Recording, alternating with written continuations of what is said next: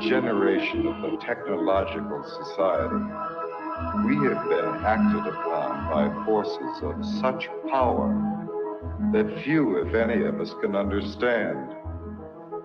Extensive information gathering on every American, human experiments with drugs and psychosurgery, electronic surveillance, the era of the computer, invasion of privacy, growing government and corporate power over our lives, a people plagued by dehumanization, loneliness, and violence. Dramatic? Perhaps. But we are losing control of our technology and our lives. Not so long ago, people in a similar situation did not awaken to the forces around them. Are we so unwise as to do the same?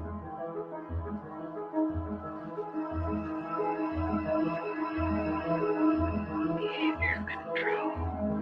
And then you change it up beautifully. Alien. Paranoia. Enemy list. Wiretap.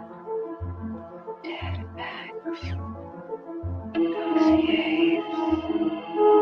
Medical records. Social security number. Credit record. National security. With another agent, Pat Webb. Pat was an explosives agent. So we kind of opened the door just a bit to the cabin. And as we opened the door, we were both pretty much overcome as we looked across the cabin at the shelves that were built on the other side of the door. We could see coffee cans and bottles and jars, and they all had labels on them that were very meticulously done. You could see that some were labeled with the name of certain chemicals.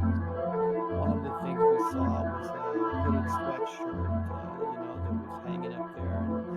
And the cabin smelled as if you might start to think, if you really think about this. This is a person who lived in this cabin. They had a cutaway spot in the floor to go to the bathroom in if he needed to. Had built fires in the cabin. Internet. The creation of a collective consciousness and the merging of the human mind with the internet is the basis of the aspiration of the transhumanists, known as the singularity. Their dream of creating a global brain came nearer when Tim Berners-Lee, a British computer scientist and former employee of the European Organization for Nuclear Research, CERN, invented the World Wide Web. Berners-Lee's breakthrough was to marry hypertext to the internet. The underlying concept of hypertext originated in previous projects from the 1960s, such as the Hypertext Editing System, HES, at Brown University, Ted Nelson's Project Xanadu, and Douglas Engelbart's Online System, NLS. Both Nelson and Engelbart were in turn inspired by Vannevar Bush's microfilm-based Memex, which was described in the 1945 essay As We May Think. Berners-Lee founded the World Wide Web Consortium, W3C, after he left CERN in 1994. It was founded at the MIT's Laboratory for Computer Science, MIT LCS, with support from the Defense Advanced Research Projects Agency, DARPA, which had pioneered the Internet. The transhumanists' idea of mind uploading is reminiscent of that expressed by Allen Ginsberg following his LSD experiments at Stanford with Gregory Bateson. While under the influence of LSD, the doctors hooked him up to an EEG machine, and following the suggestion of his friend and lover William S. Burroughs, connected a stroboscope blinking in synchronization with his alpha rhythms. Describing his experience, Ginsberg recounted, "There was no distinction between inner and outer. Suddenly, I got this uncanny sense that I was really no different than all of this mechanical machinery around me. I began thinking that if I let this go on, something awful would happen. I would be absorbed into the electrical network grid of the entire nation. Then I began feeling a slight crackling along the hemispheres of my skull. I felt my soul being sucked out through the light into the wall socket and going out point one." During the final years before his death in 2000, Terence McKenna became an early proponent of technological singularity and called the internet the birth of the global mind, believing it to be a place where psychedelic culture could flourish. Point two, however, as Derry clarifies in Escape Velocity, cyberculture at the end of the century. 327. 328. Transhumanism. But as Thomas Hein reminds us in Facing Tomorrow, what the future has been. What the future can be, futures like McKenna's are stories we tell ourselves. About the present, an attempt to invest our lives with a meaning and a drama that transcend the inevitable decay and death of the individual.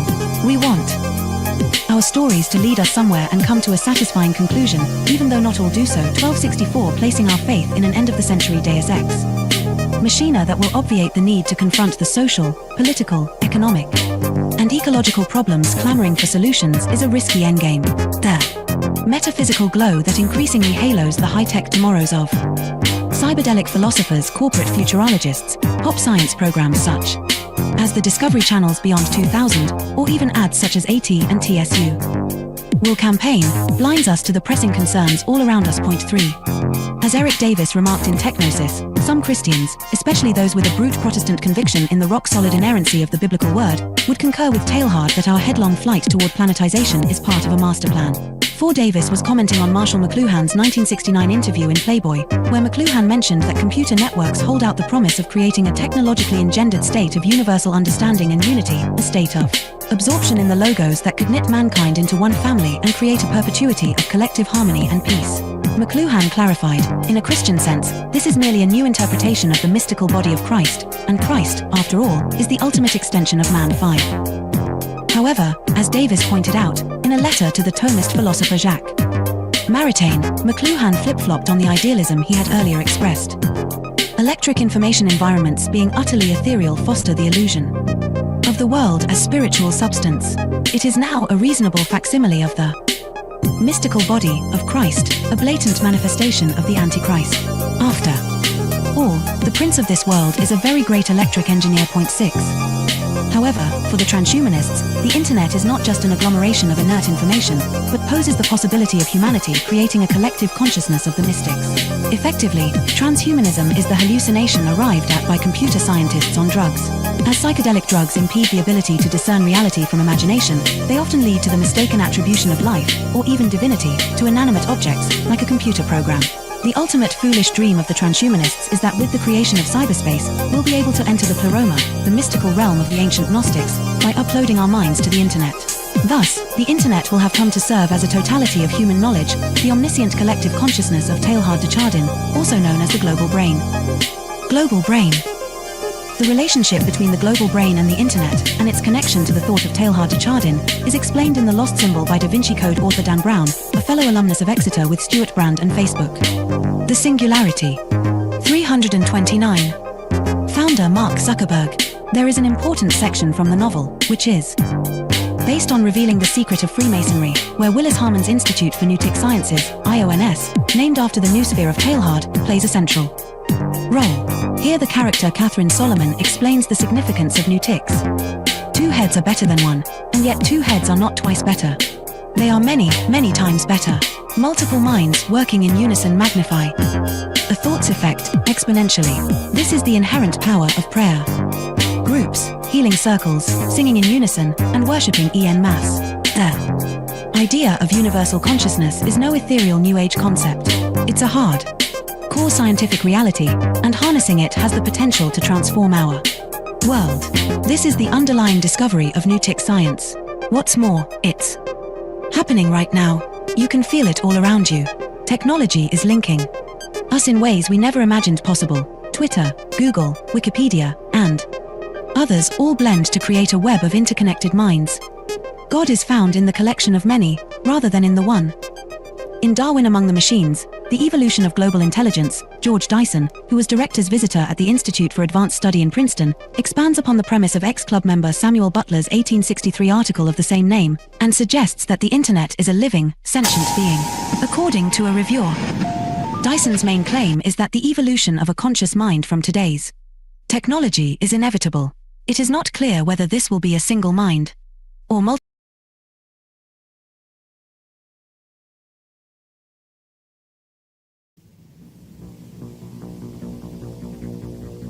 The Technological System by Jacques Ellul. 1. People are not machines, but in every opportunity where they are allowed to behave like machines, they will so behave. 2. 25 years ago, I arrived at the notion of the technological society, but now, that stage is past. 3. The industrial society. This term is very widespread, but I find it inadequate. 4. Present-day society is still industrial, but that is not its essence. 5.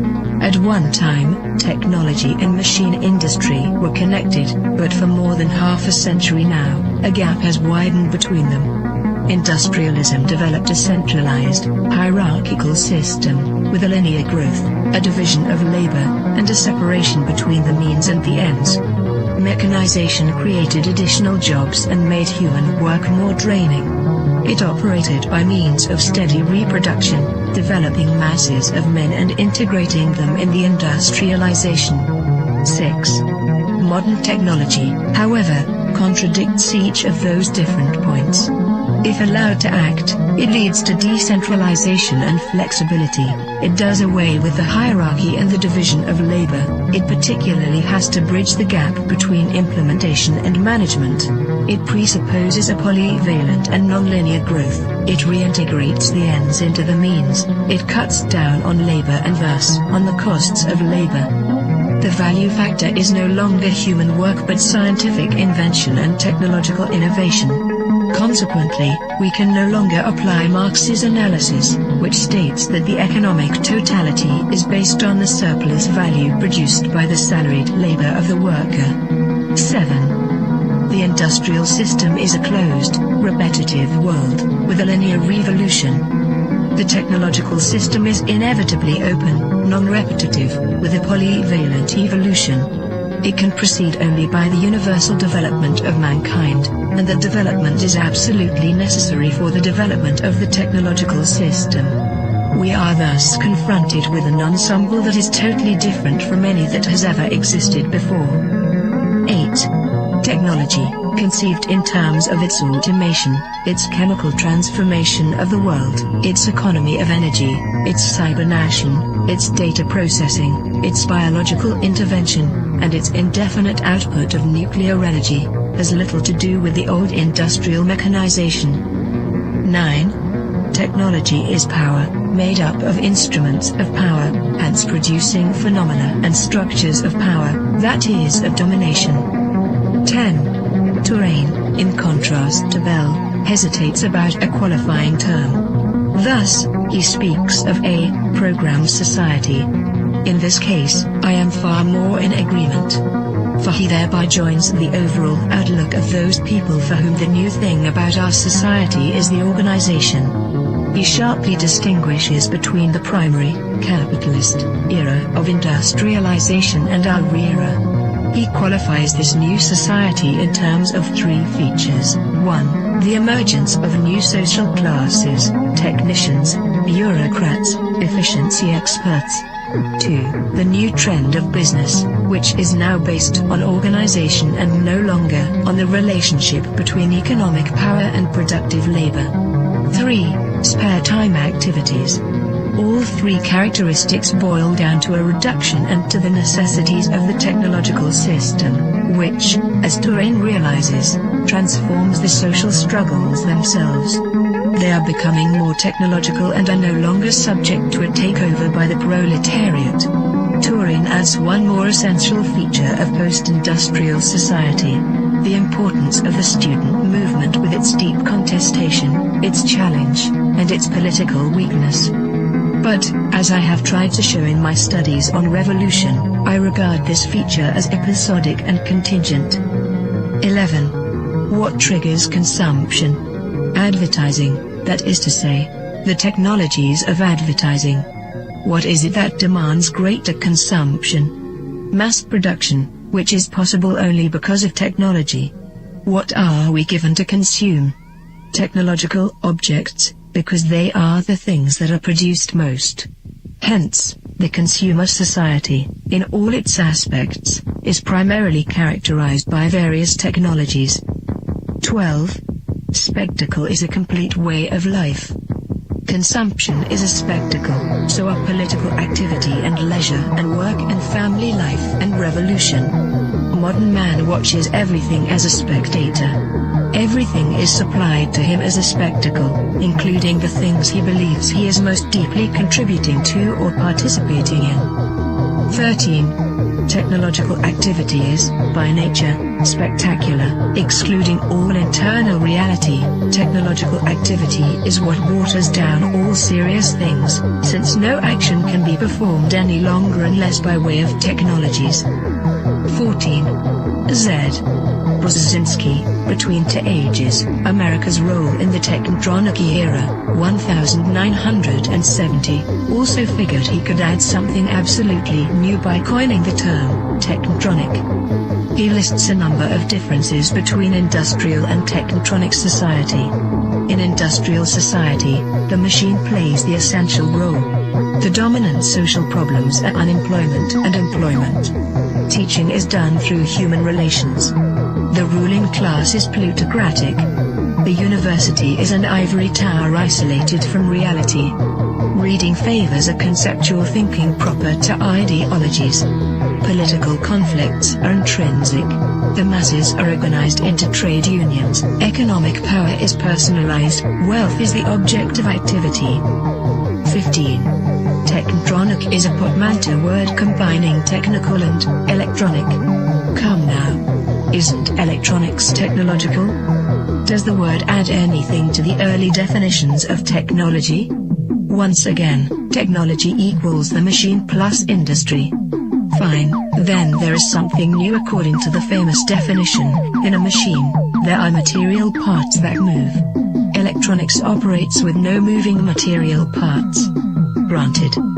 But if the computer is not a machine in the normal sense, then in what way is it not the product of a certain number of technologies?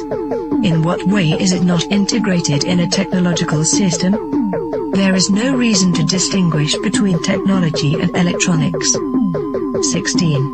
Man can no longer be a subject. 4. The system implies that, at least in regard to itself, man must always be treated as an object.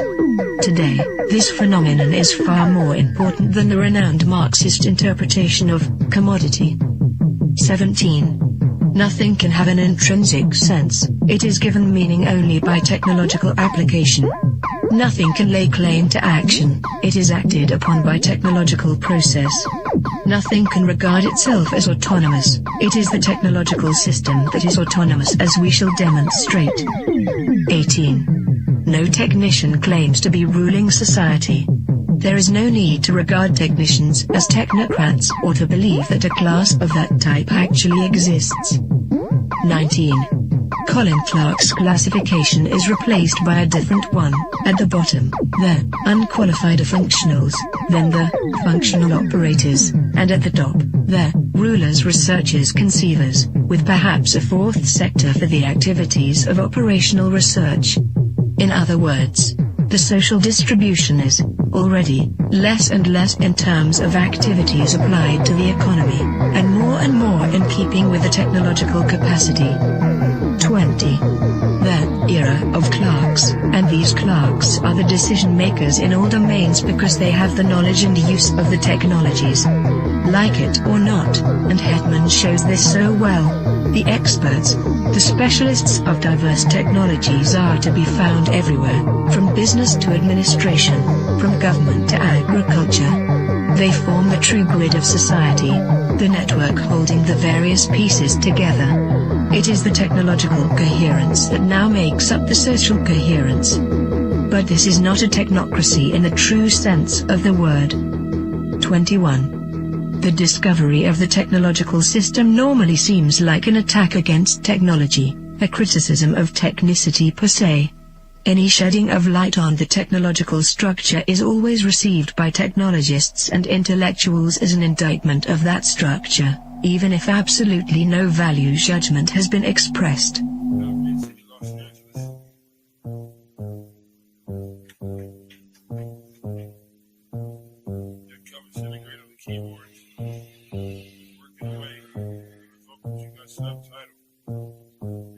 I gotta go to work so I can work it out.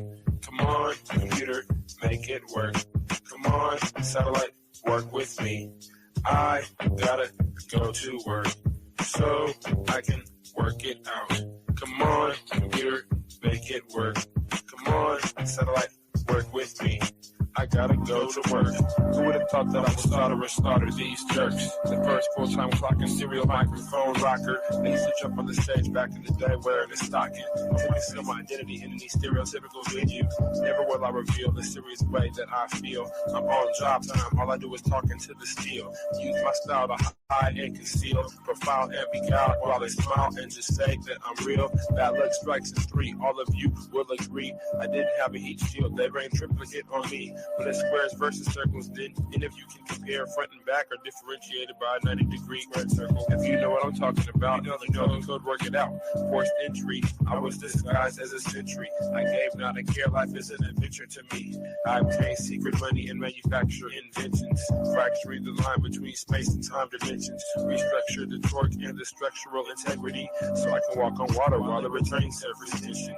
This making me an acolyte of the greater unknown, the word shark, king of these murky seascapes. Within my patriarch society, you cannot dethrone the intricate degree and climate that I seize from the police state. I gotta go to work so I can work it out. Come on, computer, make it work. Come on, satellite, work with me. I gotta go to work so I can work it out.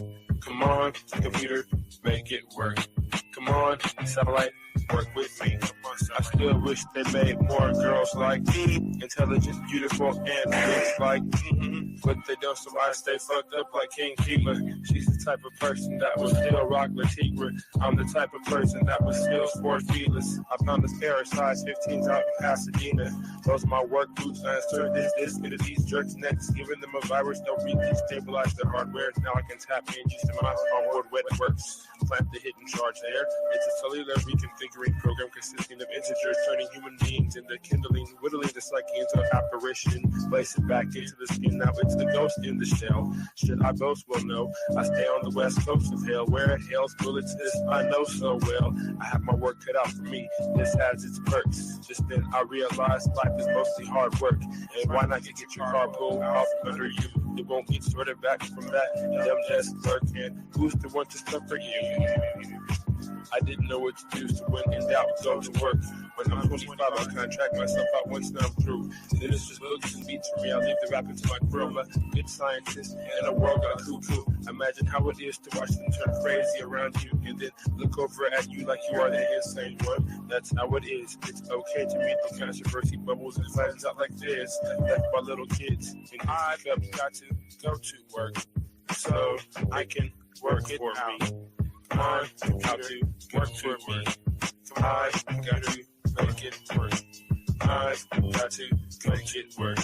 Come on, I can work it out. I've got to make it work. Come on, let it work this way. Come on, let it work it work. Come on, jiggler.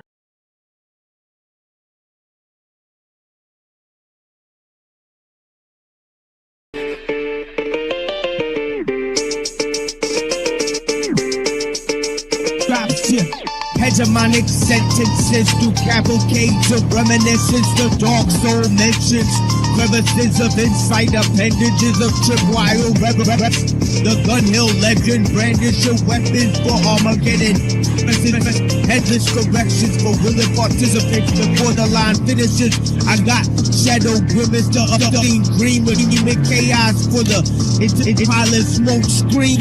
Combined with the best wishes, master attacks intended for advanced craft methods that were highly adapted to the presence, sharpening psyche, which often might be construed as badly used to beautiful looks and flights to mirror the schism unseen hidden. The newest eyes cast shadows into the bluest skies until the Tory be brought to the kings before me as a sacred justice plotted to misinform the whole decorous women within construction. Nanonet filaments, hidden secret touch, mystified by the comfortable, united by inner struggle. Hidden a bundle of scar-ridden enigmas. Now the CT claw is risen. Man is up with cheeky. With this type such disease, pray to the east, not to the man-made structures, but to the rising of the sun. A comparison of those diligent millipede legs rushing around in any direction. Misperception and prism seem bad design. That's the vision from the unlikely incision to the makeshift minions of bad decisions. I'm pressing danger to the head skill, kicking fixes. To hidden cages you can't unstage this, cause I'm live and in the basement with bones hitting all chrome, hitting with thrones. Like a programmed metal skull covered in the hard routinely cycled by a metronome. Bones are collected to make me feel like the connection is real. Not only steel can sharpen steel. They hit the revolution.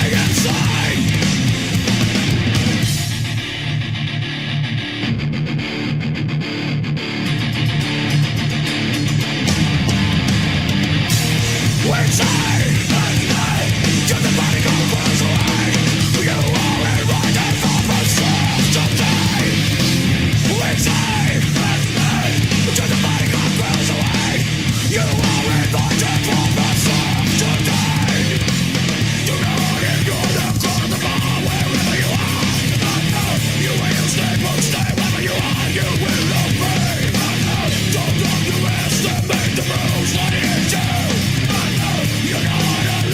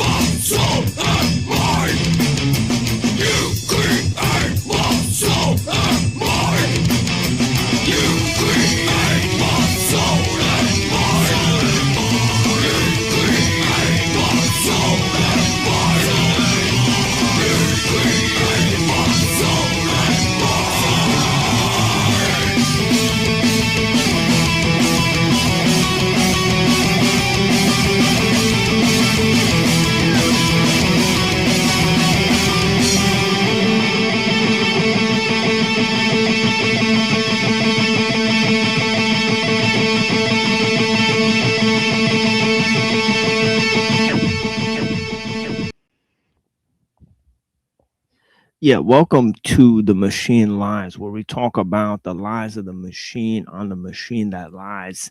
And yeah, I guess we'll be here till midnight, on this New Year's, right? So we got lots of topics and a sort of continuation of our entire thing. Yeah, we usually have a sort of a long intro. People that are joining us, nothing but a mask. And this is the homie Emperor Lorp. Says a new Eden is at hand, and I will be its creator. Albert Wesker. Ooh, that ties right in to the topics I'm going to be talking about. See, he set the mood out here. Right? Man creating the world in his image. Right? Instead of God creating man in God's image. Right?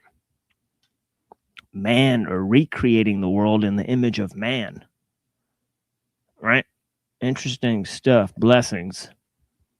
So obviously the video game creators, they studied a bunch of stuff. Happy New Year 2026-66. I've pinned this message because it's highly, there's a lot of New Year's messages here. Blessings to Just Frank. I appreciate you. Lizard Tree. I greatly appreciate you, madam. Thank you so much for being here. Earth Supporter.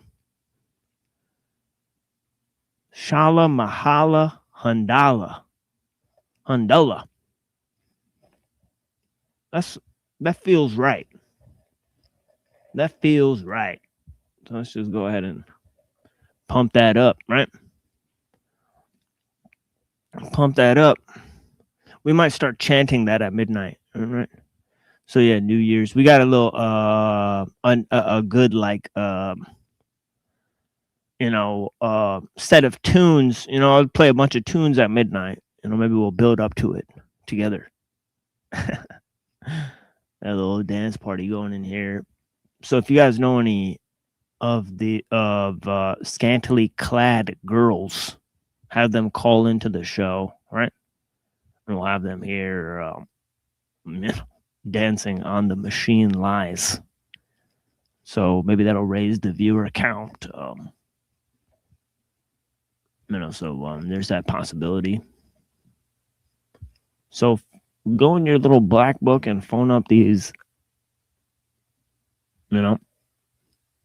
Okay, we got some other homies here. Did I shout these people out? Earth Supporter. You tell me. Blessings. Dr. E. I appreciate you. Rachel Zinger. What's going on? We was Vikings. What's going on, homie? Blessings, man.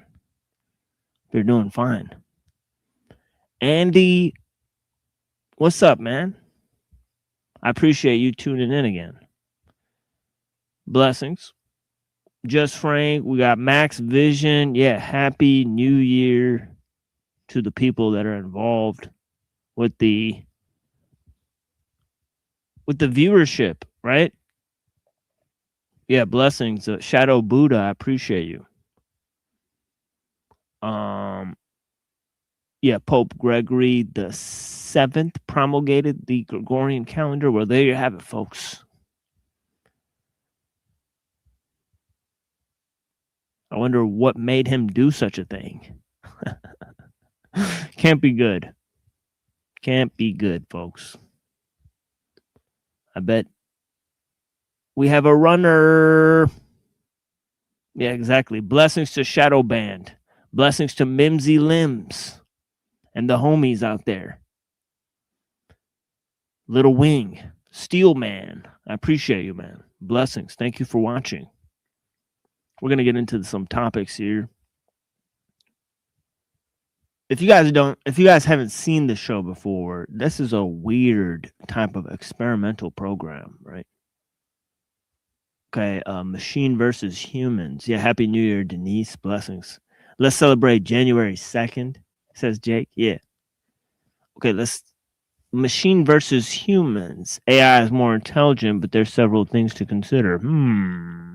Blessings, Rachel. The key is keeping them separate. Yeah, the machine is strong. Indeed. The machine is strong. No. Oh, wait. I hit the wrong button. Wait, what? All right. Okay, I'm tripping out. Yeah, I just got to hide this message. Okay, we got You Tell Me, Shadow Band. We got Browns Boy out here. Cloned politicians. Yeah, I know, man. Just Frank.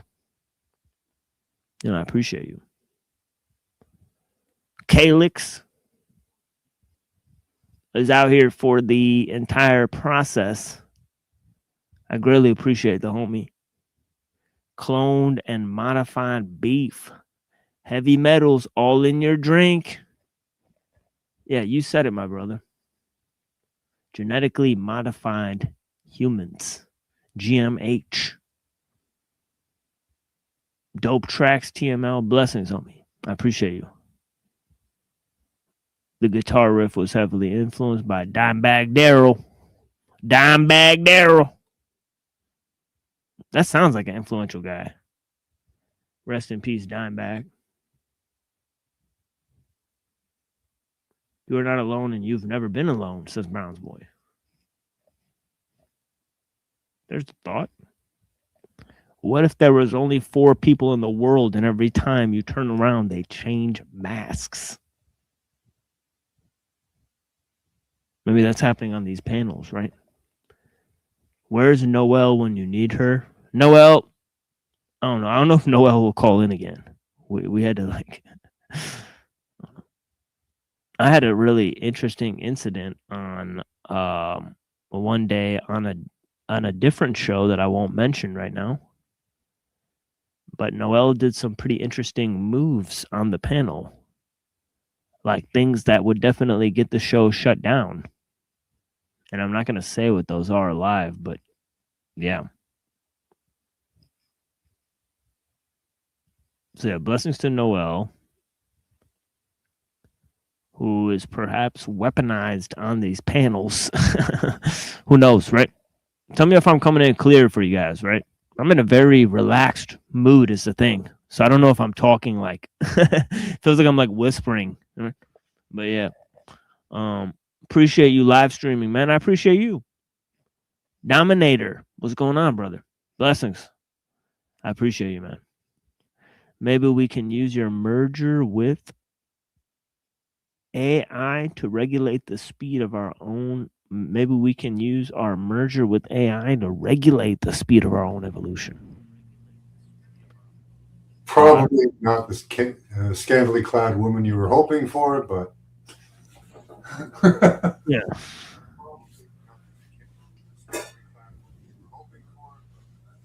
Yeah, it's cool.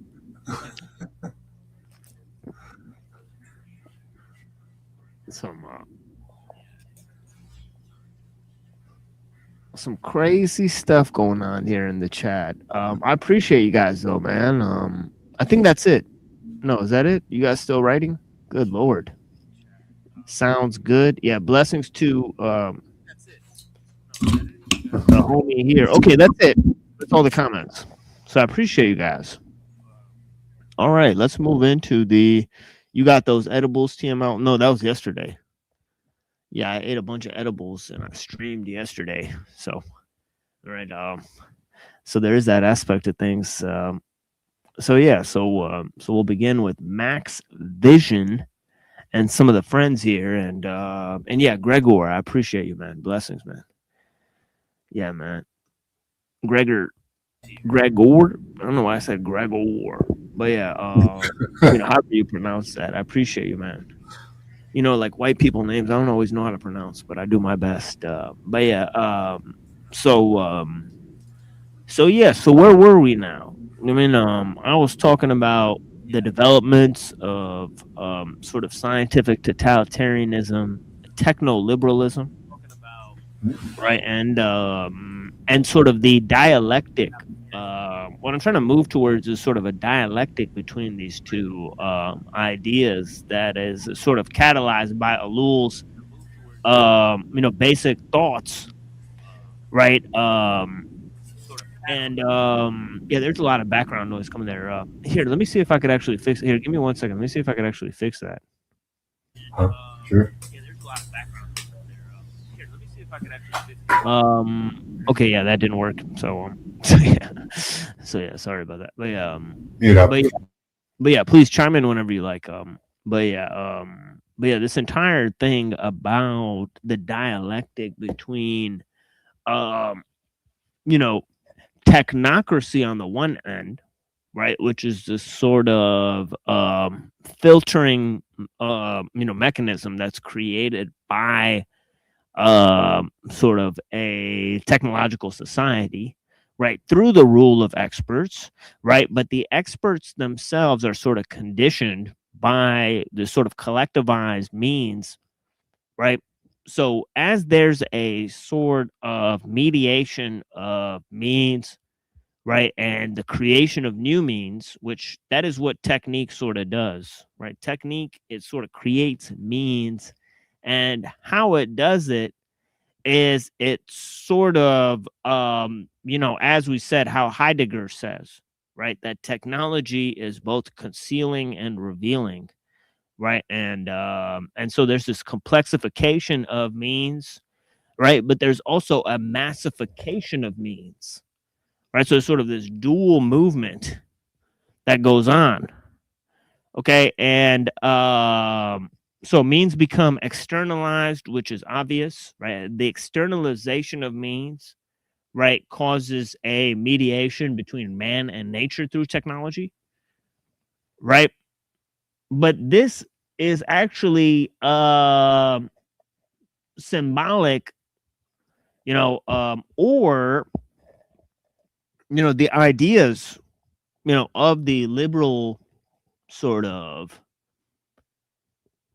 universal man, right, that had sort of been there since ancient times, right? They had this notion of the universal man, right, but it could never really be thoroughly implemented until you had sort of techno-liberalism, right, which is that you had universalized means, right?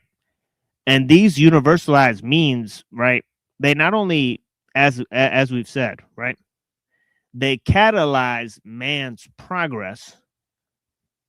Okay, just as Andy pointed out, this idea that we could use technology to guide a sort of natural process, right?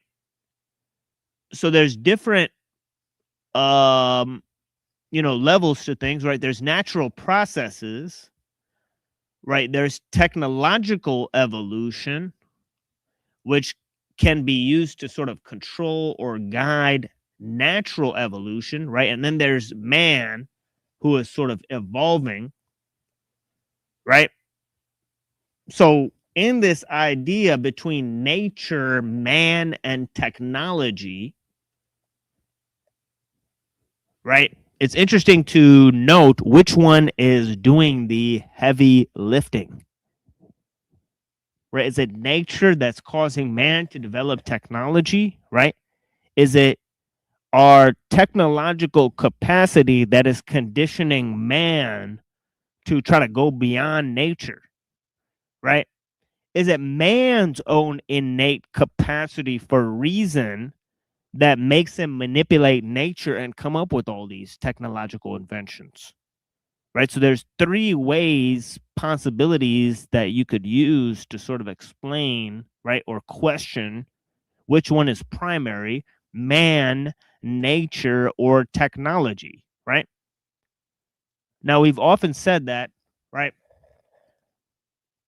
to make a sort of fundamental point, right, we say that technology, right, that nature is sort of God-made technology, and technology is man-made nature. Meaning that God does not use a pre-existing concept to create nature, meaning that nature is unique, right? But everything we create is based off of nature. There's nothing new under the sun, right? Everything we make is from nature, right? Nature made nature, right? But of course, there's different levels of things, right? And of course, to what capacity God used reason to create the world, right? And man can use the same reason to sort of surpass or bypass nature, as in the Tower of Babel.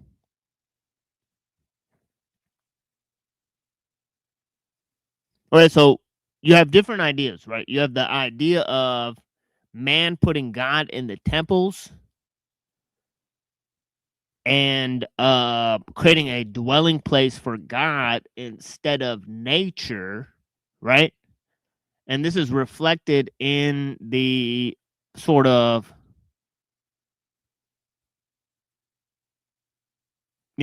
anthropomorphizing, right, of nature, right, and God in a way, right, of nature. And this is sort of the first step to pushing God out of nature and putting him into the temple. Or as I say, yeah, please go ahead, Maxim, if you want to. Yeah, I was just kind of wondering, we create things out of necessity. But are we at a point now where we're creating things that are just destructive? Like, have we passed the point of necessity with our technology? Or well, that's why it's essential to answer what is actually driving the creativity, right? As I said, is it a inherent process within nature? Is it a drive towards something innate within man? Right. And then that goes to the idea of what is creativity.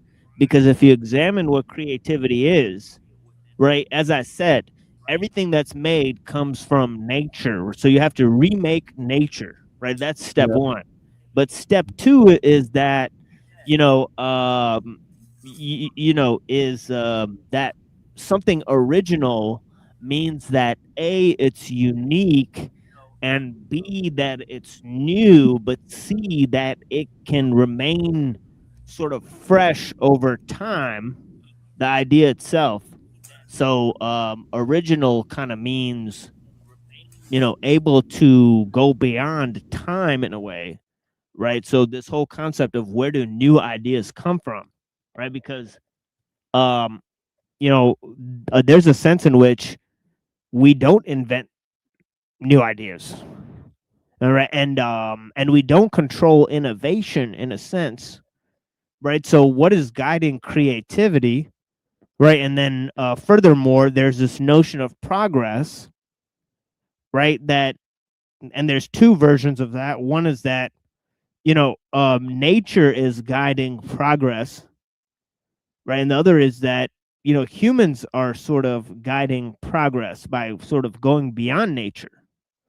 Right, but that brings us back to this concept: are humans driving evolution, or is evolution driving technological change, and so on and so forth, right?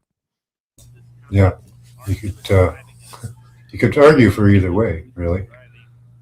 I kind of lean towards man's driving, but yeah. You could argue for either way, really. So I see what the background noise is. No, it's all good.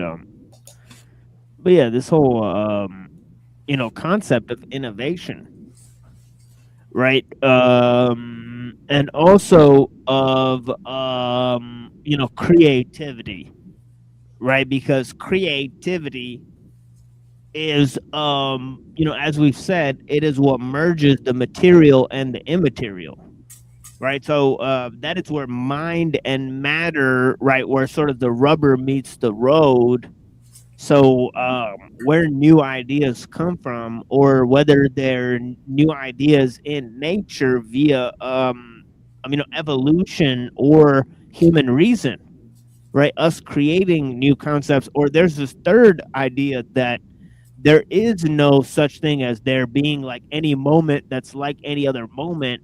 it's all just constantly changing it. I mean, in the sense of Heraclitus, that there is no consistency to any two moments, right? Mm-hmm.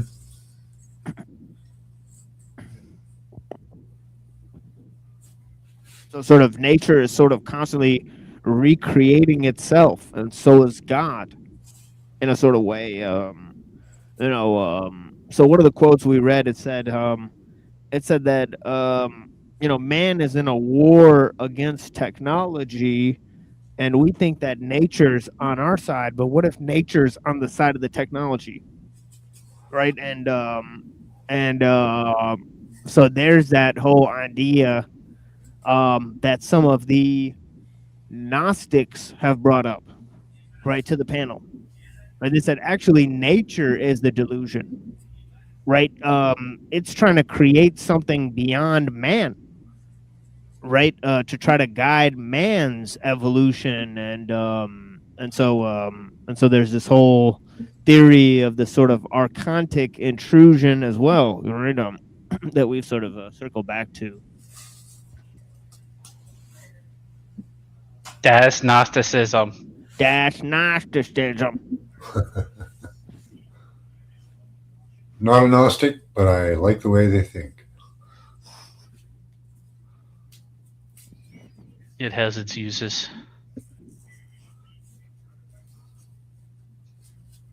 Yeah, blessings. We got a lot of interesting angles to go down today, and I will get started if nobody is going to, call in. We sort of do have a sort of open show today. I'm looking for more sort of open discussions, so don't worry if we're on a certain topic. You can call in, and at the later part of the show, I will open up a video I watched where we'll review Professor Jiang. He's a Chinese or something like that. Asian, at least.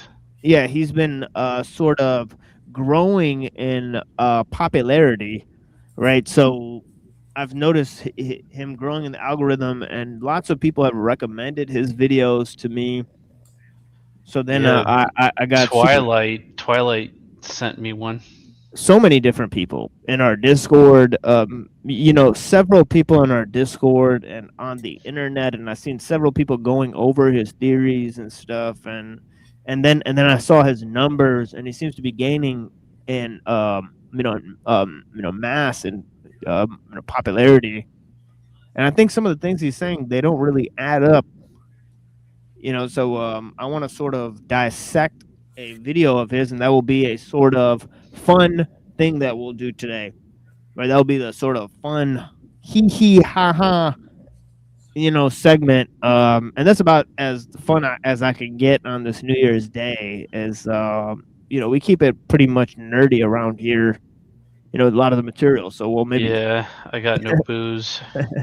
So maybe start with the pre-Socratics, right? We'll move to this idea of pre-Christian Jewish Gnosticism, right? I know that's a mouthful, and I have lots of sort of a different take there with Elaine Pagels, and then maybe we'll move into Professor Jiang, right? Since we're already about an hour into the show, it seems to be flying by, and then and this video by Professor Jiang is a video that will really relate very much to the other material that we have, right? Which is this book by Elaine Pagels, the book by Pearson and Berger, right? The ideas by Henry Abramson on Philo, the whole ideas by several of the rabbis and thinkers that we're looking at on Maimonides. Okay, and his role in pre-Kabbalistic thought. Okay, he's mentioned by people like Abraham Abulafia in several texts. So I don't know if we'll really get to the Maimonides, because the Professor Jiang, right? If we're going in sequential order, then Professor Jiang is talking about stuff that happens from the 1st to the 2nd century, right? And I think he's dead wrong. Right, so I'm going to apply my scholarly knowledge to Professor Jiang, right, and his material, because Oh boy. I've researched the topic. I mean, Yeah, as wrote a book on it. so we have quite a bit of expertise on this particular topic, which is Paul a Roman spy? So we'll bring the so we'll have a good discussions as sort of a controversial topic, and maybe we can Yeah, do that now. I didn't Yeah. have time to look at that while you had it in the Discord earlier. Oh man, it is. And then that Brett Kears guy showed up. He seems to be has some interesting views. Oh yeah, that guy was on point. Most of They're those, still in there. There's two guys that came by, and two? very very smart guys. Yeah, Parallax and Brett Kears. Parallax. So yeah, so these two guys came in. Just had a fantastic conversation. One of them appears to be a he's like into formal logic and all this smarty pants stuff, and the other Oh guys my really gosh! Like Catholic. when you start talking about what Gödel's incompleteness theorem, I'm like, oh shit, this is above Yeah. my pay grade. Yeah, so we got some cool people in there having a discussion earlier in the Discord. Heavy stuff. We went through a bunch of topics. They introduced themselves to some of the other people in the Discord and saw that there's lots of people that believe lots of different things in the Discord. Definitely not one strain of thinkers. Definitely not an echo chamber, that's for sure. Yeah, definitely not an echo chamber. People who, thank goodness, believe the ideas that I espouse in the beginning part of my introduction. And although there are a couple of my friends who can successfully defend these positions, even I know a couple of them, and we'll give you all a run for your money. If you ever want that. Right. But if you want the smoke, I mean, there is a public link. Usually we just drop the link, just ask for the link, right? Put your questions in all caps, right? Something else I learned from another show, right? You can put questions in all caps. That way they stand out in the chat, right? Because we don't allow people to pay money to call in, right?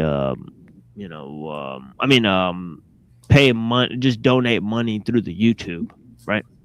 We only have the Cash App, right? So that's only if people want to donate, if they feel so obliged. But no, we're not partners with YouTube, and we're not partners with any other YouTube channel or network. And most of the money I get, we give to people who, hang around here and ask us for money. So, right? So we just give it up. But some of it we are using for the equipment on the show. So we will be funneling some of it back into the video project that we're pursuing here. So but we don't ask for donations, and you're not able to super chat, and we will not monetize for the near future, right? In that way, right? The show will be maybe just donation only, and not require for membership and content and all that type of stuff. We may make a series based off of some scholarly material and then put that in a paywall maybe in the future. But right now I have no plans. I'm just writing my second book and discussing some of the unique insights I've had, and sort of doing a public research forum, right, in terms of a lot of the material. And of course, people are allowed to call in and discuss the various points there. And indeed, we have corresponded with several very intelligent people on a number of these issues, gotten their take on a few of the ideas, right? We've tested their sort of veracity, and sort of inquired about their efficacy, and so on and so forth, right? So, and we've done this with both specialists and PhDs and scholars, and we've debated the debate bros on the internet. We've cycled through all of the critiques that are available. Right, so there's not many that I'm not familiar with at this point, right? But in terms of these greater concepts, right? We'll move right into the material here at this point, right? Is this notion of sort of the development of ideas and sort of the development of a particular idea, right? Which is the notion that man is sort of a mediator between God and nature, right? And I sort of tried to elucidate this concept with this notion of man using nature to create, and how our creativity may be guided by nature in some fundamental aspect, right? And how we're made in the image of God, and this suggests that both that we are a product of nature and of something that's beyond nature, right? Similar to the process of creativity itself, right? As we read in the Hermetic Corpus, right? It says the two are all that comes to be. I mean, the two are all there is. What comes to be and what makes it. Excuse me, right? There's a line there. Give me a second here. It seems like I accidentally put an alarm on my phone some days ago, and it's still ringing every day in the middle of this. Give me a second.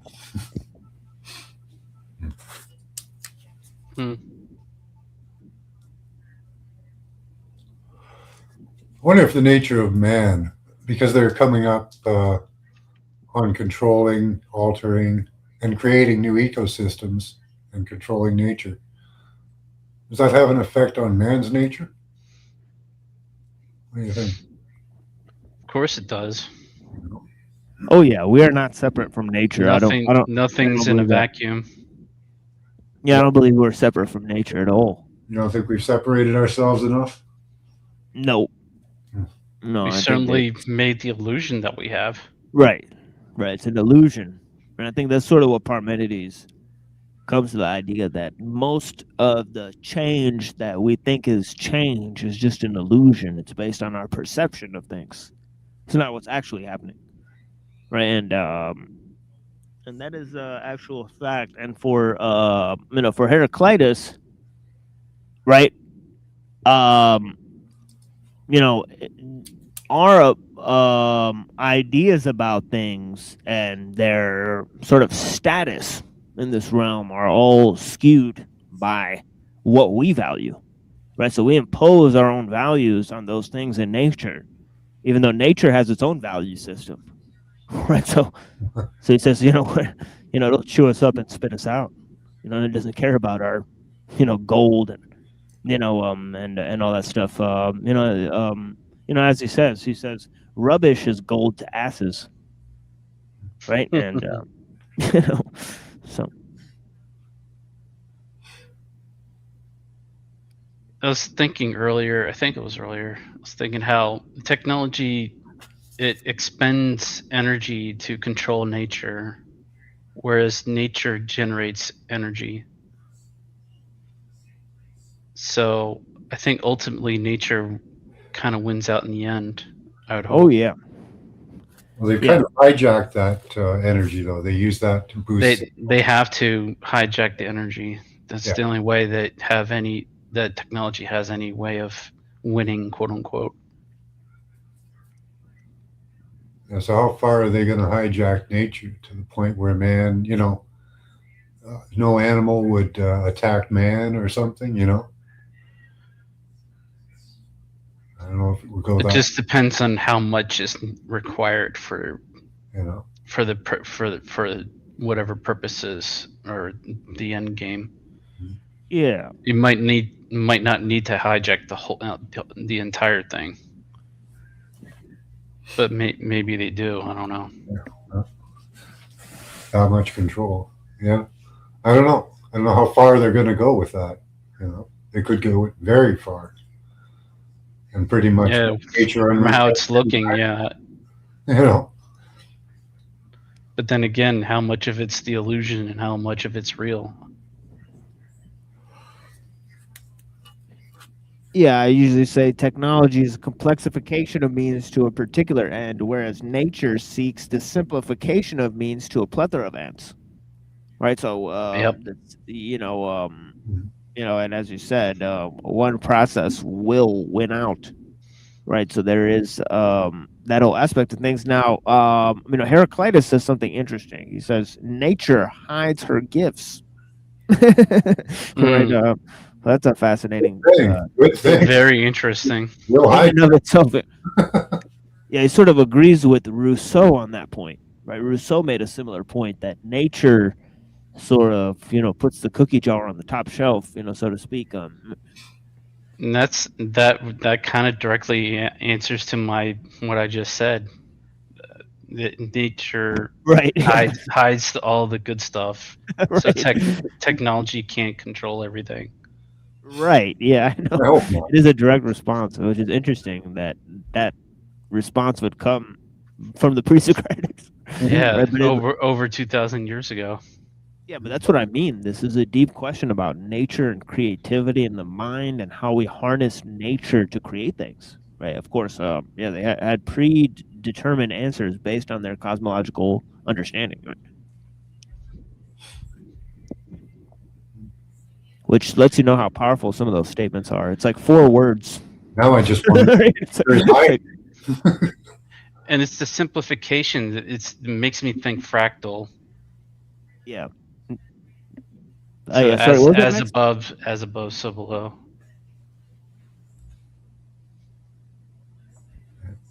Now it's in my nature to find out what those secrets are. Right. You and me both, bro. Yeah. Right? Yeah, it kind of sounds like that other idea, nature abhors a vacuum. Like nature hides her gifts, nature abhors a vacuum. You guys ever hear that one? It's like... Oh, yeah. Yeah, it's like there's no where there's like a vacuum of activity, like nature will create something. And nature breaks through the concrete, cracks open the concrete, and allows the nature to break through. It's kind of a crude illustration, but but nature's got nothing but time. The concept still applies, I think. We have a limited time. Nature's got forever. Right. Unless you think of our soul as forever, but we don't remember this lifetime. So.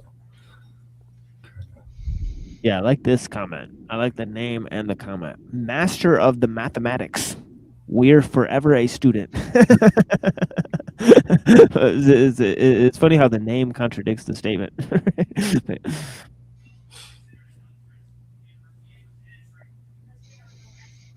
A master and a student you are, sir.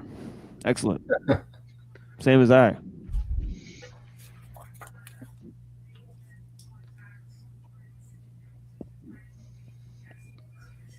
Yeah, so let's see what else Heraclitus got here for us. For these chumps. For you chump-ass fools. Y'all want some of this Heraclitus? I do. I'm just puffing. Yes. Okay, so let me see. Text of Greek philosophy. Let's see what comes up, if anything. In terms of Heraclitus, I'm sure something will come up. I'm sure that very same line will come up that I just said, nature hides her gifts. Because it's happened so many times where, like, I'll be, reading this shit, and then the same line will come up that I refer to all of a sudden in sequence of me explaining it. You guys don't know how many times that's happened. It's actually staggering. Right, to where I go, is something else writing this show or directing this show? Sagimon. Right? No coincidences. Yeah, really. All right, let's start here. Let's start from these ones. This is the one we left off. It says the eyes are more accurate witnesses than the ears. Right, and I explained sort of how I disagree with that one. I do too. Yeah. Never forget a sound, but I've forgotten a face. Yeah, right. Yeah, or I just me and Buddha sort of could have an interesting debate about this, because he thinks that visuals are more powerful than music. But I think like actually music is more moving. So I don't know, because music actually creates visual imagery for me that art cannot create. Because it's my own. That creates spaces in your head that they're not tied to the physical world. All right, so I like that. But anyways, so With symbols ruling the world, the visual is very important, but that's more affecting the mind. And even with frequency and sound, you can affect the mind. So they're kind of on equal levels, but as for remembering them, I don't know. That's kind of, yeah, I don't know. yeah, so let's see what it says here. It says, poor witnesses for men are the eyes and ears of those who have barbarian souls. Yep. Yeah. Yeah, it's like people who are like sort of barbarians. Yeah, they don't listen to shit. So you can tell them shit, they'll still do it the dumb way. All right. So yeah, that is interesting. It says, if all things turn into smoke, the nose would discern them. And this whole idea of smoke is very interesting because it sort of ties back to his idea of fire, right? That the fire is, coursing through everything, right? And he says, let us not reason casually about the most important matters. I inquired of myself. Okay, this sounds interesting, right? Because this is that whole principle of knowledge of self, right? That is a major tenet of Plato's philosophy, right? He says Socrates sought knowledge of himself, which is the highest sort of knowledge according to the Oracle of Delphi, right? And he said that the highest sort of knowledge that he had found was knowledge of his own ignorance. Right, so this knowledge was the highest sort of knowledge, and he claimed that this was what the Oracle of Delphi, right, which is one of the most arrogant presumptions made by Socrates, right? I mean Plato's Socrates, right? That this concept that he had discovered his own ignorance was the knowing of oneself, right? That was the goal right there, right? He had boldly declared that, right? So many people may disagree with this notion, but this is a point that Plato makes. I get what he's saying, but I think a better word instead of ignorance would be nescience, because Right. ignorance is just basically ignoring what's in your face.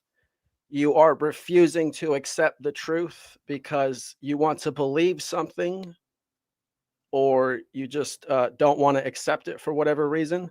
But nescience means that you have no knowledge of that thing at all. You don't even have the opportunity to ignore it in your life because you don't even know it's there.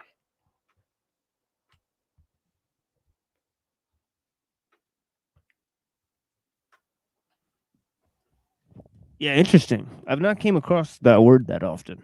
But Yeah, yeah, it's not used very often, and I think because the manipulators want people to be stuck in ignorance, and they don't want them to know the word nescience and know that there's something beyond ignorance.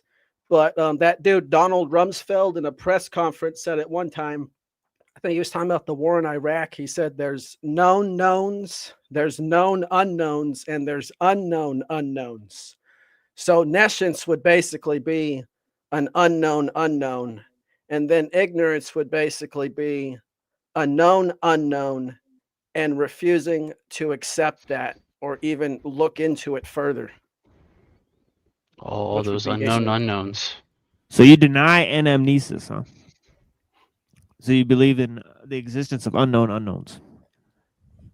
Well, yeah, I mean, I think we can only, as a human being, sense like 0.0001% or something even beyond that of the universe around us, of the world around us. And with scientific instruments, maybe that goes up to like 1%, if I'm being generous. But yeah, there's a whole lot that we can't know as a human being. but we don't need to know all that.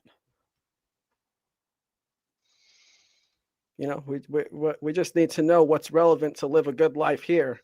And I think that's relatively simple. You can think of it like a fan, like oscillating. If it's oscillating really fast, you don't see the individual blades. And if it's going fast enough, you won't even see it at all. This is how frequencies work. You know, they're all around us. We just can't see them all because they're just oscillating too fast or too slow for us to detect at all.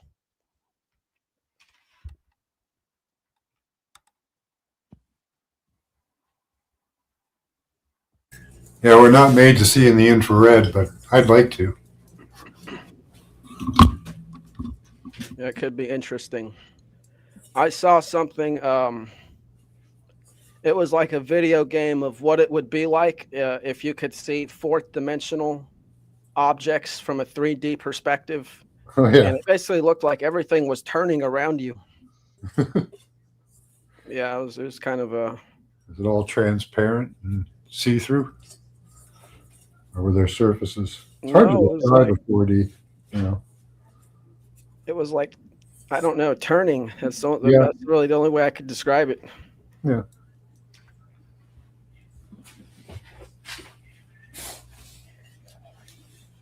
Like if you take a 2D being and you were to put your hand through the 2D world, they would see you pass your hand through each plane of the 2D world. So they would only see like planes of your hand at a time. Yeah. They wouldn't see the whole thing. So from a 3D to a 4D perspective, I can't imagine, you know, it's something similar to that. It's a little beyond our visual and mental comprehension. Yeah, and I think this is what Socrates is talking about, you know, the things we can't know and accepting our place in the universe and, you know, trying to find the way to live a better life.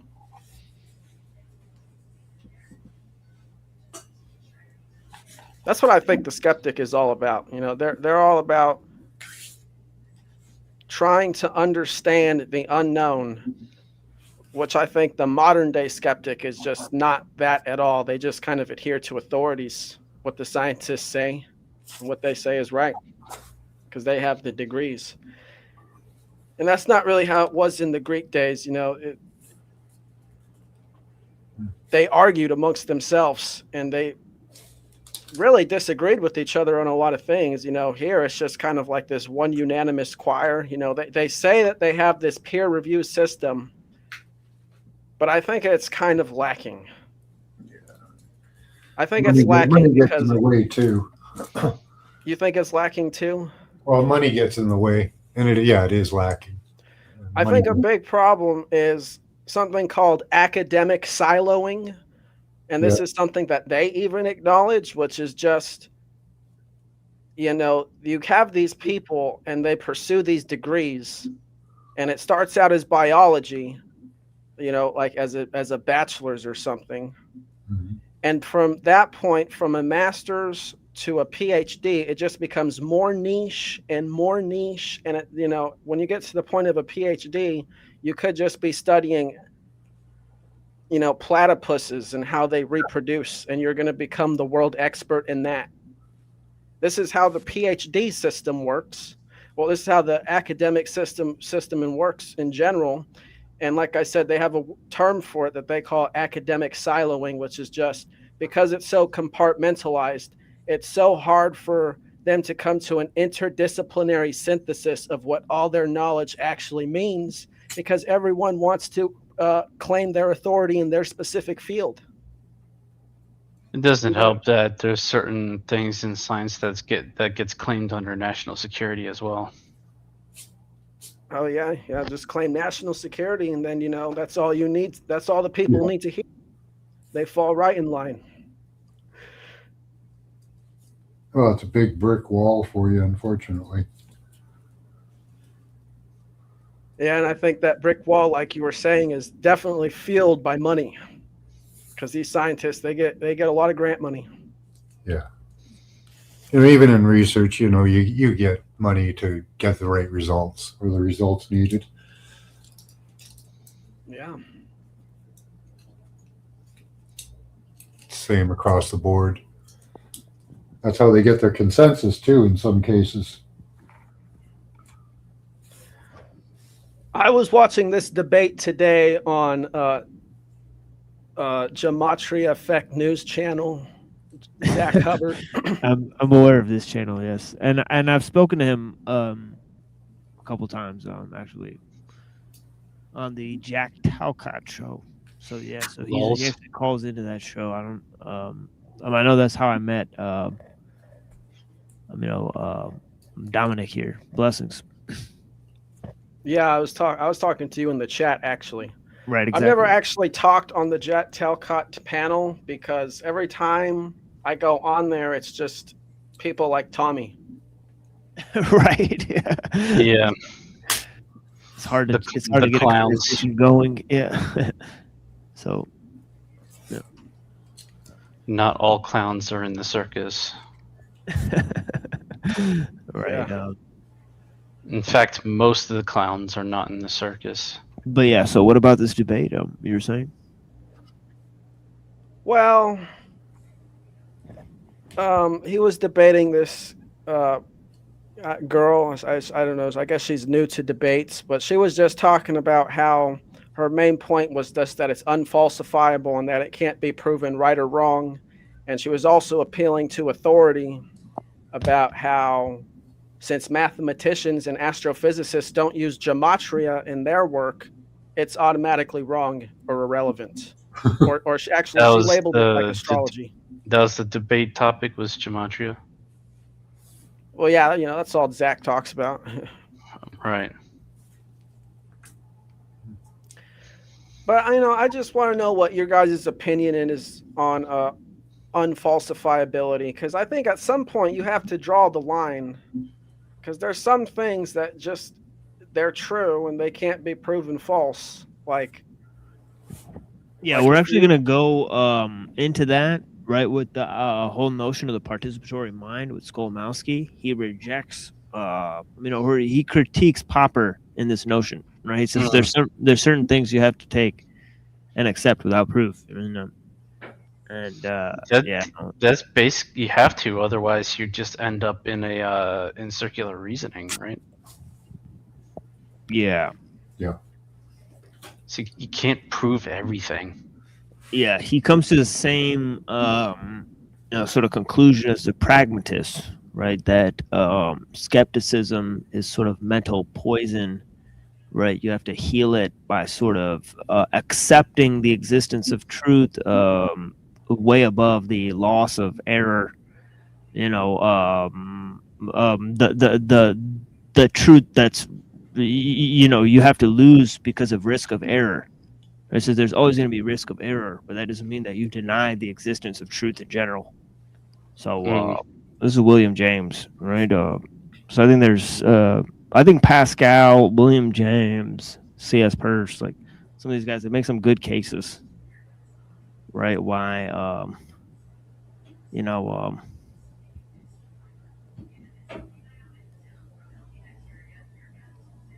why to deny this, this notion. Yeah, I think you should just take in all information and that you can on a subject and make your own decision, make your own argument through it. Sometimes you have to fill in the blanks, right? It goes back to that idea, like, where do ideas come from? Right? Or do we come up with new stuff, or are we explaining what's there, so on and so forth. But yeah, so I will return to Heraclitus here, and I'm making some coffee here for myself, and I'll play a little song here for you guys. And it's about 3 hours until there's little midnight little session. We'll play some music for you guys, and as we're doing a little review on, of Professor Jang and his work. He's kind of weird. He sort of gives a sort of Gnostic interpretation of Jesus' message, which I think is very interesting. Divine spark and all that. Exactly. He uses the term divine spark. So I'm really actually. I like that term. Or all sparks my favorite, but divine sparks work. Right, but it's all a question of what he can prove, right? And I think very little was accomplished in that regard. So we'll go ahead and critique his views, but first I'll play this for you guys, and this is actually pretty. I mean, I think this is pretty upbeat, but yeah. So, anyways, we'll be back in about 4 minutes. Blessings.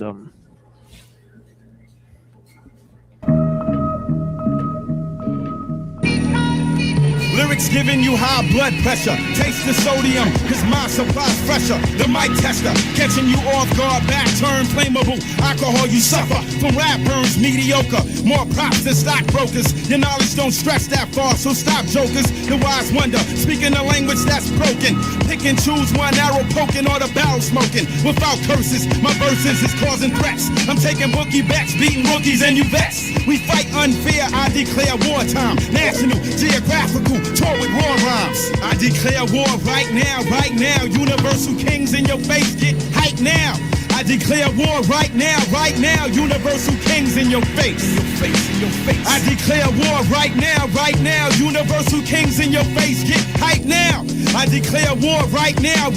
Universal kings in your face. You catch a swollen chin, all hell a roar you meant. Sting like a scorpion, World War III begin. We bring noise like white boys at rock shows. I got flows that'll rip up the top pros. Here's the formula, I'm warning you, you're raggedy. Feel the agony, I come down like force gravity. Three-dimensional, I understand the true significance. Guaranteed solid, no man can put a dent in this. The communists, I'm running this like a marathon. My rap's beyond Babylon when the data's on. I take a rhyme, then mold it like pottery. It's about time that we rule economically.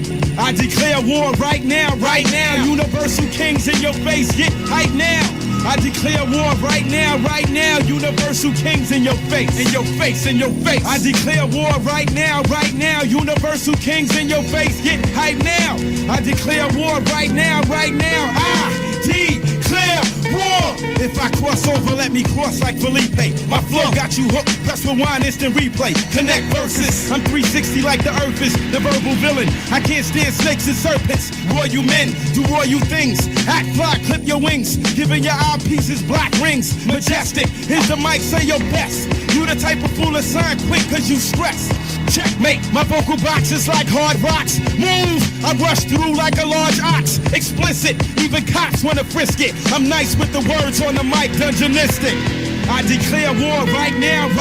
Universal kings in your face, get hype now. I declare war right now. Universal kings in your face. I declare war right now. Universal kings in your face, get hype now. I declare war right now. I declare war.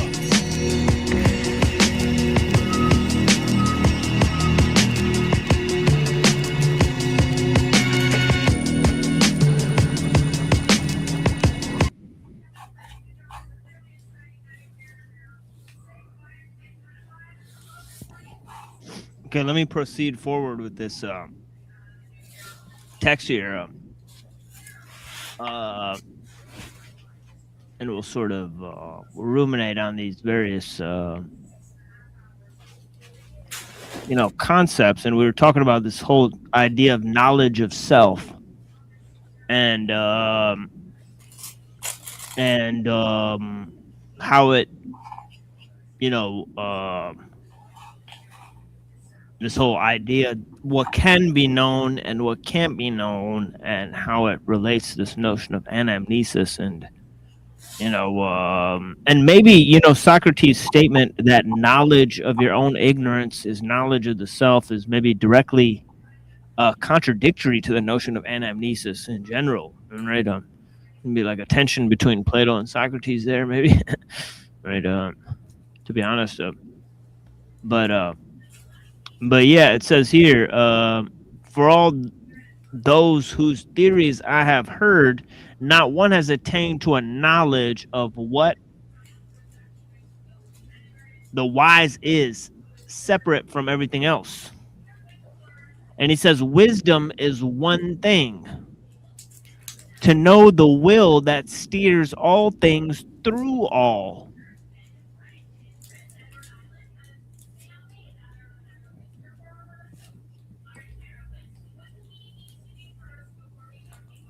Okay, so he says that no one has said that the wise is one thing apart from everything else, and that it's what steers all through all.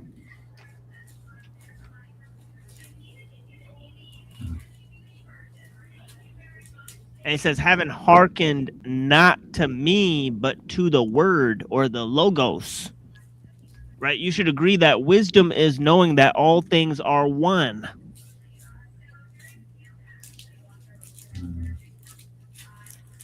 That all things are one.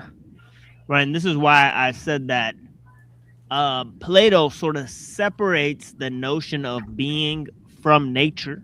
Right? He says nature is in a state of becoming, right? But being for Parmenides and for Heraclitus is not separate from nature. Right? The sort of being and becoming are like two sides of the same coin for Heraclitus. Right? But for Parmenides, there's only being. There's no such thing as becoming. You know, so they sort of square the circle that way. Right? Well, if you look at like a human's body and the development of life, right? Like it's sort of both. Like as a child grows, they're being each second, and at the same time, they're becoming a more developed individual. And this is basically goes on throughout our whole life beyond, even childhood. And, this is also it's even done at the cellular level where each cell dies and is reborn again. I think they repopulate up to 20 times or something. And, so after your whole life, you are both being and becoming. Like right now, we're being here and we're attempting to become more educated individuals. Yeah, this is what some of the Zen thinkers came up with, especially Dogen. He had this notion of the time being, and yeah, it seemed very okay. So here are some sort of longish tracks here, and I believe this is about just nature, but this is a sort of a longish explanation of his sort of cosmology, right? So I will launch into this. So I sort of preface this with what I'm saying, right? So it says Hippasus of Metapontum and Heraclitus of Ephesus also said the source is one, and also in motion and limited. But they designated fire as the source. And from fire, they make existing things by condensation and rarefaction, and they resolve them back into fire as being the one underlying nature. Heraclitus says all things are exchanged for fire, and he assigns a certain order and definite time for the transformations of the world according to some necessity of fate. For how, I ask, could such different things exist if they were created from pure fire by itself? No matter whether hot fire is condensed or rarefied, if the parts of fire keep the same nature which the whole has as well, for the heat is stronger when the various parts are brought together, and weaker again when they are scattered and spread apart. But there is nothing more than this, which you might imagine from such causes. Still less could such great variations of things result from dense and rare fires.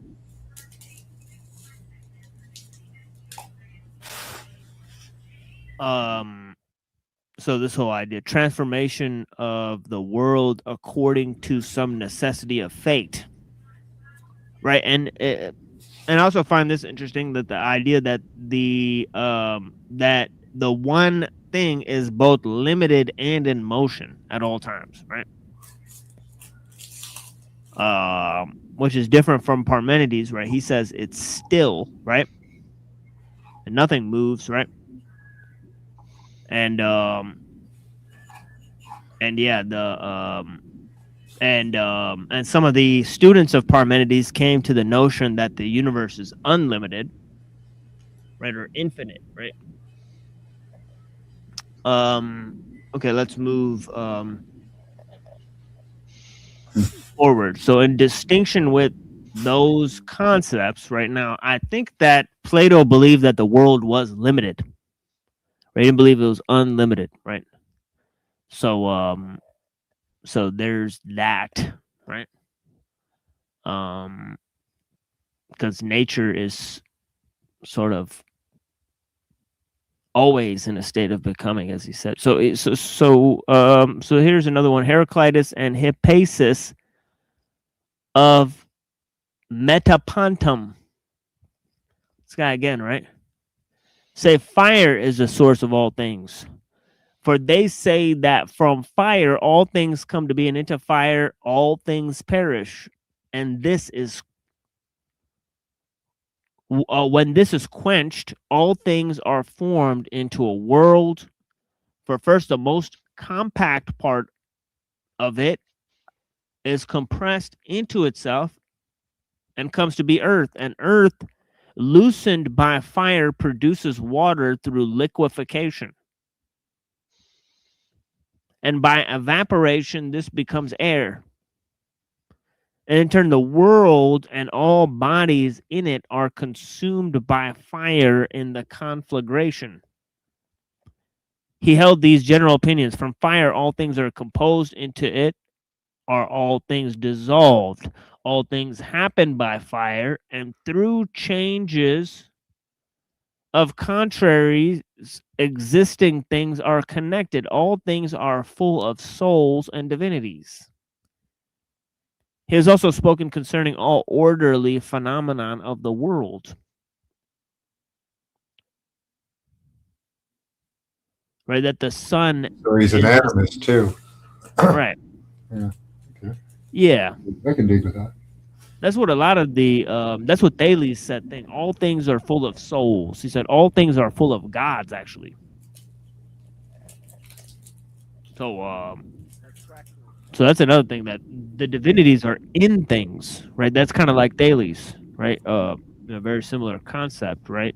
The consciousness stuff. Yeah. So similar to fractals. Yeah. Yeah, sort of like Leibniz or something like that, right? So so it says he has also spoken concerning all orderly phenomena of the world, that the sun is the signs it appears to be. He also says conceit. Okay, I gotta skip this because it's pointing to a line all the way down 99. I'm not scrolling all the way down to 99. Sorry, guys. But yeah, conceit, he said, was a seizure and eyesight deceptive. Sometimes he expresses himself so clearly and perspicuously in his treatise that even the dullest reader can easily understand and be uplifted. The terseness and density of his style is unparalleled. Okay, now let's go to this last little bit here. This is quite long. Right, it says here as his doctrines on particular here are his doctrines on particular subjects. Excuse me. Right, fire is the element, and all things are exchanged for fire. Right, now, obviously, as we talked about earlier, scientists don't say it's air or water.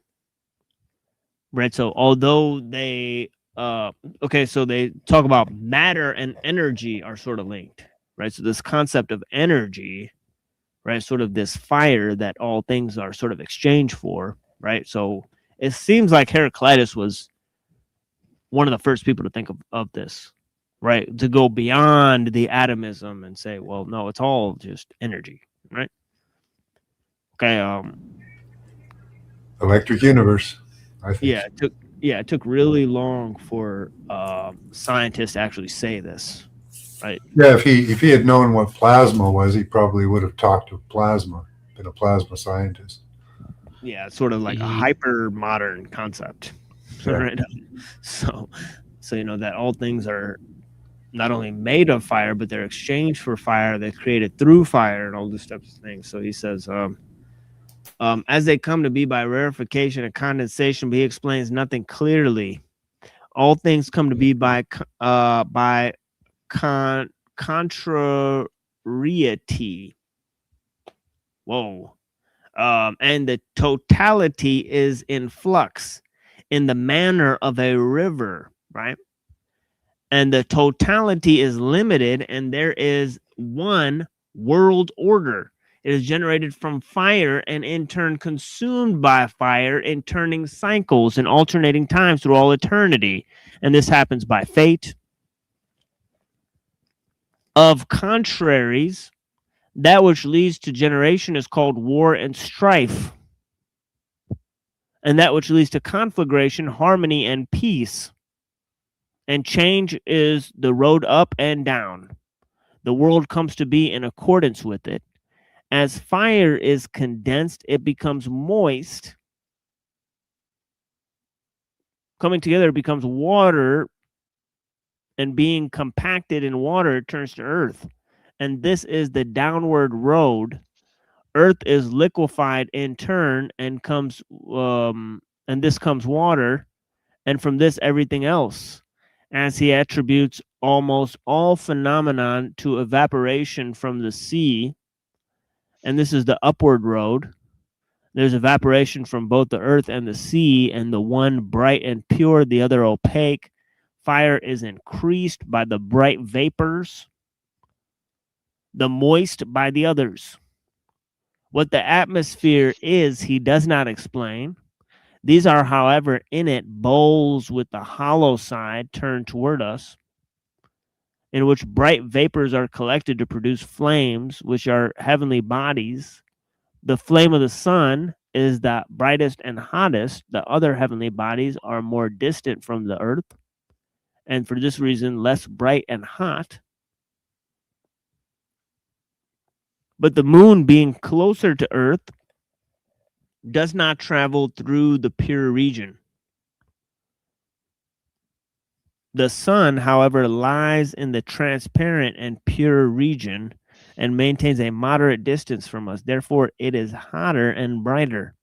The sun and moon are eclipsed when the bowls turn up, and the phases of the moon come about as its bowl gradually revolves in itself.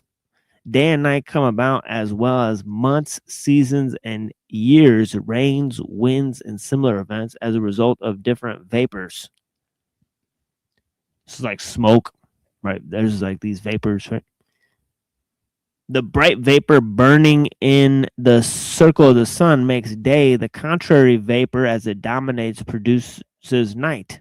And heat increasing from the bright vapor makes summer, moisture growing, and the dark brings about the winter. In accordance with these principles, he gives explanation also of other phenomena.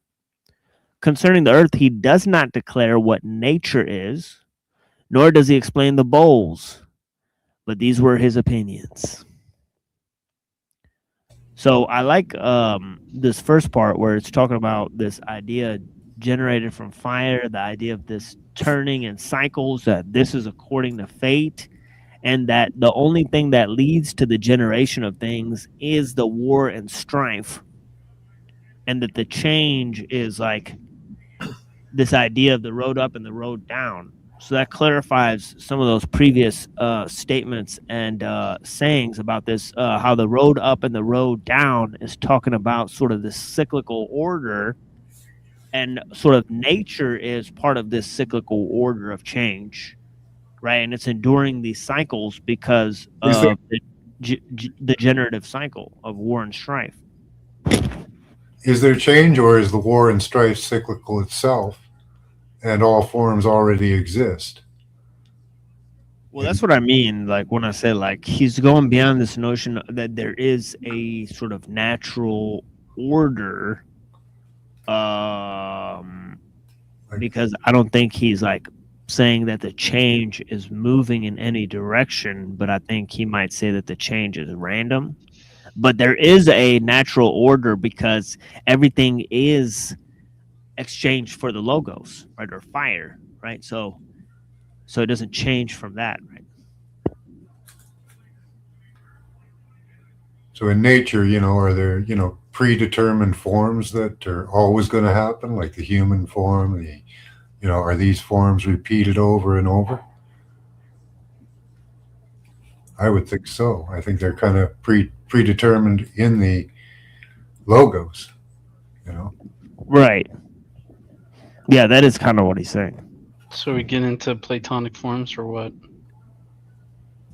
Well, I think his idea sort of,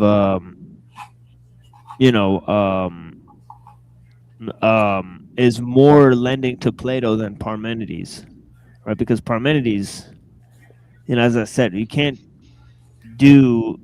observe change in nature.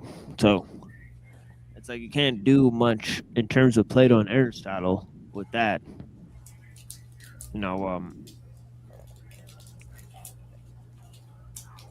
So should I move to should I move forward here? I don't know. Let's move to this. Let's go to this Angie Hobbs. Right, I think this will be like there's like 10 more minutes of this. She has another talk on Parmenides. Right, so I'll focus on that one next time. But let's see what she's got to say here. Yeah, let's watch the last 10 minutes of this. That'll be cool. And we watched some of this yesterday.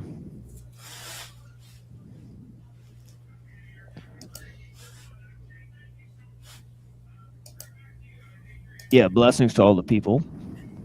And of course, we'll move to another crazy lady, right? Elaine Pagels, right? And see what she's got to say, right? So we'll go beyond the Socratics and stuff, right? Less important because they limit the possibility. We have to really hang on to human language as our only means of creating any even spurious sense of order to help us negotiate our way through this confusing, shifting, disorientating flux. So flux, perspectivalism, and language, as I said, you could come at it two ways. You might think Heraclitus's theories make language less important because they limit the possibilities of what humans can do with language or how much we can know and express through language. Now, I talked about this yesterday, right? The notion of language becomes very important in defining reality once you reject the notion of the forms. Right, so it's interesting, right? If there's no forms, then there's a notion where language isn't based on these forms, right? But it plays a greater role in how we define nature, right? Or it could just be something that isn't tied to nature itself. So it could be something that we can create and use the way we want to use it, right? So this notion of language versus this notion that symbols exist in the mind, right? Sort of pre-structured, right, through this notion of anamnesis, that we're sort of filtering out these symbols because of a pre-existing order that already exists in our head. And of course, Aristotle used this to come up with the notion of correspondence theory, right? That we're sort of imprinting things on our mind and sort of filtering things through our mind to come up with new information, right? And so on and so forth, right? Or you might say, no, it's the opposite. Humans desperately need language to give them any kind of stability whatsoever. Otherwise, we're really on a shifting sea and we're completely lost. Now, we're going to be exploring these key relationships between flux and perspectivalism on the one hand, and language and the logos on the other in our next discussion of Heraclitus. And we're going to find out, I think, that not only is language, logos, absolutely key to Heraclitus's thinking, but his choice of the paradox form to express his philosophy is completely vital. That if he chose any other way of expressing his thoughts, he would be committing what we call pragmatic self-refutation, i.e. he would be refuting the essence of his philosophy through his means of expressing that philosophy. And so paradox is not just going to be an attractive, interesting add-on for Heraclitus. I think we're going to find that paradox is the heart of what he's going to be telling us. So today we're going to continue our exploration of Heraclitus, and it's time to consider in more depth why he chooses to write. This takes us back to an idea that was expressed in Taoism, right, and in Confucianism, right? Remember, in Taoism, right, he sort of came up with the idea that words and sort of labels and these things are sort of not so important, right? And he said the truth seems paradoxical, right, as akin to Heraclitus, but then Confucius sort of had this idea that words and symbols and signs and all these things, they're extremely important.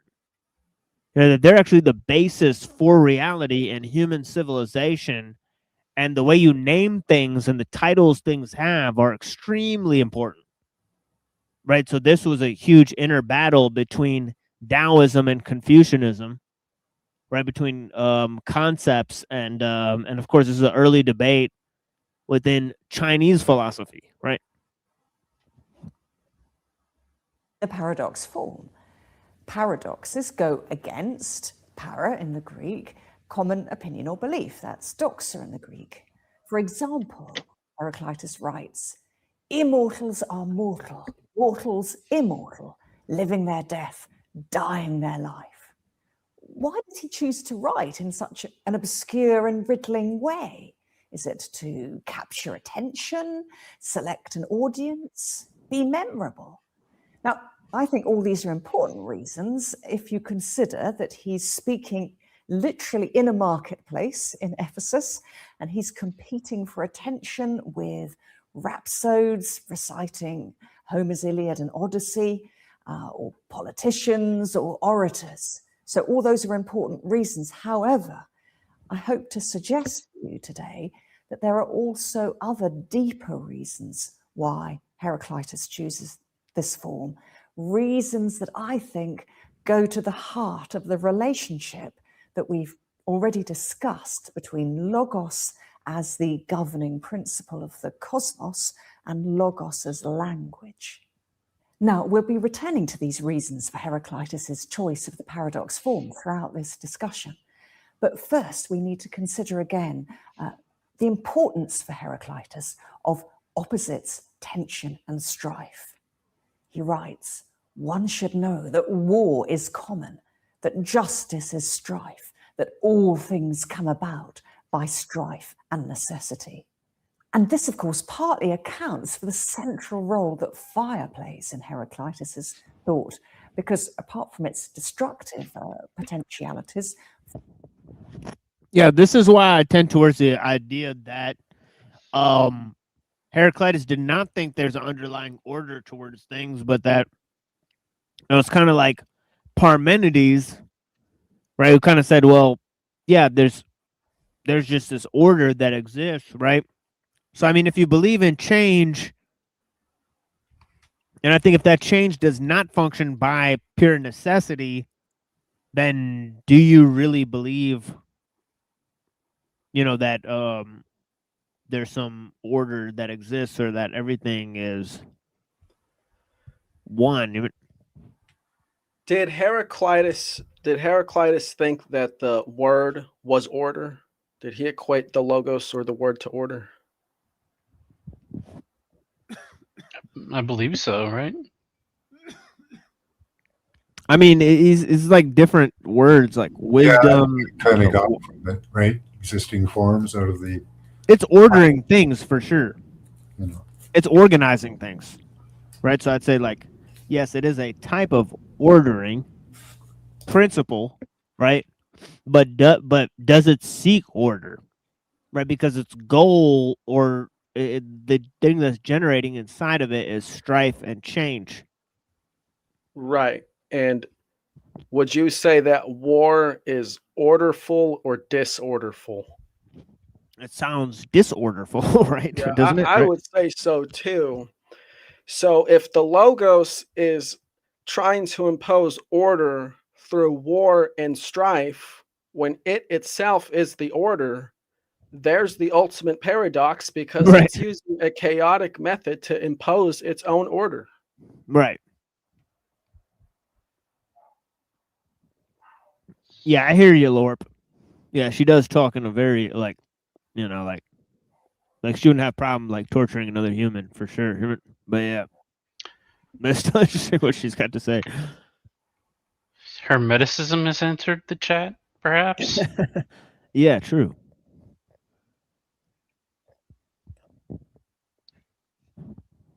Logos is God using the symbols or words. I mean, I think she's doing a lot with this concept of taking logos because, as I said, logos is different in the prologue of John. It's different for the sophists, it's different for Plato, and it's different for Heraclitus, in my opinion.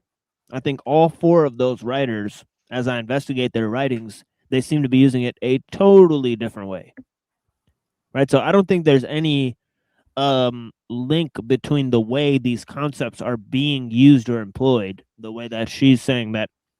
And Heraclitus is writing as one of the first people who's expressing this concept. He's writing before the sophists, before Plato, and before John of Ephesus. So, you know, there's good reason to think that he's coming up with his own definition of this word, right? That's much separate from Plato's cosmology, much separate At from all the other. least from the fragments that we have today. Yeah, There could be others that were lost at time. right. But for all intents and purposes, yeah, he's one of the first that we know of. So what learning material would Heraclitus have had up to this point? Things like the Iliad for sure. Pythagoras, he read. He seems to comment on Xenophanes. He seems to comment on a lot of the thinkers of the time. So he seems to have quite a learning and understanding of the contemporary thinkers. So yeah. So he only focused on Greeks, right? Nothing outside of Greece. Well, these were all the pre-Socratics were not from Greece. Some of them were from Italy and Turkey, and right, like Pythagoras was from Italy, right, and then Heraclitus was from Turkey. So, so they're from that general area, and yes, they're known to Greek writers mostly. So, so we're the Greeks that sort of exemplified these various ideas and sort of took the ball and ran with it.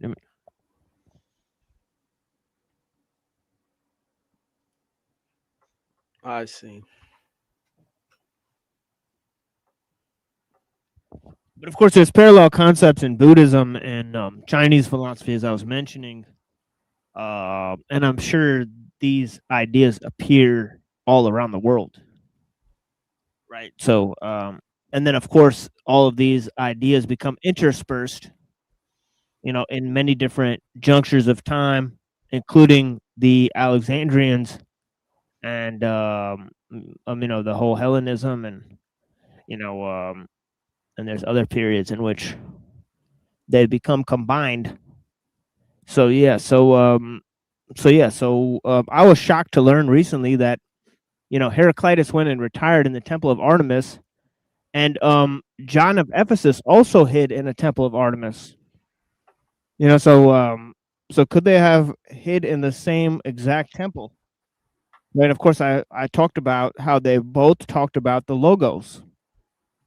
Right. So it's just very interesting, right? How they applied the same term, right? Lived in the same place, and even may have wrote in the same place. It's just staggering, right? But yeah. Fire at this time in the Greek world was And generally. of course, I'm talking about John, who wrote the Gospel of John, right? And Heraclitus, right? The pre-Socratic philosopher, right? Created through friction. But this strife is not chaotic. It appears to be regulated and balanced, probably by the Logos itself. And in one of his most famous sayings, Heraclitus writes, "They do not understand how, differing, it agrees with itself. It is a backward-turning connection, like the bow or the lyre." The idea seems to be that you need to create the perfect tension in the string of the archer's bow or the musician's lyre in order to have control over the arrow or the note. So the apparent tensions and conflicts that we mortals witness, in fact, help to form a deeper unity. God is day, night, winter, summer, war, peace, hunger, satiety, all the opposites. That is his meaning. You can therefore view something as both one and many, and I think this might be what is meant by the following. Combinations, he writes, wholes and not wholes, concurring, differing, concordant, discordant, from all things one, and from one, all things. But this deeper unity is difficult for mortals to perceive. Witness another aphorism, nature loves to hide itself. Now, I'm wondering whether these points have relevance There's that one. for Heraclitus's choice of the paradox form. So I may have conflated Rousseau with Heraclitus. So I think Rousseau said nature hides her gifts, and then Heraclitus said nature loves to hide herself. So it's so sort of a different statement, but similar sentiment. You know, interesting idea, right? So I apologize for that. But it's led us to an even deeper level of discussion comparing those two terms, honestly. And of course, the whole idea of the greater notion of whether man is a political animal or he's a solitary man, as Rousseau says, right? That it's actually we're unique in nature, right? And all this idea that, you know, in a way that we don't need society, right? And then, you know, Aristotle says we're unique in a way that we need society, right? In which opposite adjectives are combined within the single unit of the sentence. For example, the road up and down is one and the same. In other words, the paradox form, in some sense, mirrors the structure of the Logos. The paradox form may also suggest the inevitable limits of the mortal perspective. We can never obtain the complete God's eye view. So Heraclitus also writes, "To men, some things are just and others unjust, but to God, all things are good and just."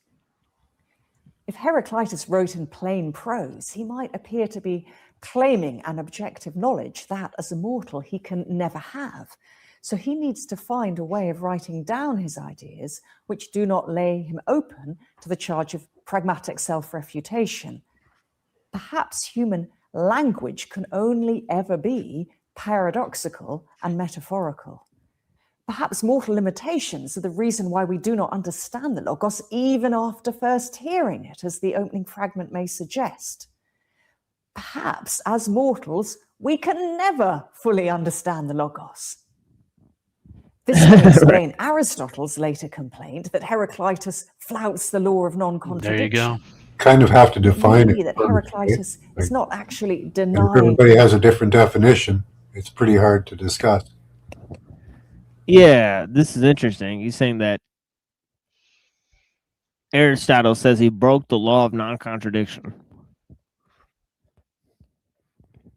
So fascinating, right? So this is a lot of the critiques of monism today, right? How can something be and not be, right? perhaps mortal limitations are the reason why we do not understand the Logos even after first hearing it, as the opening fragment may suggest. Perhaps, as mortals, we can never fully understand the Logos. This may explain Aristotle's later complaint that Heraclitus flouts the law of non-contradiction. But it may be that Heraclitus is not actually denying that the law exists, at least at one level, but is saying, can humans ever be confident of applying it in practice?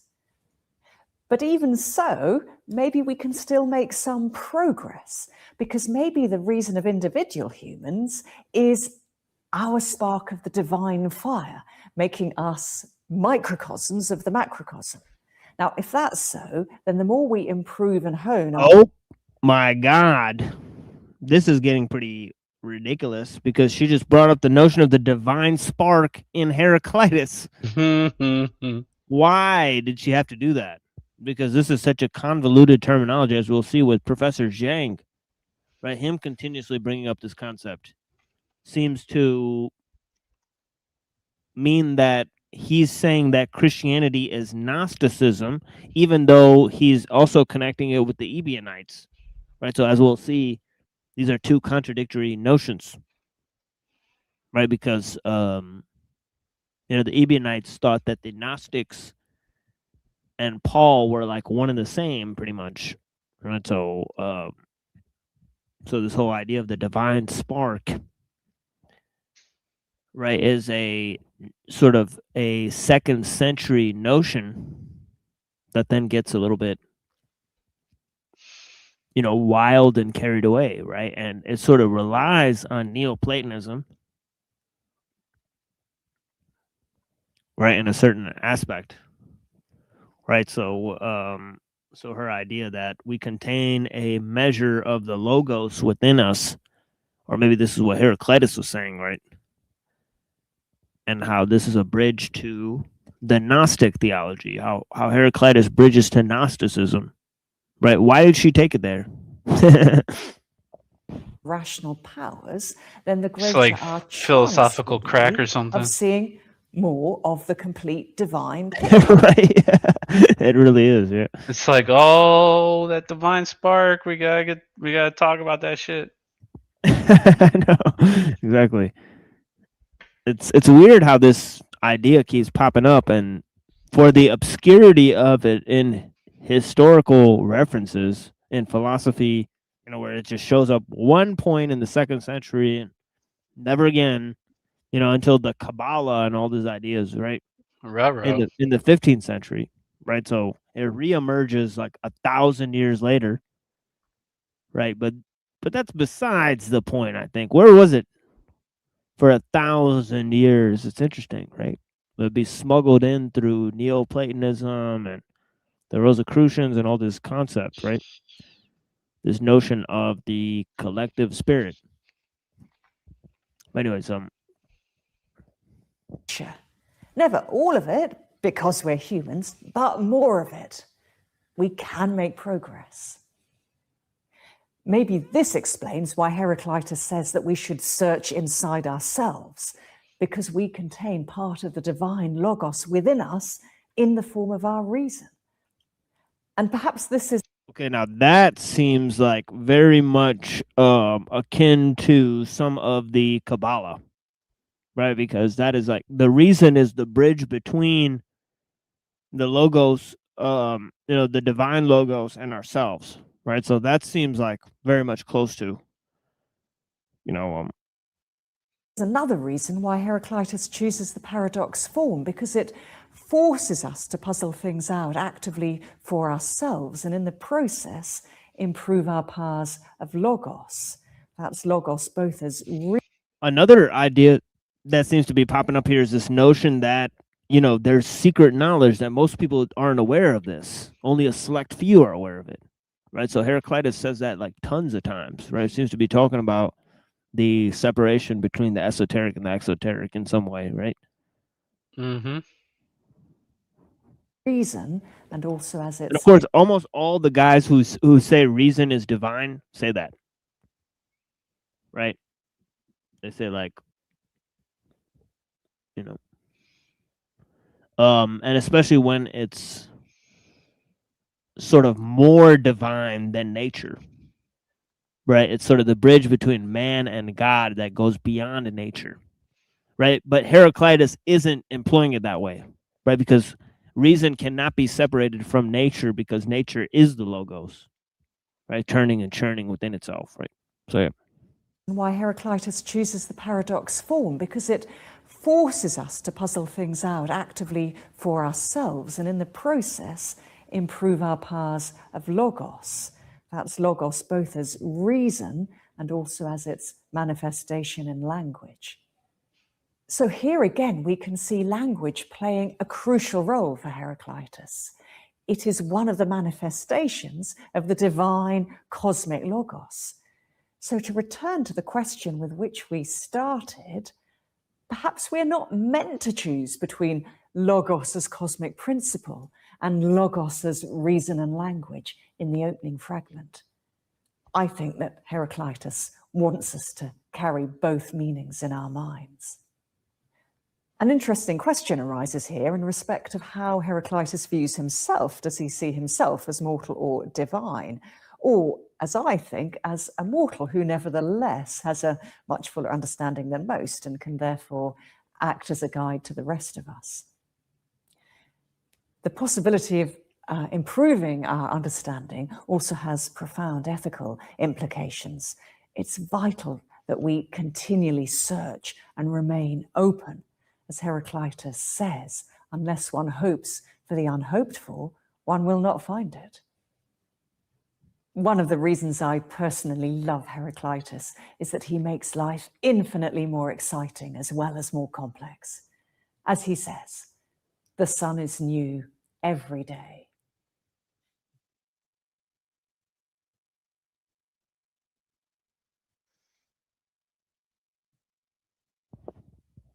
Alrighty.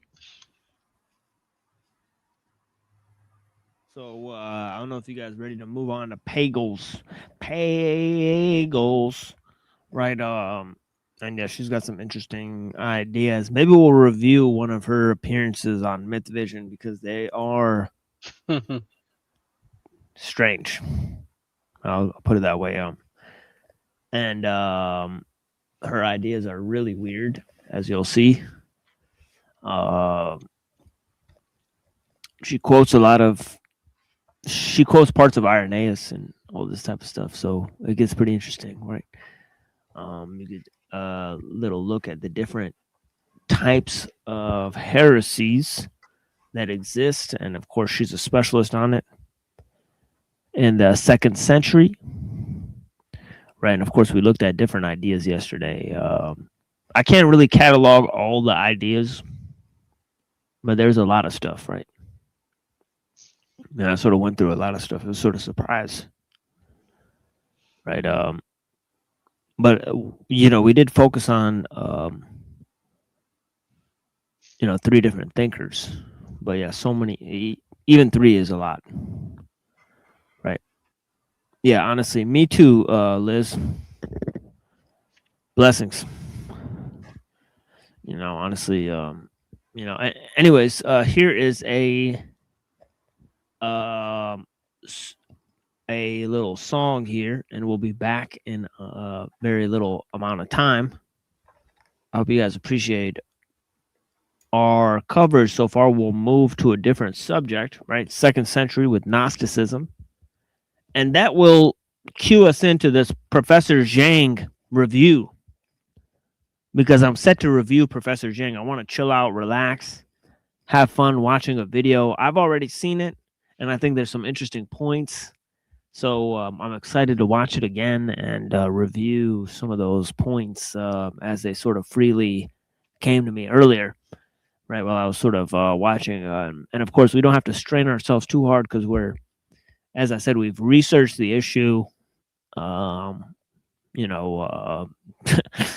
looked at many different angles, as it were. So we'll be presenting that soon. But yeah, here is a song called Something. Blessings. And yeah, we'll be right back.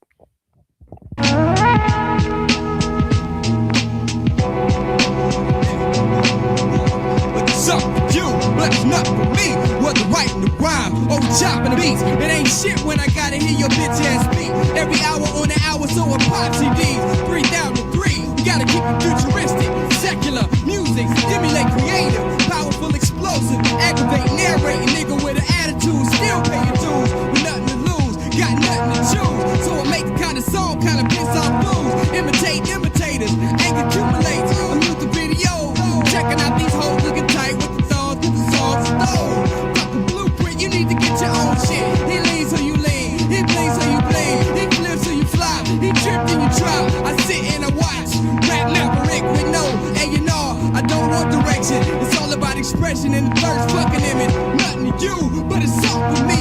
And it really ain't shit for me to be unique, cause I do it for me, and it's good for me. So it's nothing to you, but it's something for me. And I can do it for cash, or I can do it for free. This is something for me. If it's nothing to you, then it's nothing to me. Got nothing to lose, got nothing to prove. I ain't frontin' for you. Why you fucking with me?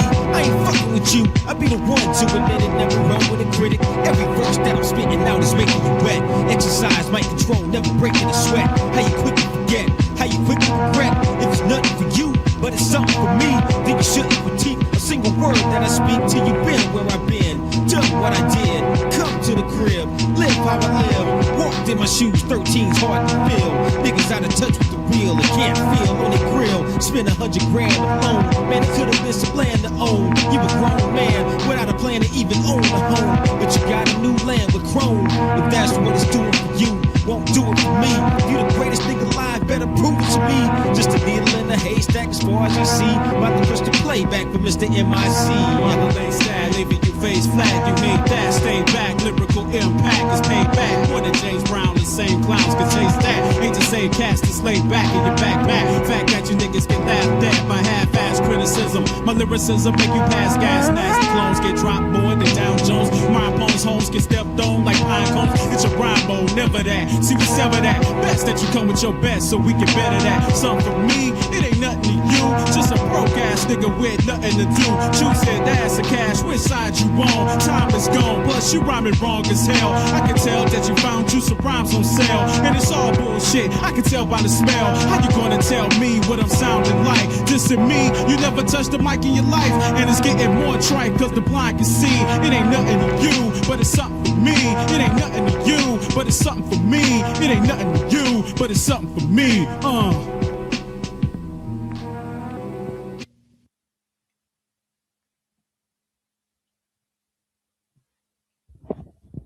It ain't nothing to you, but it's something for me.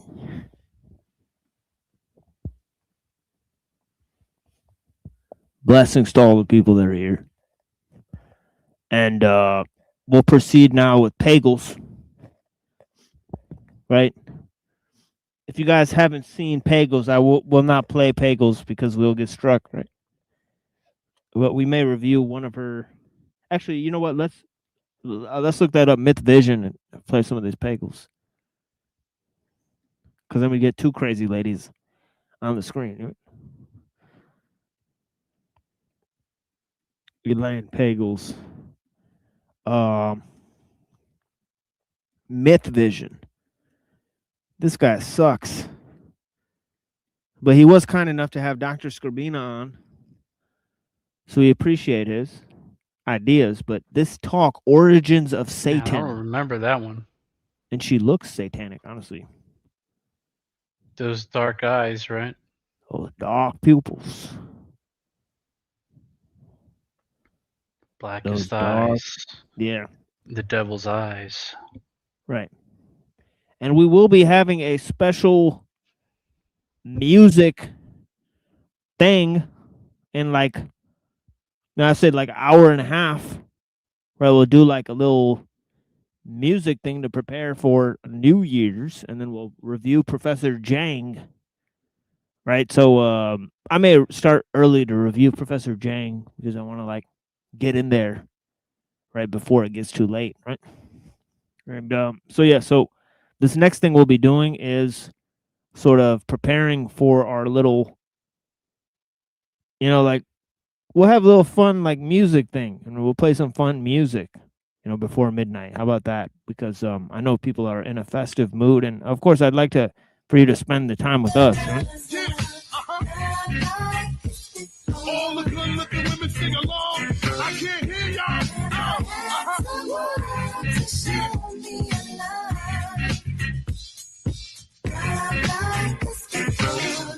Push your booty outside.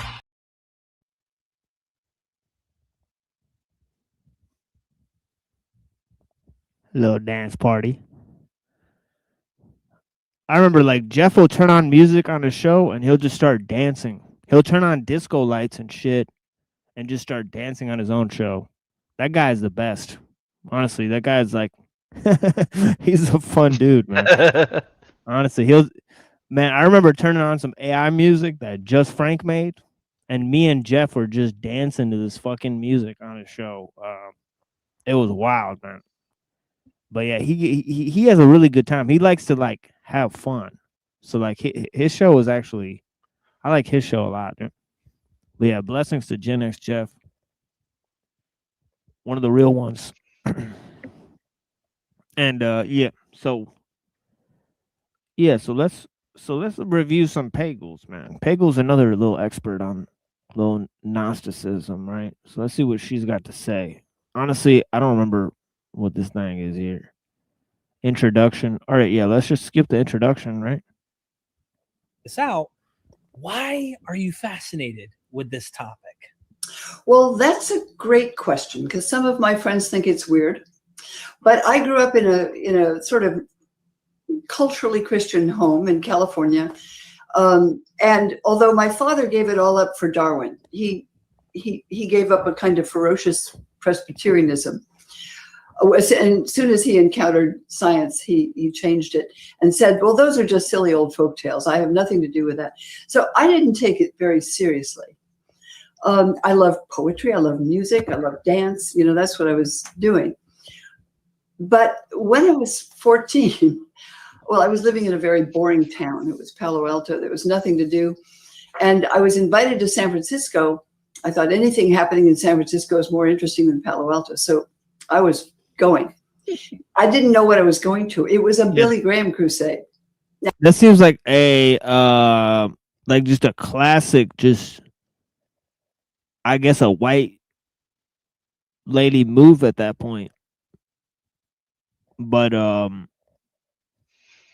yeah, Billy Graham crusade. She says, "Wonder what that's about."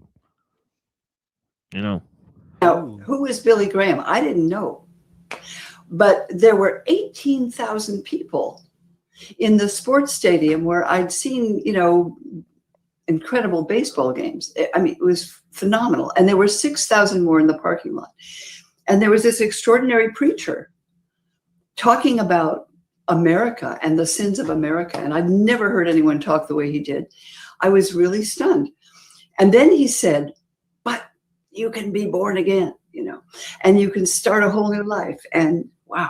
And I was 14. I thought that was irresistible. So I just loved it. I went down with the altar call. I was born again. And it opened up a whole world, kind of like another dimension. I felt like I'd been living on a flat earth. And suddenly, the feeling is lifted, and you are living in a world of God and Satan. So Billy Graham, here, hold on. This guy's probably one of those Christian Zionist guys, right? Probably. He was a huge evangelist back in the day, and like she's saying. Yeah, he's a Christian Zionist. Yeah.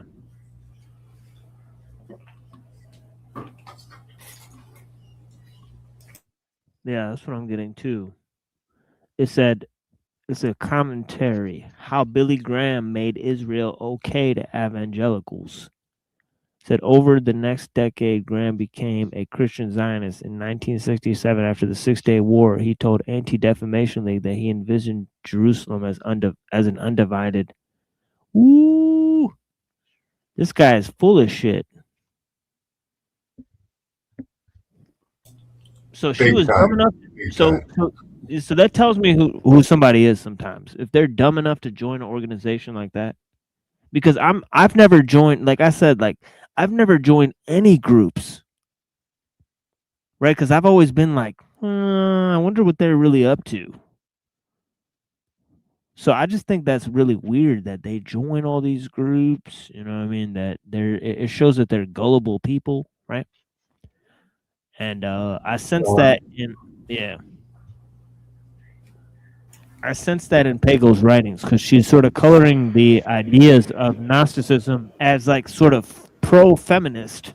Like I don't really see that, but yeah, I mean, you know, but yeah. And Jesus, it's a huge universe, and it's much bigger than your family household. You know, in some little middle-class town. So that was great for about a year, and then I had to get out of it. I mean, I don't know what takes people out of those groups. I mean, you told me you were in one, but what took me out of it was that a friend of mine in high school, who was 16, was killed in an automobile accident with other friends coming home from a party. And when I went to my evangelical friends, I said, this happened. And they said, oh, that's terrible. Was he born again? And I said, no, he was Jewish. And they said, well, then he's in hell. And I see, it's interesting that he was Jewish, don't you guys think?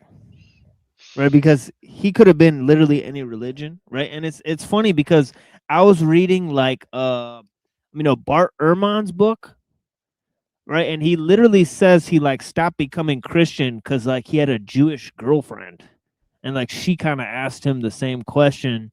So I'm suspicious about the framing and the question. You know, honestly, it just seems like. You know, like they wanted to pick a highly politically correct group of people to address this question to because, and then also she was a Christian Zionist. So what trouble would she have had accepting Jews? Right. It's all just really weird. Right. Or what problem would these evangelicals would have had? Right. So I just think it's really just an odd formulation. Right? Well, I don't know about evangelicals in particular, but since the Jews were the one who sold out Jesus, I think that's why a lot of Christians resent them. Oh, no. You're in churches, too, where a lot of people will just go along to get along. Yeah. Wait till we get to Professor Jank. Yeah. That statement will Yeah. that statement will be hilarious. That's why I said, oh, no. Yeah, Why is that what he says? Well, he's saying that the Romans created Jesus to like stop the Jews. So it's like some weird. Oh, wow. I've never heard that one before. Oh, I've heard it several times. Yeah, it's actually a really popular idea. I could tell a lot of people where other thinkers who espouse these ideas. There's actually a handful of them. It's like sort of a notion that ties along with the notion that Jesus was sort of a Jewish revolutionary. Against Rome. Right, against Roman rule, right, and that there's a bunch of theories tied into that tie into a bunch of Zionist thinkers like Robert Eisenman, right, saying that that they tried to subvert the Jewish sort of zealot mindset that they wanted to take back Rome, and they were using Christianity to sort of subvert them. And so this is the theory that we're going to be looking at the later part of the show. And of course, he claims that Gnosticism ties into this somehow because that's Jesus's true teaching. So it's wild how he sort of spins this web, this intricate web and it really you know, and it makes you wonder, like, whose side is he on, right? Is it because he's like some Chinese guy that's just saying all this weird shit? But yeah. Well, I mean, he is a professor for a university, isn't he? I don't think he ever Right. said what university he's part of because he doesn't want to get it in trouble. That's interesting. Yeah. Yeah, but I'm pretty sure I've heard him say that before. But he does say a lot of stuff, and it is very anti-establishment. And I tend to agree with a lot of what Professor Jiang says, but the problem I see with him is he never offers solutions. All he ever presents are the problems, and then where do you go from there? I've never heard him say anything regarding what do we do to fix these problems. He may have, but I've never heard him say in any of the things I've watched. Which problems, and are they even fixable? Well, you know, he's always going on about how the elite run the world and how they're part of some cult and they're highly indoctrinated psychopaths tied together through blood sacrifices, and that they basically set up your life for you to control you. He says a lot of things like that. That for me ties into the logos too, because the collective consciousness, once we achieve a point where everybody figures it out and has enough knowledge, maybe change. You might get change. Yeah. But awareness is probably key. So I take it that we don't like Gnostic teachings on this channel. That sounds right? like a LARP. I actually think Gnosticism is fascinating. I'm not directly opposed to it. I just compare and contrast different types of thought. I know there are people that are sort of more directly opposed to it that come on the channel, and they will tie it to things like transhumanism and all that sort of stuff. So there are sort of links in my mind, but I sort of stay away from the sort of mass labeling, and I try to take a more nuanced approach. The way I look at Gnosticism is that there's various traditions that go by that sort of title, right? And you could look at like Valentinius, like Basilides, and there's different versions of it, right? So so I look at the different aspects of it and see which parts I agree with and disagree with, and I understand it as a system of religious thought and not as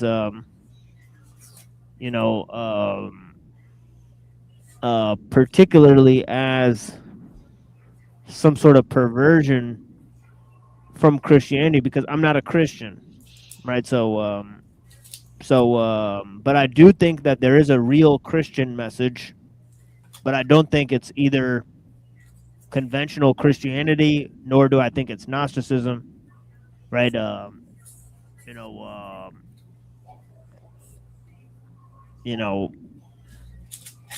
don't think it's Judaism either, right? So yeah. I find by the writing of the Bible, you can see how Gnosticism is a like, you can see how the train of thought goes, and it does make sense in some sense. You know, it has a logical consistency to it. You know, just taking a little bit of an extreme, really, for my. Yeah, I see that. Yeah, I see that too. I think there's its own internal consistency to it. You know, but I put it on a sort of Gnosticism, Hermeticism. I would put as 2nd century, right?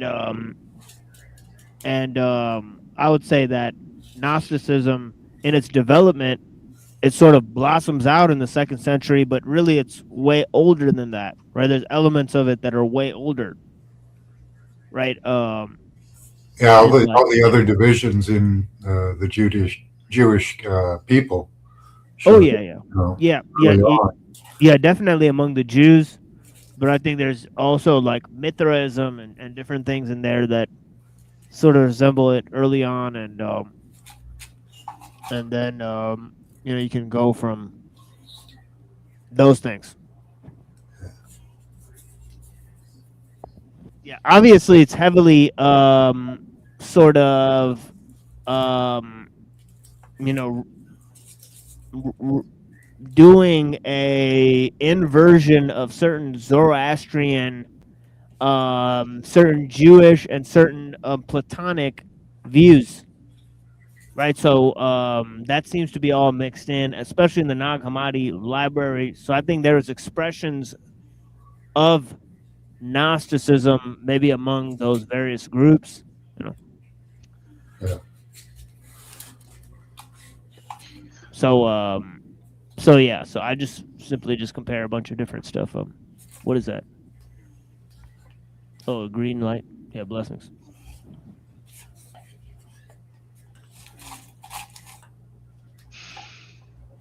So yeah, did you have anything you wanted to say to that, Dom, or so what's going on? No, I was just wondering because you kind of make it sound like you kind of reject Gnosticism. I just wanted clarification. Yeah, personally, I do reject it. Yeah, personally, I do. Yeah, but I don't really ascribe to much. Right. So yeah. So I'm definitely I'm definitely not a Gnostic. Right. So yeah. So but I do study it for sure. So that's what we're involved in. Right. All right. But I have a friend, Twilight, son of Lilith. We do agree on certain major points, right? So there is that aspect of things. So so I found that if I studied Gnosticism in general, there are things within it that I agree that I agree with. Right? I'd lean towards the Gnosticism that Twilight espouses. Right. It His seems to brand make is more sense than what is generally believed to be Gnosticism. Yeah, his special brand is like nature-oriented. Even Hyperborean. I like elements of his ideas. Right, that nothingness doesn't exist. Right, that all these ideas. He's like more drawing on Parmenides. He doesn't believe in progress. Right. His brand is almost antithetical to Twilight's, if I understand it. Right. So I think that's why I would go with different elements from both of them. But I see that since there's different elements that I agree with, and they're both sort of different brands of Gnosticism, I can see that there's a lot that's amenable in that ideology. If I went back and debated with some of the Gnostics, I bet we'd agree on a few things, right? So that's definitely apparent. I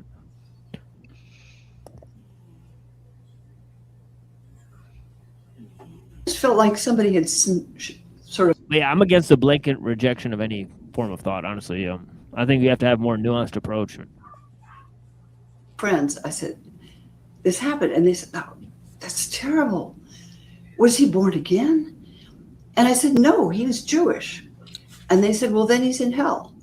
Okay, let's just stop listening to this for now. Let me read some first. I don't know why I play that again. Back in the day, evangelicals were that hard line. Nowadays, I'm not so sure evangelicals would be. They're more PC these days. Seems like. Right.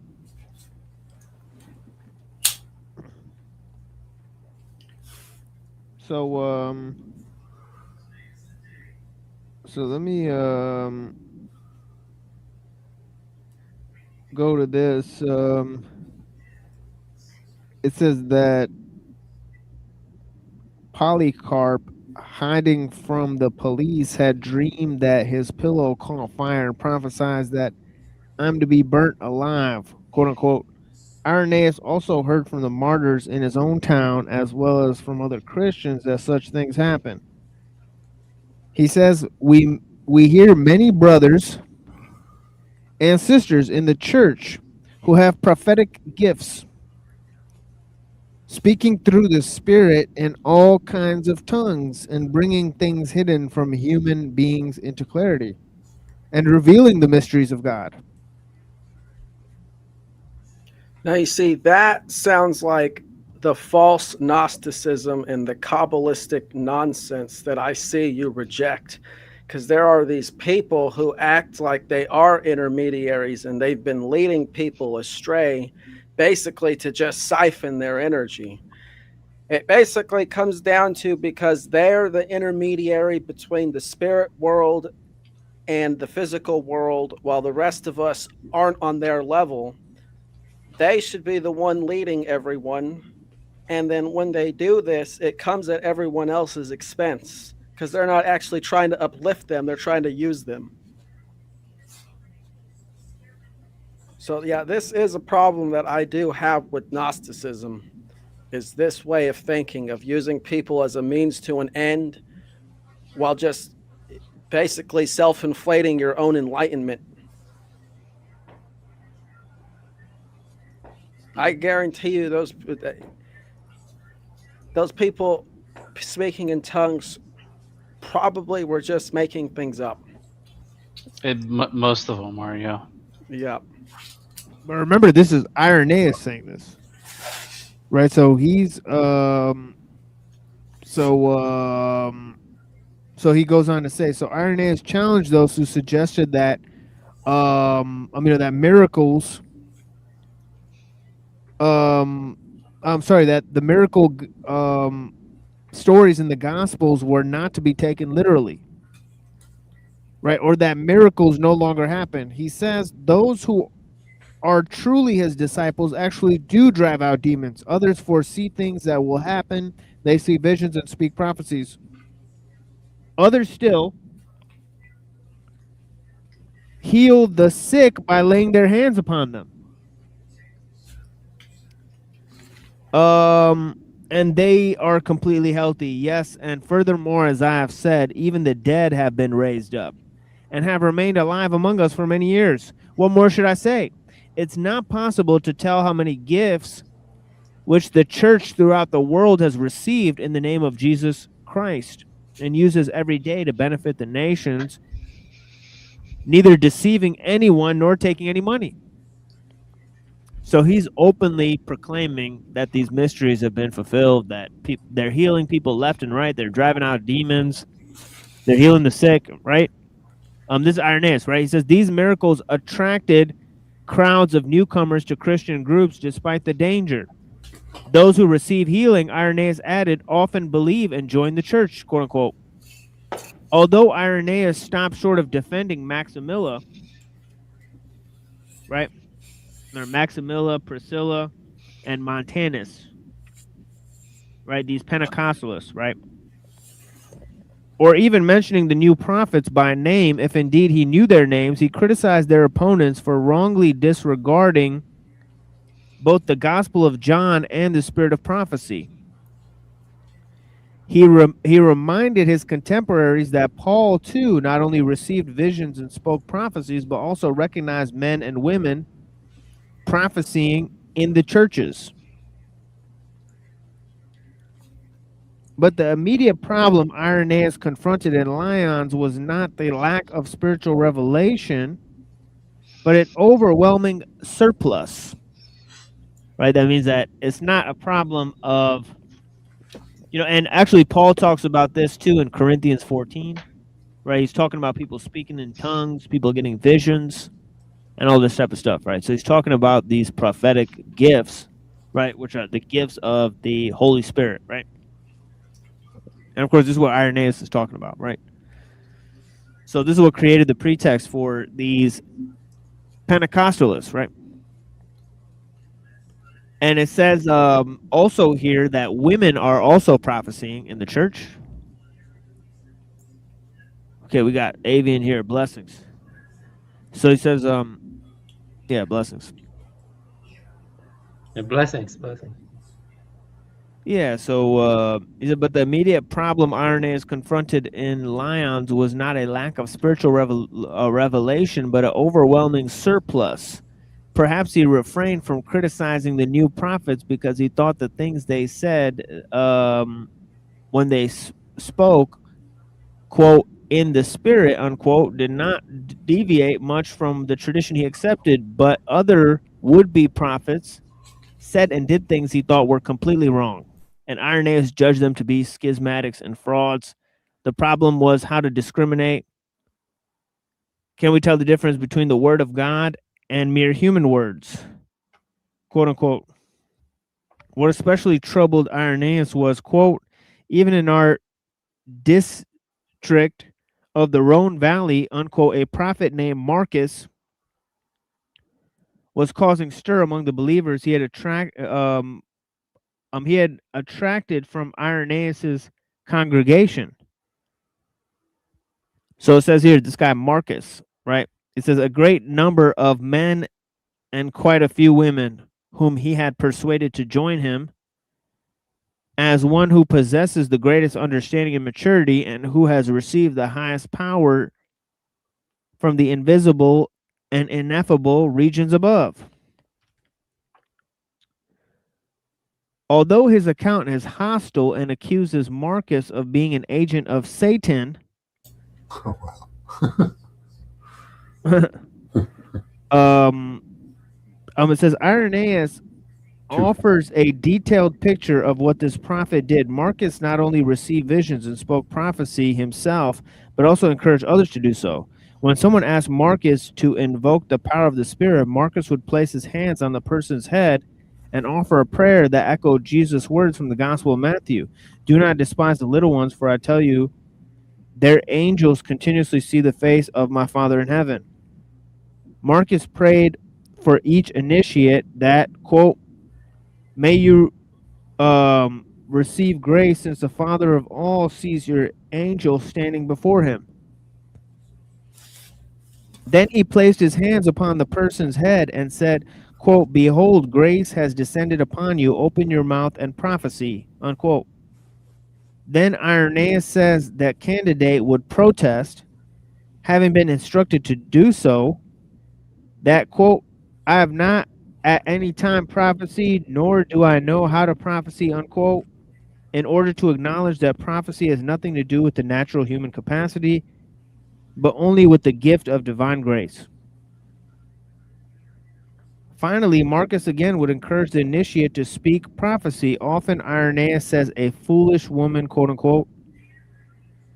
And at that point, he says indignantly, she then, puffed up with vanity and elated by these words and enormously excited in soul by expecting that she herself is about to prophesy, her heart beating wildly, reaches the necessary pitch of audacity and foolishly, as well as brazenly utters whatever nonsense happens to occur to her, such as one might expect from someone heated up by an empty spirit. Yeah, so I wanted to say that I think there is a way to tell if someone is actually channeling the word of God through them, or if they're just convoluting it with their own misinterpretation of the world. And that's basically if the words that they're saying unto people is actually uplifting them in their life and helping them be a more self-sufficient individual, and, you know, not need to rely on the intermediary like them or the government or the priest or other priests or banks or whatever. Basically, to make the person totally self-sufficient in nature, I think, is what, if you're channeling the Holy Spirit through you, that should be your goal. Not to make people go out there and work for you or attack other people or have them do these strange rituals that ultimately amount to nothing, but actually bestow upon them knowledge that's going to make them self-sufficient individuals that don't need an authority figure, because they basically have channeled God into their life based on your teaching if you're the intermediary. If you're not doing that, you're not channeling the Holy Spirit. I actually practice remote viewing, and I came to that practice through Christianity because I wanted to understand what the Christ figure was. And what I came to kind of believe it is the communication that God gives us is done through what people call Jesus or the Christ, through the third eye. Right, and I think that's just, you know, seeing God's principles and living them. when Jesus says, I am the way, the truth, and the life, he's saying that the way he's lived his life is the truth into to enter God's kingdom. He's basically like the example. Now, there are benefits to the pineal and the body system for that connection through living a life like Christ. You can say that.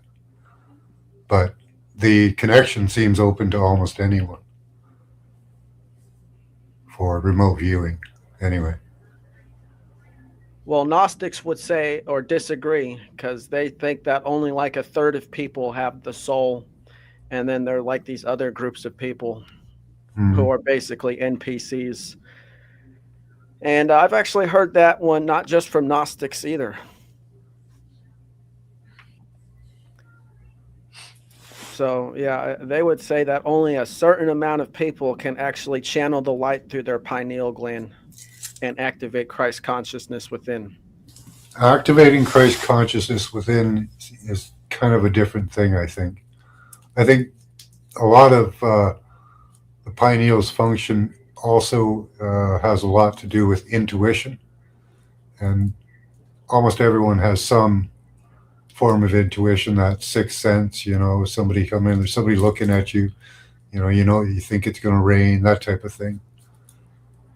So I think that's also part of it. It could be limited, but I don't think it is. Yeah, that kind of reminds me of a quote I read by, I think it was Lao Tzu. I can't remember exactly what he said, but he basically he described how he progressed through life and his intuition basically became naturally stronger as he studied more. And he said by the time he was 70, his body was an instrument naturally tuned to the reception of truth. And I think this goes in line with what you're talking about, having a strong intuition and having your pineal gland open. Yeah. And the lifestyle does lead to that. Even the thought patterns and all that, because your mind is better prepared to understand and receive what's coming in. Yeah. Yeah, like if you're a person who lives their life like paycheck to paycheck, and you're out there working like 10 hours a day or 12 hours a day, like 50 or 45 weeks out of the year, you don't really have an opportunity to raise your frequency or expand your knowledge because you're just in a constant state of survival. And I think that this is one of the traps that the elite have set for people so that they don't come to this conclusion themselves, and so that they're more reliant on their system. How many people think that billionaires provide jobs? A whole lot. Well, it's not that billionaires are providing jobs. It's just that they're making you as a worker dependent on their labor system. They actually need you more than you need them. But they have people out here thinking that they create jobs. I would say that's pretty much magic. That's like a magic trick that has put people's minds in a box. So what do they create? They create desires, right? Well, yeah, I would say that they create desires, like in the form of products. Yeah. Dreams, ideals. Through advertising as well. I'm pretty sure people have literally dreamed the things they've seen in ads before. Right. I actually don't know if I have. Maybe I have. But I'm willing to bet that it happens because we're so frequently exposed to ads, which just basically hijacks your thoughts. Mm-hmm. You're going through your day, and then you see a burger ad, and then now you want to go eat a burger. And then you go do that. And this is how this is a lot of people, especially the people who are working like I described. So yeah, they pretty much, they don't have very much of an opportunity to raise their intuition or their knowledge to come to a state of Christ consciousness which basically makes them reliant on people like the intermediaries I was describing earlier. Yeah, I was completely blind myself until I had the opportunity to take some time off work. I was working seasonal. And yeah, that actually gave me the opportunity. A lot of people that I met were on disability or work leave that were also on the similar journey. I thought everybody maybe in their mid-30s should get a year off to do spiritual studies, you know, or even earlier. I would say throughout their whole life. Nowadays, though, a lot of people once you learn it, you can carry it through your life. Like I carry my spirituality throughout my work now. So work is not a drudge or anything like that. It's hard to have conviction, though. Like just a small shift in your metaphysics could have large-scale ramifications. You know, constant dedication, right? That's what it requires. That's how you change your own mind, right? Constant dedication, change your thoughts. I agree, because actually, for a while, I kind of thought God was this dualistic being, like what Heraclitus and these other religions and philosophies are describing, where it's this order imposing itself over this chaos, and it's either static and never changing, or it's becoming through war. And when I actually thought it out loud, I was like, wait a second. That would basically make people like the intermediaries I was describing correct, because they would basically be the force of God on earth, providing order through chaos over us ignorant beings. And when I looked at it from that perspective, I'm like, there's no way this is God. There's no way that God is inherently predatory to life itself, in the sense that it would need organizations like the Roman Catholic Church to act as an intermediary between it and us. It just makes no sense. Yeah. Yeah, it goes against all the principles of natural law that regard freedom and the expression of free will.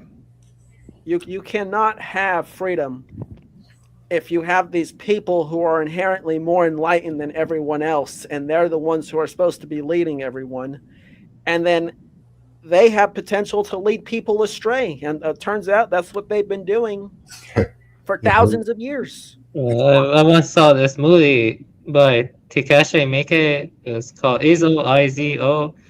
And one of the monks said something in that movie. The movie is about this samurai who was killed. I forgot why he was killed. He was tortured and killed. And his hatred made him go through space and time. He's constantly going through space and time with the samurai. And he's full of fury.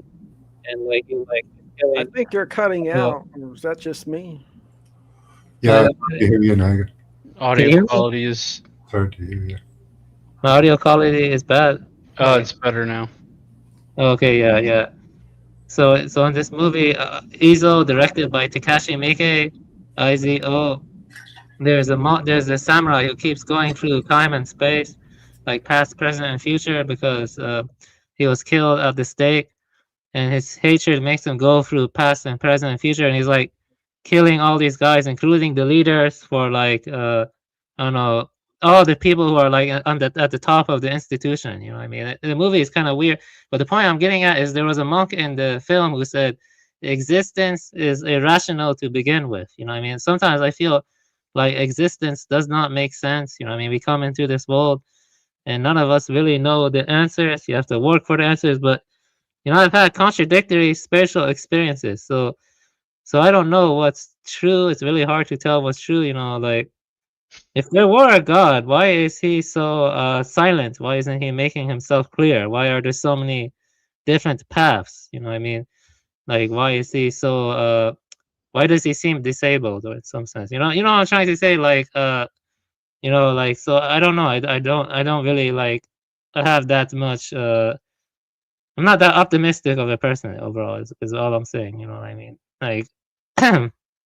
Some people, they're born with genetic defects, with fucking two heads or something, or some people are born being bombed. You know what I mean? Like, where's the justice in that? You know what I mean? Like, you see what I'm trying to say? Like,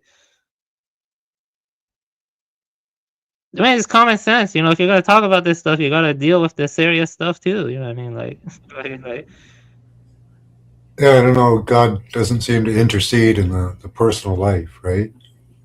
But he does give power to those that follow the right path. would you say Jews are following the right path? I mean, the Jays, because it seems to me the Jays are leading us to another global war and stuff, and they just keep getting more and more powerful. And like, it seems to me they're winning. You know what I mean? Like that's what it seems to me. Like, Well, it's earthly power, right? That's different. So here's the thing that I look at for God, right? Is they say God is all-knowing, but how is God really to be all-knowing if God does not experience all things from all perspectives that are possible? God cannot be all-knowing if God cannot experience itself through a finite, limited perspective based entirely in ignorance like a human being. That's a part of the knowing, and it experiences that knowing process through us.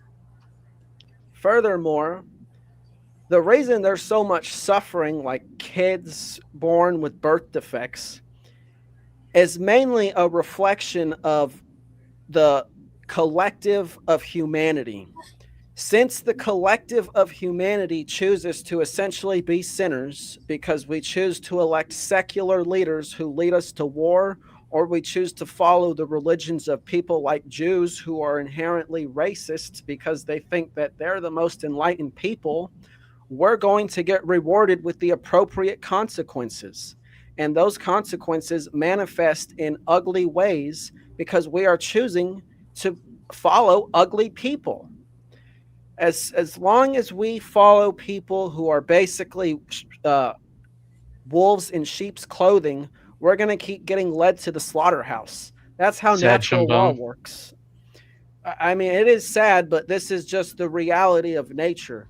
Nature wants us to change, but we can't. How is anyone going to change if there's no struggle or strife in their life, which is kind of what Heraclitus talks about.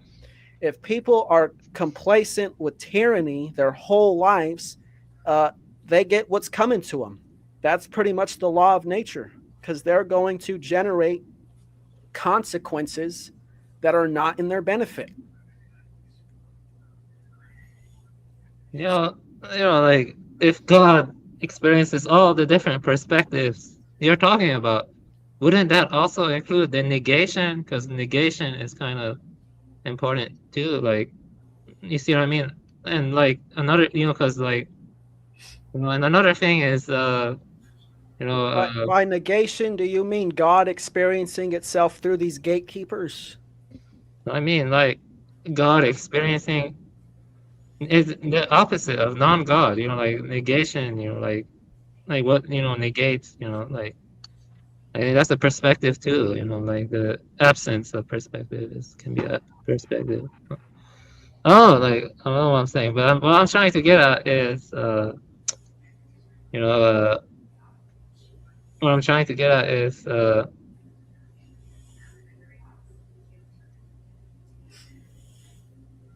yeah, I don't know what I'm trying to get at, but like. Well, I will say it's interesting that you bring up not God, because I do think that there are places in existence that essentially where God is not. So, for example, the way the Bible describes, or even the Kabbalah describes creation, is it describes the word gracing the water, implying that the water was always here. So there are likely other places that have yet to be graced by God's word. And I have to think that the place of an enlightened human is to basically go to these places and act as the magnetic bridge between the forces of chaos and order, because we have learned God's principles here in this, difficult realm based on, suffering and pleasure. Order and chaos.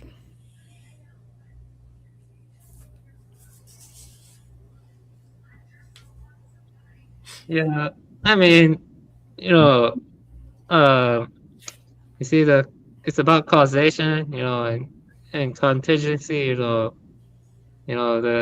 Some people think it's a test, other people think it's due to our own free will.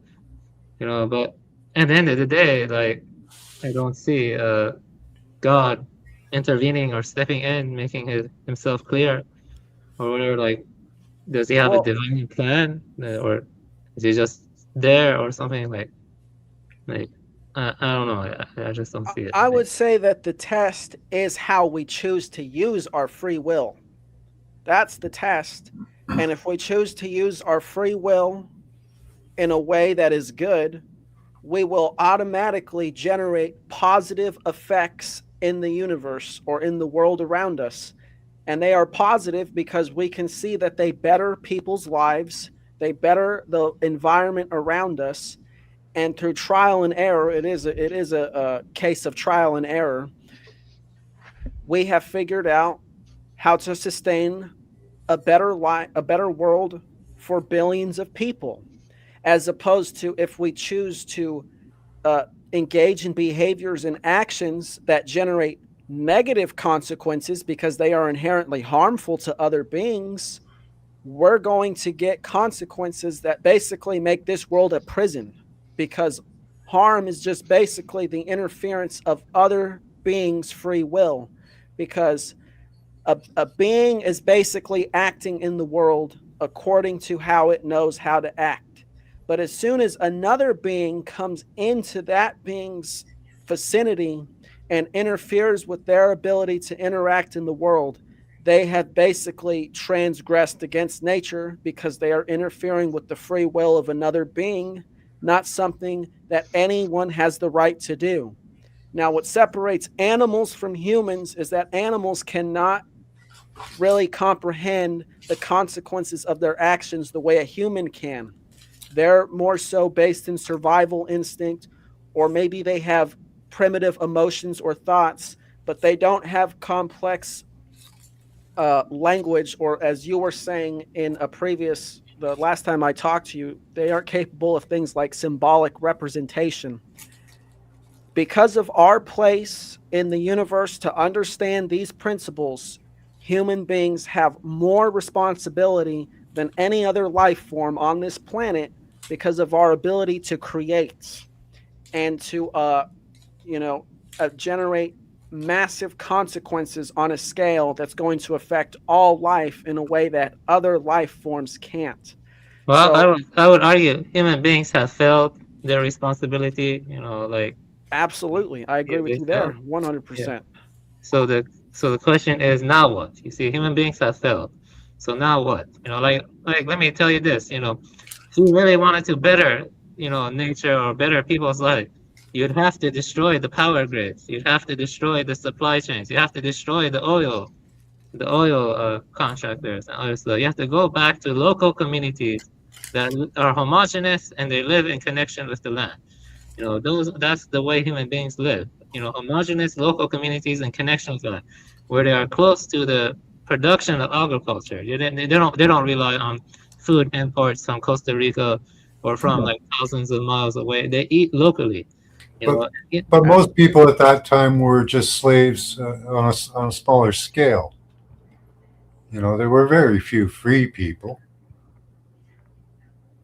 Yeah, but relatively speaking, it was much better because the elites didn't have the capacity to invasively control people. Like the way technology is advancing now, it's all about control, to break that way of living we had for like thousands of years.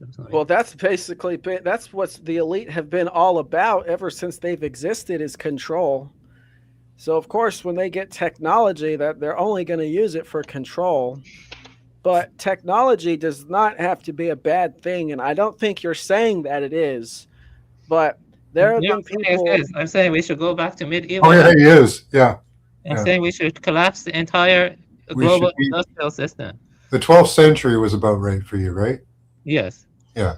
I would say the centralization of technology is a bad thing, But if it could become decentralized and made in a way so that everyone understands, which is not the way it's done now, the way technology is basically made now is you have all these companies and governments who are trying to outcompete each other, and they're trying to build this technology for the people, but they don't actually care if the people are going to actually understand the technology, because their goal is to create a better product. And this is where the failure comes in, because they're trying to build technology at the expense of everyone else, because basically everyone else is a layman. You know, we're not in the same room that they are. We don't see the stuff that they see. So all we can do is just accept their distribution, which if it was a decentralized system, then communities would be making technology for themselves on a need-to-need basis. And then technology that was actually useful would then be implemented globally, but not through a centralized system, through communities adopting that technology because they recognize its use. So I'd say that we need to balance the technology we have today with the egalitarian societies before the times of the first cities and the first hierarchies and aristocracies on the planet. Because there was a time when humans were not so hierarchical and everyone had their place and everyone was respected. I don't know. It seems a bit, you know, like they say the system is so unsustainable. It requires a lot to maintain it. Like, you know, making a refrigerator is not a simple task. You need a whole global infrastructure to create and manufacture the parts of a refrigerator. You know, it's not like a bronze shovel. You know, a village can make a bronze shovel. It's not as intensive or as, you know, multifaceted to make a, you know, a bronze shovel. But you see, I don't see how we can like compromise with the global industrial system, because it doesn't allow true self-reliance, true energy independence, you know, true self-sufficiency. You see what I'm saying? Like, it requires being embedded in a global, you know, interconnected system, you know, which is the problem. You see what I mean? Yeah, progress these days isn't driven by the individual; it's driven by government. All the products we get are not even really the profit from them is a byproduct. They're after data collection now. That's the real currency now, is data. That's 100% true. Actually, I think it was, I forgot who it was that said it. Maybe it was Yuval Harari or it was Klaus Schwab, but they say data is more valuable than the actual products they make for you to consume. You see, they're obsessed with. That's why AWS and Azure, which I shared, their data centers are all over the world. They have their data centers in Europe, and they have undersea cables connecting the data centers to America.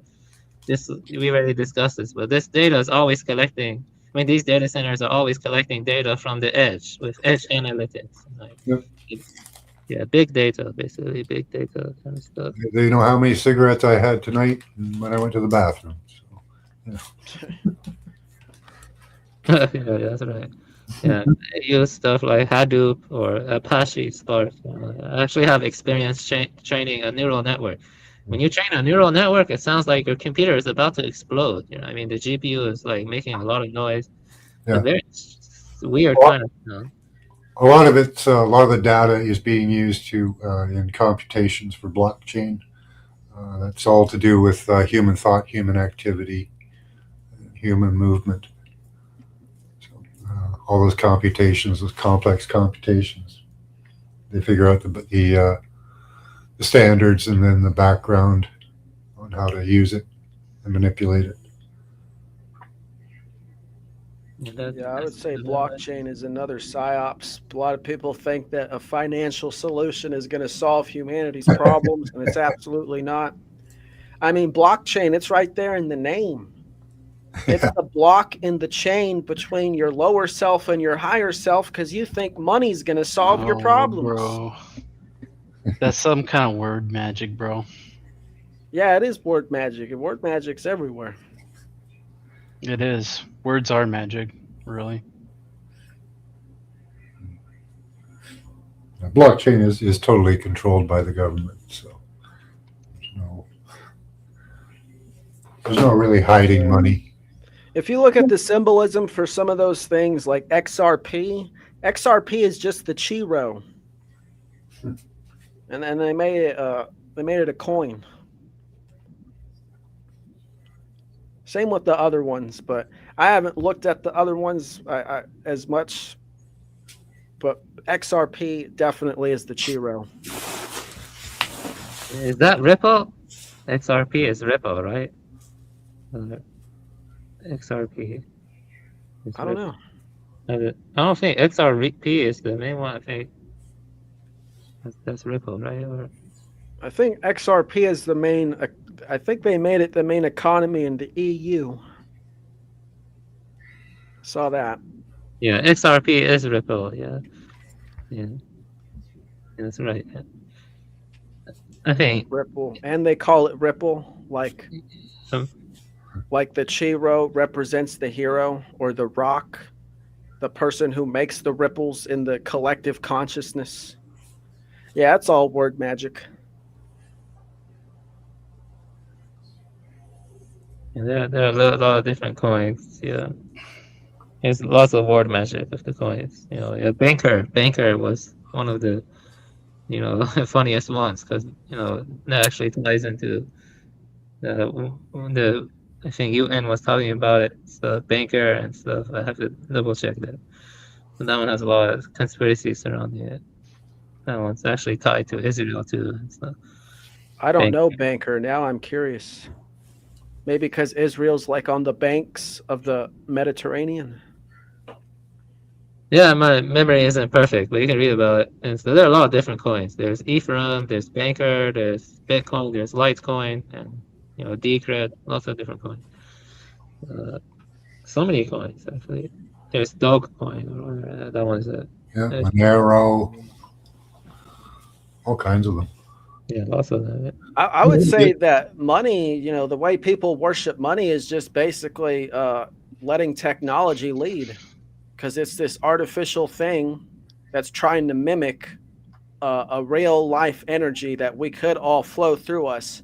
But instead of letting that energy flow through us as people, we put it into this talismanic piece of paper or these numbers on a screen that let us determine our value. That's the real magic is paper being worth more than life.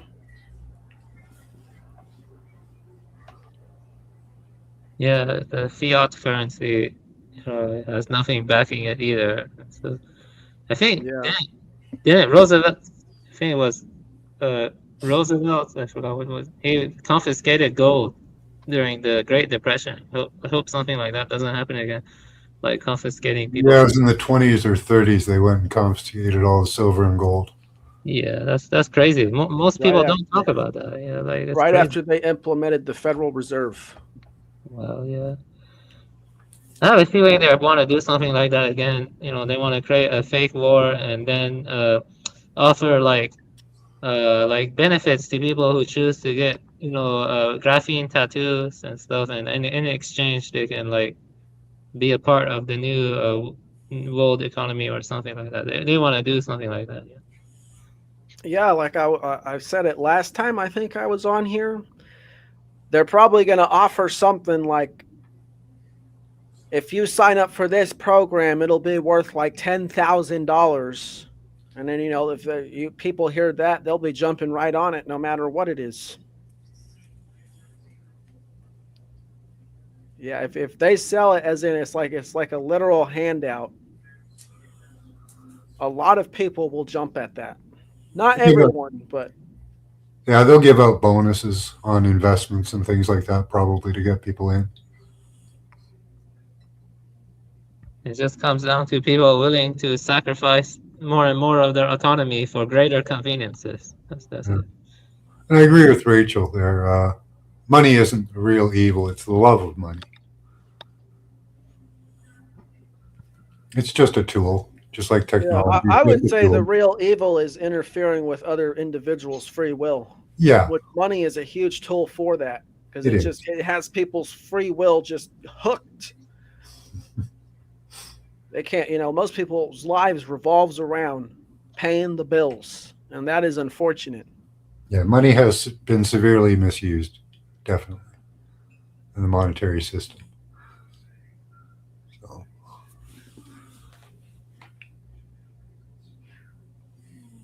But if we went back to like an exchange of metals, you know, especially now because metals, that's another reason that they could come for your metals too, is for the data centers. Drones, you know, we're at war. We need your silver and gold for the drones. Yeah. Ideally, they would be met with lead. I heard that's been happening a lot this year. It doesn't get talked about, but I guess more cops have been getting ambushed this year in 2025 than other years. And I heard that earlier in the year. I haven't heard that. No. Yeah, I haven't looked at it since. Doesn't surprise me, considering the way ICE has been acting. Mm.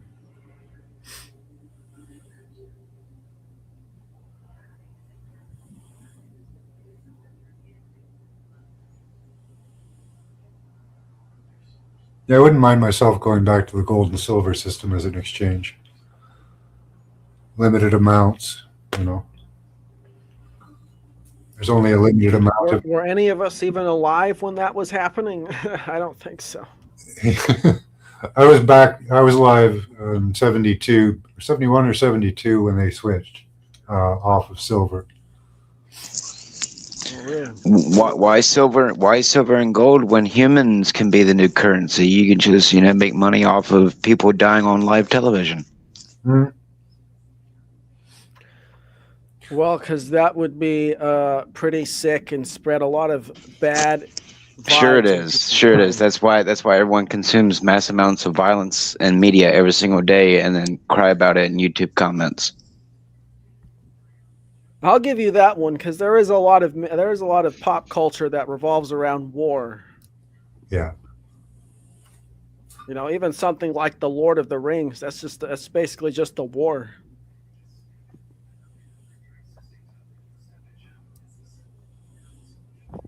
Is that some sock or is that the real Cecil? The real deal. Come on up and tell us how you feel. Cecil lives. Cecil lives. Yeah, blessings. Happy New Year's, man. If it's you.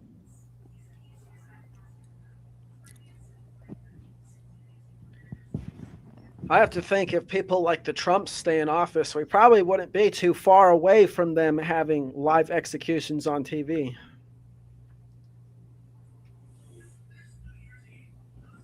What are you talking about? We already do when our governments, allegedly drop bombs on boats full of drugs.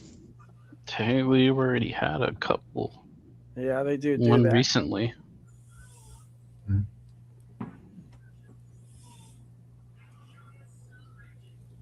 But it would be nuts to have imagine it filmed like a football game or something. Yeah, that would be bad.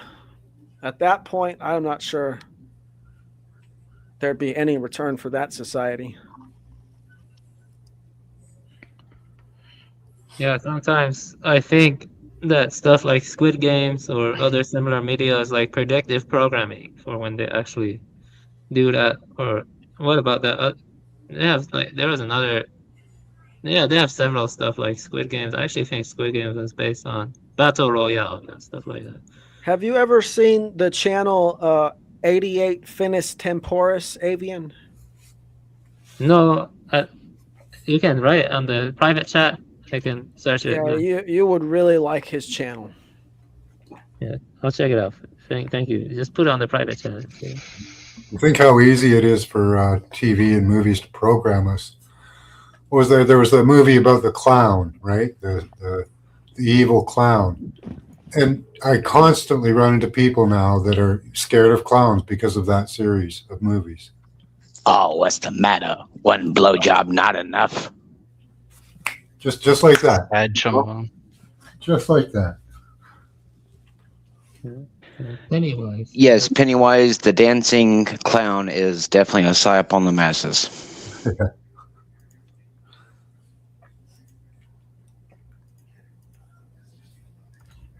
So what do you think of Stephen King writing all those books? You think that's a psyops?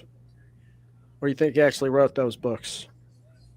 Apparently he writes like 6 pages a day, which is quite a bit. Yeah, I don't like his stories much. I like the spoofs about him, you know. Yeah, some of them can use ghostwriters, you know, and they do not have to tell you if they use ghostwriters. Kind of like those romance novels that were churned out by artificial AI back in the 50s and 60s. Avian, are you accusing all major novelists who eventually turn into movie makers? Are you accusing them of not writing their own stories? Uh-oh, hear that, George Lucas? Well, I mean, George Lucas, he definitely borrowed a lot of his story from mythology and other stuff like that, and just basically wrote an occult tale in space.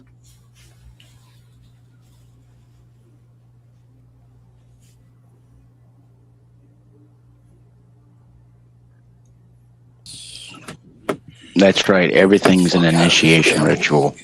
Fucking driving for like 8 hours. Can you guys hear me? What's going on? Yep. We can hear you. Yeah, what's going on? Okay, cool. Check this out. Is that like a Capitol building? It is indeed a Capitol building. In Idaho, or? We're gonna go find out right now. I'm gonna see if I can't find the placard on the base of it. Find the Freemasonic cornerstone. It is indeed significantly smaller than the one in Idaho. In fact, this is probably the smallest Capitol building that I've ever freaking seen in my life. What state is that? Is it going to say founded, or is it going to have a J instead of a 1? I'm not sure. There's usually Probably not. No. There's usually like a bronze placard or something on one of the cornerstones. What does this say? Yeah. What is this?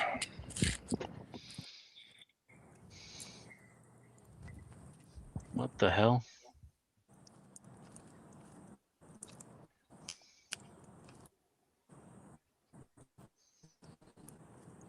Uh-oh. It almost froze there for a second.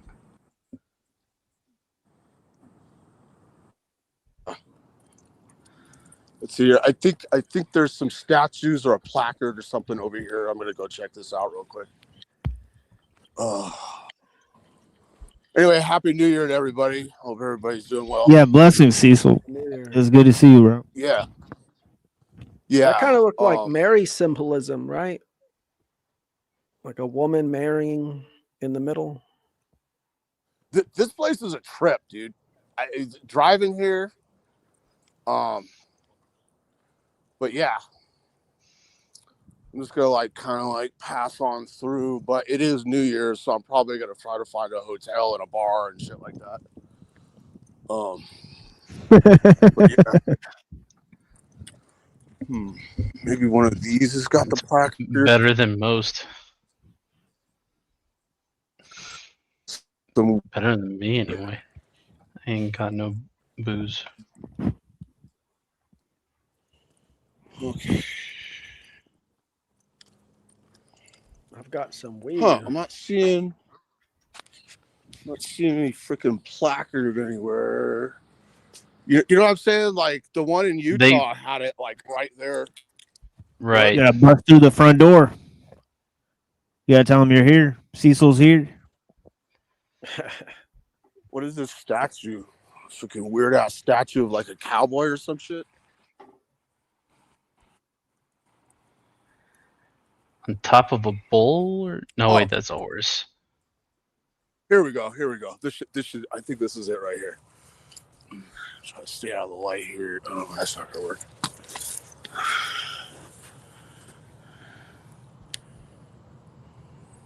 Wyoming.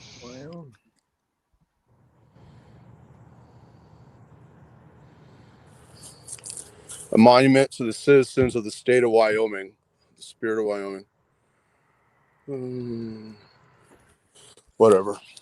That's one of those Midwest rancher states, right? I bet you it was made by Freemasons. This is like there's probably a whole total of about 200,000 people in the state of Wyoming. That's not much. Yeah, and most of it is along the 80, which goes along the southern border of the state. So I'm in Cheyenne. That's the biggest city. That's 65,000. Laramie is about 50 miles back that way. It's about 33,000. And then you've got Gillette and Casper, the other two big ones. I would go up to Devil's Tower. It was fucking up in the northeast corner. But it's just a little bit out of my way. I'm going to need to get to work pretty soon. But yeah, this place is kind of a trip, dude. Yeah, I was going to say, don't tell me Devil's Tower is in the capital. That would have been a trip. No, it's actually the northeast corner of Wyoming. I'm going to look that up. But it's something that I've always wanted to see. Sounds like a perfect place to start a zombie apocalypse. Oh, it's that mountain from that movie, Close Encounters. The alien mountain. Zombie apocalypse is a doable thing. Wow, and that just happens to connect to our buddy Spielberg. Anyway, you got a big ass tree in there or some shit. They gotta have a cornerstone placard somewhere. Right. Most of these Freemasons. I mean, I'm gonna go around to the north side of the building and see if it's over there. But like the one, go ahead. They might have hid it somewhere though. Where's their fallout shelter? Do they have a fallout shelter sign over there?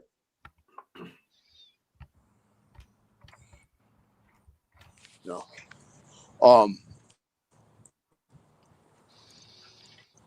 Yeah, dude, driving across the state, because it's mostly flat. There's a little, it doesn't get mountainous until you like, actually, Denver, the road to Denver is just south of Laramie. If you go south out of Laramie, you're going up into Denver. So it gets kind of mountainous, like right here at the end, but most of it's really, really flat, like desert land.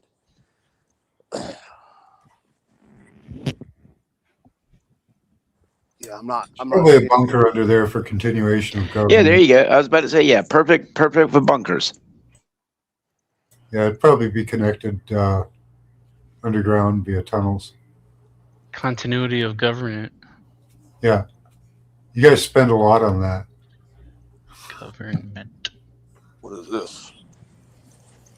Perfect for storing a bunch of nukes, too.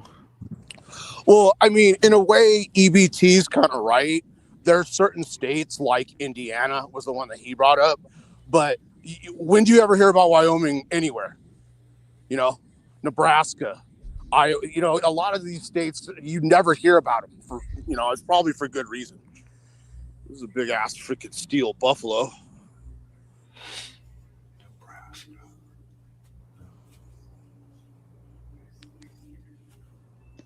You or the statue? This is a big ass steel buffalo, bro.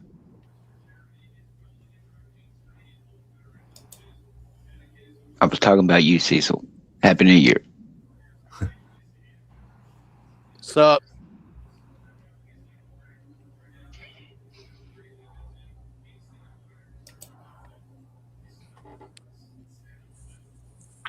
Is it just me or Wyoming is like a perfect square? Getting close to it. Yeah, Reddington, can you do me a favor and look up how wide Wyoming is in miles?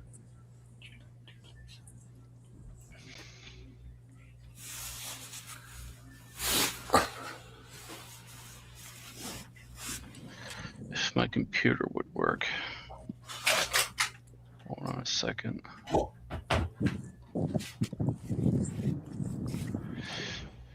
It's probably going to be a few thousand, I would think. Maybe, well, not a few thousand. Never mind.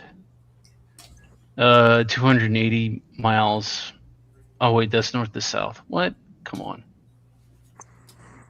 342 miles, apparently. Okay. Yeah.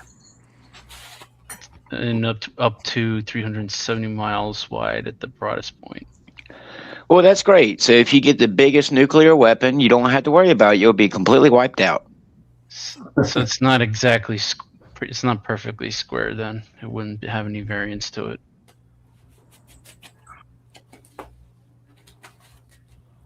Oh, what the heck? Is that like Baphomet in there somewhere? I don't know, but capitals are known for being weird shapes. Yeah. But they're supposed to For be sure. arrows pointing. I mean, if you got the whole face phobia thing, it does kind of have a face in it. Looks like eyebrows, and the thing looks like a mustache. So this is a building right here. This is a building, and this is a building. What do those words say on them? Well, the bottom says capital, so. I can't read the top ones. Herskler West, Herskler East is what these buildings are called. HERSCHLER.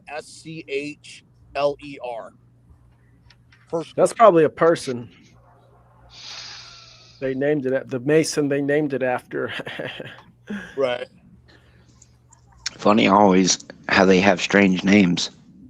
It says right here that the central part right here says, I don't know if you can see that, it says Capital Extension Underground.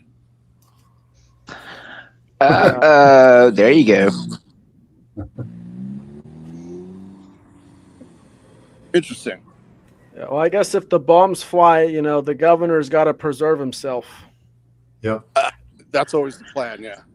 Well, I can tell you, even your mayors have a spot in their fallout bunkers in your local cities. Y'all don't. Oh, we just plebs. Yep. Well, I can tell you, even my small town has a nuclear fallout site downtown, and I've already been told it's not access for any common civilians. So.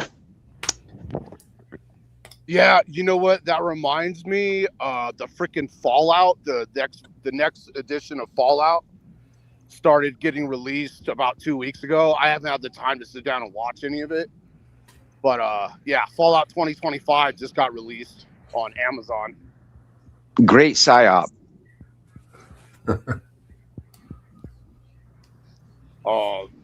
There's that. As long as you got a thumb, you'll be okay, Cecil. I know. Crazy shit. But yeah, anyway, like the moment I pulled up here, freaking weird silver and white cars started circling around the block, and those people that I was just talking to actually just like pulled up right next to me. We're like I haven't even been here for like 5-10 minutes.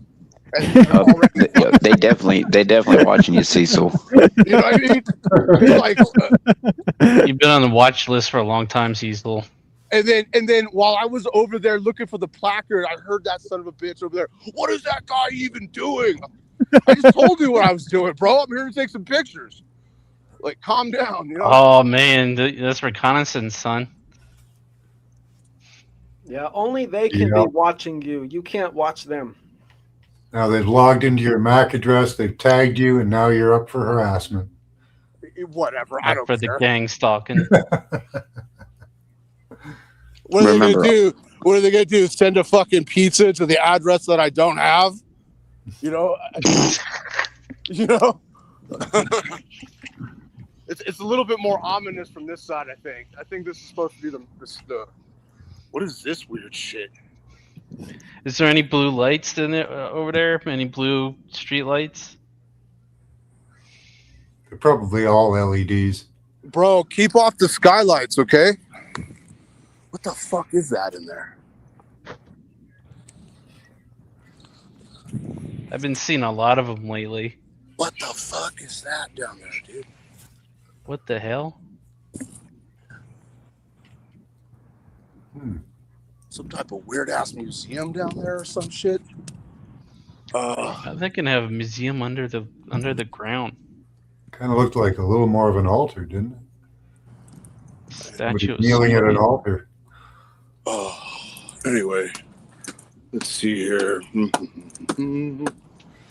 Yeah, still no bronze placard anywhere on any type of cornerstone or any of that bullshit. I mean, kind of weird. I'd like to take the tour if it's open tomorrow.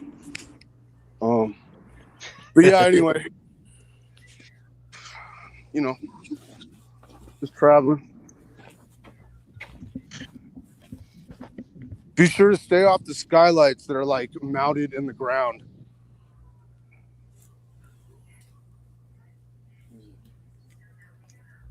What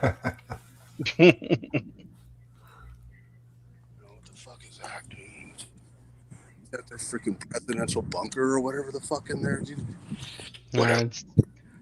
That's too high to the surface, probably. Oh yeah, they'd be way down. It's got to be levels down. Yeah, that's just like strange decoration or something. Yeah. Well, you know, they had to make the outside look nice and neat, you know, like Nuketown.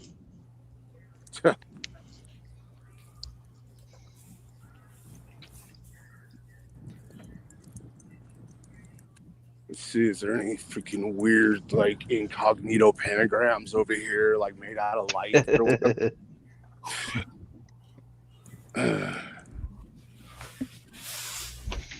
What state or what city capital is that? I'm gonna look it up on maps. The name of the city is Cheyenne, Wyoming. It's the capital of Wyoming.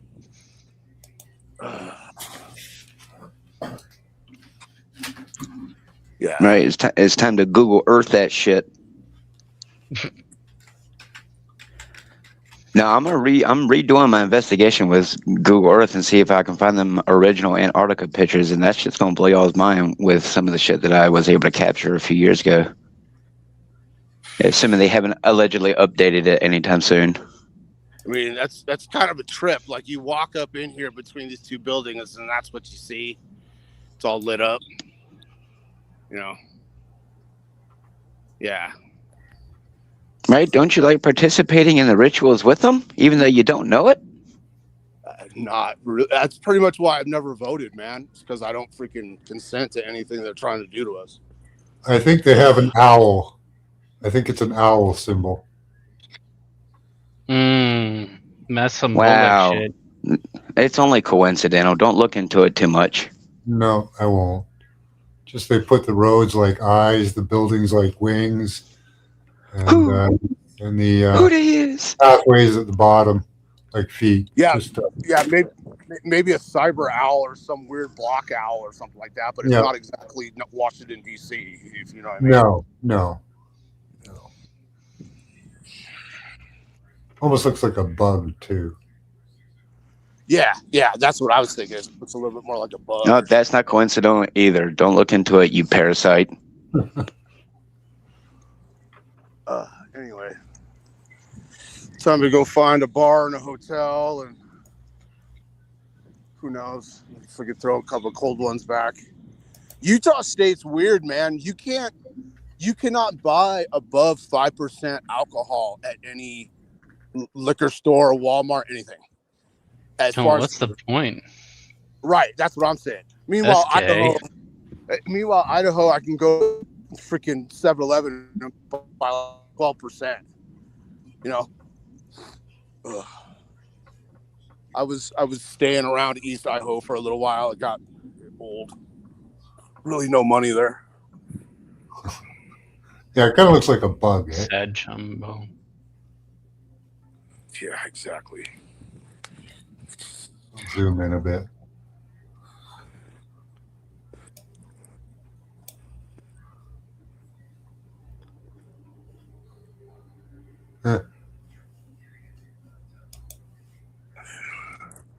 Maybe not.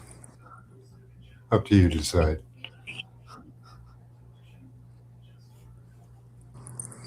Yeah. Yeah, They're man, doing there's a lot of like something again, with it for sure. Yeah, it does look kind of Freemasonry, maybe with the triangle-ness. It looks like a all-seeing eye in the middle. Oh, could be the compass and Evil square. eyebrows. Compass Uh-oh. and square. Yeah. I'm voting for the compass and square. Yeah.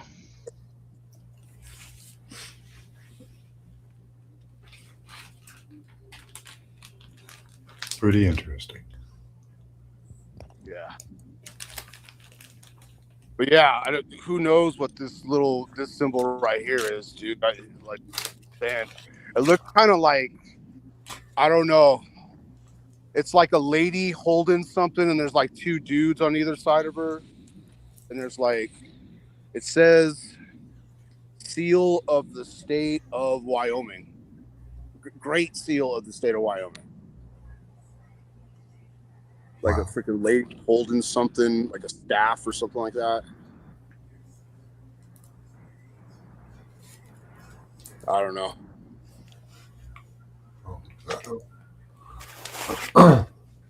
Anyway, probably some like family seal of them. Guns together. Some ancient bloodline like seal like they used to do on their flags or something to show which family they were a part of.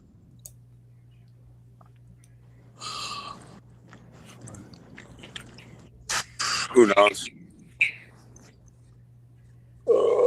Called the statues. It's definitely a way cooler place in the light to see all the different colored buttes and stuff like that. But yeah. If you're driving in the dark, like, you're not going to get a lighted highway until you practically get to the end of the freaking state. At least if you're coming from the west. Yeah, lots of truckers, man. More trucks on the road than normal cars, as far as like semis and shit though. Crazy. Well, that's concerning. There's the seal. Anyway. Jacob and Boaz between the goddess, I guess. There's a phoenix underneath. Yeah, that's the one. Ruh-roh.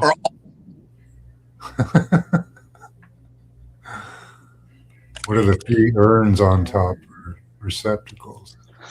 Oh, look, it's just a coincidence. Look at the colors of the shirts. Huh? No red and blue here, y'all. No. Right. Got your fire and ice symbiotic. You guys are a bunch of conspiracy theorists, man. The way I see it is like No, it ain't conspiracy from my experience, bud. It's got these workers, and they're coming together under the government, who's going to grant them these rights. Right? Like when the government's this artificial entity that in reality can't grant equal rights. That looks like a PSYOPs picture in that regard. Let's go find some bars. Fuck yeah. Drive around. Just make sure you wear protection. You won't want any STDs. No more STDs. Yeah, okay. Yeah, and don't film yourself going down the red light district either. Let's see here. Speed limit 20 miles an hour. Okay. It's kind of weird. Sheesh. It's slow as Capital. shit.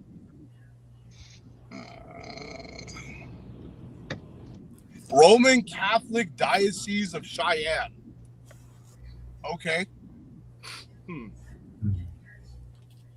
got livestock, grain, mines, and oil on the banners as well. 1869. Jonah Bank of Wyoming. I think the mine part is interesting. I'm going to do some research. I appreciate you sharing that, Cecil. Yeah, no problem.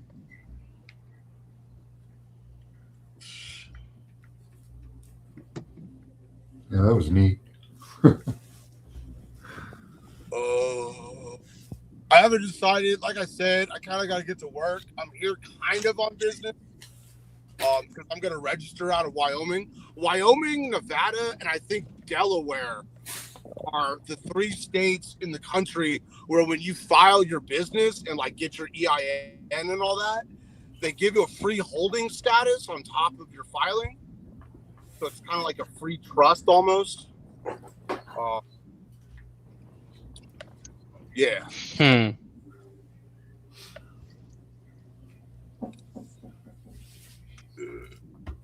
There's definitely some old infrastructure. Buildings. It's past the Catholic Church. Ooh, there's a ramen house. That's cool. Anyway.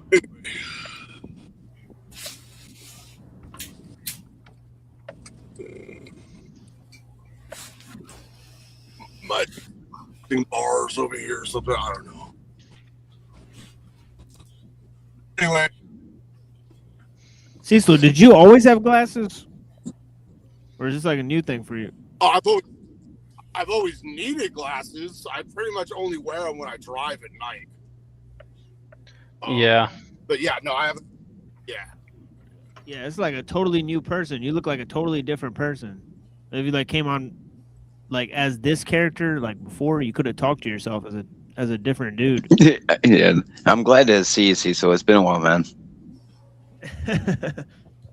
Yeah, I got a little bit of extra facial foliage going on, you know what I'm saying? And every once in a while I grow a beard, much whites in it to see how old I look, you know. Yeah, but it's good to see all you guys too as well, you know. Yeah, we're about to launch into a music show for the New Year's. So I'm just going to do that, and I bet everybody will leave, but I'll be here just listening to music for like 20 minutes, so in like 5 minutes or so. So we'll start that up. Little mini mix. I'll put together celebratory. But yeah, since we're here anyways, right, and I'm happy that people are here with me. There's not that many people here. I know there's lots of different shows on or whatever. So, almost guaranteed that not that many people are going to be here tonight. But we are going to review Professor Jang. He's an up-and-coming internet star. And I don't really understand what people see in him. Not really seeing it. It's mainly because he talks out against the elites and presents it in a way that makes sense, in a way that seems legitimate. Right. Like nuanced, and yeah, he brings up a lot of like popular sounding stuff. Yeah, it seemed like he's like a Sam Harris type, or like, but yeah, he is sort of conspiratorial. You know, but yeah, he's weird. He's our next pop philosopher or whatever. So. And history is really doing it big. You know, history is doing it way bigger than science or philosophy right now. All right, I guarantee it's going to be the big thing. Hyperborea. History's coming back. History is more of an art than any kind of science. Yeah, one would hope not, but yeah. Well, do you know like the key what am I trying to say? The key requisite. Do you know the difference? The major thing is the difference between an art and a science. An art is open to an opinion, whereas science or math at least is freaking written in stone. And history is definitely open to opinion.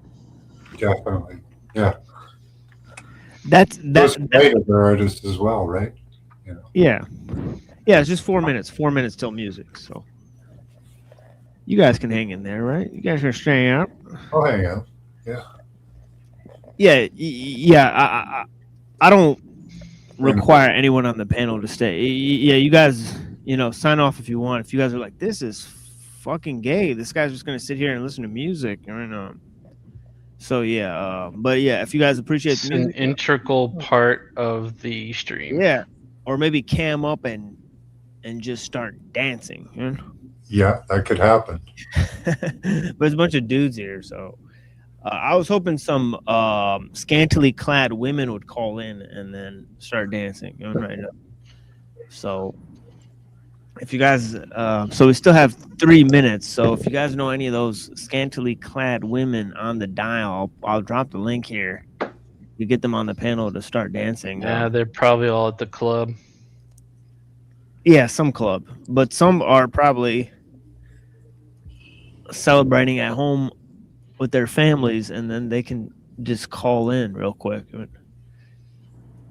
And yeah, so that is a possibility. There's 17 watching here. How many of those happen to be attractive women? You know, probably negative 40. There's a good possibility that maybe 4 of them are semi-attractive. I don't know. But yeah, they're probably all dudes, and they're probably all old or dudes. feds. Yeah, exactly. Or both. Yeah, so too much sausage fest here. Yeah, it is what it is. So yeah, yeah, sadly, we don't have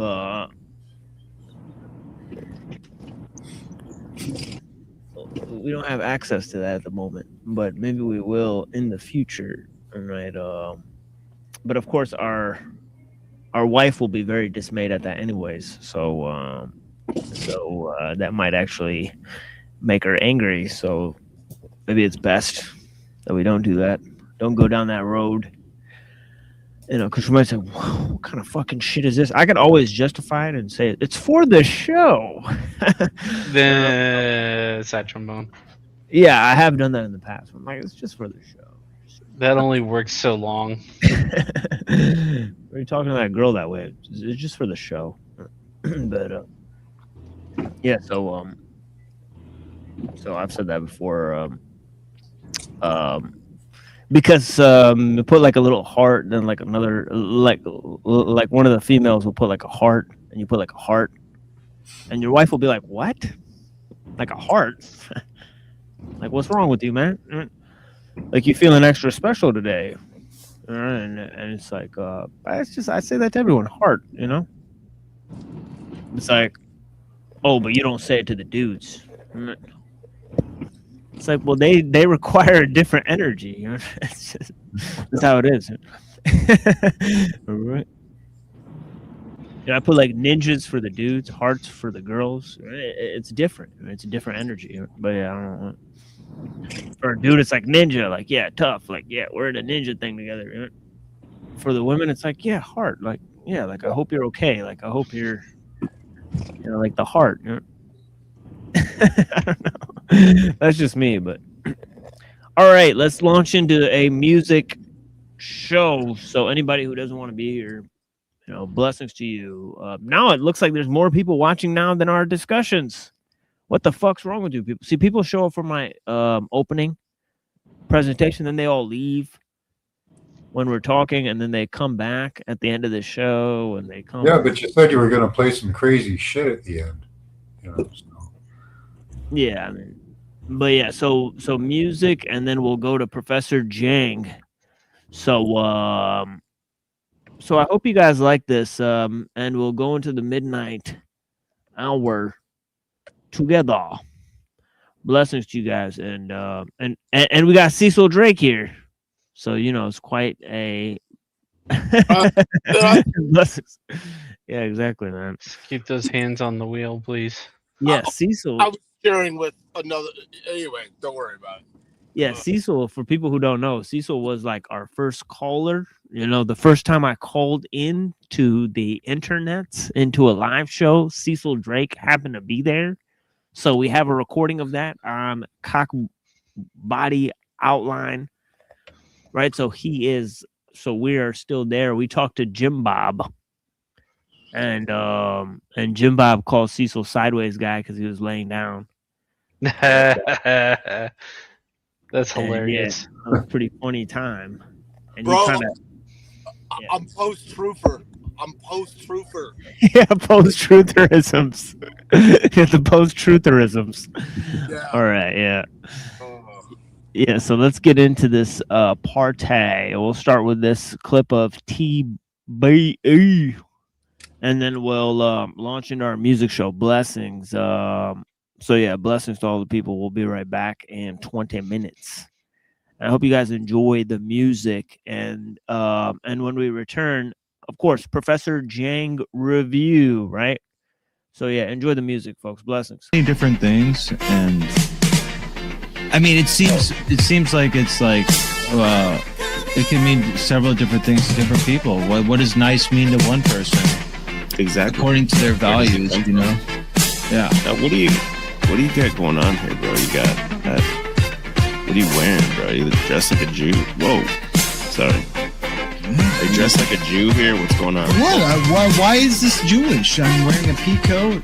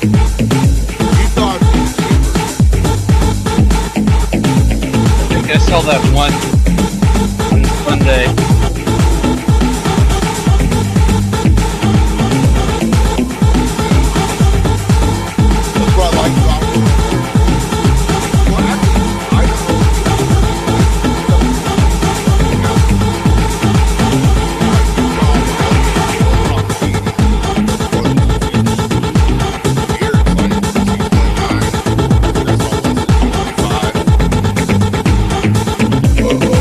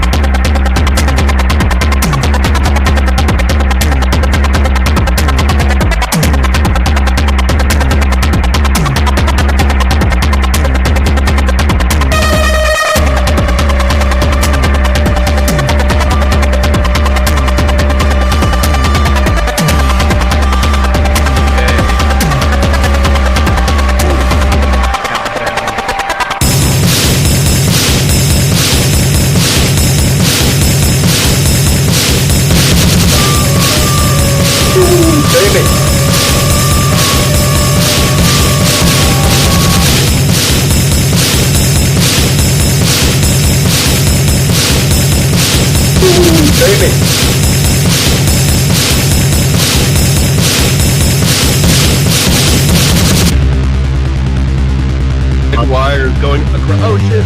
Oh shit! Fire! Now that is fucking hilarious.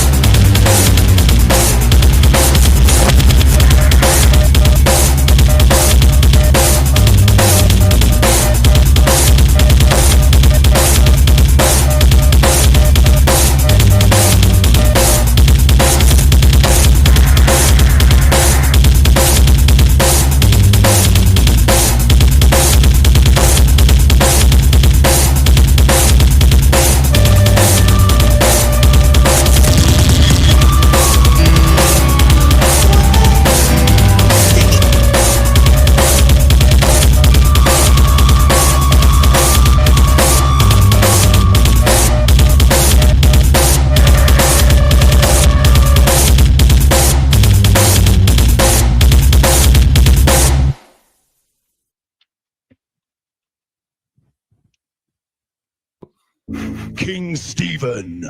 Bow down to Dolphin Jesus.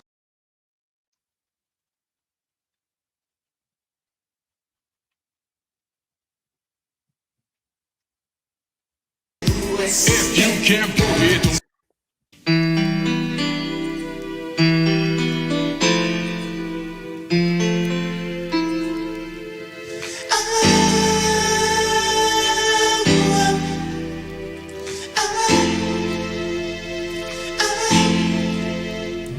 In a western town in a dead-end world, the eastern boys and western girls. Ooh, in a western town in a dead-end world, the eastern boys and western girls. Ooh, If you can't forget the man, just tap your feet as I roll around to the neat sweet beat. It's most atmospheric, it's the groove that's smooth. No need to get hyped, just shuffle your shoes from side to side. Slowly you glide, you prance and you dance and you step with pride. I never came to cuss or poison fuss, but there's a little something I like to discuss. I've been around and I've traveled the sea. Clout the Chris girls that look real pretty. See many of faces, be many of places, but none of them stay like the western girls. in a western town in a dead-end world, the eastern boys and western girls. Ooh, in a western town in a dead-end world, the eastern boys and western girls. Ooh, The West End girls come from all parts of the city. Joining together to form a large community. Some work single, some work in groups. So many Chris girls that it's hard to choose. But you best be real for something spoken for.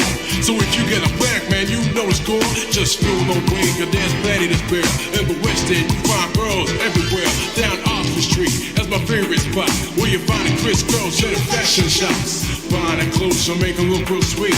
So they can turn heads as they walk the street. In the sock shorts and a low cut tops. As you sight the girls, man, you get the hots. You can control it.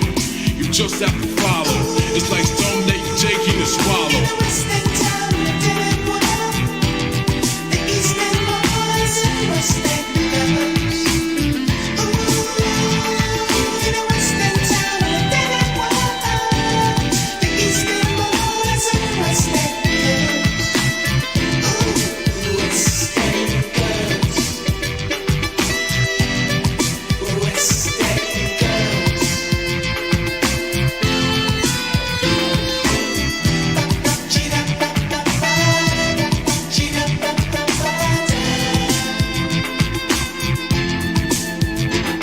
In a western town in a dead-end world, the eastern boys and western girls. Ooh, in a western town in a dead-end world, the eastern boys and western girls.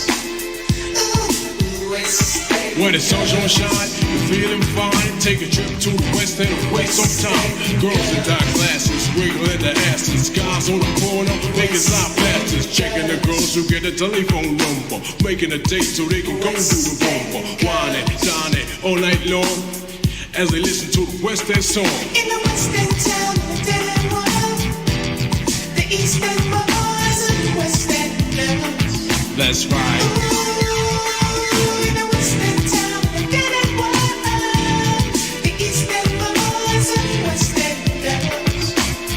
Ooh, western. Take a plane ticket and drive with a walk, but you'll never find another like a West End girl, like a dream girl. They're sweet like wine and fine so fine, the vine will blow your mind. Won't you wine them and sign them all night long as you kiss and caress to the West End song? Bumping and doing the stuff, but then you quit when you had enough. In a western town in a dead-end world, the eastern boys and western girls. Ooh, in a western town in a dead-end world, the eastern boys and western girls. Ooh, western.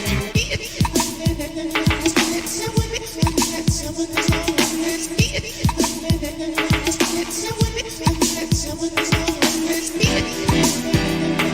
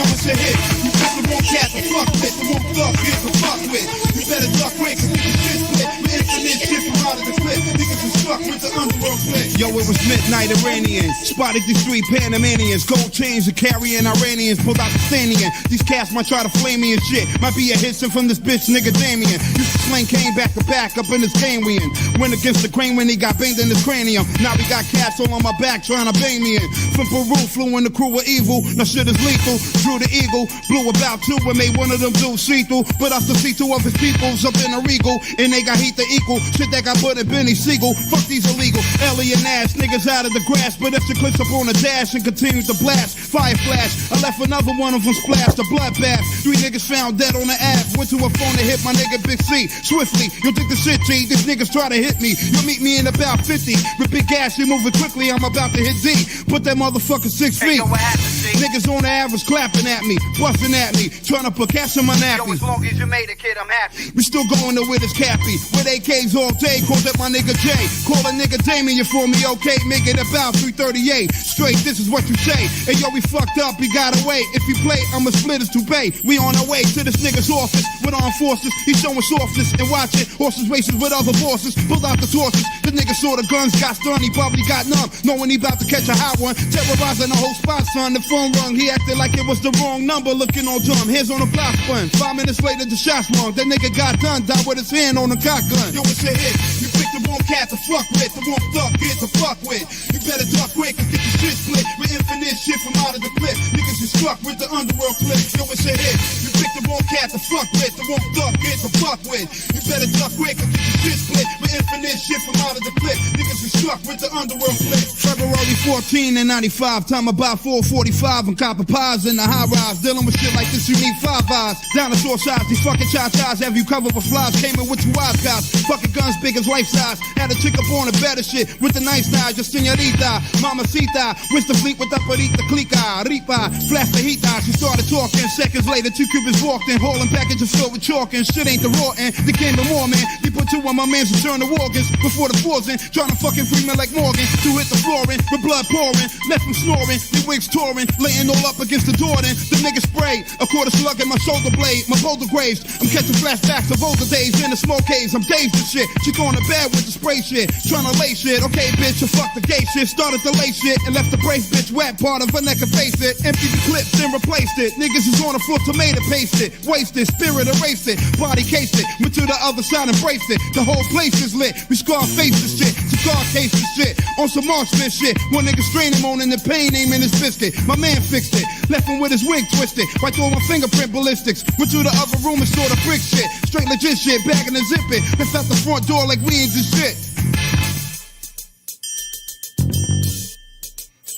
Yo, it's a hit. You picked the wrong cat to fuck with. The wrong thug get to fuck with. You better duck quick.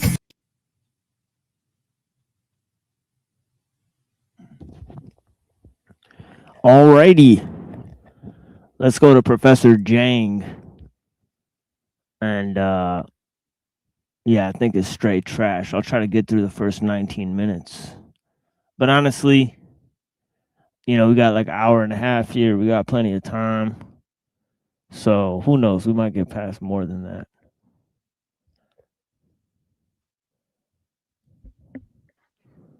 But after an hour and a half here, I'm gonna play some things. Especially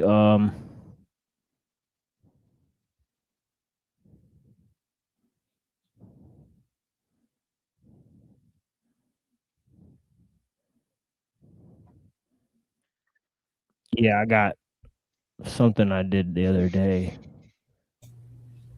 That was a good music mix. I enjoyed it. Yeah, thank you. Yeah, we're gonna promote NPC the game show, and then we're going to go in and move on to. Oh wait, why is it showing this? All right, let's show this. That Alec Empire tune gets me every time.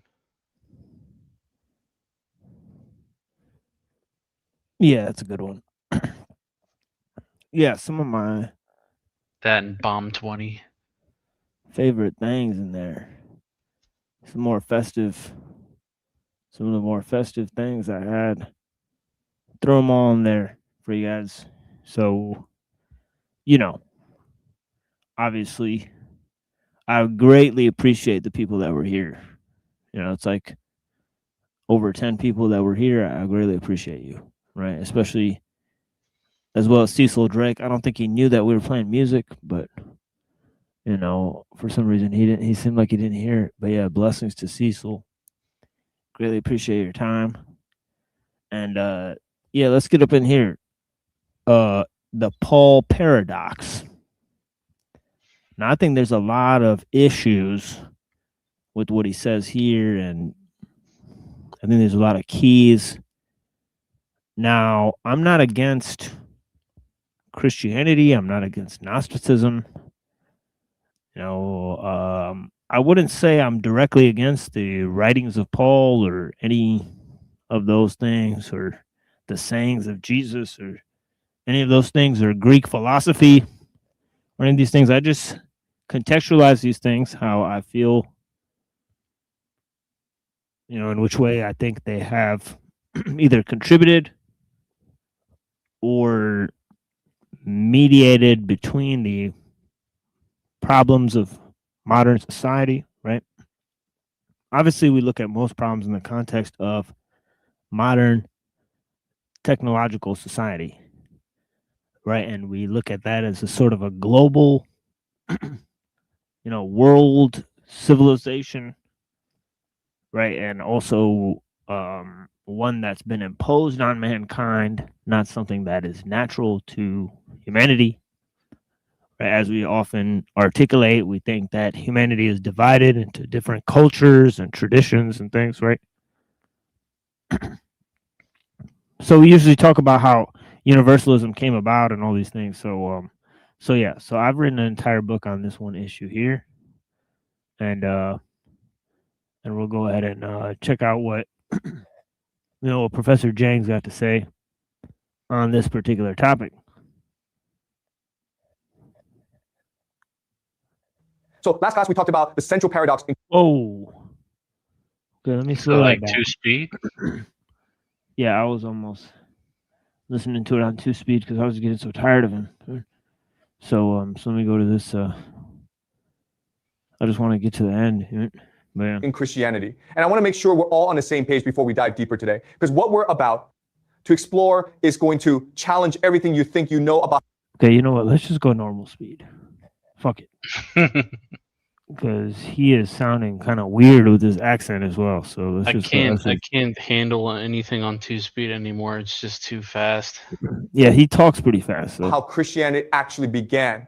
The paradox is simple but profound. Right. What Jesus believed and taught is fundamentally different from what Christianity teaches us about Jesus.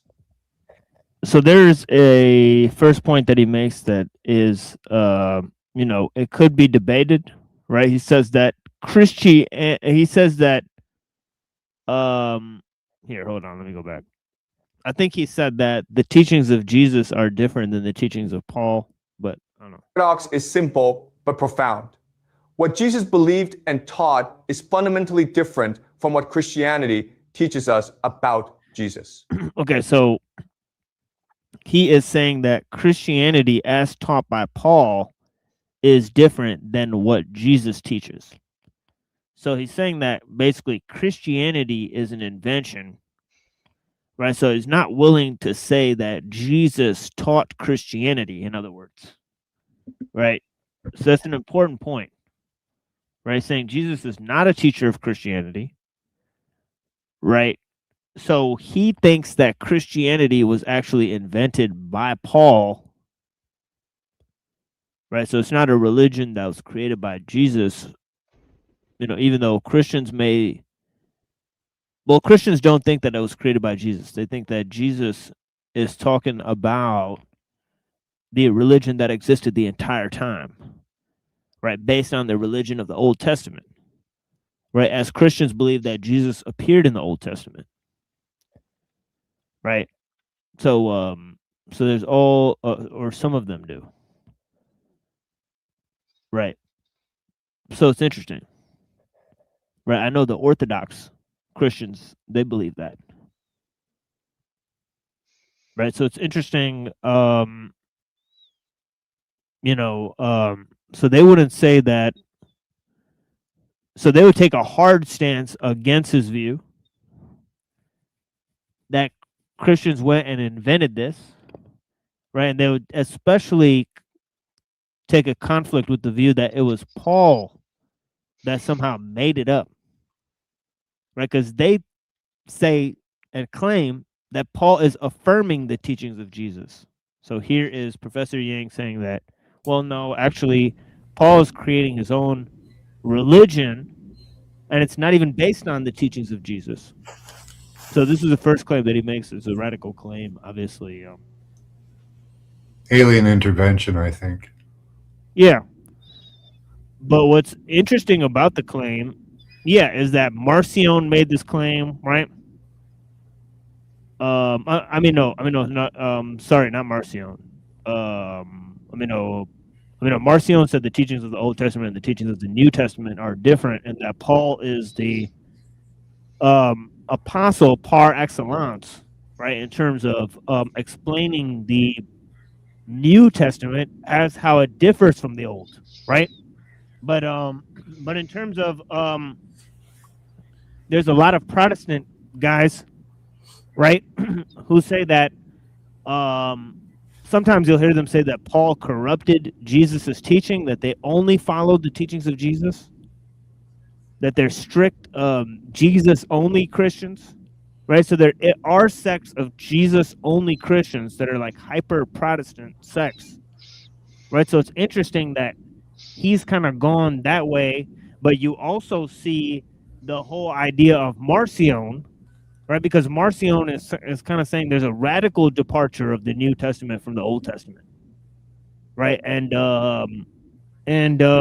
Professor Yang is saying that Jesus is saying that, but also that Paul is going too far with it, right? And also that Paul is an agent of the Romans. We'll see how he makes the case that Paul is an agent of the Romans, right? Because Or the pulling them back to the demiurge, you know?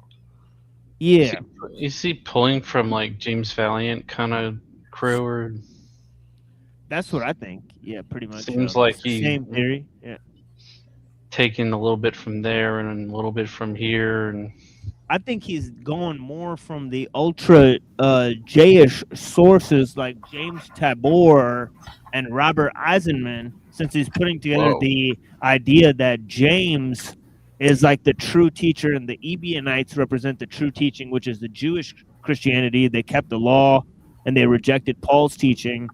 So he's saying that the whole reason that Christianity was created was to stop Judaism, and I think that that's ridiculous. You know, the Romans could have stopped Judaism 100 different ways, right? And still they didn't stop it by creating Christianity. You know, Christians are the most avid supporters of the Jews today, so you know, it just doesn't make any sense. Yeah, my understanding of Paul was that he was basically a follower of Judaism, but he just thought Jesus was the Messiah. Is that correct? Or would you agree with that? Well, it's if you read Corinthians, right, especially 15. Okay, where is, if I could find like a copy of a Bible where my copy of my Bible is, and I could maybe open up Corinthians 15, but I may not remember where I put it right now, honestly.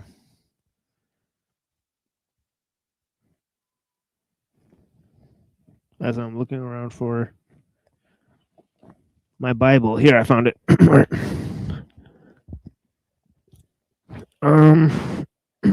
All right. Let me go to Corinthians 15 for you guys. I don't know if you guys ever read this, but Paul starts to get into some pretty interesting theology. Right, if you guys aren't aware of his beliefs. It's pretty wild stuff, right? So it says in Corinthians 15, right? Okay, now this is the most interesting part.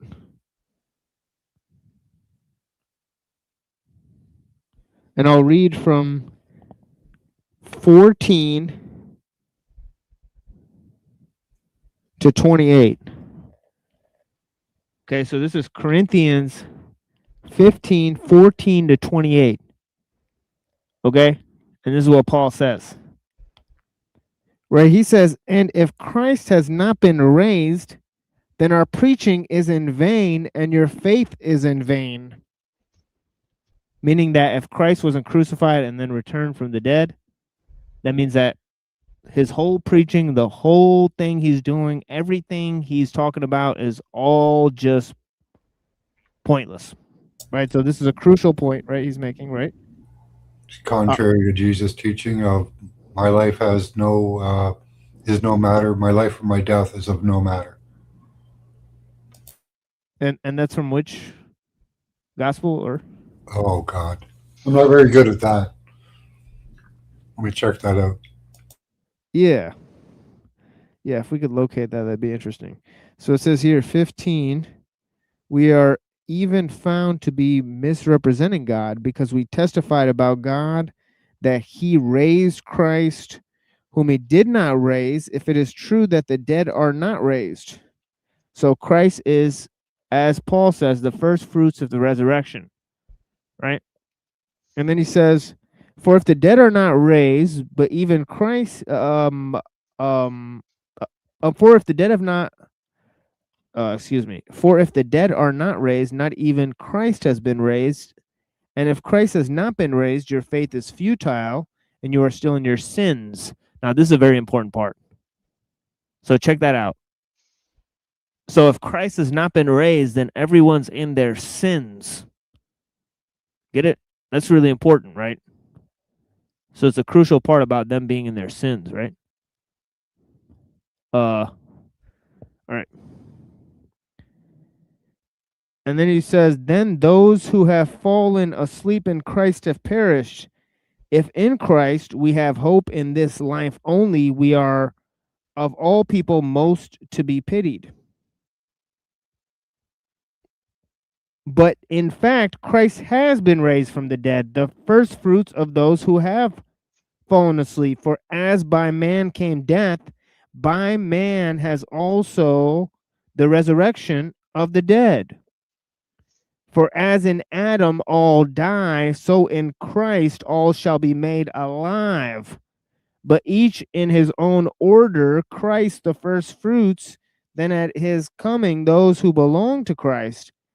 Then comes the end, when he delivers the kingdom to God the Father, after destroying every rule and every authority and power.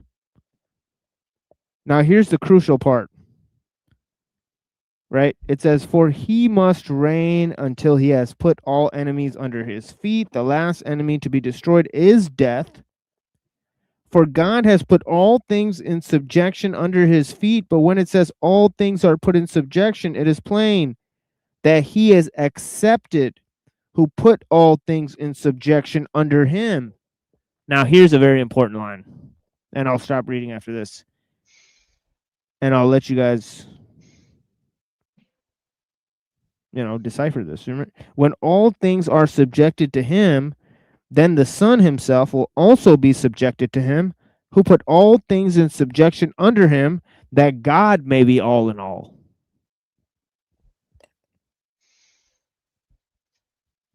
So what do you guys think? Quite an interesting picture there.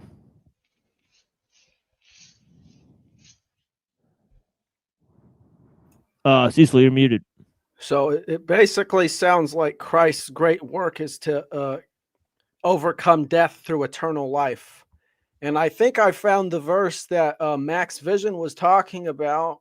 I think it's John 5:24, but it says, "Very truly I tell you, whoever hears my words and believes him who sent me has eternal life and will not be judged, but has crossed over from death to life." So I don't think it was quite the same as it doesn't matter if the life he lived or not. Yeah, I can't find the quote. Well, I think what it is saying, though, is that if you believe in his way, then you will have eternal life, because Jesus's way is the way to sustain life, because it's just basically a way in alignment with natural law, right? And the natural law, it doesn't grant eternal life for us here as mortals living on the earth, but it would make life better for everything around us.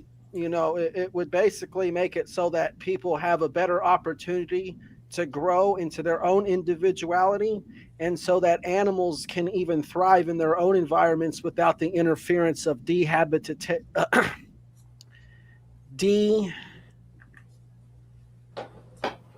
I can't pronounce that word right now, but things like deforestation, things like the destruction of their habitats. Yeah. Yeah, I'll summarize the verses, but I think Cecil has something. Oh, I was just gonna say, it kind of sounds like it's kind of like how like Hindus live longer because they believe in reincarnation. It's basically like, which is a proven fact, by the way. They live on average, like they have some of the longest lifespans on the planet. It's usually 7 years or 8 years longer than anybody else. That's interesting. Yeah.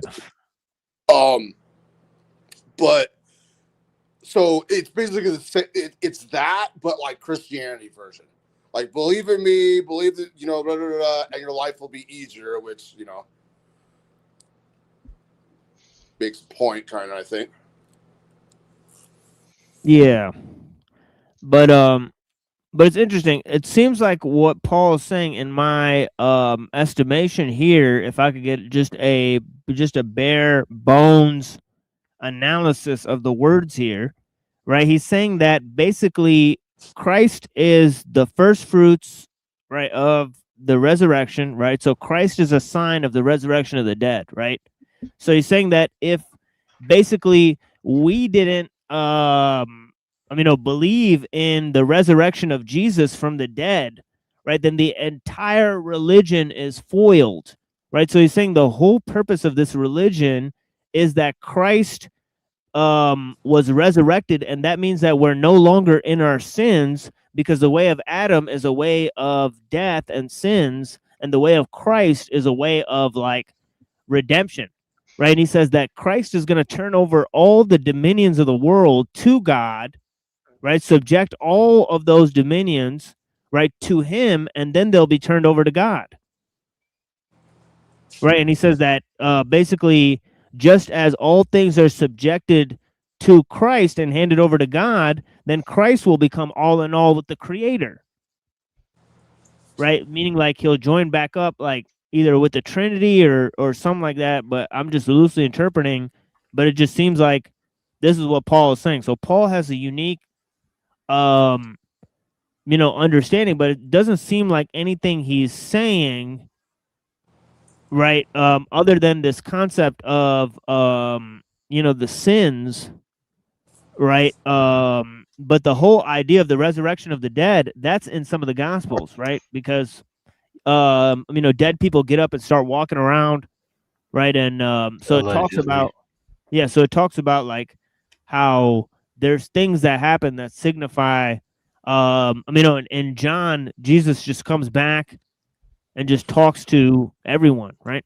So yeah. So if Jesus came back and talked to everyone, that would basically be everyone coming into alignment with natural law, because they've basically quieted themselves enough to hear the word of God within themselves, or channeled the Holy Spirit. which, is pretty much the most important aspect of God. That's why Jesus says that the most unforgivable sin is to basically blaspheme the Holy Spirit.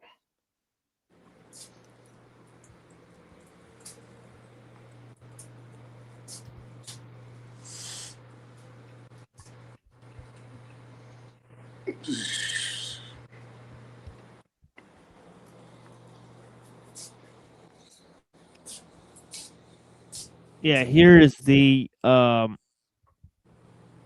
right here. Right, it says in the King, then the same day at evening, being the first day of the week, when the doors were shut, where the disciples were assembled for fear of the Jews, came Jesus and stood in the midst and saith unto them, peace be unto you. So he straight up just shows up and he's like, what up, my doggy dogs? Right, and they're like, what? And I think Thomas was like, nah, man, he's definitely dead. And then which is funny because Thomas is the guy in the other gospel that he's talking about, right? That Professor Jang seems to love, because he says, Jesus is saying that the kingdom of heaven is within you. And I think that's from Gospel of Thomas. That's the same guy that they're making fun of, because he's the last guy to be like, nah, this guy raised up from the dead. Isn't that funny? Anyways, let's take a look at this. And that gap between the man and the myth, that distance between the teacher and the religion built in his name, tells us something crucial about how power works, about how empires operate, about how ideas get transformed when they become useful to those in control. Now, before we go further, I need to be very clear about what we're doing here. This is not a theology class. This is not about faith or belief. What the fuck? Yeah, I thought this was funny because this band is called Anne and Frank. And then the song is called Jezebel. So it's kind of weird, man. That whole TML, this guy is like a college professor or something like that? Yeah, he's like a new popular guy on the Or no? internet. Yeah. I've seen this guy. Yeah, he's all over the place. This guy, Professor Jang, 100K views. In this lecture-style historical analysis, we examine one of the most consequential questions in the history of religion. How did Jewish reform movements centered around Jesus become Roman Empire-wide institution called Christianity? So he's alleging that Christianity is different than the teachings of Jesus. Empires operate about how ideas get transformed when they become useful to those in control.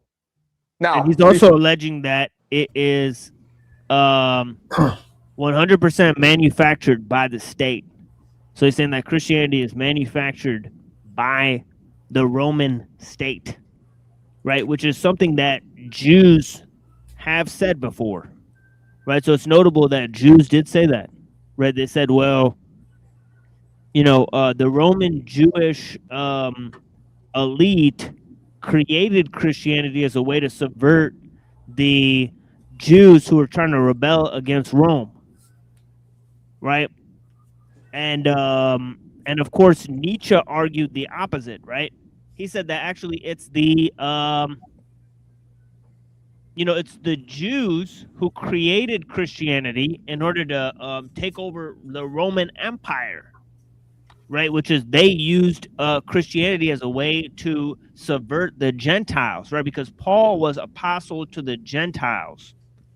So he was not trying to subvert Jews, so to speak. He wasn't talking to Jews, right? So there's one hole in Professor Jang's sort of analysis here, right? But let's see if there's any other inconsistencies, because I believe there's many inconsistencies in the way he presents this. Before we go further, I need to be very clear about what we're doing here. This is not a theology class. This is not about faith or belief. This is historical analysis using a specific framework looking at early Christianity as a geopolitical phenomenon, as an intelligence operation, as a case study in how empire. So that's loaded, right? It said he said this is a class that's looking at Christianity not as a theological thing, but a geopolitical device, right? And like some sort of spy operation, right? So that's interesting that he's already like went all the way to say this is a complete construction, and it's also for the purposes of propaganda. So that's baked into his analysis at this point.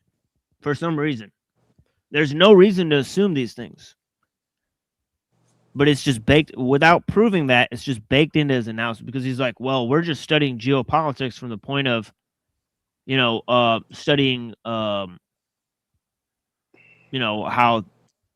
people can use ideas to subvert things. And, listen to what he says. Be very clear about what we're doing here. This is not a theology class. This is not about faith or belief. This is historical analysis using a specific framework looking at early Christianity as a geopolitical phenomenon, as an intelligence operation. Okay, so look, so he said it's a specific form of historical analysis that's looking at Christianity as a geopolitical phenomenon, and then he said early Christianity as a geopolitical phenomenon, as an intelligence operation. And as an intelligence operation. So it's baked into his analysis that Christianity is an intelligence operation. So he doesn't have to prove that part, is what he's saying. He doesn't have to prove that Christianity is true from a religious standpoint, because he's not looking at it in a theological way, right? He's just looking at it as a geopolitical, aspect in, as an intelligence operation, right? Which is like, it's a weird thing. I have heard him say before that his whole class basically just revolves around theories. Right. It's kind of like a get out of jail free card, right? So it's kind of like he said, it's kind of saying like nothing, I can say is because I'm looking at Christianity in this really particular context, right? In terms of geopolitical analysis of intelligence operations, so he's explaining it that way just to be clear, but he's been clear about what his goal is. But I think most people who are hearing this, they'll think like these are a bunch of points made about Christianity, and you can either prove or disprove them, but that's not what's happening here, right? It's more nuanced than that, right? He's presenting a certain style of analysis, which he's made clear is 100% theoretical.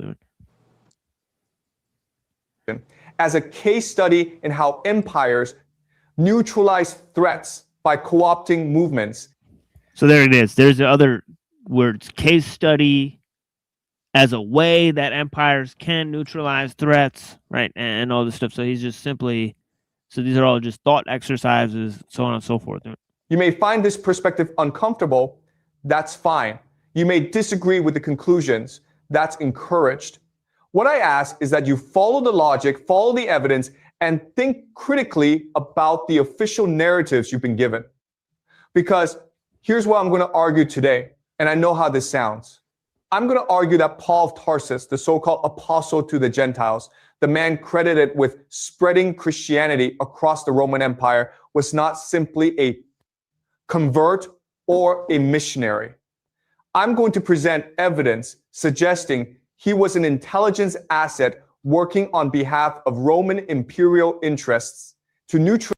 So that's a huge claim, right? So now he said, well, let's say that Paul was a Roman asset, and he says he's going to present evidence that Paul was a Roman asset, right? So You know, so this is what he's claiming, right? Neutralize the most dangerous threat the empire had ever faced: Jewish fanaticism. Now, I can already hear the objections. This sounds conspiratorial. This sounds like I'm making extraordinary claims. And you're right to be skeptical, but I ask you to suspend judgment until we walk through the evidence step by step. Look at what the Bible itself tells us. Look at the contradictions. Look at who had the power and the motive, and then decide for yourself whether the official story makes sense. So let's begin by reviewing what we established last time about the two versions of Jesus. Remember that Jesus was one of the great spiritual leaders and geniuses of human history, comparable to Buddha, comparable to the great teachers who understood the fundamental nature of reality. And like all great teachers, Jesus operated on multiple levels depending on his audience. There was a three-tier approach to his teaching. There was an outer layer, which was his public teaching, what he told crowds, what he preached in synagogues and marketplaces. There was an inner layer, which was what he taught his close disciples, those who had committed to following him. And there was a secret layer, which was the philosophy, the metaphysics that underpinned all his teachings. In the public layer, we know very well what Jesus taught. He believed in generosity, in mercy, in focusing on being a good and kind person. Love your neighbor. Help the poor. Don't judge others. Be compassionate. These are the teachings everyone knows, the ones that make Jesus seem like a gentle moral teacher. In the inner layer for his disciples, Jesus demanded much more. He told them, if you want to follow me, you must abandon all worldly possessions and pursuits. If you're rich and you want to be my student, then you must give away all your wealth. He demanded self-sacrifice from all his apostles. He told them, you cannot serve both God and money. You must choose. And then there's the secret layer, the philosophy that underpins everything. And the secret is this: the world we live in is false. What's really true is the divine spark within us that allows us to connect to the true reality of the monad, or the one, or what some traditions call God, or ultimate reality. Okay, so that is really wild estimations. First of all, the public layer, right, seems pretty standard, right? The inner layer seems pretty standard as an extrapolation of the public layer. And yes, he is more, I mean, you can even make the case that Jesus is harsher on his disciples than he is at the society, then he criticizes the society at large. You know, he critiques his own people more, right, and so on and so forth. That, so this inner layer is extremely secret layer. That seems especially problematic, and he's supposed to be laying down evidence here, right? Instead, he's saying there's a secret layer to Jesus's teachings, which is like some sort of esoteric layer to his teachings, which seems like totally unproven, right? It seemed like he pulled that right out of his ass, and then he connected it to the one or the monad, which seems completely strange, right? It seems like he's connecting it not only to Gnosticism but also Greek philosophy, right? In a way that he's saying that this is actually the secret message behind Jesus' teaching. So what Jesus was really teaching is Gnosticism, right? On the top layer there, right? But he was secretly teaching Gnosticism, right? And he was telling people like, oh yeah, you should just join with the monad, right? And forget about all this material world, right? But publicly he was telling people, no, you should help the poor and love your neighbor and all this stuff. Like, what? You know, that seems a little problematic. And for him to make a radical claim like that, like Jesus' true teaching is actually the Gnostic divine spark, right? I think he would need a lot more proof, right? I mean, the majority of scholarship would already just reject most of what he's saying, but then going off of that is just really interesting. You should be seeking this knowledge to expose evil. That's something Christians are supposed to do. we don't seek knowledge. That's Gnosticism. I have a question real quick, if you have time. Yeah. So, Jesus actually taught in synagogues? Like, I know in certain parts in the Bible he's called a rabbi, but I always thought he was like a public speaker. Yeah, so Jesus just basically went around to the synagogues and debated the priests there. And it was his followers or his disciples who called him the rabbi. It wasn't really the public. It was just the people who listened to him and who resonated with his teachings. They called him rabbi. But the priests, like the Sadducees and Pharisees, no, they didn't like his teachings. Every time he went to go teach there, they wanted to run him out. Pretty much. Okay, so did Jesus actually give sermons in synagogues, or was he just there to debate the people that were there? It's like he was there to represent God or his Father the way that he knew it. And, these priests, they were not it. They weren't resonating with the Father. So Jesus was going there to tell them, you guys are against the Father. He's basically told them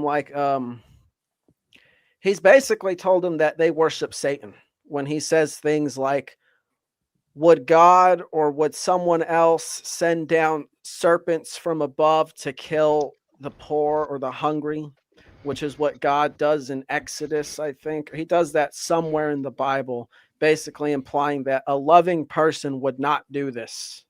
When when the children ask for bread, that the father gives snakes. Yes, Or that's or what a he's referring stone. to. He's basically saying this is the devil's work. So this is one of his parables. He can't come out and tell them straight up that they're worshiping Satan because they would just probably have him killed for heresy. But he could, slip it in with little truths here and there and be like, well, would I can't remember exactly who he says, but he's like, would this person do that? Would like a mother or would God do this to their children? And obviously the answer is no. So why is God doing it? Well, because he's the devil, and that's who they worship. So that's what he was there doing. So, yeah, I do have to disagree. If he is telling his followers that we need to link up with the monad, either his followers are greatly misinterpreting what he's actually saying, or Jesus is not this great loving character like we've been led to believe. And I would have to think that it's probably his followers misinterpreting what he's saying. Because really, if we all Or have it's that just post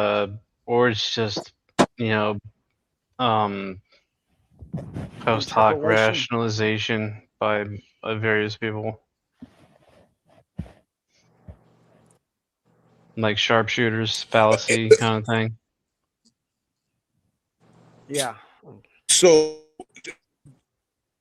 just like I just want to explain kind of like the reason behind my question.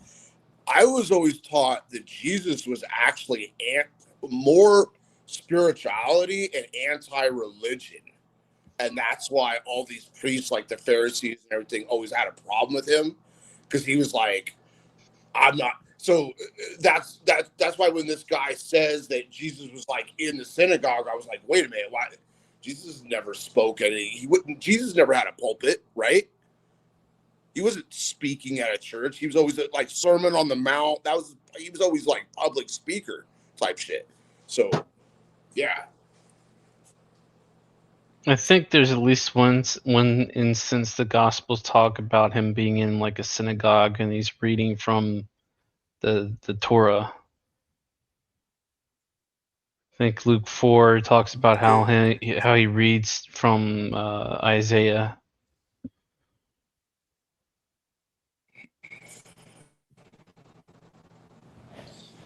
Right, because a bunch of the books in the Bible are pre-Jesus. But they still ended up rejecting him anyway, regardless of where he was.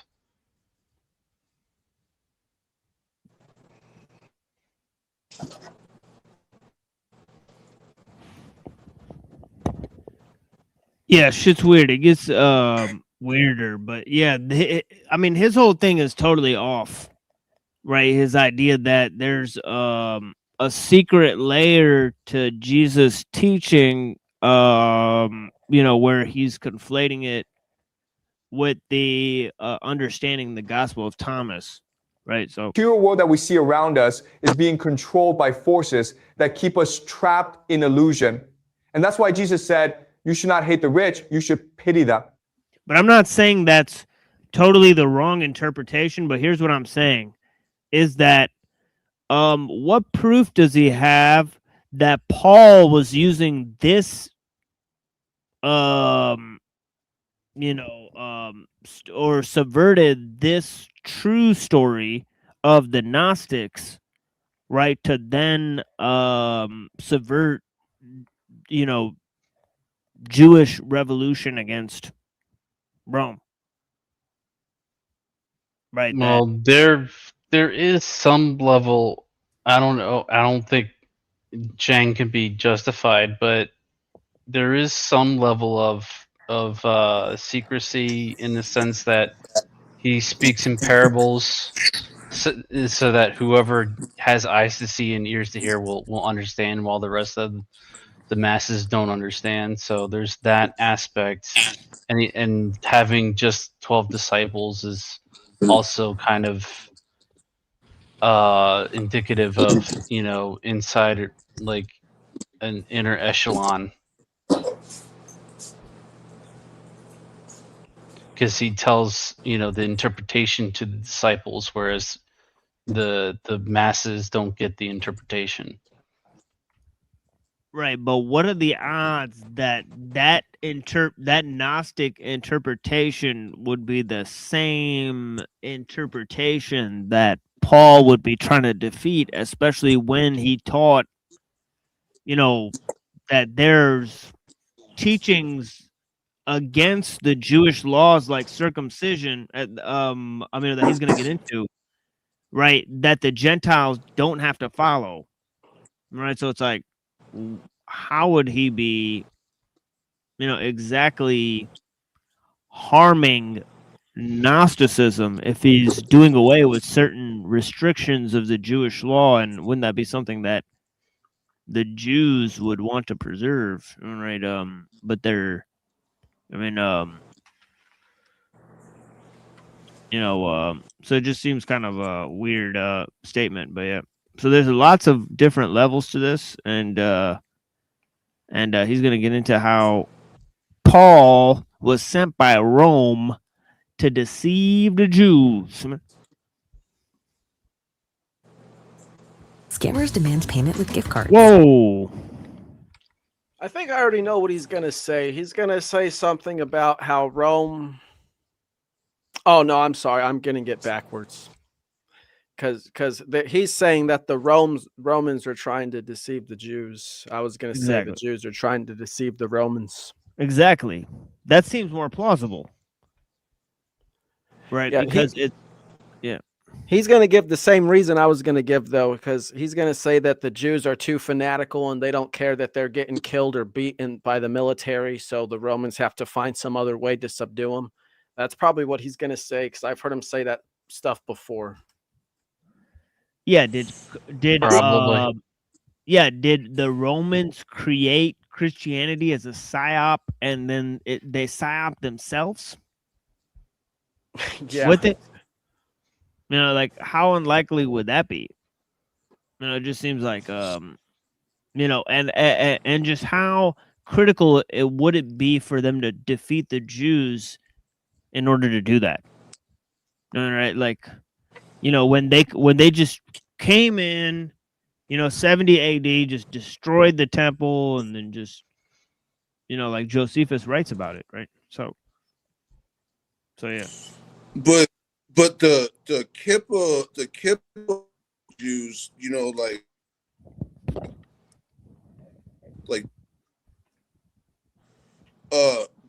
they wear that to show allegiance to Rome, right?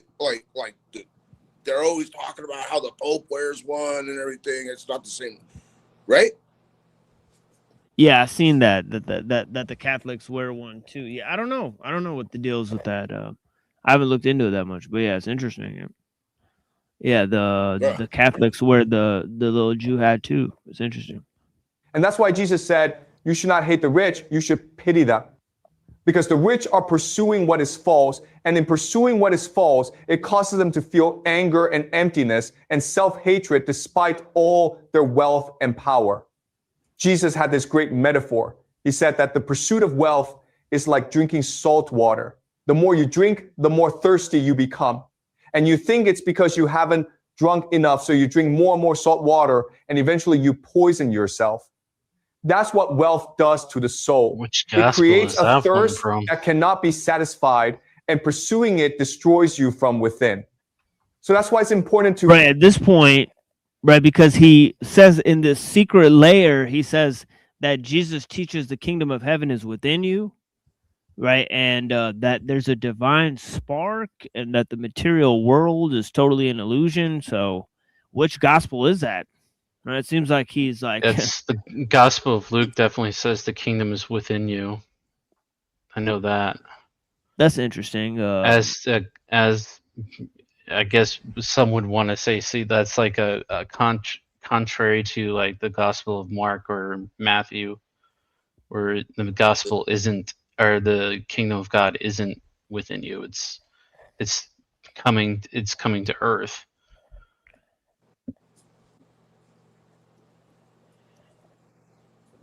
As in a literal kingdom.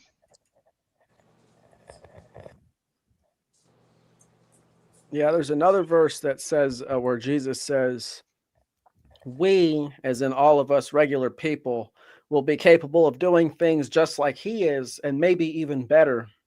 Right. And then there's another verse in John that is often debated by Christians a lot, where Jesus basically says that, does it not say in your own book that you are gods, or that you are sons of gods too, or that you're a child of God? Because people were trying to get on him about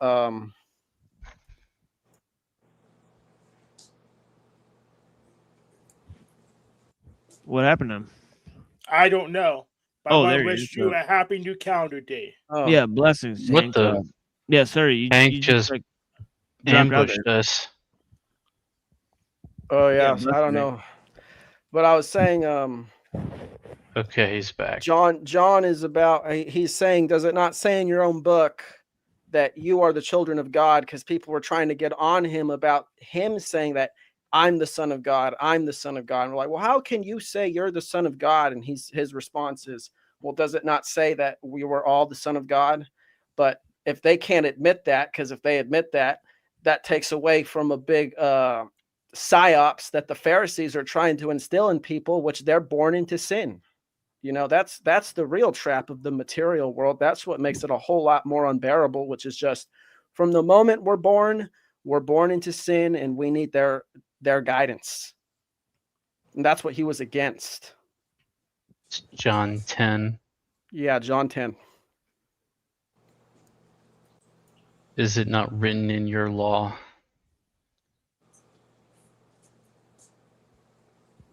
Focus instead on our humanity, on our connection with others. That's why compassion is central.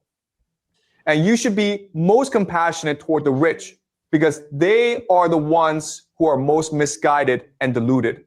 They have everything the world offers, and yet they're spiritually empty. Now, this teaching is not unique to Jews. Now notice that in the secret layer, he inverted the idea of helping the poor. He said, actually, you should be compassionate to the rich because they're the most deluded. Right? So it's pretty interesting, right? Jesus. And also, it's a pyramid, right? Where there's like fewer at the top and there's more at the bottom. It's like kind of Yeah, you weird. have the masses, you have the disciples, and then within the disciples, you have John, Peter, and I forget Andrew. Maybe I forget. Right. There's like 3 or 4 of them. Yeah, so it's like a that went to the hierarchical- mountain. There, he was transfigured. Like etc. Yeah, it's like a pyramid of enlightenment, and yeah, there's probably a shiny eye at the top. Fundamentally the same as Buddhist Saturn. teachings, Hindu teachings, Taoist teachings. All the great wisdom traditions arrive at the same truth through different cultural expressions. The material world is illusion. Attachment causes suffering. Liberation comes through recognizing your true nature. But then you have the Jesus of the Bible. And the Jesus of the Bible is portrayed very differently. In the Bible, Jesus is the Son of God, and there's a cosmic conflict between God and humanity. We humans committed the original sin. We disobeyed God. Yeah, yeah, Dom, you're back. You got your camera on. I don't know if you wanted that, but yeah. I don't know if you want to hide your persona, but yeah, if you want me to bring you up, I'll bring you up. Just wave. Where's Twilight when you need him? I think he would try to at least defend some of what Chang is talking about. Oh, yeah, I could do it. Just give me a little more context. I'm not as smart as Twilight. Yeah, I'll just bring Dom up. Yeah, blessings, Dom. Yeah, I was trying to turn my camera on and it disconnected me or something. Yeah, it's no worries. Yeah. Yeah. I don't know if you want to put your sunglasses on before you get on camera so you can't see where your eyes are looking. All right, I'll do it. Sure.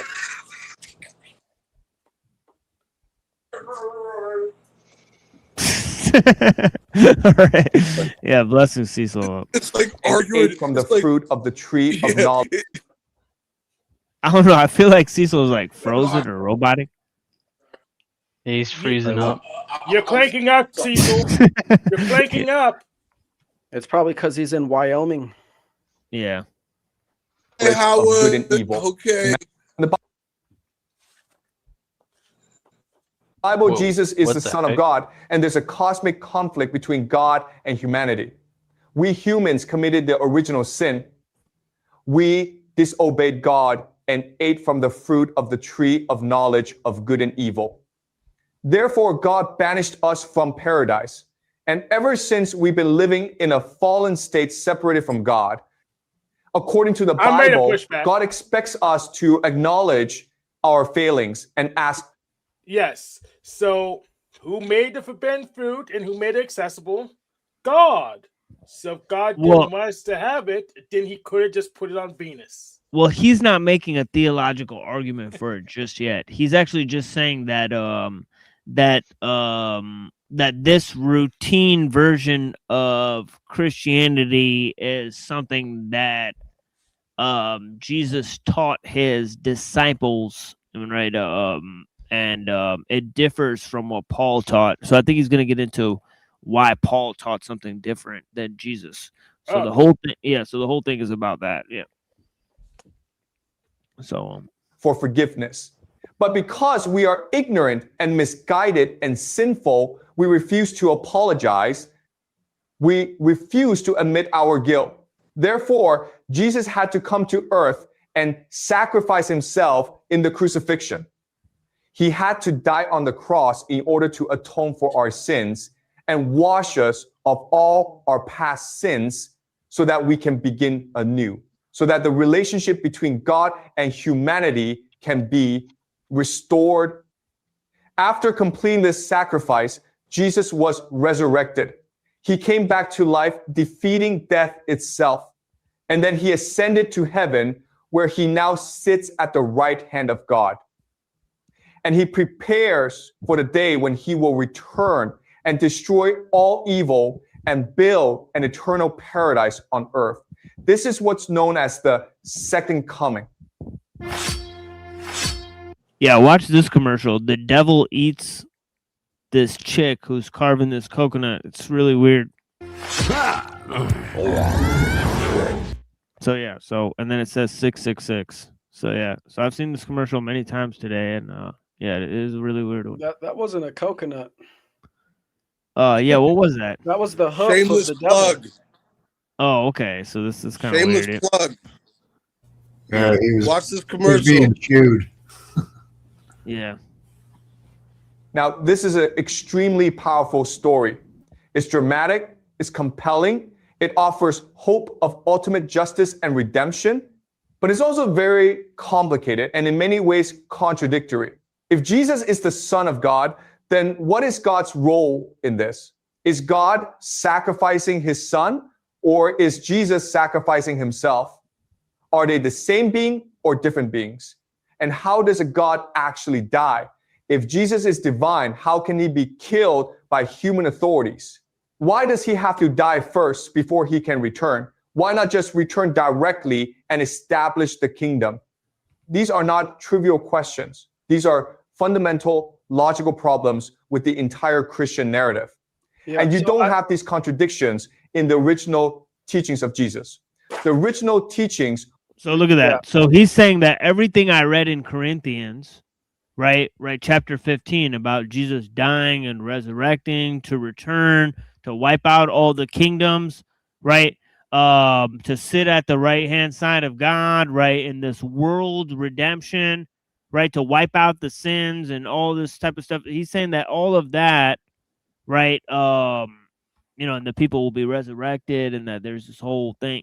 He's saying that all of that is basically just a story that Paul made up that contradicts the teachings of Jesus because, you know, why would God sacrifice himself and all this? He's saying it creates all these problems, right? So, so he's saying, so there's the boldface rejection of that Corinthians 15 stuff. But yeah, does anybody have any comments? I want to make a point that the Bible actually does address the questions he asked about whether God made the choice or whether Jesus made the choice when Jesus is going through his final temptations.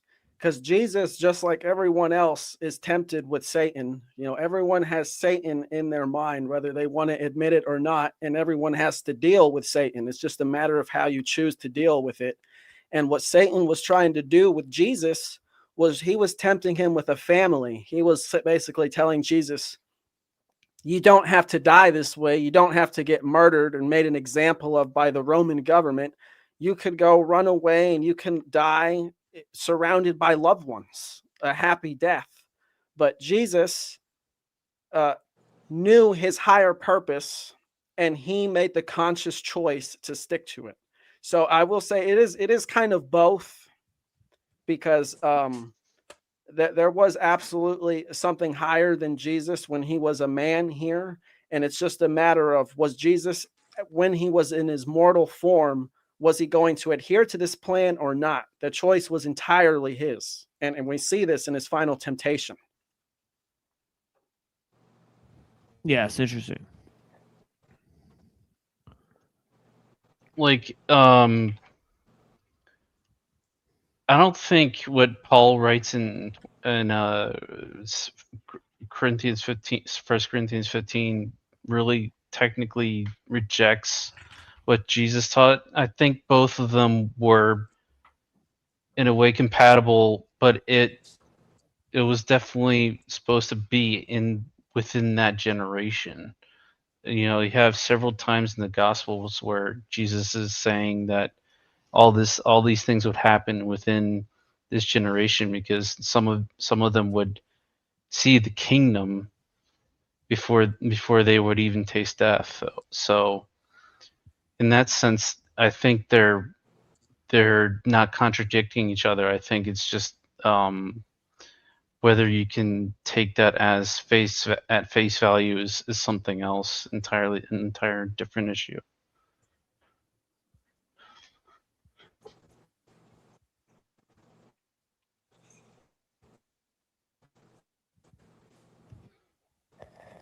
Yeah, I mean, from this whole idea that he's, sort of perpetuating, right?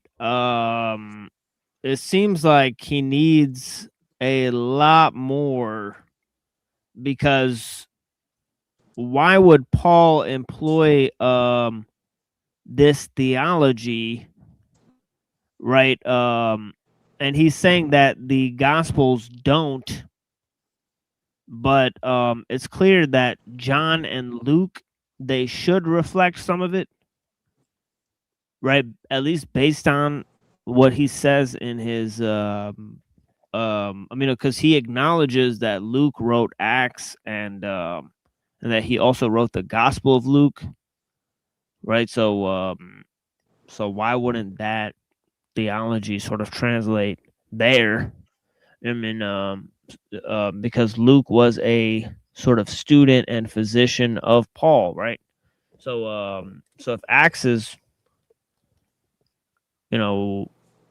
sort of really saying how Paul is able to bring together the Jews, bring together the Romans, right? He makes all these claims that Paul's able to do all these things because he's really in charge, right? All things to all men, perhaps.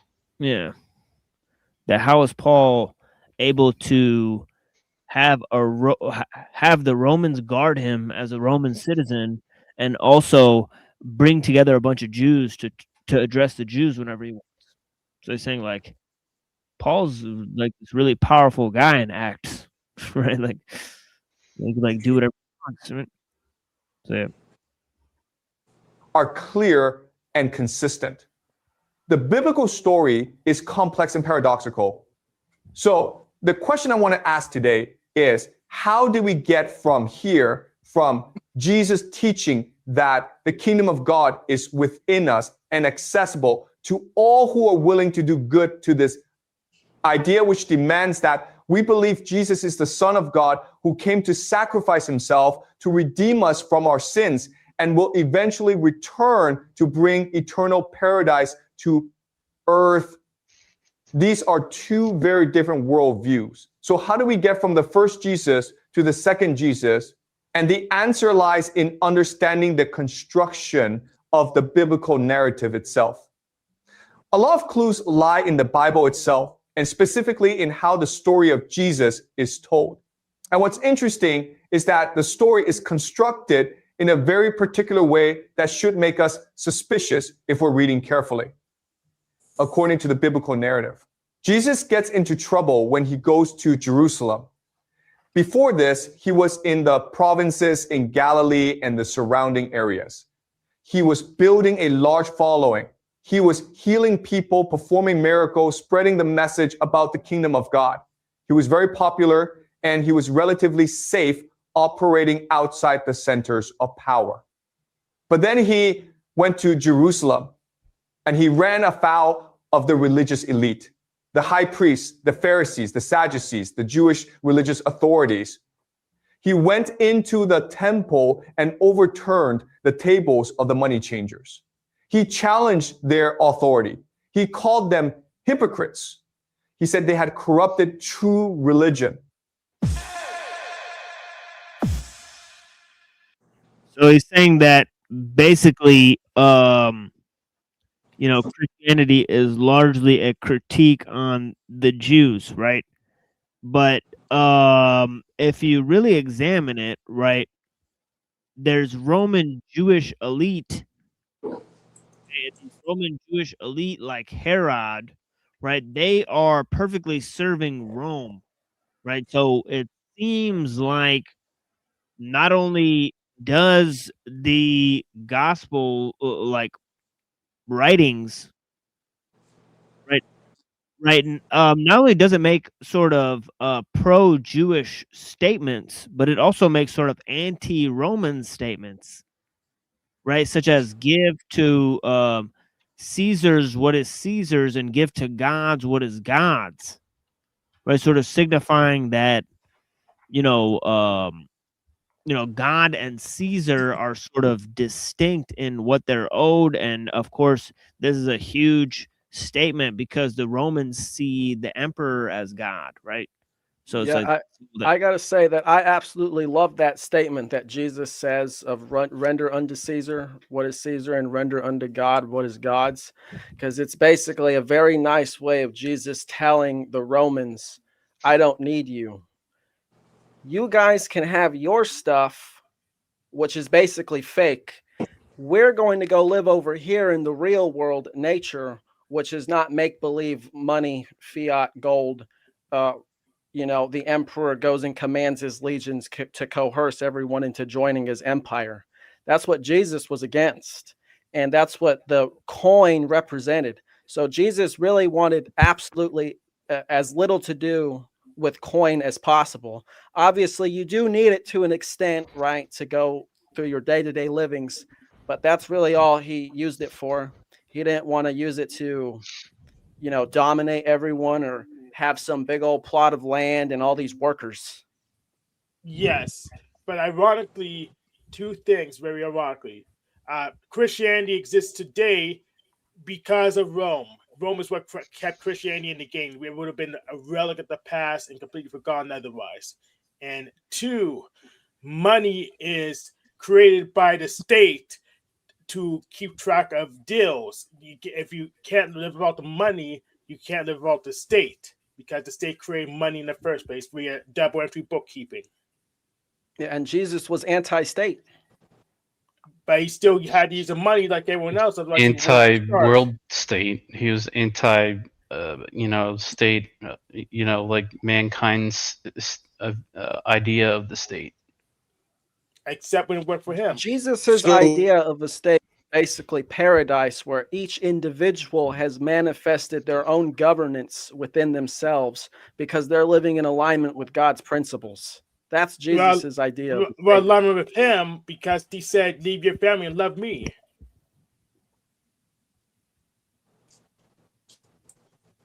I have a question real quick for TMO. So this guy is proposing the same thing as Tom.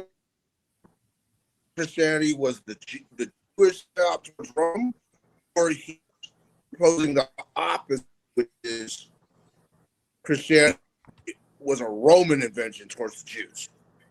Which one is it? He's saying it's a Roman invention towards Jews. Basically, more or less. Yeah. Okay. Yeah. So it's the second one. Yeah.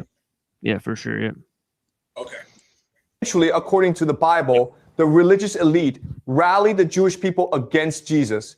They turned the crowd against him. And Jesus was betrayed by one of his own followers, a man named Judas Iscariot.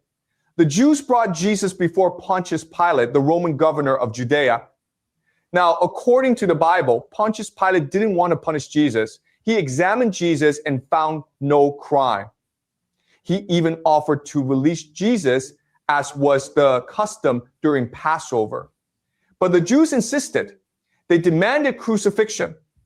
And so Pontius Pilate had to eventually crucify Jesus in order to satisfy the will of the Jewish people. Pilate even symbolically washed his hands, saying he was innocent of this man's blood.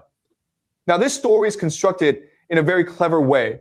And if you know classical history, you'll recognize the patterns immediately. Who in history was persecuted by his own people, which caused his death? Who was the great truth teller who was condemned by his own society? Socrates. Exactly. The persecution of Socrates by the Athenian democracy is one of the most famous stories in Western civilization. Socrates, who taught truth and wisdom, was condemned to death by drinking hemlock because the authorities said he was corrupting the youth. So the story of Jesus reminds us of Socrates, the persecution of a truth teller. Now, let me ask you another question. Who else in famous history was betrayed by his own followers? Julius Caesar. Exactly.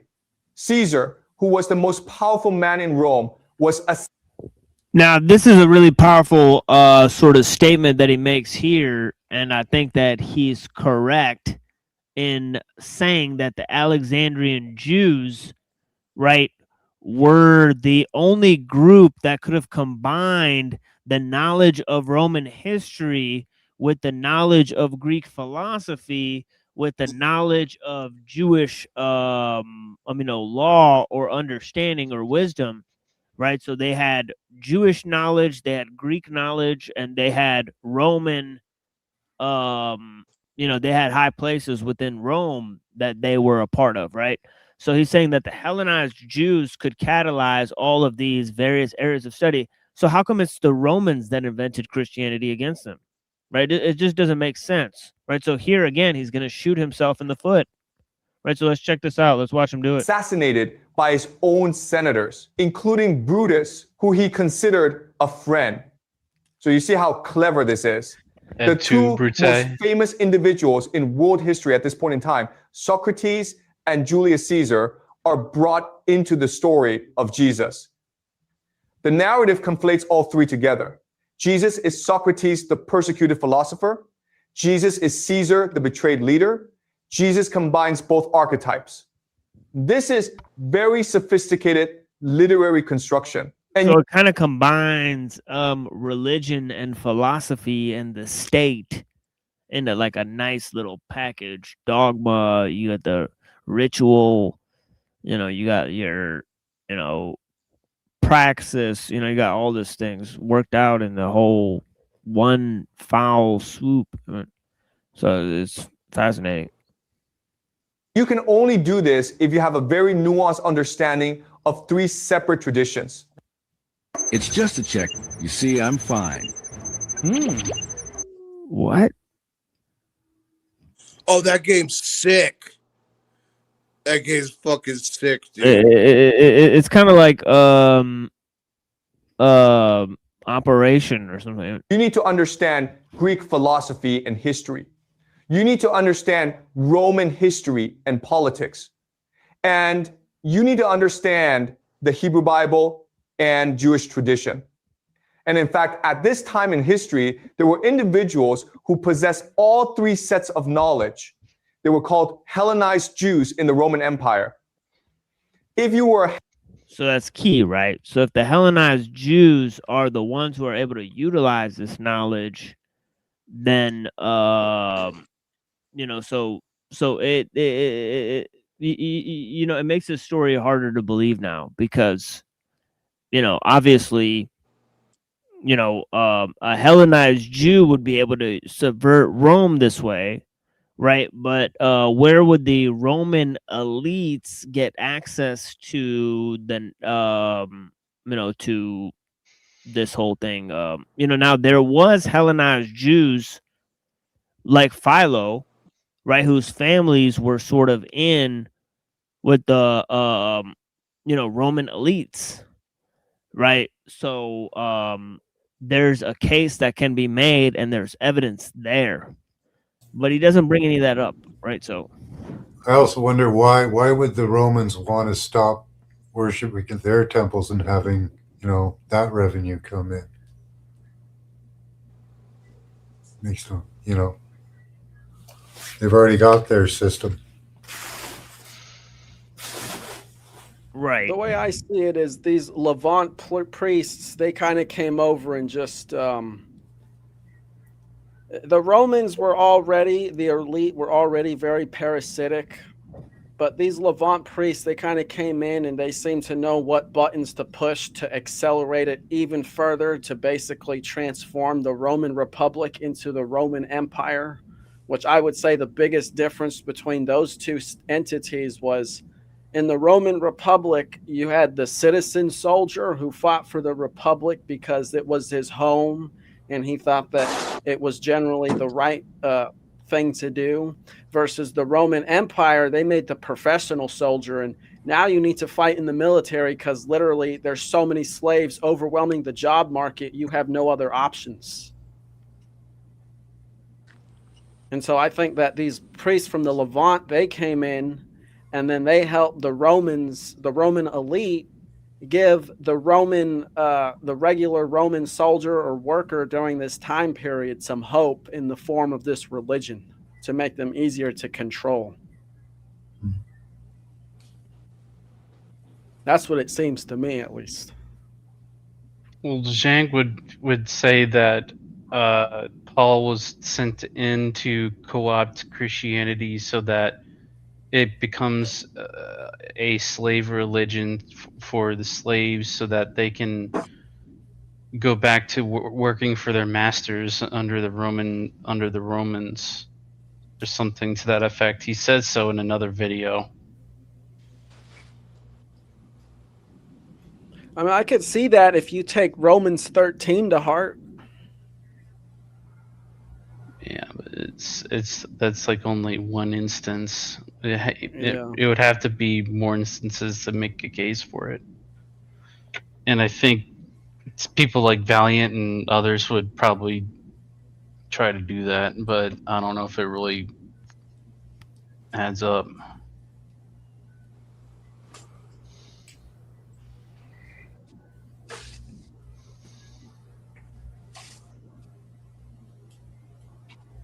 Yeah, I mean, it's interesting. I mean, if you go to Revelations, right? You know, I mean, Jesus is stomping the nations and you know, into wine for the wine press, right? And yeah, into a bloody pulp. He's smashing all the nations into a bloody pulp, right? So, you know, I don't see any pro-Roman stuff there. I mean, it's just very interesting, right? And it's interesting how the Catholic Church didn't consider Revelation as part of the Bible until later. So Right. It's kind of interesting. Yeah. So yeah, interesting stuff with this theory here. Let's see how much more of this we can get through, and then we'll maybe move to some replays. Yeah. Hellenized Jew, meaning you grew up with Greek education in a Roman context. You had access to all three major knowledge systems. So we talked about these guys extensively, right? Because we looked at Pearson and Berger, right? I've talked about this subject sort of extensively. Just looking at the history of Philo and his family gives you a pretty interesting look into the Hellenized Jews. We also looked at Herod and how his whole reign came about briefly previously on the show, right? So if you look at these Roman Jewish elite, you look at, and Paul was definitely one of them. If you look at Tarsus in general, right? Tarsus is really like a place to get a you know, a Hellenized education, right? And all that. And you see it in Paul's writings, right? For Paul to have written the way he did, he would have to be extremely educated, right? In Greek and, you know, rhetoric and all that stuff, and using the type of vocabulary that he did, right? Using words like pneuma and you know, you know, I mean, even John, right? We're talking about some of the lofty concepts that John employed, right? They had to be very much well versed in Roman and Greek learning to be able to compose that, right? So The Hebrew Bible, Greek philosophy, and Roman history. And the major individual in the Bible who fits this description is named Paul. And he is credited with writing about a third of the New Testament. Either the texts are written by Paul directly, or they're about Paul's missionary journeys. So that's why many scholars believe that the real founder of Christianity is not Jesus, but Paul. Christianity is not a religion by Jesus. It's a religion about Jesus. And there's a crucial difference. So let's talk about the life and times of Paul, because it's a very interesting and revealing story. And everything I'm telling you comes directly from the Bible, from a book called Acts of the Apostles, which describes what happened after Jesus died. After Jesus died, his brother James the Just became the leader of his movement. James and the other followers were often called the poor, or in Hebrew, the Ebionites. They were called this because they were focused on a life that denies worldly goods. They believe this material reality. Okay, so now he extrapolates, and he's using some key terms here. Now, he actually says that the Ebionites, he mentions them in more than one case, right? And he says the Ebionites, he puts so much emphasis on them that he says that they're responsible for, like, creating Islam and all this crazy stuff. Right, so he says the Ebionites are like very important. They're like the Jewish sect of Christianity, right? But I'm pretty sure that they may deny that Jesus is the Son of God and many other key principal teachings, right? They do reject Paul, but the way he's saying that in Acts, right, James is set up as a leader of the church. Right, it just seems kind of suspicious, right? Because there's a lot of Jewish scholars who have made this case, right? The main two I could think of is James Tabor and Robert Eisenman, right? That sort of say that, you know, Jews started Christianity as an explanation of their sort of esoteric understanding, you know, of the Old Testament, and that it was sort of hijacked by Christians, so that, you know, Christianity is sort of Jewish esotericism that was, you know, an extrapolation of Jewish teachings by people like James and Peter, right? And yeah, so really strange stuff there, right? And also this idea that the Romans created Christianity, right, against the Jews, right? As I said, many Jewish scholars have said this, right? You know, they said that Jesus was a sort of Jewish revolutionary, and that Paul sort of created this religion to sort of quell this sort of Jewish revolution against Rome, right? So you see that in a very badly written book by Reza Aslan, right? But it goes to show you like how like all these guys, like, they promote with like pop philosophers and guys like on CNN this weird sort of, I think, pro-Jewish synthesis, right? But yeah, Jews, they really play the victim card. You know, anything to make it look like they're getting downtrodden, they like to promote, it seems. Right, and I think that's a little bit of megalomania to think that Romans would focus so much on this particular sect that they, you know, created them to destroy the Jews who they were like deathly afraid of. They were like cowering, even though they basically just came in, just destroyed the entire temple.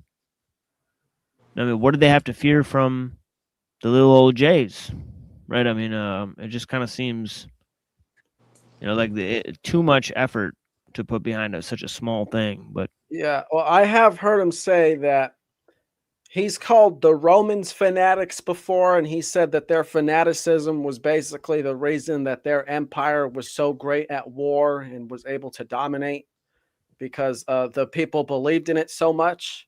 And he also said that the Romans saw that in the Jews. So the Romans basically saw themselves in the Jews. This is what Jiang says. And because of that, they were a threat, because they were also fanatics.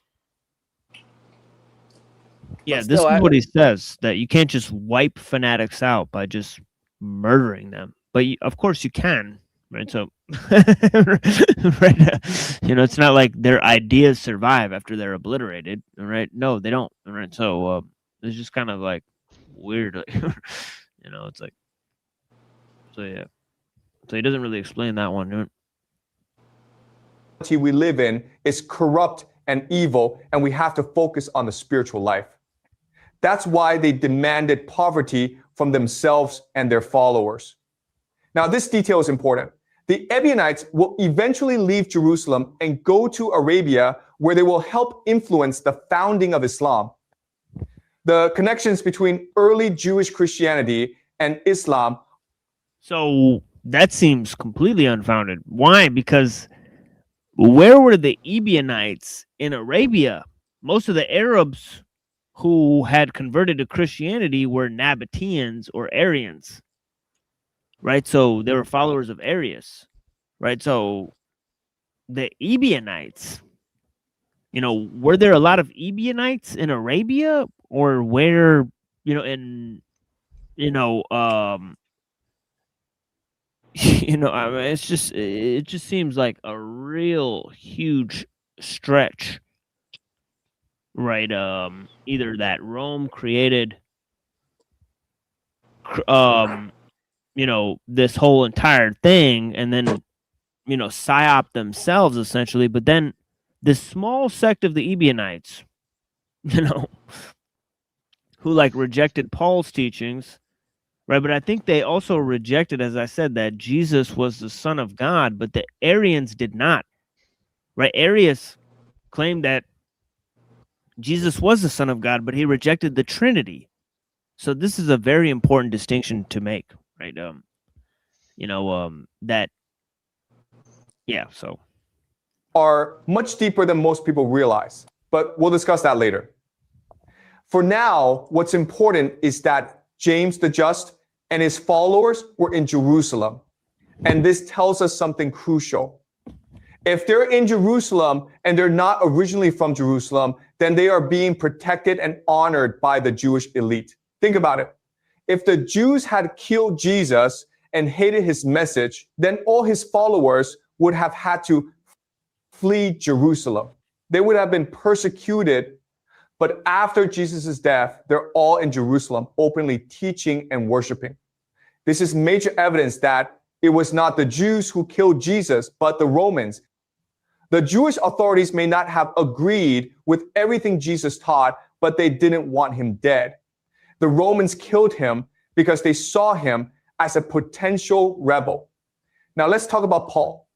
Now, there is a really fantastical claim, right? Because, you know, how did Jesus rise up through the sect of Jews when most of the Jews apparently rejected him, right? So this idea that the Romans would target this one individual, Yeah, right? Yeah, I do not agree. I think the Jews did it, not the Romans. Jesus technically broke Jewish law at the time. Exactly. Yeah. Yes. So I think it was the Jews that wanted Jesus said, not the Romans. They didn't care. That was what he said at the beginning of his speech. Yes. Yeah. That basically that's Nietzsche's idea that the Jews invented Christianity against the Romans, and that it was successful because Christianity conquered Rome. Right. So that would be the opposite idea. Right. Interestingly enough.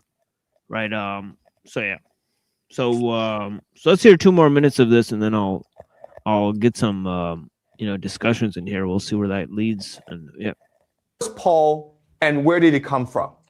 You don't need a second job. Whoa. Yeah, that guy looks actually kind of friendly. All right, Is it just me, or is it like every time you unpause this shit, there's always a freaking commercial? That girl is AI. Yes, get Brave browser. Is she? Origin. I was hoping don't she know. wasn't. Yeah. So, I wouldn't be surprised. yeah. Shit's like everything's AI now.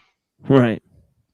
We actually know very little about the early life of Paul, which itself is suspicious for someone so important. Shang is an AI. What we do know is that he's from a place called Tarsus, which is part of the Jewish diaspora in what is now modern Turkey. He himself was Jewish by ancestry. but crucially, he was a Roman citizen. And this is extremely rare for a Jewish person.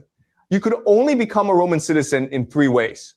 First, you could be born to citizen parents, which is probably Paul's situation. He tells us in the Bible, I was born a Roman citizen, therefore my parents were citizens. This means his family was very wealthy and part of the Roman elite. Second, you could earn citizenship by serving in the Roman military for 20 years. Third, you could be granted citizenship by the emperor as a reward for exceptional service to the state. So it's very hard to be a Roman citizen. Only a small percentage of people in the empire had citizenship. But Paul was a citizen, which gave him enormous privileges. He could appeal directly to the emperor. He could not be tortured or executed without trial. Local authorities had to treat him with respect. As a Roman citizen, Paul grew up secular. He learned Greek rhetoric. He studied Socrates, Plato, Homer, all the classical texts. He was educated in the best schools. For whatever reason, and the Bible doesn't really explain this, he converted and became a Pharisee. Now, Pharisees were Jewish religious teachers who would... Now, Paul says that he was born and taught in, you know, by the top rabbis, right? So he didn't just convert to becoming a Pharisee, right? After like being secular, right? As he's now claiming, right? He always undertook Jewish learning, or something like that. So, so I don't understand this part where he's saying that, you know, Paul had Hebrew this, of the like, Hebrews, unless he was lying. right. Right. I mean, that he's like this big secular guy, you know, because if we're going to take Paul's word for it that he's a Roman citizen, we might as well take his word for it that he is a Hebrew of the Hebrews, right? You know, as he says, so yeah, so, okay. eventually evolved into rabbis. And as a Pharisee, Paul was apparently very fanatical. We know that converts often become more extreme than people born into a tradition. And as a Pharisee, Paul was supposedly tasked with destroying the Jesus movement because it was heresy. Jesus claimed to be the Messiah, but according to the Pharisees, he wasn't. Therefore, his followers were spreading false teachings. But wait, this makes no sense. We just said that James the Just and the followers of Jesus were in Jerusalem and they were being protected and honored by the Pharisees. So why would the Pharisees send Paul to destroy a movement they were protecting in their own city? This is a major contradiction that no one has adequately explained. But you'll see many of these contradictions in the Bible if you read carefully. Calculating savings for Byberg insurance. Yeah, but why would the you know, Pharisees you know, be like, why would Caiaphas, a Sadducee, send a Pharisee to persecute the Christians? I mean, it's all just kind of weird, right? Like, why would he think Paul's the man to go persecute Christians? You know, it's all just kind of weird, dude. Major contradiction that no one has adequately explained. But you'll see many of these contradictions in the Bible if you read carefully. Anyway, the story continues. Paul decides to go to Damascus to destroy the Jesus movement there. But on the road to Damascus, something extraordinary happens. He sees a blinding light. He hears the voice of Jesus saying, "Paul, Paul, why are you persecuting me and my people?" And at this moment, Paul has what we now call a Damascus moment, a sudden conversion, a complete reversal of belief. And Paul, at this point, becomes a fanatical follower of Jesus, even though he never met Jesus in life and never met any of Jesus's original disciples. This is extremely weird. But he becomes convinced that he understands Jesus's message better than anyone. And he decides he's going to spread this message to everyone throughout the Roman Empire. So what does Paul do? he starts going to synagogues around the empire, telling Jews that Jesus is the Messiah. And he begins to build the structure and organization that will become Christianity. Now, at this point, they're not. Okay, let's leave it there. But yeah, so that's Paul. Okay, we got Nuero here. And he got away with that, going around all the yeah, and telling them about Christ. Well, I was just trying to figure out what he was saying about Paul. I kind of heard a little bit, but it seemed like he's like, this does, I don't know, it just seemed kind of incredulous. He's just like, what is the deal with this Paul guy? I mean, come on. Sad trombone. Yeah, he's kind of saying like that last thing there. He's like, he went to Damascus and he never met Jesus, but then he came back around. You know, and he's saying it's extremely odd. Oh, there he goes. So he's saying it's extremely odd for him to have you know, sort of made this you know, conversion. Yeah, you there, Nuero? Yeah, sorry, I cut my audio out. Couldn't hear anybody. Sorry about that. So if I talked over somebody, my bad. But yeah, I don't understand. So he's a Christian, but he doesn't like Paul. He's not a Christian. I don't think he's a Christian. Oh, really? I thought he was. Zhang, I thought he if was. he is, it's it would be Yeah, if very he is, it surprising. doesn't make any sense because It really doesn't. He's a Jesus-only Christian that rejects the teachings of Paul and is also quasi-Gnostic because he's like, you know, this is a thing about the divine spark and the rejection of the material world. And he thinks that this is the real teachings of Jesus that sort of Paul tried to obfuscate into saying that it was about getting rid of all the the worldly kingdoms and wiping out all the sins and all this stuff. And he's saying that the Romans actually got Paul to do this because they were really afraid of Jews. Right? They're like terrified of them. You know, they're quaking in their little space boots. Well, I mean, the evidence is borne out that that might not be the worst phobia to have. I mean, let's be honest here. Speaking of boots, what do you guys think of my kicks? Nice. It's killer. Freaking Reeboks, freaking speed laces and shit, dude. Fuck yeah, dude.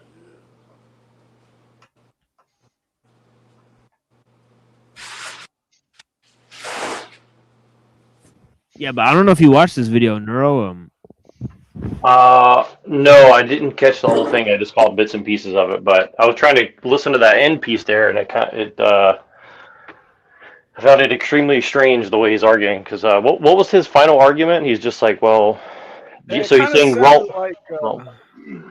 it kind of sounded like he was questioning Paul's faith. You know, like it's not possible that this person who has this great background that only an aristocrat could have, calling him a citizen, calling him a great priest of certain was Pharisee or Sadducee, and then all of a sudden on his mission to go and expel the teachings of Jesus, he suddenly becomes a Christian through some sort of miracle of seeing Jesus in like a light form. So he's basically, it seems like his argument is saying that there's no way this would have happened. His mission from the beginning would have been to spread the teachings of Jesus and use it to weaponize it against the people.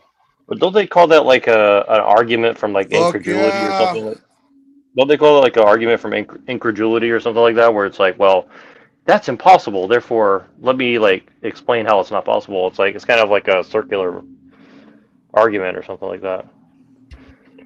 I mean, like Machine, like, yeah, Happy New Year. So, like Machine, you know, wrote like things against Paul, but he wrote like, you know, I don't know, 100+ pages on it. So it's not, at least, you know, so it's definitely not easy to,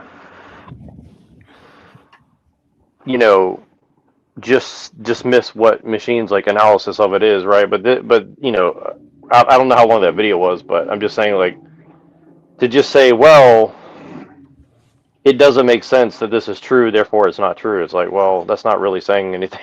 To me, it's like, I mean, if you, I'm just saying, like, you're trying to basically like take the most important writer in all of, you know, quote unquote Western history and really world history in a sense, and say like, well, he was a liar. I mean, it's like you can say that, but it's like it's kind of like saying like, you know, what's his name? Lao Tzu was a liar or something. It's like, well, Well, for all we okay, know, or like Plato's a liar or something. I don't know. That's just what it sounds like to me. for all we know, he could be attacking Paul, but he could also be attacking the writings of Paul, because, you know, it's not like we actually get to meet Paul just based off of what we have of Paul, which could not be accurate or could be accurate.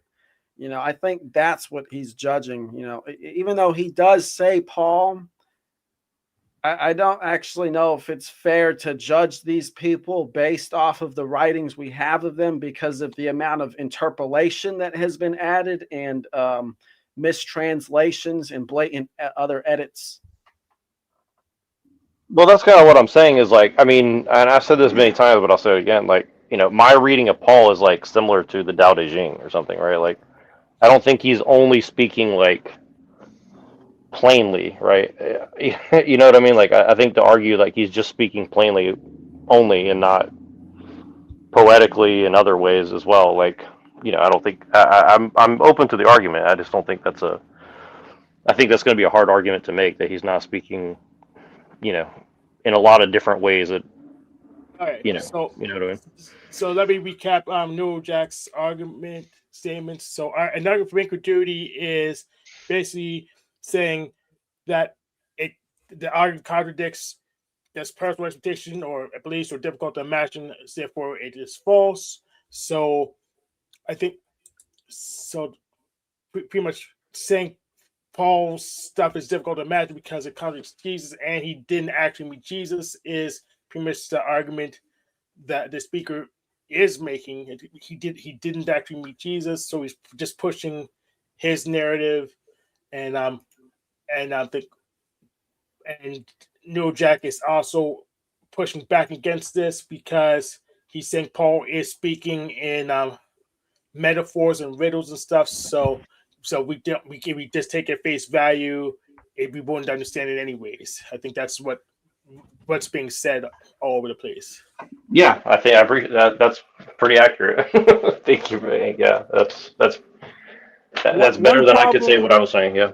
One problem I have is even if these are supposed to be metaphors and allegories, that's not how Christians interpret them. They interpret all these stories literally. Like they think the original sin is literally eating a tree off or eating a fruit off a tree. Well, not all Christians. So Not all. It's certainly fundamentalist ones for sure. Yeah. Did I say all? I meant a lot of Christians think that. There's really no Yeah. shortage of them. No, not all of them. No, if I said that, I didn't mean it. But Right. the point is that Christians basically don't know how to interpret their Bible, and I think that the diagram that Jiang actually had up of that pyramid of the 3-2-1 method is a pretty good representation of why, because that's kind of how priests communicate amongst themselves and with the regular people. You know, they leave the real esoteric knowledge for themselves, and then they give everyone else these little bits to make them, you know, good little complacent slaves that are going to accept their place in the system. Well, would you give a 5-year-old child like nuclear technology and say, "Well, I don't want to hinder your freedom, so you know, I'm going to give you the freedom"? That's the thing is that the priests, Push the they bread look button. at us like we're 5-year-old childs, and we're not. We're adults. We're human beings just like them, and you know, they're Well, supposed to be intermediaries. are They're you saying supposed to be there's channeling the. are you saying there's no spiritual babies in this world that are, you know, 45 Well, or there 55 or are, 65 but years old? you know, these people, they don't even attempt to educate the masses. They think that it's a lost cause from the beginning, and they've also built a system to make them inherently more ignorant than they were before. It's like it progressively gets worse with each generation, you could argue. And some ways it's better, but in a lot of ways it's worse. Do you believe in a struggle between good and evil? I think that the struggle is finding balance. That's the real struggle. And when we find balance, you'll find that good and evil are pretty much, there is no struggle between them. The struggle is comes from ignorance, not knowing the way. Well, I mean, you don't think there's people that know a lot of things and are very destructive and evil people? Yeah, like the people I'm talking about, like the priests who try to basically bottle up people's own inner spirituality and inner or potential to control it because they fear it. If that's true though, how is that different than any other person? I mean, can you say the same of any person in any position of authority? Well, it depends on how much knowledge they have of reality and how much of that knowledge they're gatekeeping from people and how much influence they have over people. Like, I think that you have a picture of Nick Fuentes there. That guy's a blatant gatekeeper who doesn't care what he says. He just adds to the division. He just adds to the polarity because he knows that he's going to make money off of it. Jesus said that he's come to divide with, so I mean, the reason he said that is because he knows what he's saying is not going to be received by all, and what he's saying is so antithetical to what the average person thinks the world is that they're going to reject it. If you were to right, so why would Paul or Nick Fuentes or anybody else act any differently if that's what Jesus said? Ooh.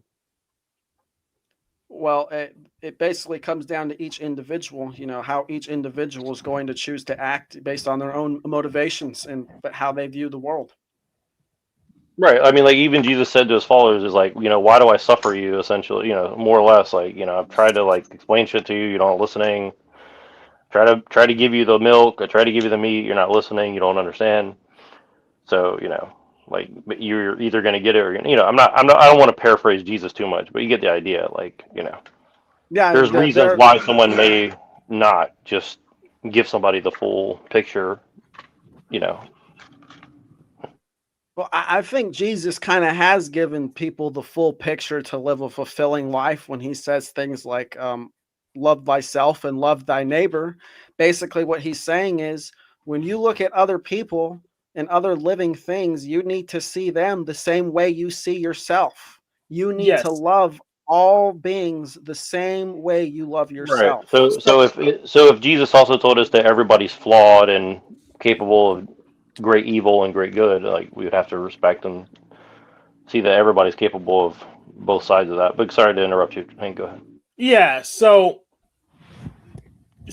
what you need to understand, Dom, is it's not everyone even wants to have a fulfilling life. Some people like ignorance, they like being a slave, so they don't take the bull by the horns, they don't read stuff for themselves, they just want to be told what to do or not think too much. So since all the information is available right now for developed nations, literally 99+% of the population, it's on them. Yeah, so since people have access to all the information right now, the authorities are trying everything in their power to flood the people's minds with people like Nick Fuentes and Destiny and Andrew Wilson and Asmongold and people who don't know what the hell they're talking about. That's one of the big problems of today. Is it's not that people are ignorant and they want to be ignorant. It's because they're ignorant because they don't know better. Because they've been led by gatekeepers their whole life. So literally anyone providing any information to gatekeeper because it's impossible to provide all the information. And they can always, if someone's lying to them, they can always just turn it off. It's very easy to do. Red X, top right corner of the screen. Yeah, but seminary schools aren't esoteric, hidden knowledge places. They're more like a brainwashing school, so that you can spout out the most basic meanings of the Bible and interpret any of the problems with it. so that your flock believes in the church the way you want them to. Yes, but they're optimized to getting a payday. So Yeah. that's what they teach in seminary school: what to say about the Bible to get paid. Yeah, they're not going to teach esoteric knowledge, like secret esoteric knowledge there. That's way up the line, you know. Yeah, you can go to your Odd Fellows or your OTO to get that, but that's not what seminaries focus on. They're focused on what to say to get paid. Yeah.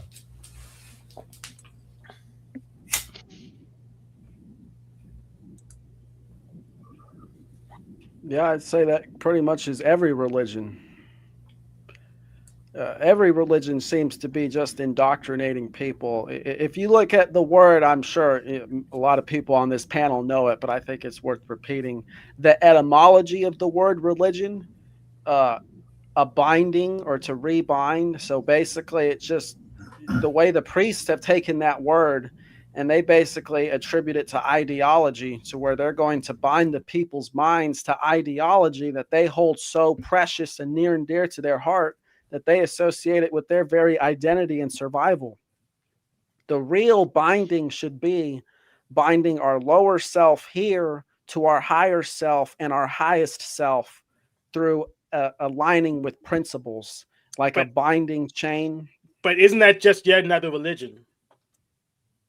Well, yes, it is religion, but I'd say it's the more correct interpretation of the word, rather than simply adhering to ideologies that other people present.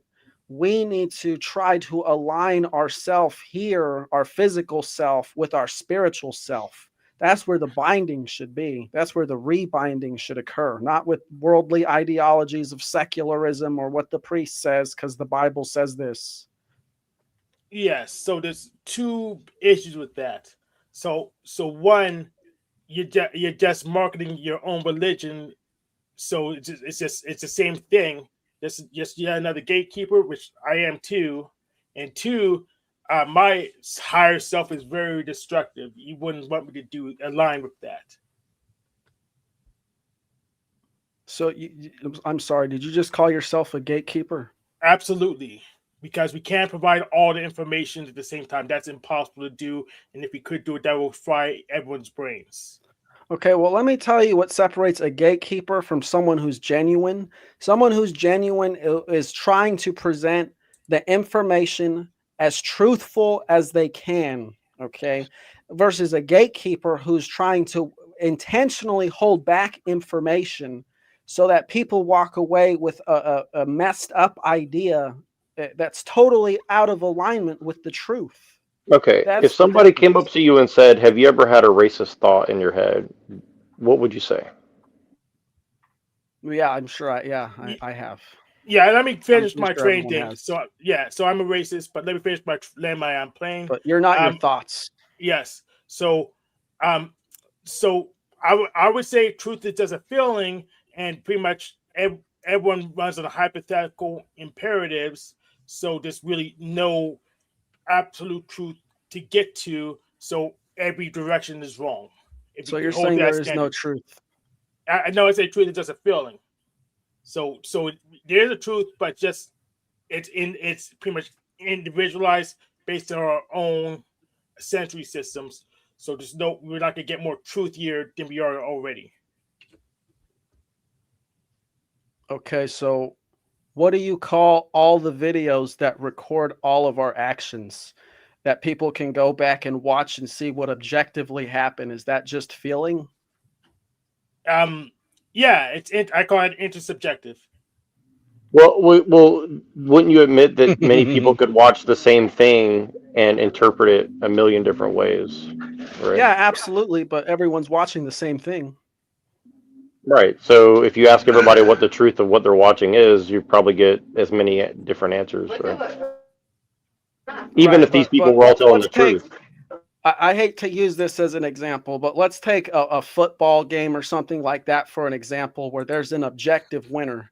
Everyone's going to watch the game and they might say something different about the game, but no one's going to say that the team who lost won or the team who won lost, because that's not the objective truth. That's based on your feelings. Paul might say that, right? Paul Yeah, would he say, would well, say that. right? The ref cheated or something, or they paid off, or it's fake. And the people do say that, even though the score's right there. They're making excuses and say, well, that shouldn't have happened, or that it was fixed. So Yeah, but like you said, that's just their feeling, and that's not the objective reality. For example, the fact that we're all on here right now is an objective truth, and we can leave at any moment, but all That's the not, time that we see, spent here cannot so be changed. let me ask you this. Can you define objective truth? Everything that's ever happened and everything that is currently happening in the objective world. So you believe in God? I don't believe in God. I definitively know God exists in all things. It's not belief for me. I know. Okay. So how can anybody be God and objectively know anything? Well, first of all, they come to know things by experiencing the world around them and taking in information just by simply being, just by Right. simply But subjecting themselves to the world. but subjective experience can also be wrong, correct? Yeah, but that doesn't matter. That doesn't change the objective experience. The objective Okay, world so you're is saying that which objective. is. Okay, But hold on. there are So now you're subjective saying that experiences. objective truth is objective experience. So you're conflating the two things. See?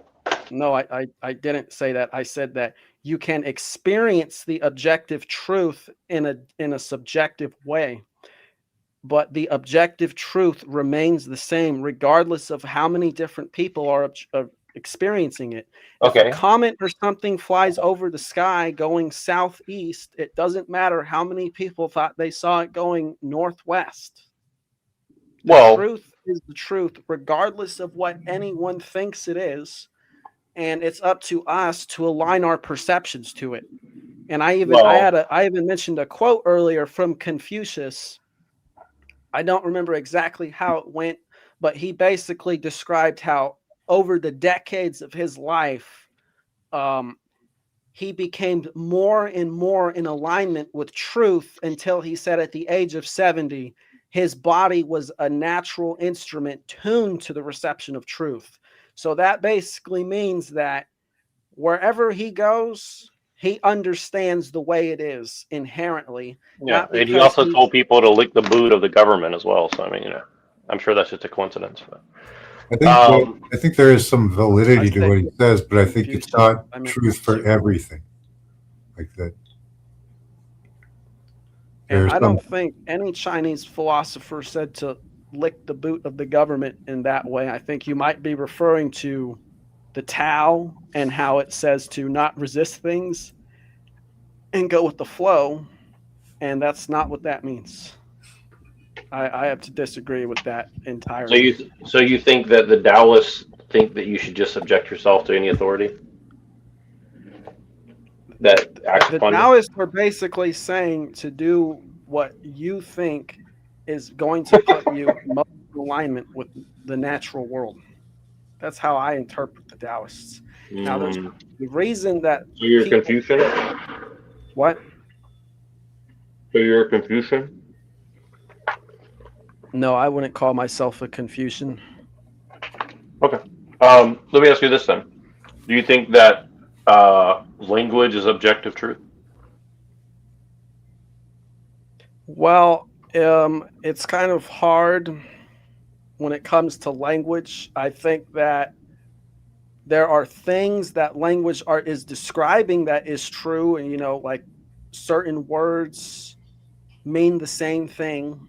Like if you're describing a door, you're describing a door no matter what word of language you're using to describe it. But there are also words that have no translation across various languages. Well, what if I said the words, the doors of perception? How would you interpret that? The doors of perception?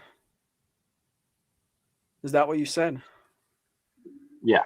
How do you interpret what I mean when I say that? Well, I guess I don't know. I guess I would think the eyes or the ears, the doors of perception, your senses.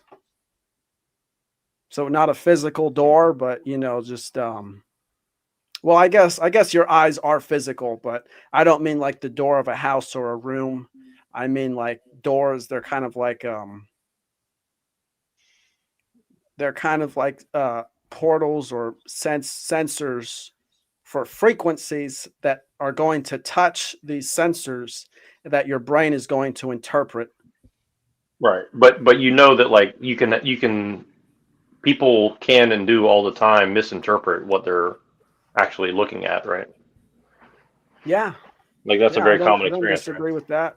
I even said it earlier that human beings can only interpret like or sense like 0.00001%. I think it might even be beyond that of the world around them. So ultimately everybody's subjective truth is just how they feel about what they're seeing, right? Yeah, it's what resonates with them as an individual. But there is an objective truth, as in all the things that have ever happened, that does not depend on how a person interprets them. And then there's the way a person interprets them, which is going to be unique for each individual. Right. And Okay. this goes right So in line with what I think God is all about. God is ultimately so on how a journey of self-reflection. so how do we quote unquote interact with objective truth and convey that to other people? Like what's the process look like in your opinion? In what regard? Because objective truth is pretty large. It's pretty much everything that's ever happened. Well, you said that like people should speak the truth at all times, essentially, and like Well, for not starters, gatekeep and they stuff can like be that. honest with themselves about where they are in their lives. That'd be a pretty good place to start with objective truth. A lot of people like to maybe sugarcoat about their place in life, and instead of being honest about a lot of the problems, maybe aren't other people. Maybe it's you causing the problems in your life. So that's an objective truth I think people can start with. They got to be honest with themselves before they can be honest with anyone else or anything. So you're a mental health advocate? You believe in psychology and psychiatry then? I think that people should learn to be their own psychiatrist or their own therapist, and maybe every once in a while if they need it. I've never talked to a psychiatrist or psychologist personally. It could be beneficial, but ultimately I think that the only help a person is going to get is when a person is able to confront their own fears or their own shortcomings and be okay with them. And in order to do that, I don't think a pill's going to help you with that. And I think that talking on a chair, listening to some echo chamber, which is what some psychology is, or if you want a more Freudian style where it's more combative, I think that can only go so far. At some point, the person has to take it upon themselves to be honest with themselves about their point in life, and then they can start being honest So about the true. objective So world. so you seem to be saying that truth is purely subjective, at least as far as we No, can access no. it, right? Because well, Truth. what I mean that is like you're saying like I haven't heard you explain like how can we tap into objective universal truth that God can tap I into? Like just how I would just we I contact just that? did actually. I explained how if you want to tap How, into an objective it's universal not truth, about you have tapping to be. in. It's you experience. Are you experiencing something every single moment or not? Well, yeah, you're experiencing life every single moment. Like, So I am would I say yes. talking right now? Are we talking right now, or is this just fake? Like, what extent do you want to take it to?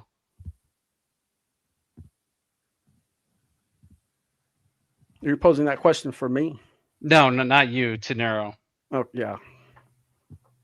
I'm sorry. Can you rephrase the question? I want to make sure I answer it Like, honestly, truthfully, whatever.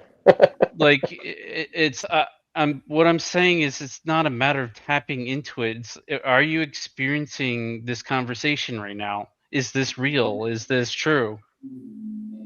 Like, what extent do you Well, want to take nihilism to? well, I don't know if nihilism's the right label to put That's on what it, it but comes to Catholicism at too. some point, doesn't it? but well, you know, here's the thing though. Like, okay, so we are all making a lot of assumptions to have this conversation. We have to assume that we're all real people. We have to assume that this technology This is is not distorting solipsism. what we're saying. We have He's to talking about assume. solipsism. So are you a Do words solipsist? mean words? Do words Do, have meaning? do Do people words lie? have Do a people deceive? Do people use words that they don't actually mean in the way that you assume, right? Can I ask you, Neurojack, are you a solipsist? No, I'm definitely anti-solipsism, but I do believe most people are solipsist for sure.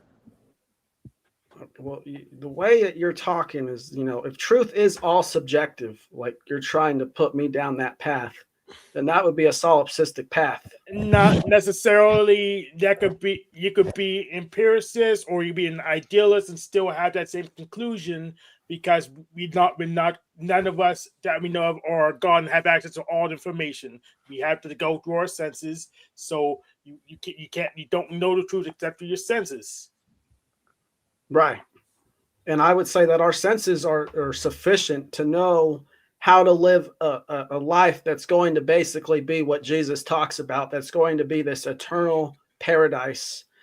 You know, even though we can only experience a very small percentage of the world around us, we don't need to know all this other stuff to tap into what's important.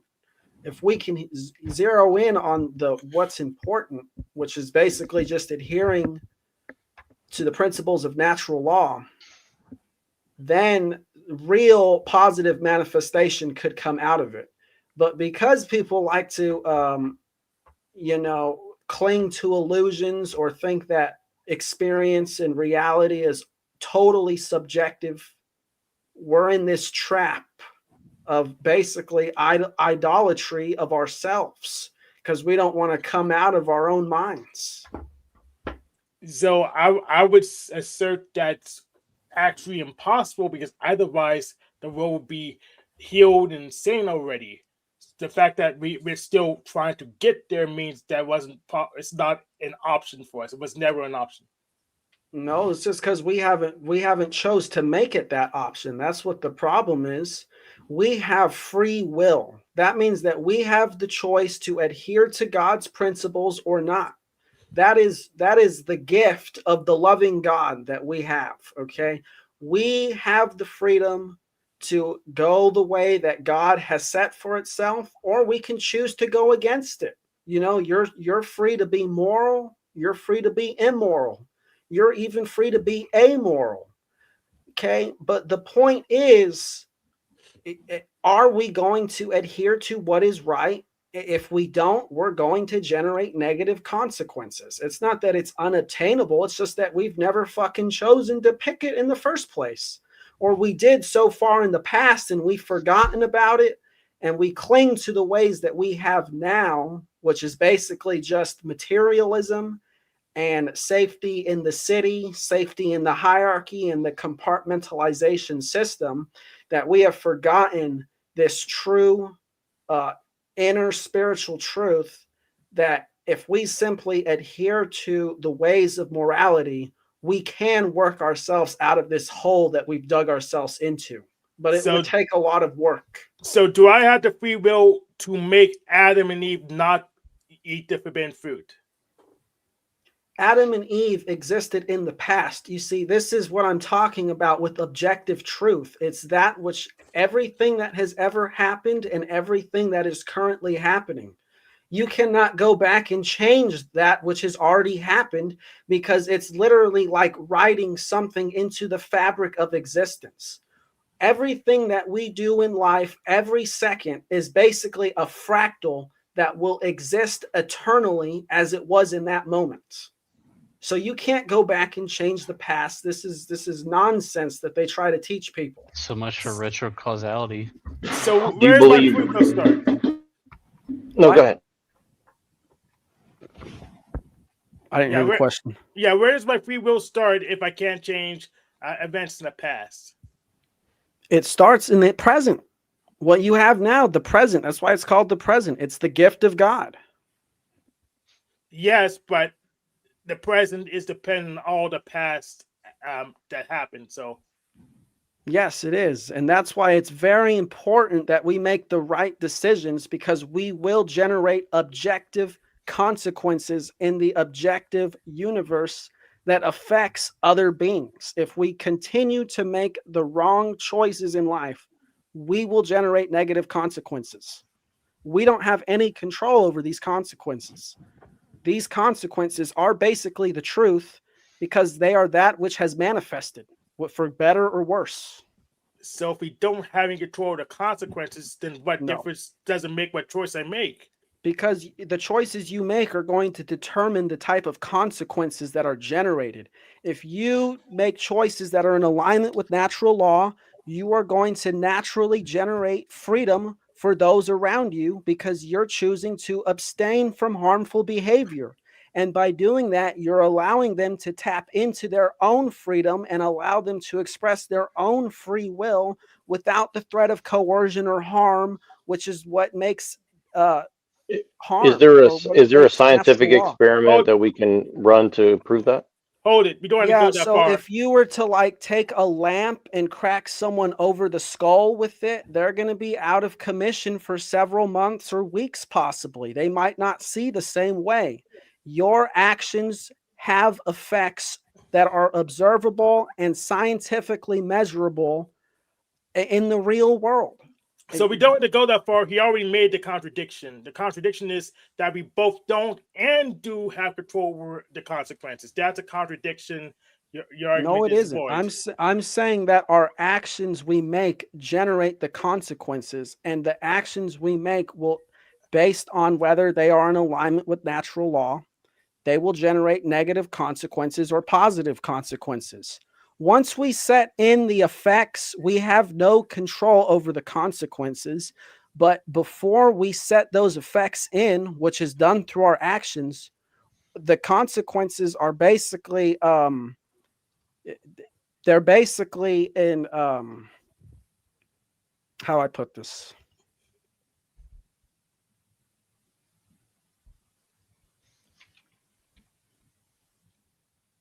The consequences are basically I lost my train of thought. I'm sorry. Yes. No We're worries. we're stuck in a chain of causality. So unless we can negate causality, then your argument's void. The cause is our actions. That's the cause. We have full control over our actions in the present moment. But our life is a tapestry of experience that affects itself from moment to moment. That means that our actions in the past basically add up and affect the present. And when you take in the full tapestry of human experience, because humans have generally lived out of alignment with natural law, there's a lot of negative consequences that we are living in basically because of their actions, because they chose to live out of alignment with natural law, and because we continue to choose to live out of alignment with natural law. So is natural law a thing I can read and comprehend? Yeah, it's not that hard. It's just basically, are you causing harm to other beings or not? If you're causing harm, if you are initiating harm to other beings, you are in violation of natural law. That's really all it comes down to. I'm Most causing people harm. don't know what harm is. They don't know what real freedom is, because they support things like government, or they join the military thinking that they're fighting for freedom or supporting freedom, when these are the organizations that destroy freedom through coercion. They basically force everyone within their jurisdiction to conform to their will through coercion, right? That's what the government does. So I'm causing harm to billions of microorganisms just by existing.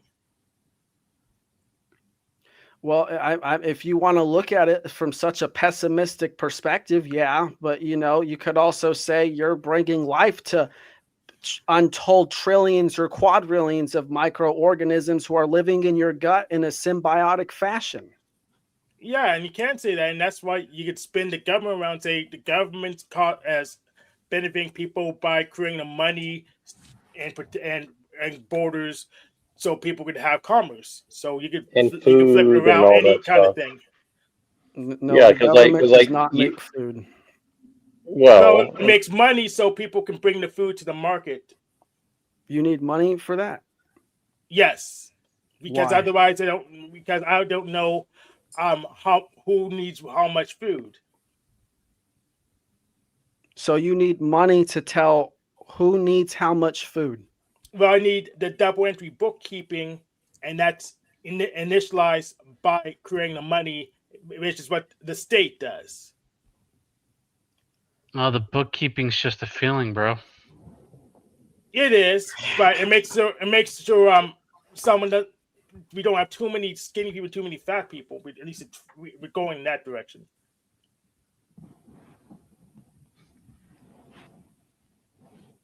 So I fail to see how money is required for food. Well, the Soviet Union, they'll tell you how. The Soviet Union starved millions of people to death to industrialize itself. What are we going to learn from them? What not to do? Exactly. Well, you got to buy or build a cart to take your goods to market, or a sack.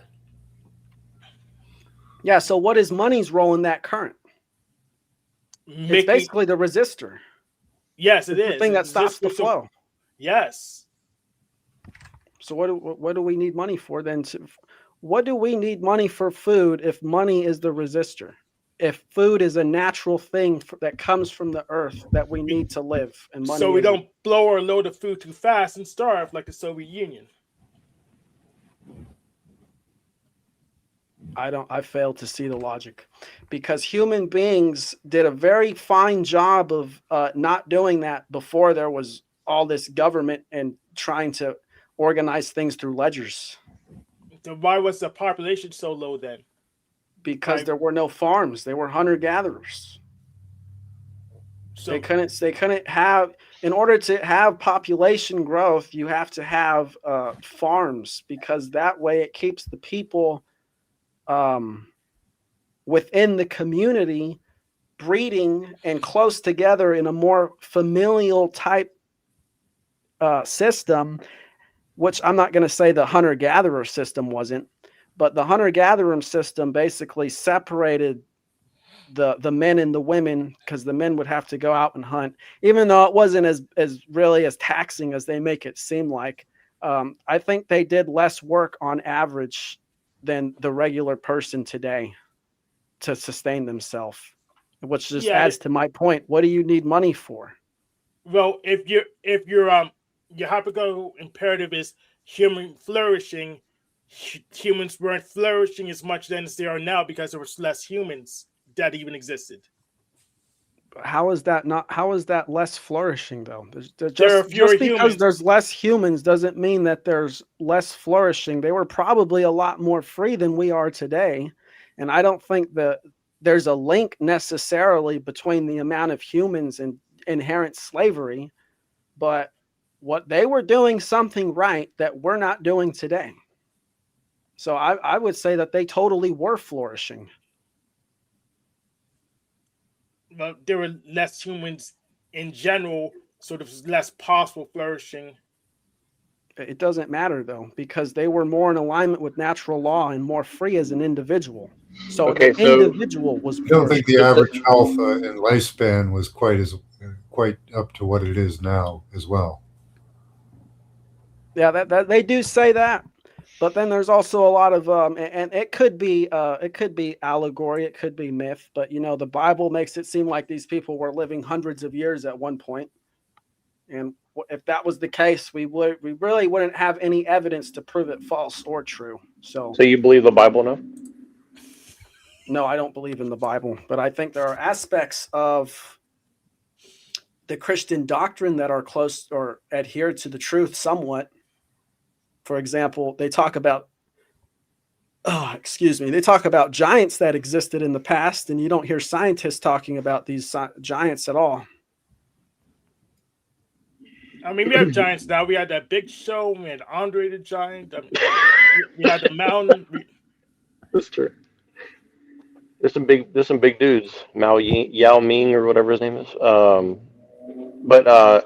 Dom, let me ask you one more question really quick. So,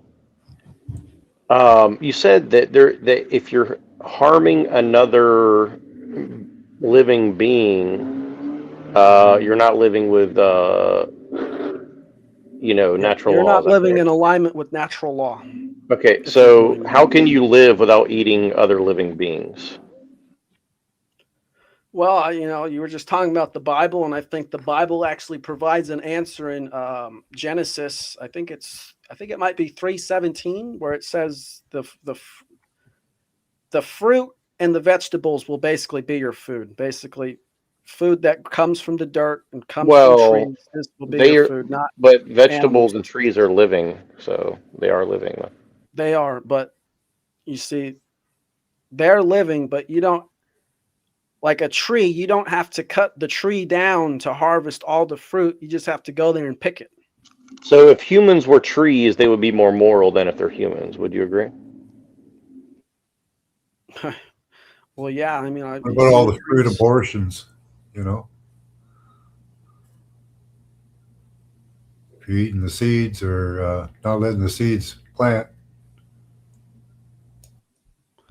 So you're comparing eating fruits and things like that to abortion?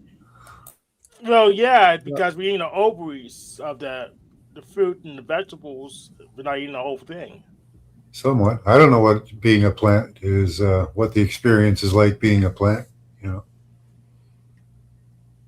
It might hurt a lot more than a human. So I don't fully one of my favorite know- bands is called the Screaming Trees. You may have heard of them. I don't think I have. But I'm going to say I don't fully know the purpose of eating within the spiritual system, but I do know that it's important because if it wasn't, we wouldn't need to do it every day and have our whole body system revolve around it. Basically, whatever eating is, we should just try to adhere to it or try to do it in a way that causes the least amount of suffering. Well, some people would say that if you just stop existing, that would create the least amount of suffering, right? I mean, you could do that. I mean, if those people really want to stop existing, they're more than free to go jump off the Brooklyn Bridge or the Golden Gate Bridge or whatever, and they can stop existing if they want. I think the gun that's there now. So yeah, but so are you saying that that's like? So you're saying there's nothing wrong with that, but eating like an animal is like evil?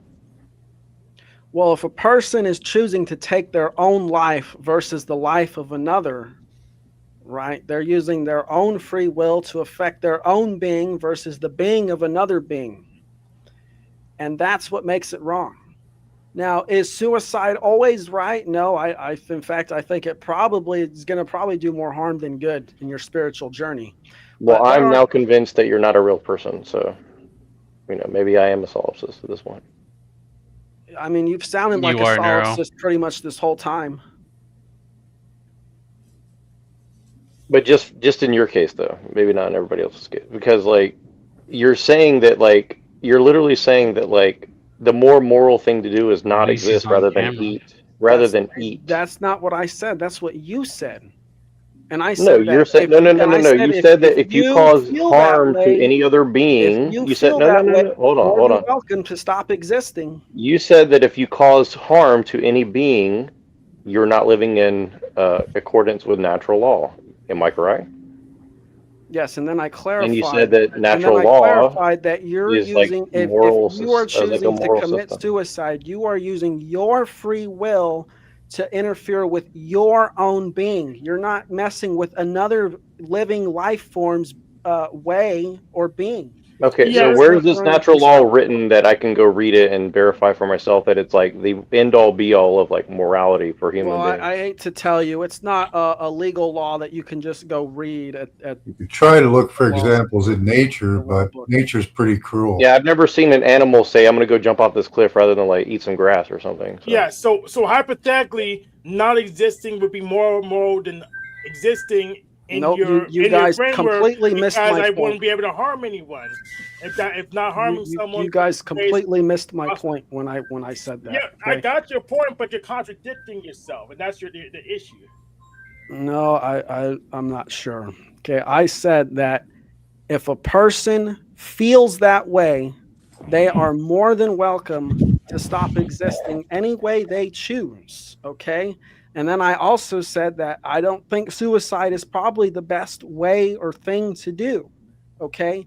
But if you want to, in your heart, because you think suicide is the right choice, you're free to do that. And because Neurojack brought up the point, if you even want to call it that, about how if you want to stop causing suffering, the best way to do that is to stop existing. And I said, if you want to stop existing, you can choose to stop existing.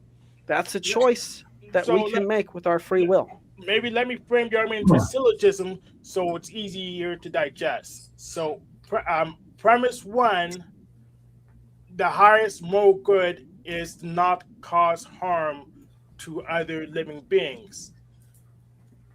Generally, I would say the highest moral good is to do service unto others.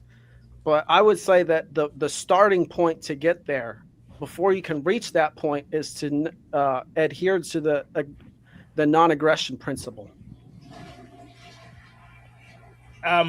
Yes. So, premise two: people can choose whether or not they cause harm to other moral beings.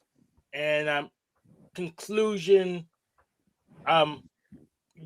people have the free will to choose whether or not they cause harm to other living beings. So I say premise two is false, because just by existing we cause harm to other living beings because that's how we're designed. Is that it?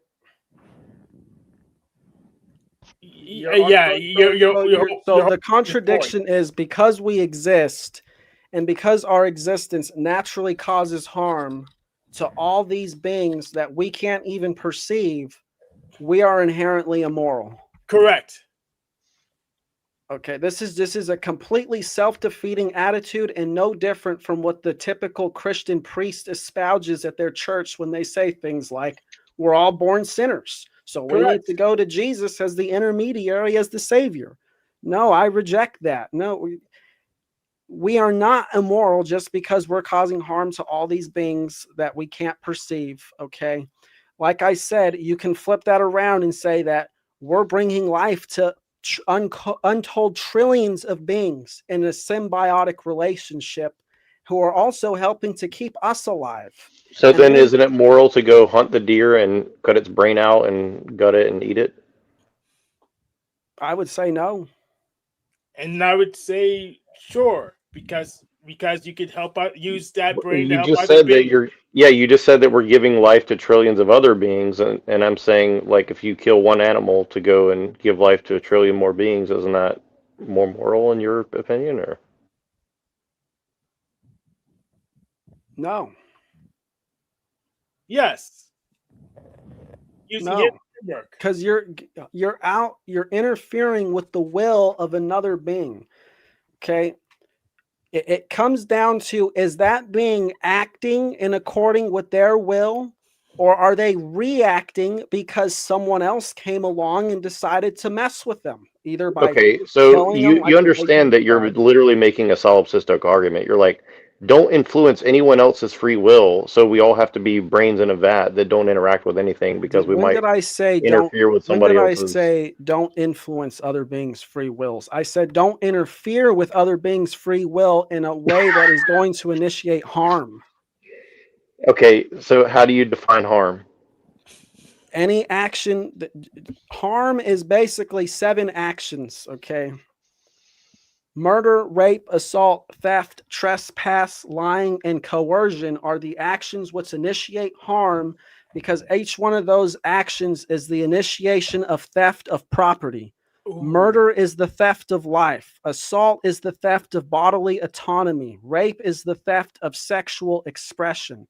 Trespass is the theft of safety within one's own living space. Shelter, which is something that all animals share, or most animals.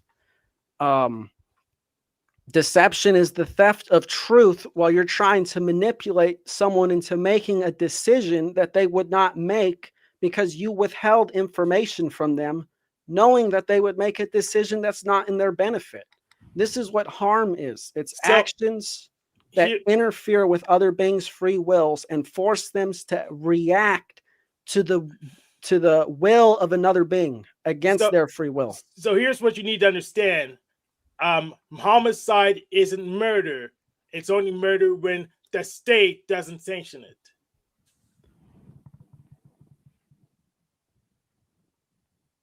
So are you saying that just because the state says it's okay, that murder is fine? No, I'm saying homicide is not murder unless the state forbids that homicide. No, because that's an appeal to human authority and saying that humans get to decide what's right and wrong, when it's missing the fact that murder or homicide is wrong because it's wrong naturally, because of a force beyond humans or an intelligence beyond humans. Okay, when you're coming along and you're saying that humans get to decide that homicide is right because we're humans or they're the government, you are taking away from God. Okay, so if I step on a cockroach tomorrow, have I committed murder? Well, it would depend on if you're it would depend on the situation. Or would you arrest me Yes, and take bugs- me to jail for bugs are not- destruction of a cockroach? Cockroaches are not absolved from natural law. Every living being falls under the protection of natural law. So if Okay, you just, so if a spider eats a fly and I crush the spider, who was right and who was wrong? you're wrong, because that's a spider. The spider doesn't know any better. You know better. Now, if the spider's coming at you to bite you or someone you know, that would be different because you're acting in a more self-defensive manner, which is a component that is completely necessary to understand natural law. Okay, to understand natural law, you have to understand the self-defense component. If you're just out killing spiders or you're killing bugs who pose no threat or harm to you as an individual, you're in the wrong 100% It's of official. the time. This is official now. We have to start a debate channel, and I definitely need this guy to be on that channel. I already started. I'm way ahead of you. My channel always has been the debate channel. No, we need to like pump it up like the Crucible does, and be like, this is a pure debate channel. Like Dom, you're amazing, dude. Like this is gonna be really good because like what you're saying is like totally insane, but I love it. Like I think it's gonna be like this is like really hardcore like philosophy stuff. Actually, like I like this. This is good. Yes. Because and I heard this one before. This is just Stefan Molyneux's UPP. yes, exactly. No, exactly. That's exactly what I'm saying. Like he's literally like weaponized UPB into like universal like don't hurt like mitochondria and like a single cell organism or something. I love it. It's pretty. I don't actually know what that is. Yes, it's actually Stefan Molyneux's universal purple behavior. Molyneux entered the chat. Yeah, it's just Yeah, he's like it's a perfect name for an older argument made by other people, but it just falls apart due to the fact that we literally just to exist, we have a causal chain that involves all the stuff that nature doesn't prefer, or that's Stefan Molyneux says nature doesn't prefer it, but we needed it to exist in the first place due to causal chain, and that unravels the whole argument, makes it self-detonating. Well, to eat, you violate 4 of the 5 points you made about natural law, and you know, because you're an invader, you're taking life, you're, 4 out of the 5 were violated. Well, okay. Here's a riddle for you, okay? And I'm dead serious. If I feel harmed by your argument, Dom, are you guilty of breaking natural law? No, feelings do not matter. What matters is objective, measurable harm that's going to interfere with your ability to interact in the world. Me telling you something has nothing to do with that. What's up, Cecil? He's at the bar. He's gonna probably go home with Here's 3 your women scantily wrapped around clad his neck women. tonight. He might be doing some harm to some ladies tonight. All right, here we go. Break the natural law, Cecil. All the ladies consent to Cecil. Watch my beard. Make sure no one spikes it. Totally consensual. Okay, so you're saying that feelings don't matter.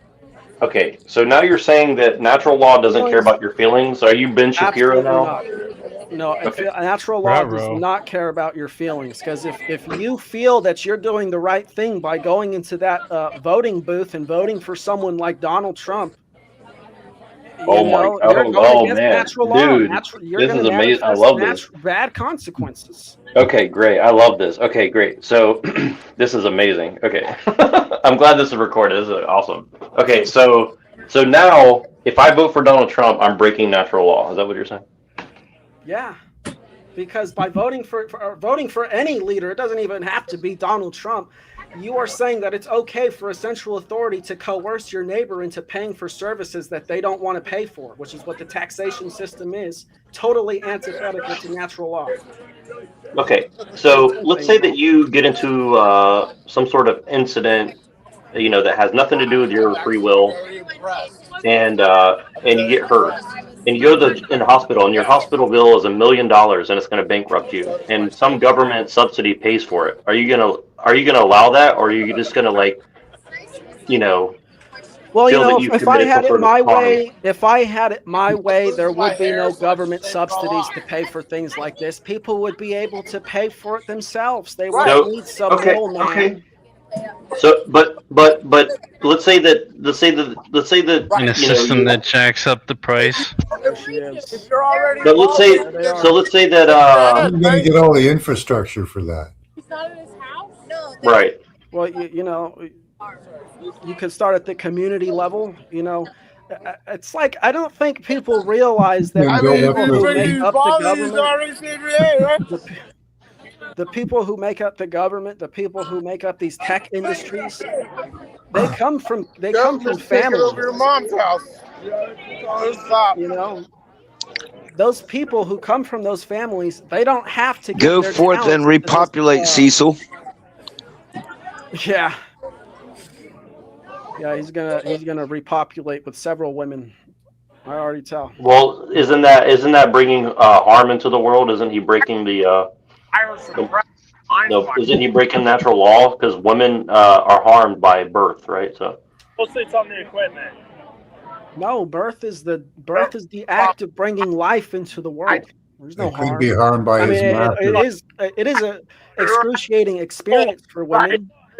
And I would say that it probably wasn't always that way, which is what the Bible's alluding to when it says things like. If you get your kid a social security number, are you breaking natural law? Sure. I mean, you're doing them a huge disservice, but it's not like many people even can imagine a place to not give their kid that social security number. A lot of good people think they're doing the right thing by doing that. If I voted for Harris, am I now absolved of this Doesn't natural matter law? who you vote for. Like I said, very active voting means that you are complacent with the central authority enacting violence on your neighbor. If you're living in a community with 3 people and 2 of the 3 people vote for you to be a leader, has the natural law been broken? No. You see, leadership should be awarded naturally based off of competency, based off of merit, and based off of principles. Ultimately, I think the most principled should ideally be the leaders. Well, aren't those aren't those subjective rules that are going to be imposed by people's feelings ultimately? Well, you see, at the end of the day, the leadership role should basically go away in the sense that people should go and live their lives without having to worry about some leader who's miles away or who's several houses away, trying to get them to live a certain way. So do you think that that children should listen to their parents, or is that like holding them down? I'd rather work for Generally, yes, but you know, at some point you probably got to stop listening to your parents if your parents are like voters or if your parents believe in a religion. Yeah, you should probably stop listening to them at some point. Okay, so if your parents believe in any religion, you should never speak to them again. Right next to Pentecost. You know? Is that what that's not what I said. I just said stop believing everything they said. Stop listening to them. That's what I meant. Not communications with them. Now, if they're an exceptionally bad parent and you feel like they've been so mean to you, or rude to you, or put you in such a state of more than gold. You know? That's why people fucking go in the house. By all means, cut them out of your life. You know, you don't have to cut them out over something like that. I would say that's harmful. That's like in the nice part. Yeah, it's like it's all Detroit. That happens a lot in Detroit, as a matter of fact. Yep. All around it. Yep. I can bring it out of the coal mine. You know, it's not cold. Yeah, but I can go yank it out of somebody's basement. It's a lot.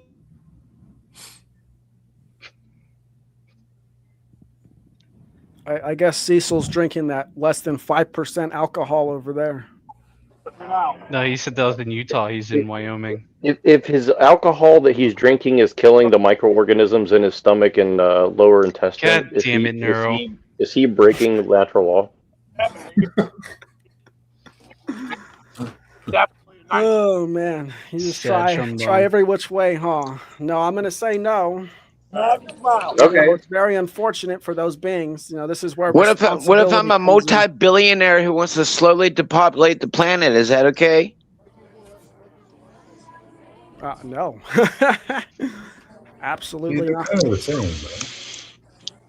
that Cecil's brother? I mean, if you look at Cecil's planet or Cecil's body as a planet, and the alcohol is the depopulation agent, then yeah, I guess it is the same. Alcoholism is taking over, bro. Sorry, Ruh-roh. But you better start referring to me as Mr. Jameson, or I don't know. I think Cecil. You're Vin Diesel. You're Vin Diesel's cousin. Yeah, I'm so you fucking nerd ass. Drunk cousin. Cecil, you should get some plugs, some like some zero gauge plugs in your ears. That would be like a good look for you, you know. Little goth style. Come on. Excuse me, sweetheart. Excuse me. So if he destroys more lives in his stomach than Bill Gates would with his depopulation, who's the bigger mean Mr. Mustache Here's Man? the thing. Through Bill Gates' depopulation, is he not killing all the microorganisms and all the different people, thus basically exponentially expanding upon the amount of deaths killing that all my Cecil's worms contributing without to right now? ivermectin? Well, I don't have any especially worms considering in my that body. Bill Gates is talking about permanent deaths. You know, Cecil's well, out there here's the having a good thing. How time. many worms can handle this level of fucking hard alcohol? None. Well, here's the other question for you then. Okay, if the government has allowed more human beings and more microorganisms to come into being because of their evil, aren't they doing the most amount of good in your opinion? Your fucking mom's a microorganism. Okay? What's in your pants is a microorganism. They've allowed the most amount of beings to come into existence. I'm going to need some evidence for that claim. Well, if there's 6 billion people and there's like 6 billion microorganisms in every human being, right? 6 billion times 6 billion is the reason what? that there's billions of people. Okay. Would you disagree with that? Your mama. Yeah, there could probably be more people without the government. So you're saying without government we could have like petrochemicals all around the world right now? How many people, or how many more people do you think would be alive today if there were no world wars? More money. Probably less, because they had to do that to like get the trade routes for the petrochemicals around the world, and that's why there's so many people now. Oh yeah. Okay. I'll accept that. But the point is that the government, even if it does make more life, it's basically just enslaving all those people. Well, Anyway. here's the question that I want to pose. Okay. Would you rather be alive and a slave, or dead, or not alive and not alive? How many Irish goodbyes equal? Would you rather be alive and a slave, or not alive and not alive? Your mama. Well, from my moral perspective, I'd probably choose life. But from God's perspective, it would be better to just probably restart. Fuck your God's perspective, okay? Okay. I'd rather die on my feet. I'd rather die fighting on my feet than on my knees. See, Cecil says fuck God's perspective, and he's right there in alignment with God's perspective. God, like I said, he'd rather die. That's what Cecil's saying. He'd rather die. I'd rather die on my feet facing my That's right. Cecil gets it. See you in Valhalla, Cecil. with a fucking in a fucking camp. He looks like he's ready for Valhalla. Dude, I'll fucking light your ass up right now. You know, shit. Okay? He's lit. Here are your choices, okay? One of them leads you to Valhalla, okay? So you can die on your feet with a rifle in your hand, or you can die in a camp. Gulag. You can die in a gulag. Okay, I'll choose immortality. Digital gulag. That scans like schizophrenia. Basically, put yourself in a Gulag gulag. fucking eat shit. Fucking fag. Communists think they're so fucking cool. They made me forget my phone charger at my hotel room. Bitch, I ain't fucking playing. Woo! Happy New Year! Yes, it's communism that unplugged your phone, not capitalism, right? I'll knock your ass out, Hank. Oh, it's going to be New Year where I live right now. Bring it. Drive all the way over to Pennsylvania. 7 minutes away. I actually moved time zones. But here's the main question that I want to pose to you, TML. What time is Ramekin?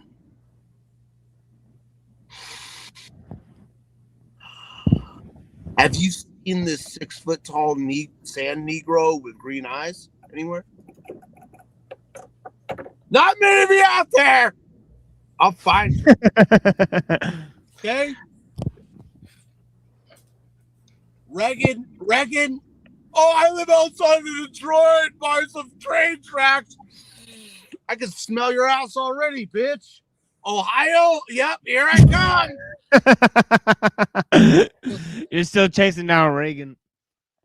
Not Reagan. Really.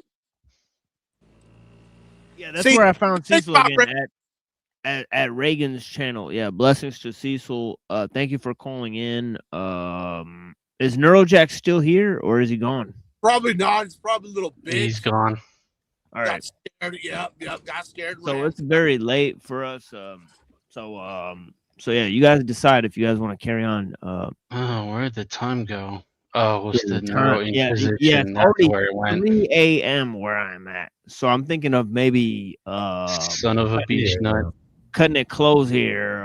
It has been a long night. I woke up, it felt like somebody punched me in my throat, and then I proceeded to do the show anyways. It like hurts when I breathe for some reason. So yeah. Same here, actually. Maybe around. Yeah, I got like fucked up this morning. Some more terpenes, bro. You need some more terpenes in your weed. Yeah, you need some terpene. Exactly. Cecil knows what's up. I mean, you need the terpenes in this bitch. We got your 6 foot tall sand Negro with green eyes.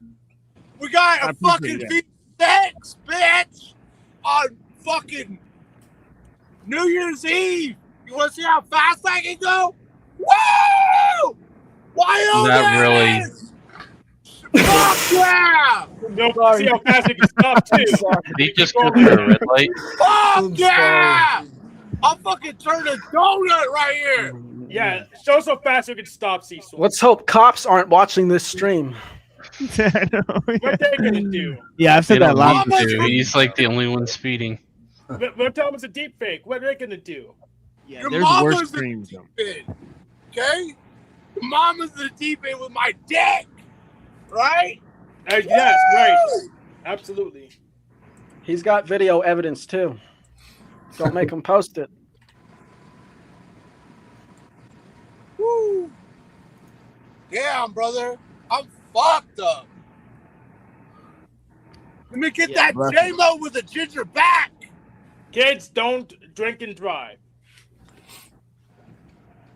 Okay, Hank, I fucked you up so hard you ain't even getting on camera no more.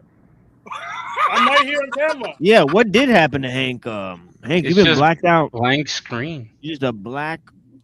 I can see on my screen. seat. I can see my screen still. Let me Yeah, check them. I can see both. Yeah, your, sometimes that happens. I can Sometimes see both your yeah. screens right now. If you don't look at StreamYard, yeah, you're not showing on the stream. So maybe you have to refresh. Nope. Yeah, let me leave and Still come back. nothing. I should have said that Yeah, that's when what I you had to first do. came in. This is so I stupid. thought that was by choice. I'm such a bad producer. And so Damn, StreamYard's sucking today. Let me I leave and come back and refresh my camera. I guess all the Yeah, they nerds robbed us, streaming on Because I can see StreamYard myself on in StreamYard, New but I Year's. don't see myself on YouTube. yeah, we were robbed. Yeah, we don't see you in StreamYard. God damn it. So here's the problem.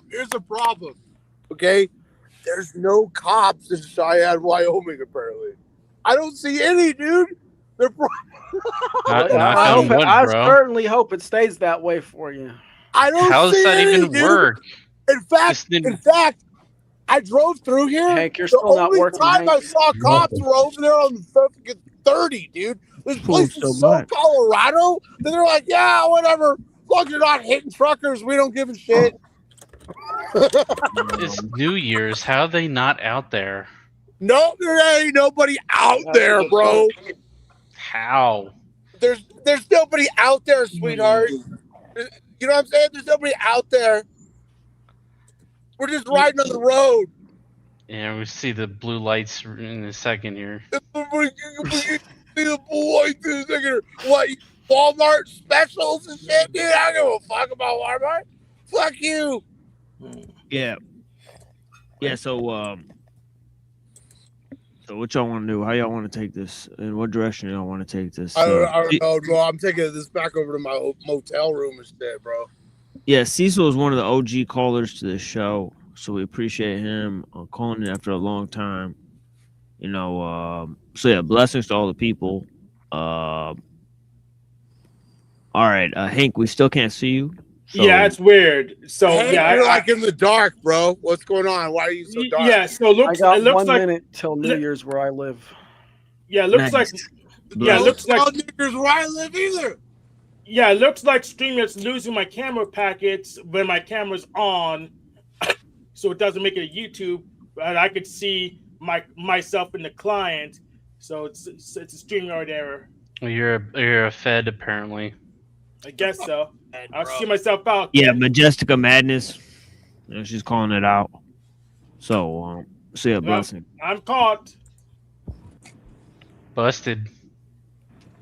Oh, Don't and he left. where your mom lives, because somebody What might the try hell? to go over there and run a train on her ass. Yeah. So that was I'm gonna odd. get off too, but I had a nice talk. Yeah, peace, Dominic. New Yeah, Year, yeah. happy Thank you so New much for Year's. joining. Yeah, All yeah. right. Appreciate talking to you today, Easy. man. Yeah. Yeah. Okay. No, Yeah, great You combo. survived the Neuro Inquisition. Yeah, peace on me. I gotta go. It's 3 a.m. Thanks for having me. Good night. Yeah, peace, guys. Easy, Yeah. Max. Yeah, I know it's getting late for a lot of people. So yeah, do you guys got any I just started. yeah. Yeah, you just call back in, Cecil. You want to give a speech to these people? Blessings. Man. Yeah. Okay. Listen.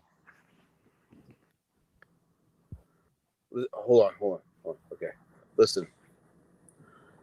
Doesn't matter what race you are or any of that, okay? For everybody who is in the state, everything. for everybody who was out of state? Nothing. These are the words of Benito Mussolini, okay, who co-founded a book with Giovanni Gentile, the founding philosopher of fascism, an Italian philosophy. Hey, the motherfuckers are down with your clique, everything. If they can hang, fuck that shit. Okay? We ain't playing. Right? I spill wine for fucking Benito Mussolini and Giovanni Gentile. Out. 2026, I'm going to see you guys.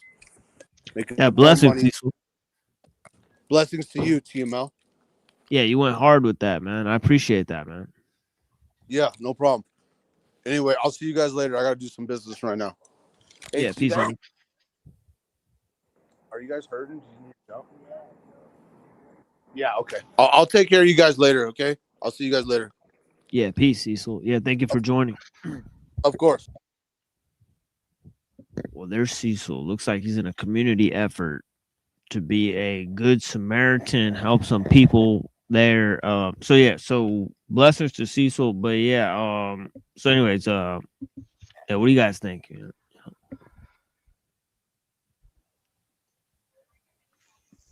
I joined back to tell you Happy New Year.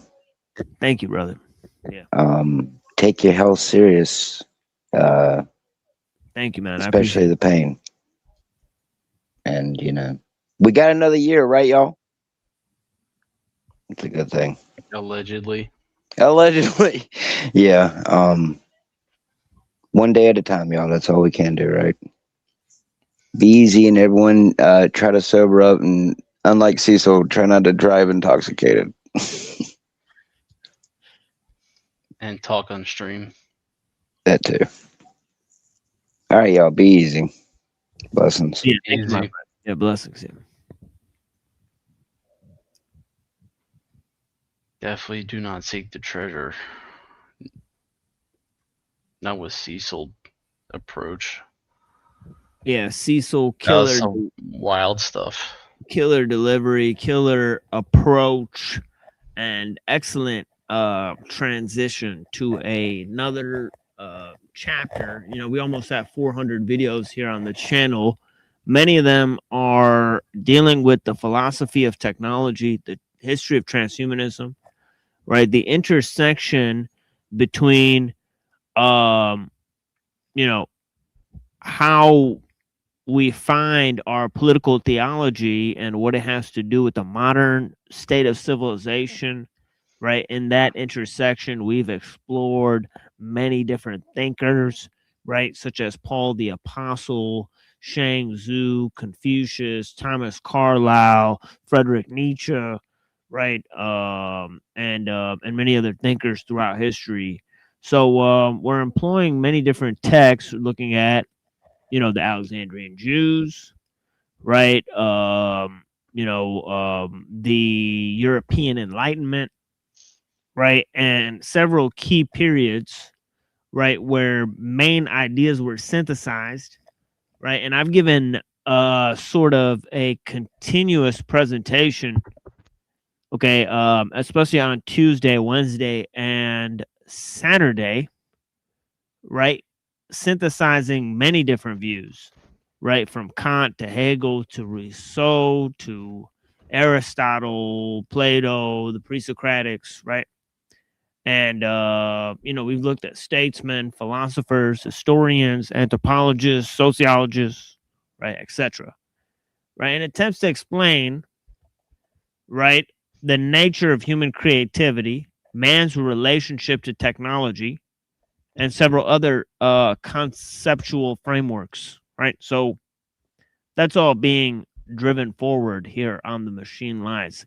I think this is the premier type of show that explains that intersection of ideas. I do not know of other shows that actually explain that particular intersection of ideas, right? It's highly particular, highly unique set of materials, right? That honestly, I've not seen anywhere else on the internet compiled, the various texts and, directions that I'm pointing in, right, with the research, right? I don't go over all the material, right? But you can go and synthesize some of the material on your own, look at what, the various texts that are presented, the various authors and scholars, right? And go and come to your own understanding, right? And of course, there is no replica of the material that's brought here, right? It's just like a one-time go at this, certain understandings and views in the way as I present things, and the people who espouse different viewpoints that I offer, they really are not found in other places, right? I've constructed, terminologies and, different definitions of ways of thinking. And, so we'll continue to explore that here. Right. And I've only gotten to maybe 10% of what we can explore. Right. So there's lots of stuff, and we've already done almost 400 episodes, as I said. So at least, many of those, right? I'd say many of those episodes contain, the at least 2 hours of presentations, right? So you could collectively look at the various presentations and find hundreds and hundreds and hundreds of hours of material. So blessings to all the people. We will eventually compile this material, and the first step to blinding somebody is getting them to open their eyes. And the first step to being seeing beyond the programming, is to realize how you've been programmed, right? And you can't kill what you can't see. And what most people think is real is just flickering shadows on a screen, images of things that aren't even real. And I'll try to heal up my, it's really like a back and a neck and a sort of, it's like when I speak, it like hurts, whatever. I'm having trouble breathing and all this type of stuff. So I've had that all day. Hopefully I get well. And let me rest up for a few days, and we'll join you guys soon. Play some music for you guys. Appreciate you guys.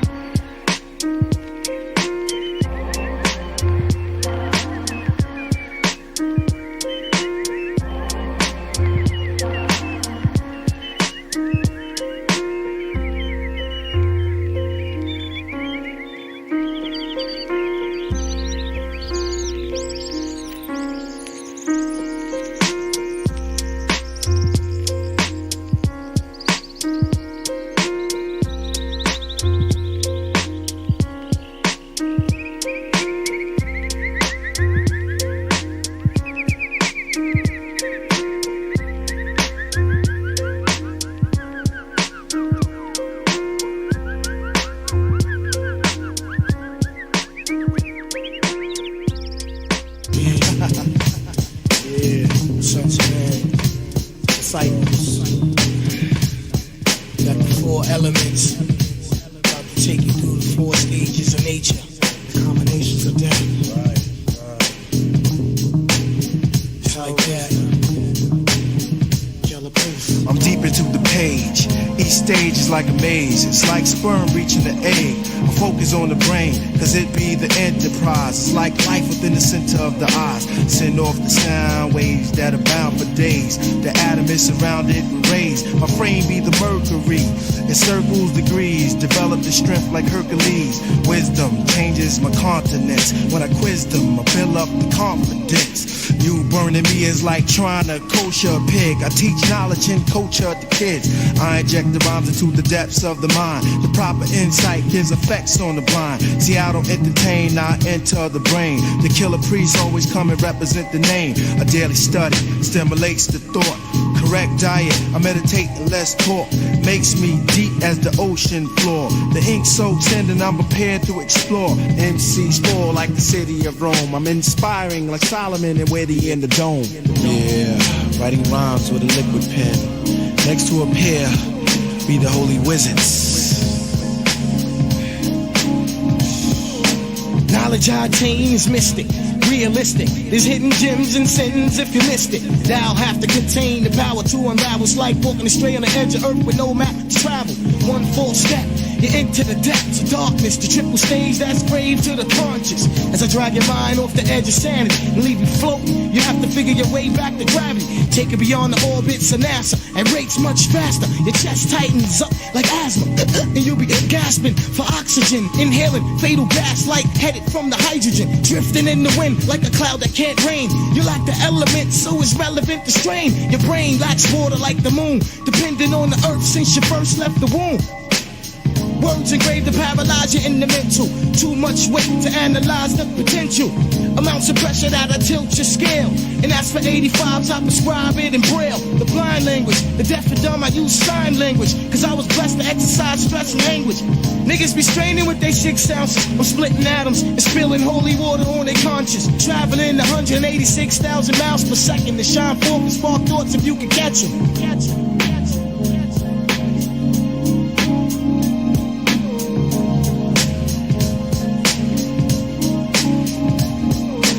Life is hell, hell tell lies in your face. Every other day we killing off our own race. When you're trapped inside hate, it's hard to escape inside a slave mind state. Cause you go out like a blind date, surrounded by danger when you're living in a world full of anger. The pain I drop just to get you got is a brain strainer. Deadly talk, silent thoughts I can't overstand. When the man wanna live long and you think too short and distorted.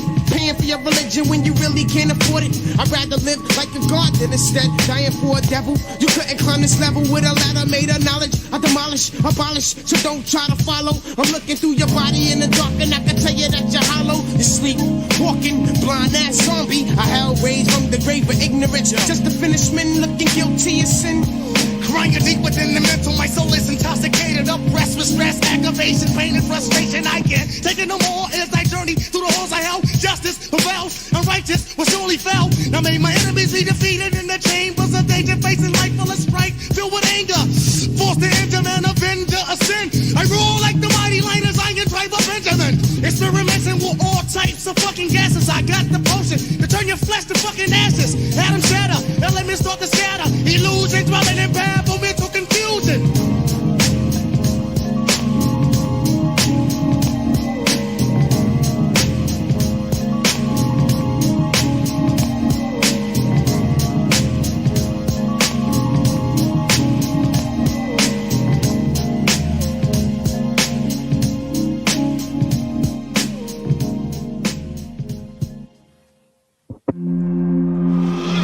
I hate evil energy, and I don't mix energy. Gabble is your last warning.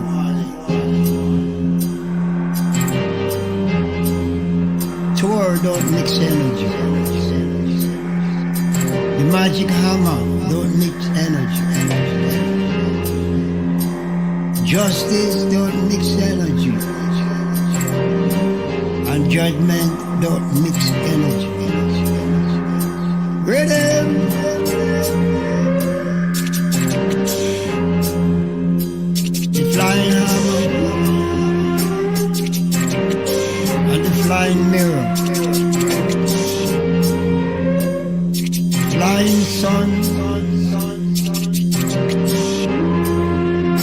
and stars don't mix energy. God will beware. God will beware. And your father don't mix energy. If you start to mix energy, you won't have no father. And then that mix energy, I wipe them out. Virginia City, I'm minus mastermind. The Ten Commandments, I don't mix energy. I'm the mighty tour, God of thunder. I'm the mighty tour, God of lightning, hailstone, brimstone, and fire. I'm the mighty tour, the God of rain. The God of plane and the God of train who don't mix with. God will be real. I am the mighty tour. God will be real. I am the mighty tour with the mighty magic hammer. Wipe out. The magic mighty hammer. Wipe out. The magic hammer. Why scooper. With the magic hammer, why paralyze. I don't mix energy. Beware. I don't mix energy. I don't mix sin energy. Sin, beware, I hate sin. Virginia City, Master minus 10 Commandments. Texas, water God, with the sun. Fire! Come down from heaven. Fire! An electric wire. Fire!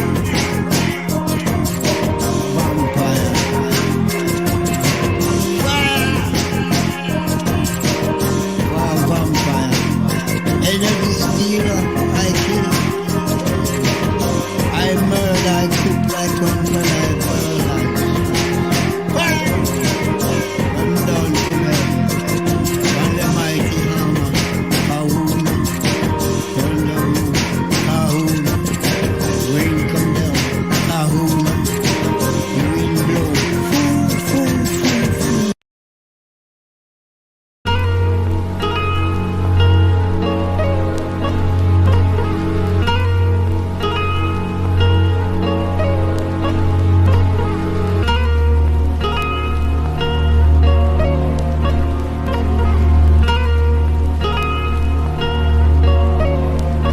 On this I stand, two sets of footprints placed ahead of the dirt, softened from teardrops, and overlooking the earth as the son of a moon, protected by a force field of pure thought. On this I stand, a rally of unemployed, disgruntled words spawned from long journeys through somewhere that only caused me pain as I strained my soul, cramming it with bite so I could bring some there. I bleed the blood of a cold stone that roams without a shadow. I'm only deep enough to realize that I'm shallow. My head I keep it up, but it's hard to keep it straight when you don't believe in love and you just can't cope with hate. Metal rust, leaves turn into dust as the difference between love and lust clarifies its trust. If you only had an hour to sum your whole life up, would you spend an hour saying that an hour ain't enough? I've escaped the shell that bound me to cowardice.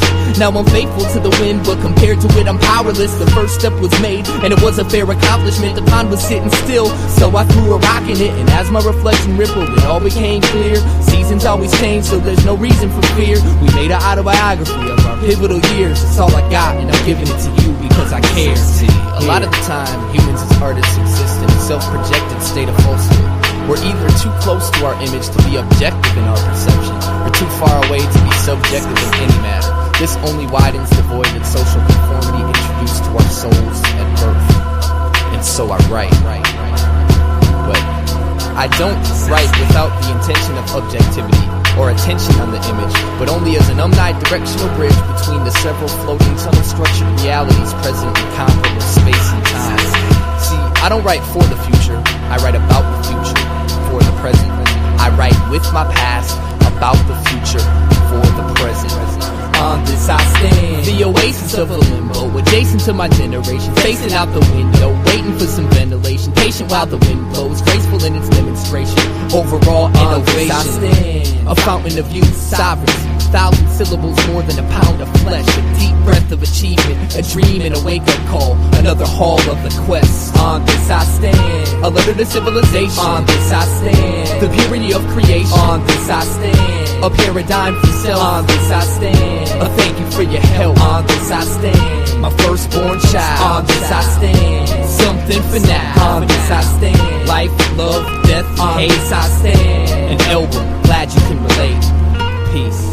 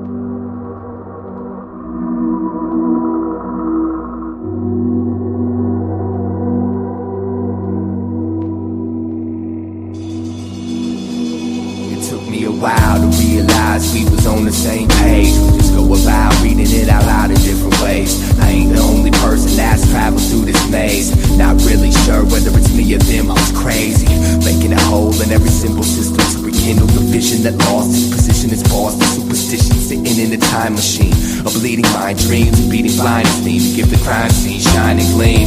I'm no longer a Boy Scout, cause punching myself in the head won't necessarily get that voice out. That's something no one ever took the time to point out, but I had to learn to whisper before I could enjoy shouting. Periodically I feel like I've wasted my breath, and all I've got to show for it is paper stained ink.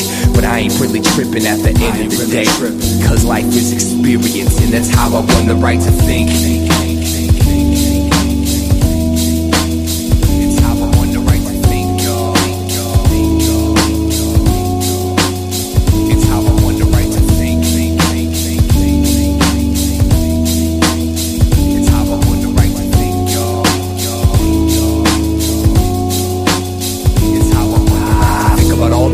Trying to find an identity, rhyming and rest of the night, getting by the mind, spending century folk on the room to folks in the path, consume every inch of my interest in it's me to break out the trap, essentially distant, mentally I'll eventually snap, eventually foul this functional prune, room to numerous thought plume tumors and musical wounds, and my shadow grew to be my only tribune.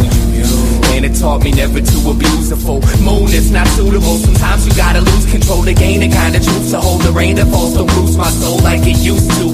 I'm used to it, and now I'm just working on smoothing out the kinks. The circuitry allows some headroom before the brink. So what do you gotta tell me that I don't already know? Just shut the fuck up and let me grow. I learned from my mistakes and I spotted with these disruptive plates. So call it what you want, but this is how I won the right to think. It's how I won the right to think, yo. It's how I won the right to think. It's how I won the right to think, yo. I was scared to death, barely slept, ill and breath, prepared to step from where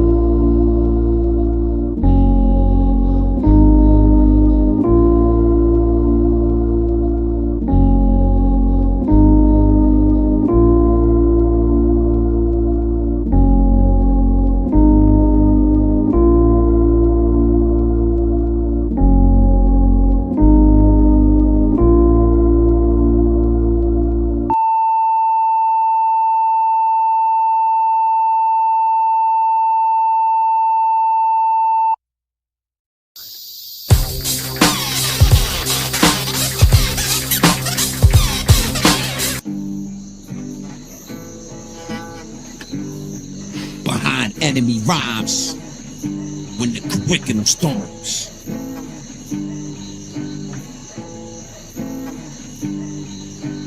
Yeah, behind enemy rhymes when the curriculum storms. It's like this, yo, check it out, Yo, when the curriculum storms, modern rap history is reborn on CD code in the form of a poem. Anyone that studied cannabis past knows he has the answers to questions you're probably not advanced enough to ask. Super advanced faculty math, chairman of curriculum class. 85% time never pass, 10% time smile, 5 don't even laugh. when the chalk's in my hand and I'm drawing up raps. I present the contingency plan to the top brass. They probably think I'm on speed, I'm talking so fast. The body of the rhyme is smooth like body and bath. The summary is more explosive than a meth lab blast. My symmetrical shockwave shatter glasses. My U-235 rhyme hits critical mass. Apocalypse now, lyrical raps blow everything off the map from green grass to African baobab. Spike with electromag to aircraft crash. CDC in the streets passing out gas masks. Gorgeous women thank me for the oxygen tank, baby. The chevrons on my arm are saying my rank. Maybe I become another casualty in the field. They'll engrave my tombstone with the mask of steel. The best beats in the world couldn't rival my skill. It's like pouring a cup of water on a million bees' wells. Grand eloquence of an unprecedented scale. Close your eyes, feel the rhymes, cause I'm better in braille. The Francis Bacon basics, I should reiterate this. We rise to great heights by winding staircases. Lines spiraling the French curve design. When the curriculum storms behind enemy rhymes. When the curriculum storms, this is lyrical law. Computer program bars come out of digital jaws. This is the toughest course in hip-hop so far. Behind enemy rhymes. When the curriculum storms, when the curriculum storms, this is lyrical law. Computer program bars come out of digital jaws. This is the toughest course in hip-hop so far. Behind enemy rhymes. When the curriculum storms. Written addendum, curriculum, attention deficit disorder, magicians flipping them with serotonin reuptake inhibitors that inhibit them from seeing the vision. When they spit against spitting them, they must want to get dissed again. I'm sicker than the sickest sense. Inhale breaths through the Louvre, my chest bigger than wind tunnel vents. Please believe the ammo is live. A fusillade of rhymes fly through the ride, a Gulfstream fuselage. Blistering speeds, full eyes with fast rhymes, setting world records with no regrets, fastest lap times. Get check the flags with 48 tracks of rhymes, 100 times with vocal signatures through complex design. Human by design, a mental monster of the mind. Rhetoric versus reality, the reason I rhyme. Eternally inclined to shine. Principles of plentitude, I spit at you, injure you if you step out of line. A transcendental intellectual, a marvel to the medical professionals that claim they have more tests to do before they understand what I'm equipped to do. Visual, psychoanalytical, living proof that I rip you. I rip the roof off like cyclones do. When the curriculum storms, I rip a microphone too. A molecular miracle. In the physical, my lyrical has always been something different for you to listen to. Difficult, legible, forever memorable enough to remain in the membrane of your mental pool. I train your brain muscles and take you to school. Hard rocks become gentle jewels. These are the rules. When you in a mic club mood, you never get booed. Aptitude and attitude are your battling tools. Stay calm and spit those bars. If you find yourself behind enemy rhymes, you gotta weather the storm. When the curriculum storms, this is lyrical law. Computer program bars come out of digital jaws. This is the toughest course in hip-hop so far. Behind enemy rhymes. When the curriculum storms, when the curriculum storms, this is lyrical law. Computer program bars come out of digital jaws. This is the toughest course in hip-hop so far. Behind enemy rhymes. When the curriculum storms.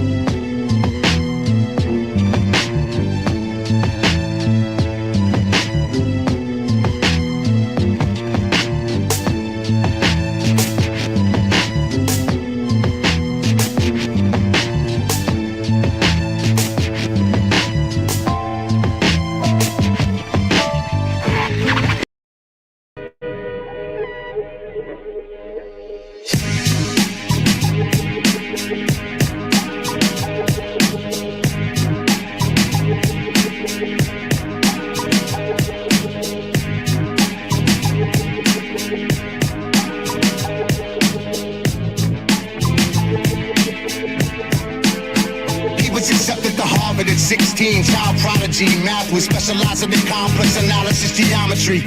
Earned a PhD in mathematics early, youngest professor ever hired by UC in Berkeley. A short-lived position. He resigned in 69 with no apologies, without an explanation given. Social anxiety multiplied silently, disconnected entirely from society. Built a cabin, became a survivalist. Rejected electricity and modern scientists. He cooked his dinner in the fire pit and watched the stars from afar where Orion sits. The wilderness where the lions live, primitive like the times of the giant pyramids the minds built. Yet something causes mine to tilt. A course solidified successfully the very first time he killed. What would you do? How far would you go? If you thought that you could change the world for the greater good, how would you know what's right or wrong? Try to play God, mail a bomb to the CEO of a school or an airline. Do you justify murder for peace? Do you believe that technology is the beast? Imagine if your iPhone disappeared, that would be weird. Could you function in the world without technology?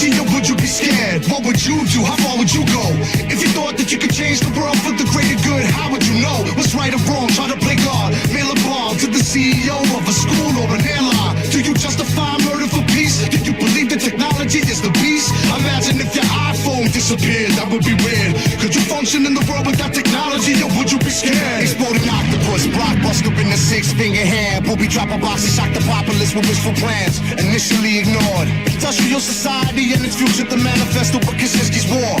Life is seclusion, Bibles and bruises, rifles and Uzis, devices reclusive, designed to confuse the FBI and throw them off plan, blowing off hands, blinding people first. Soon the results were even worse, became obsessed with teaching society a lesson, with homemade weapons to reach society's perception. The Washington Post and the Times finally printed his manuscript. That was the tipping point that notified his family with suspicion leading to his arrest. His brother recognized his writing style of mission to death, ran up in his cabin and discovered undeniable proof of his guilt. 16 bombs, 23 injured and 3 killed. What would you do? How far would you go?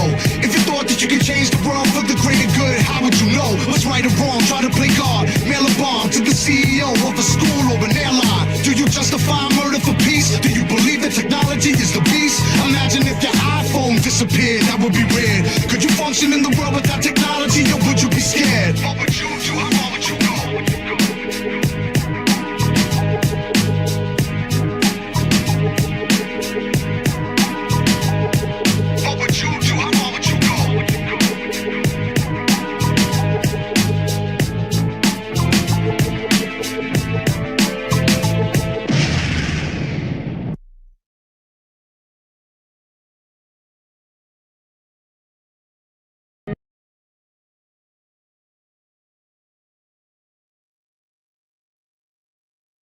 First of all, Gnosticism.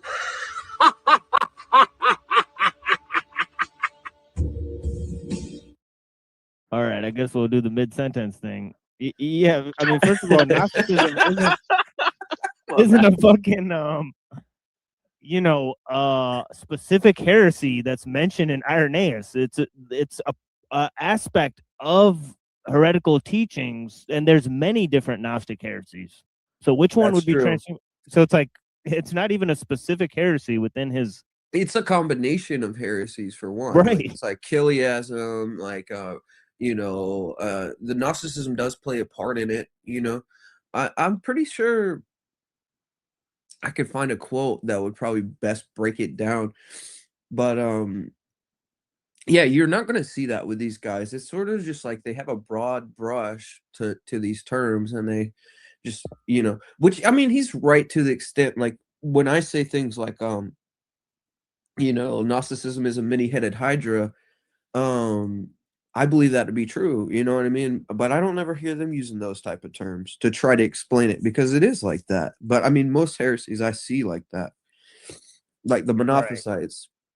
Like, there's subsets of the Monophysites that don't agree with each other, but the basis is the base of the Monophysite heresy is they have a misunderstanding on a Christological level, right? And it's like, in the same way that Gnosticism, you'll find reoccurring themes within it. Like, there's dualistic principles within the teaching, or, you know what I mean? And you could go to a number of subsets of the same. I mean, it's not the same, because they would probably disagree with each other. But from a Christian standpoint, it's with heresies, we kind of lump them together if we see like the essence of the heresy is rooted in this particular teaching, right? Yeah, but like, I don't think, like, if the church fathers woke up today, they'd be like, oh, transhumanism is part of Gnostic. They don't even believe in God, right? So it's like, it'd be I kind of see what weird. you're saying. Like, they'd be much more nuanced in like looking at science and then looking at Gnosticism. You know what I mean? And I'm pretty sure the ones that are alive today do that, right? So it's like, well, if you read Saint John of Damascus on heresies, I have the text somewhere, but he has like 100 different heresies listed, and he does compartmentalize them. He separates them. He doesn't just lump all the Gnostics under one umbrella. Right. He breaks down like Valentinius, and then this one and that one. And if I'm not mistaken, Irenaeus also does that. He describes each particular one and gives the definition. So I'm wondering Now, if you'd have you to ever have read notes to do that. And I mean, under a short, like, I guess I compartmentalize, like, okay, live reading, it's sort of understandable to a certain degree, but I haven't heard what he said, so I don't know. Because I paraphrase at times. I know you do too. You know what I mean? It depends on the subject. Like, you could get away with a paraphrasing of a subject if you're close to it. But I agree, though. We probably should be more diligent with our terms. No, but I mean here, like he's saying that the specific heresy of transhumanism is Gnosticism, and this is clearly explained in Irenaeus as it's a specific heresy that's mentioned by Irenaeus. I'm like, but there's Look, I different got forms something of it. here. I got something over here I could probably bring up.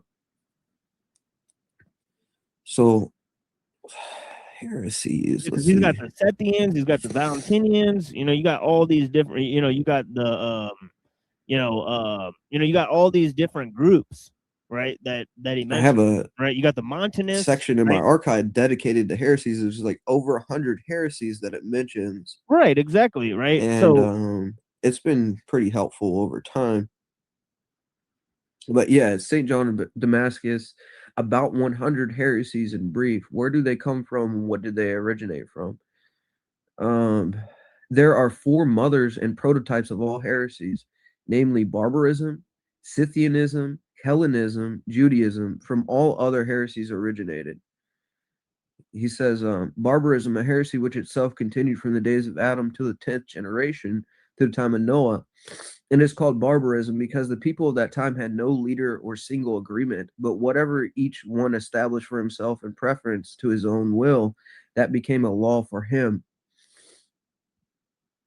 Scythianism, from the days of Noah and the subsequent time until the building of the Tower of Babel, and after the tower for a few years, that is, until Phallic and Ragug, who, having turned away from the country of Europe, settled in the Scythian region and joined the local tribes from the time of Terah, from whom the Thracians originated, and later.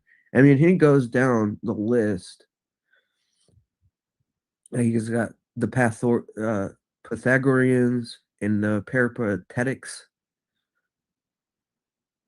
He says Pythagoras taught about the monad, and Providence taught to prevent making sacrifice to supposed gods, not to eat animate beings, to abstain from wine. He introduced a division saying that on the moon and above it everything is immoral, and above it everything is mortal. He allowed the transmigration of souls from one body to another, even into the body of animals and wild beasts, and at the same time he taught to practice silence for 5 years, finally called himself God.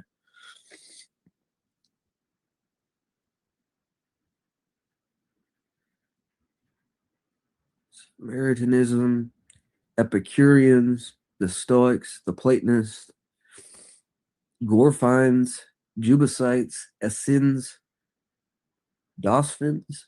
I don't know. This is crazy.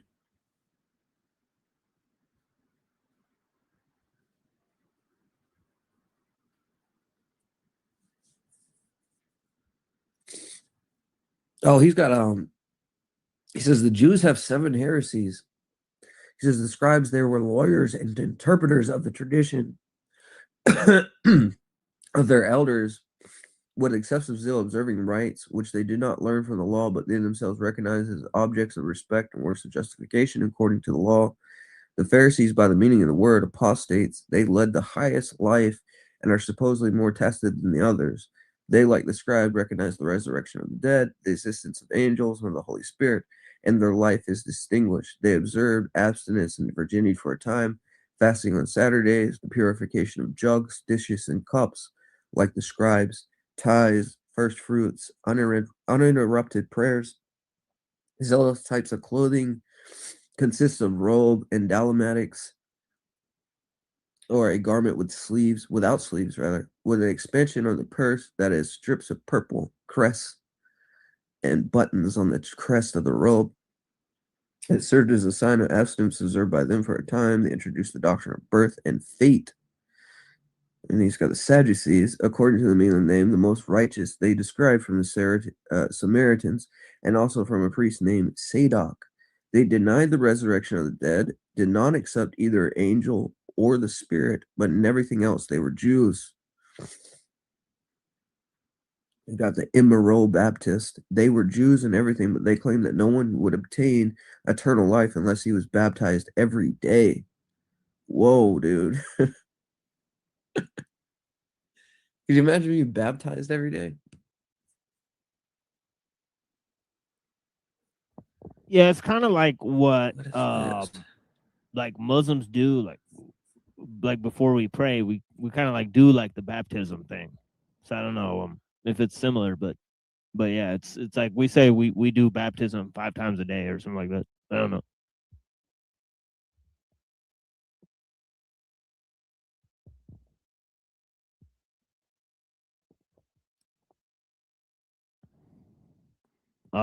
But this is what he says. You know,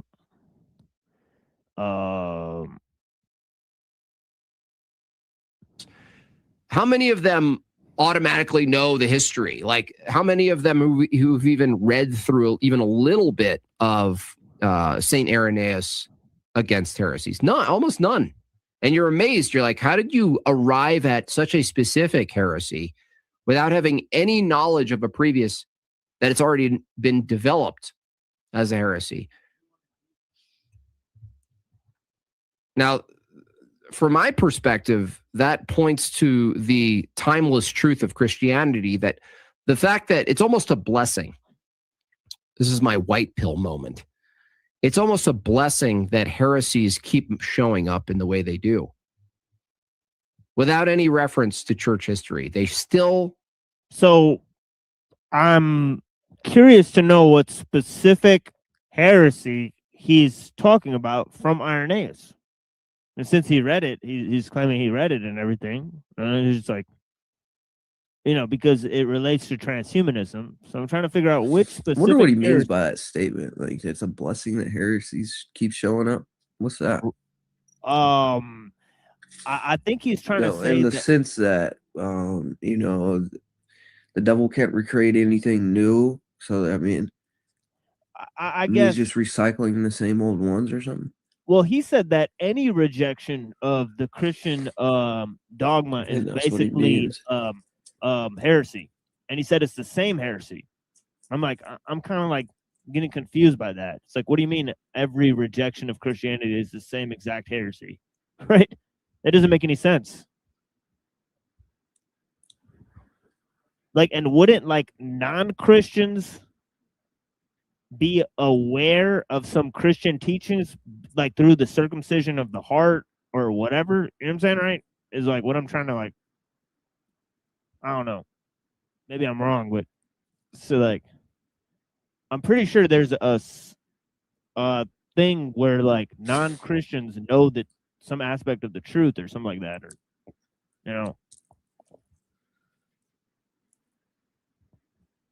But yeah, so that's the specific statement here. But yeah, let me go back to the beginning now, because that happens 33 minutes in is when he says that. So that's pretty weird. But all right, let's go back to the beginning of the show and see what he says. Appreciate that.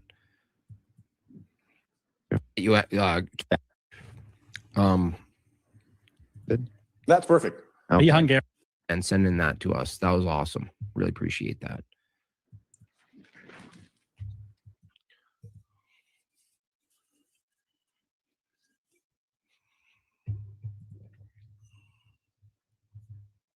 All right. He's just asking like your background, your family. He's not. We're not trying to put you on a list to get you kicked out of the country, buddy. Hell from Hungary, then. Yes, absolutely. They escaped from the communist government. Yeah. Okay. Yeah. So, Mr. Isfin, at least I got some moon curry. I appreciate. Wait, hold on. Let me go back to the beginning. I don't know what's going on here. Transhumanism is a really interesting topic. I think it's going to be a more popular topic as it becomes a little more real for us.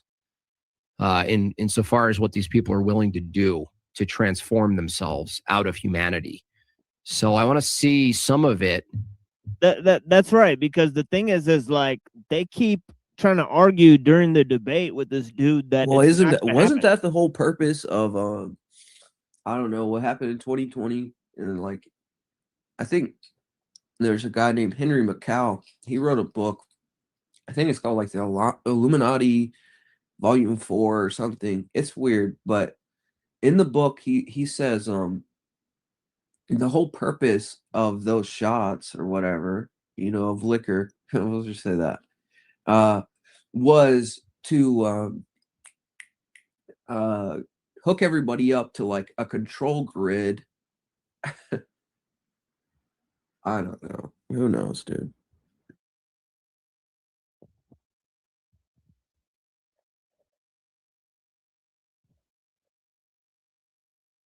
Yeah, I don't know, like, but like his whole thing is like, look, it's not gonna happen. Don't worry about transhumanism because it's not real. So they're sweeping under the rug. You know, and it's like, there's transhumanists in key positions.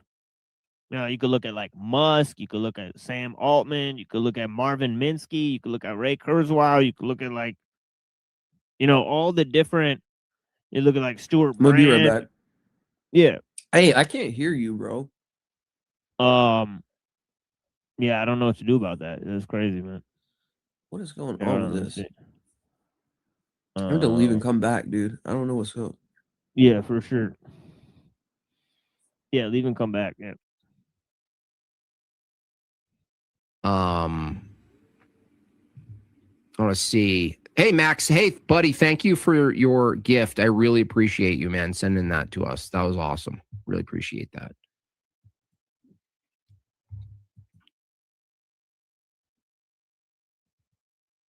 Yeah, I don't even know if he'll be able to be let back in because NeuroJack like left.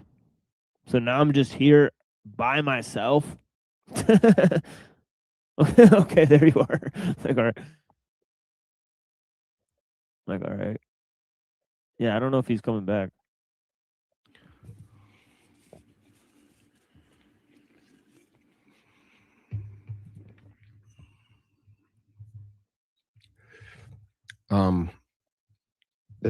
That's perfect. Are you Hungarian, Zoltan? I have a Hungarian passport, but I was born in the United States. Gotcha. Well, I mean, he's just asking like your background, your family. He's not. We're not trying to put you on a list to get you kicked out of the country, buddy. Hail from Hungary, then. Yes, absolutely. They escaped from the communist government. Yeah. Okay. Yeah. So, Mr. Right. Who's we? You guys act like every time, you know, the government and the like, you know, that's basically run by, you know, Zionist pedo, right? I mean, it's just like every time they do something, we did it. It's like I don't get the. Oh, like where's the we here? Bro, I could not hear anybody. What was going on? Shit happening again, or can you hear me now? Or? I can hear you now. I don't know. Right, I could not hear you before, dude. I'm sorry. That's like running my mouth probably and just going off. No, it's cool. It's been At least I got some moon curry. I appreciate you coming on. All right, so we're back to the moon curry thing. Time today. I don't get to talk to many transhumanists or debate with them, so I appreciate it. Campy says for $10, thank you. When Bart Sibrel shows Buzz video of them faking how far from Earth they are, and Buzz literally says, "We're just passengers. Talk to the administrator of NASA." And it's to me, it's so obvious. Maybe that because of how obvious it is, people just don't even look at it. They're like, "Well, it's." Plus, there's a social app. Yeah, I think. Well, I mean, Jim Bob is okay. Now almost... that he's left, I can't hear you. Oh, weird, man. So I don't know why that is. Yeah, that is really weird. I wonder like why that's happening for real. Can you hear me? Can you hear me? All right. Damn. Aspect. I mean, look at what happened in the chat, Camp Crystal. This happened with COVID. This happens with all sorts of things. It happened with 9/11. When you watch two buildings standing there for 45 minutes. Yeah, but I was gonna say I think that Jim Bob's sort of science denial, you know, in terms of just the common narrative. I mean, on 9/11 and also on this whole question of the moon landing and all that stuff, right? I mean, I got to give it to him on that. I think he's mostly right about that stuff, right? We should question the narrative. We should question the common narrative there, right? So I do believe that he's correct about that. So I'm not willing to just say like, oh, yeah, we're here to like shame people's personalities or their viewpoints. That's not why I'm here. I'm here to critique what I think are dangerous ideas, and then people obviously promoting this guy who's running a campaign, right? And he's tweeting out that, oh, Andrew Wilson is this great famed Christian debater, he wrote in his tweet, right? And he's doing this to promote his transhumanist campaign, right? So they're helping this guy promote his transhumanist campaign. Right. That's why he's here. That's why he's wearing a suit and dressed like that and saying he's running for office 7 or 8 times.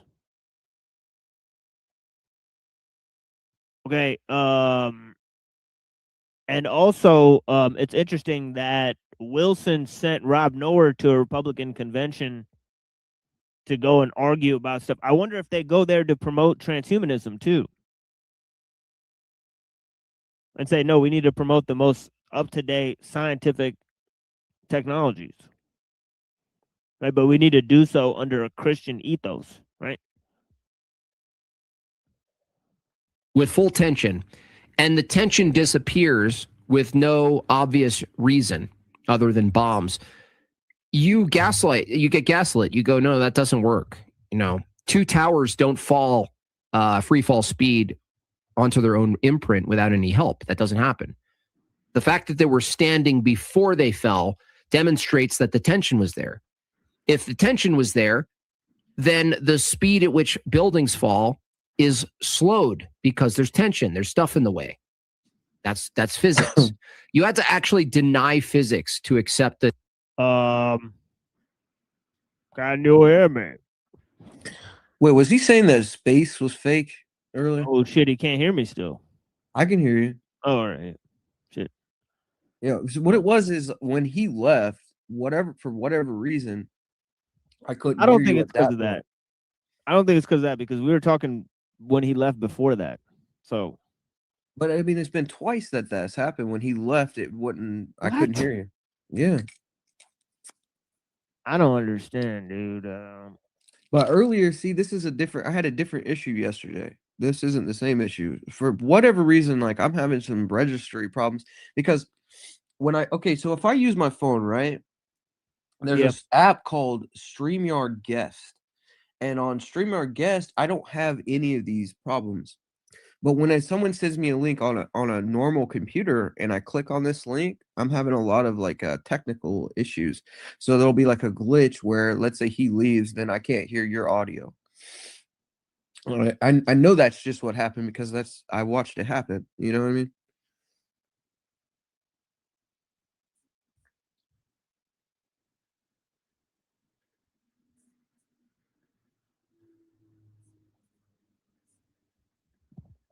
Yeah, I'm super dumb when it comes to that stuff, so I have no idea.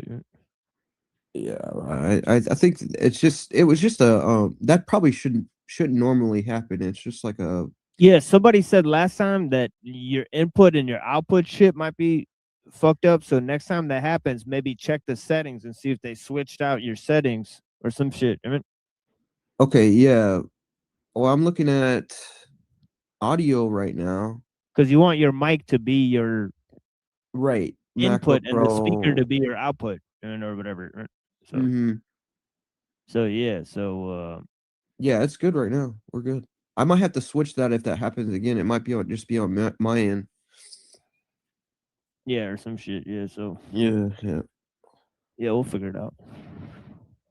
And I think the devices adjust to the shit too. Like it'll figure out which apps you use often and then adjust the settings and shit. And so I feel like the computers are smarter now, or I don't know. I could just be speculating, but I notice it'll sometimes automatically do shit I want it to do, even though I don't tell it to do some shit. I'm like, Yeah, I'm probably gonna have a few issues this week at least before I solve all the technical things.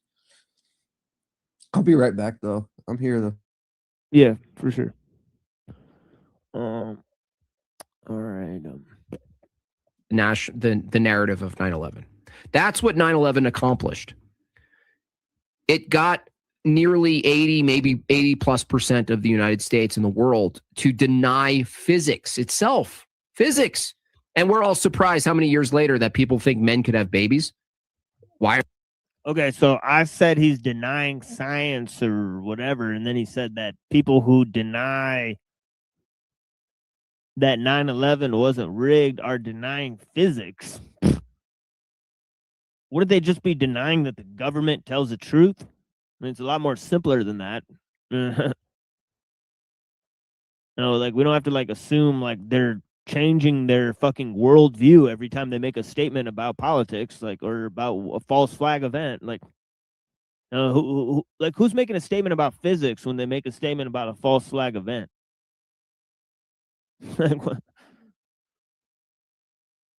Like, these guys, like, to a guy with a hammer, everything looks like a nail, dude. Are you surprised? Do you really think that if you can convince a bunch of people that physics no longer is a thing that holds true, do you think it's a big jump 20, 30, 50 years later to get them to believe that that men can... Nobody even knows what that means. If you walked up to a random schmuck and you were like, look, does physics work for you? What do they care if it works? Like, what do they know about it? Like, what do you even mean? Physics works. Like, what are you saying? They deny causality? Like, there's cause and effect? Like, I don't know. Breastfeed or something? No. No. It's totally on the trajectory. It makes total sense to me. It's a massive gaslighting campaign to get people to deny reality. Thanks for the refreshing ride home after 14 hours of churning out goal slop. Yeah, thanks for that refreshing, summation, of 9/11 equals butt babies.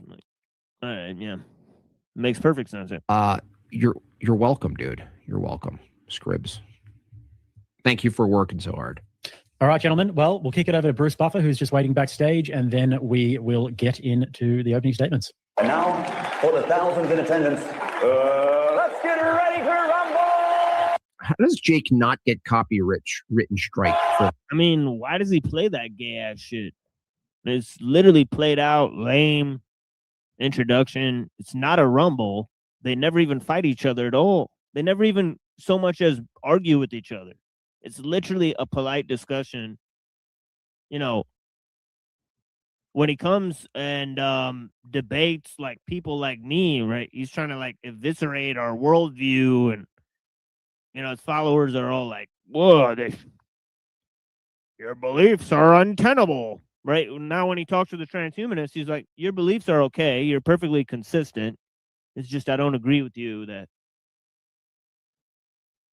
we should like maximize science for everything. We need religion for some things." It's literally not an argument against transhumanism.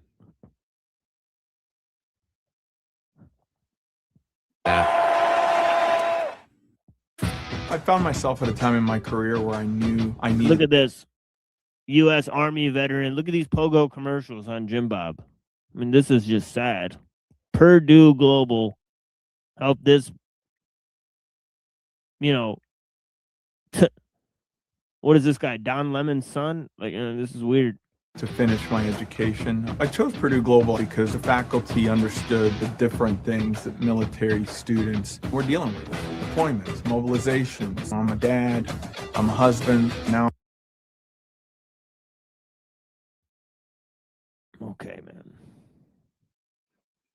And with that, they fell out of depression. The Twin Towers fell out of depression. Zoltan, you have 5 minutes on the clock for your opening statement. Let's get into it. JB, would you be a crusade advocate? Yeah, I would. Essentially, I take a pretty aggressive position on Islam right now. I think right now is the time America should be forcefully removing Muslims from society. Wait, hold on. Wait, what does it have to do with transhumanism? No, I just Wait, came back to that. Hold on. Wait, so he's a crusade advocate that was done by the Catholic Church. and not by the Orthodox Church. Correct. What does that even mean? And then secondly, if you don't ever want to see another Muslim again, you have your ability to go move to an all-white community right now. Well, I mean, this is like coming from the conservative narrative that like Sharia law is being imposed on the United States when it's really the Noahide laws that are being imposed, right? Yeah, exactly. And so, Thank I mean, you. that's the big Zionist mix-up, that it's like throwing Christianity in on this battle that isn't Christianity's battle. For one, it's like, because in reality, if the church was to take a stance against this, I feel like Zionism should be the chief enemy of the church at this moment. I'm not saying like, maybe there wouldn't be some issue between us and Islam at some point, but as of right now, like, what the chief thing in America is not Islam. You know Well, what I'm that's the saying? thing, is like they're purposefully spreading disinfo and then obfuscating the JQ. Like, who are they doing that for? And like, people need to start asking who they're doing that for. And secondly, go move to a white community. You don't want to see Muslims again, go move to an all-white community. You'll never see one again. But you're too much of a pussy to put your money where your mouth is. You like living with Muslims. That's the actual thing, because they make a lot of shit that you like. Right. So that's the thing, is like, this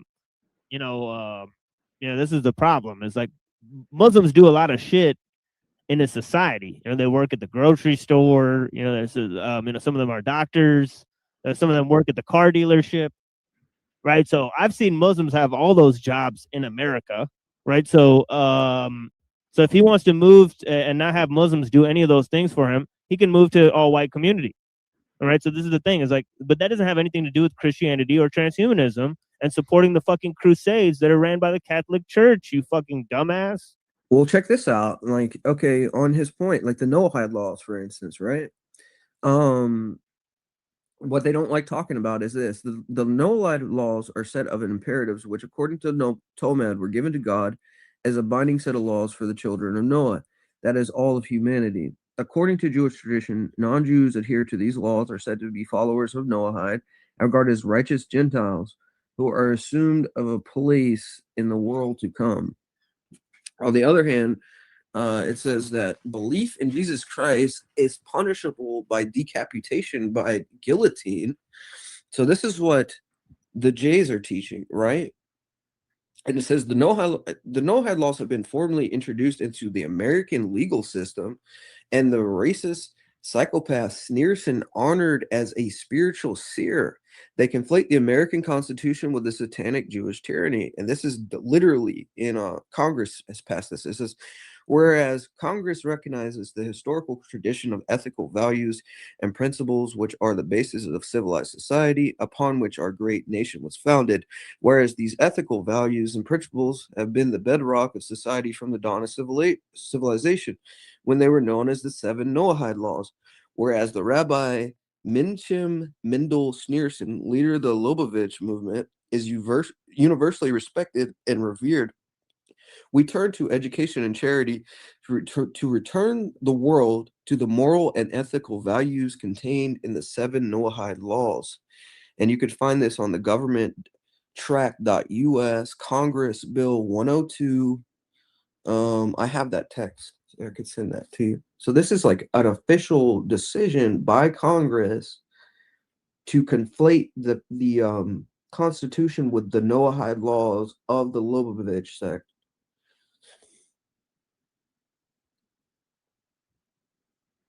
And my question is, why is it that we have someone like Jim Bob who's not covering this issue? Right. Crying about Sharia law coming to Dearborn when there is no such thing. We live right here. It's not actually happening. It's not actually happening. It's the Jewish propaganda that they're pushing. So it's kind of funny. Right. And when the actual laws are Zionist laws being imposed, or Lubavitch laws being imposed on the American people as we speak, and you don't hear a peep about that. And I think the reason behind that is because whether they like it or not, because they consider themselves conservatives, they're supporters of Trump, who's like a big Lubavitcher. Same with Putin. He was essentially raised by someone in the Lobovich, like, sect. And I have those documents as well. I could prove that. Yeah, I mean, it's like 1% Muslim and 3% Jews, and what are the Jews running and what are the Muslims running? I mean, it's crazy. I mean, to even, Well, doesn't it match up with the whole Manzini Pike prophecy? You remember we read that? It's very similar to what's described in that, their plan, that plot they had.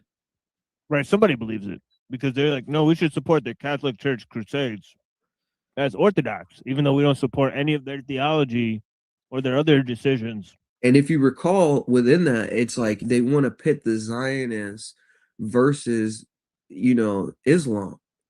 And how do they, and now the big movement is to bring the Orthodox Church in on the neoconservative movement that supports Zionism, right? So it's like, how is it that we have the original church, supposedly, involved with ecumenism, supporting Freemasons, supporting leaders that are being, kind of like controlled by the Lubavitchers, and then now we want to pit Orthodoxy against Islam on the side of the Zionists. So they become, they have a shared enemy in this. This is how they're framing it.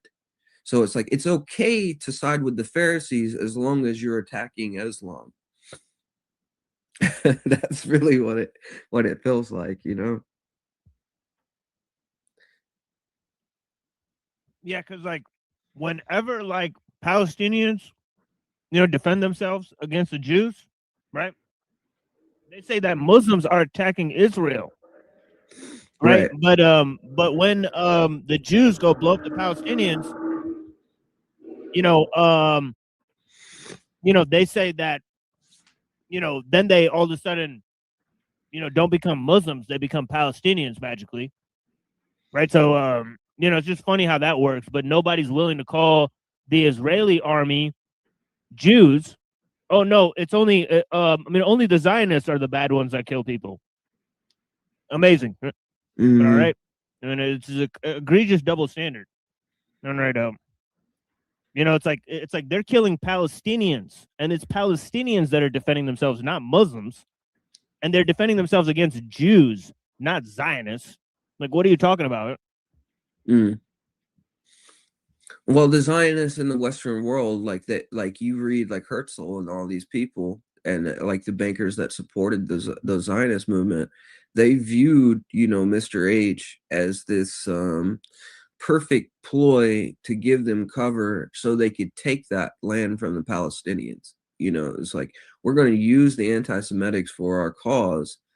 And this is like a broad stroke that no matter what anybody says, we could just refer to these anti-Semitics that we were in communion with, essentially, to get our goals in place. And in the long run, it's like we can kill all these Christians, almost 100 million Christians, and then we could just like push the media to say, you're just going to focus on this 6 million here. And then that's to justify taking the land from the Palestinian people. That's all this is about. This is about geopolitics and controlling this subset of land.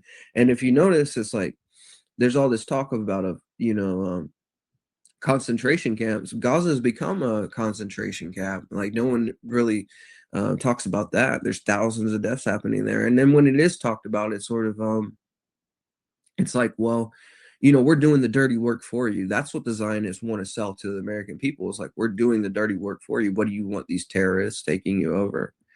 And then we get back to what he's talking about with 9/11 or something like this. It's like, okay, so you're buying the propaganda.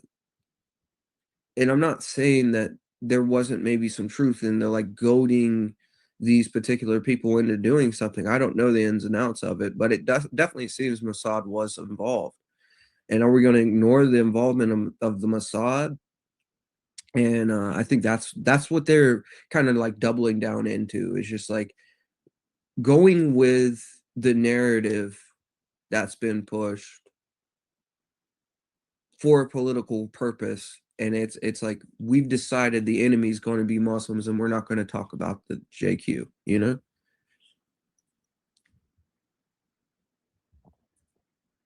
Well, let's be honest, right? The Jews will literally reward you for talking shit about the Muslims, saying they're trying to take over the West. Meanwhile, you'll get deplatformed for talking about the Jews. It's a win-win. Exactly. And when you have so many of the politicians of you know, directed towards this cause, and then you got the American people stuck into the Jewish dialectic of left versus right, they're going to bury down into this narrative. And more you're seeing more American people sort of wake up to the Jewish dialectic and saying, okay, obviously these people don't have our best interest involved, and they want to perpetually keep us in war. And that seems to, like, you know, I kind of take Cooper, you know, William Cooper's stance on it. It's like they want to level everything out to where everybody's on the same level, so they can set up that one world system where the Jews are head of the whole thing, and the Gentile world is just worshiping their Jewish masters, right? And they'll sell the enemy you know, when in reality it's like these people are fighting for their life just like we will be in a very short time period. And the only reason we're not is because they've decided to basically, like, to keep themselves in the good graces of the world community's eyes, they have to be respected by the American people. Like we're like, I don't know, like, there's something about that. I don't know. It's some deep stuff. But I mean, you got to think the propaganda is so strong. The majority of people hate Muslims and hate that, you know, ideology because they believe the propaganda from the Jays, and I don't think it's one-to-one. I don't know. I think saying. most Americans see past this shit because most of them know, like, a Muslim or something like that. You know, like, I think it's a very small group of people on the internet that believe the Jewish propaganda, but it's weird that these guys are pushing it. All right, it's just super weird. Well, I mean, like, I think that there's still there's an acknowledgement that there is extremists within any tradition, right? Oh yeah, it's like, but I mean, to act as if like the average were they created Muslim, by the CIA? Were they created by you know that's yeah, hanging off the Afghanistan, Saudi Arabians and setting up yeah, exactly. regime. Yeah, You they dig what I'm definitely saying? like. Yeah, they definitely were, like, born and raised in Afghanistan. See, this is the shit. And here's the thing: Jim Bob just said that whole thing about 9/11, and he said, Yeah. "Oh, it's physics. Physics is the issue there. Well, not Jews telling the white people to kill the Muslims. Like, what? That's not the main based issue on, there. By the like, millions. who is Like, the regime that was paid off by Mossad to put the blanket term on the Muslim people? You understand what I'm saying? It's like, they what's going killed on there? 6 million. I mean, not 6 million. That was a Freudian slip, if you will. Right? They killed 9 million. Right? They killed 9 million Muslims, right? And then, you know, so they did like some type of Holodomor level shit where they killed Yeah. even more than, you know, in the you know, event, you know, with the small mustache man. And then it's like, and Oh, but that doesn't count. That doesn't count, dude. Hold up. No, I'm playing. yeah, some fucking crusade, dude. Like, Yeah. basically a bunch of social engineering. What and is he now talking about? An Orthodox crusade? Like, we're not in a position to have a crusade, man. Like, what are you talking about? Like, I mean, I don't understand it really. Like, what are you gonna? What are your ecumenist leaders who are, like, you know, essentially Freemasons going to lead the crusade? I mean, I guess you're It Templar sounds, Knights now or something. yeah, it sounds a little suicidal, honestly. Who is he? I don't Who know. would the crusade be against? Is he saying it'd be against Muslims? Like, what? I don't think there's a Muslim army in the United States. Like, I don't know. I don't see where that's going, man. I don't understand it. I guess just like deport the Muslims and work it out, like, with the Jews and the Mexicans, and, you know, you figure out, like, what's the next step. I guess, but it's like, I don't know. I don't know Well, what that's gonna change. it seems that the vagueness is the whole point of a lot of this. And again, it's like it's funny because, like, again, like, I think Jim's smarter than he pretends to be. He pretends to be like retarded, but he's really not. He's Yeah, that's like dumb conservative like talking point right there. That's like, yeah, it's the Muslim dude. You know what I'm saying? Like some backwoods guy, like who's furious, and I don't know. I think that's why he likes doing this, because like he can just pretend to be dumb and it takes a lot of pressure off of him. Like Machine Saul, when he was like many years ago when he was with Owen Benjamin, like he was a lot more sophisticated, a lot more like, you know, dangerous looking of a person. But now you see him and he's like, oh, this is retarded. Like, let's go on a thing or something. I don't know, drunk, so whatever. But I mean, Henry McCall kind of brings up in his book that there's going to be, but this is seriously what we're watching here, and it might be honest. Like he might honestly be falling into this propaganda. We're watching Jewish propaganda play out in real time, and the talking heads are picking it up, whether they like it or not. And there's a particular spirit that's associated with this. So the same spirit that has got Protestants, you know, hoping for a chiliastic, you know, outcome where they have their Messiah set themselves up in the temple, you're having Orthodox think that, you know, their chief mission is to set up a crusade against Islam, which this is like neoconservative talking points. This isn't an Orthodox take. And like Machine brought up, it was the Catholics who did the crusade. So what are we talking about, dude? Are you a Roman Catholic?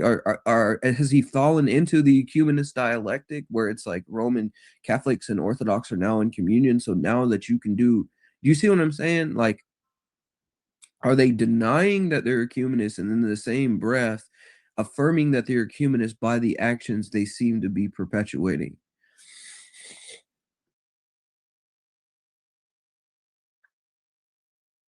I think a lot of the black pill too. Like I think it's the fact that people like Jim Bob, I'm pretty sure, like, you know, if you come out of the schools of thought that we came out of and you arrive at this place and you see that it's all the same shit anyways, like I think it's just very blackpilling, right? So I think it's easy for him to get into character because I think he is blackpilled, right?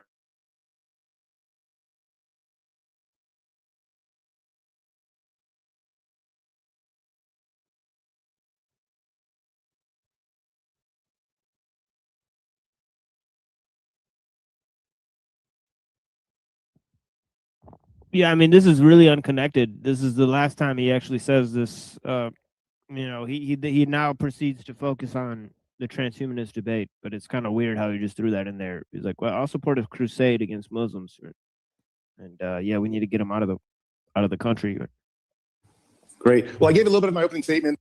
Essentially, I take a pretty aggressive position on Islam right now. I think the Twin Towers fell out of depression. Zoltan, you have 5 minutes on the clock for your opening statement. Let's get into it. JB, would you be a crusade advocate? Yeah, I would. Essentially, I take a pretty aggressive position on Islam right now. I think right now is the time America should be forcefully removing Muslims from society. Great. Well, I gave a little bit of an opening statement earlier. Listen, transhumanism is a social movement of many millions of people around the world that want to use science and technology to radically modify the human body. Okay, can you guys hear me okay? That's hilarious. That's fucking hilarious. I can't hear you guys. Maybe I need to reset my thing. Hold on 1 second. I mean, we can hear you. Like, I just don't know what you said because I was playing the video. Oh, what was Neuro just saying? I have no idea. Yo. Hello. I was over you guys. I apologize. I couldn't hear you guys. Can you hear me now? Oh shit.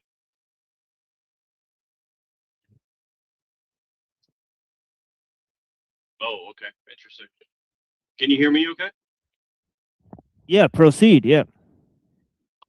He dropped out, right? I think he dropped out.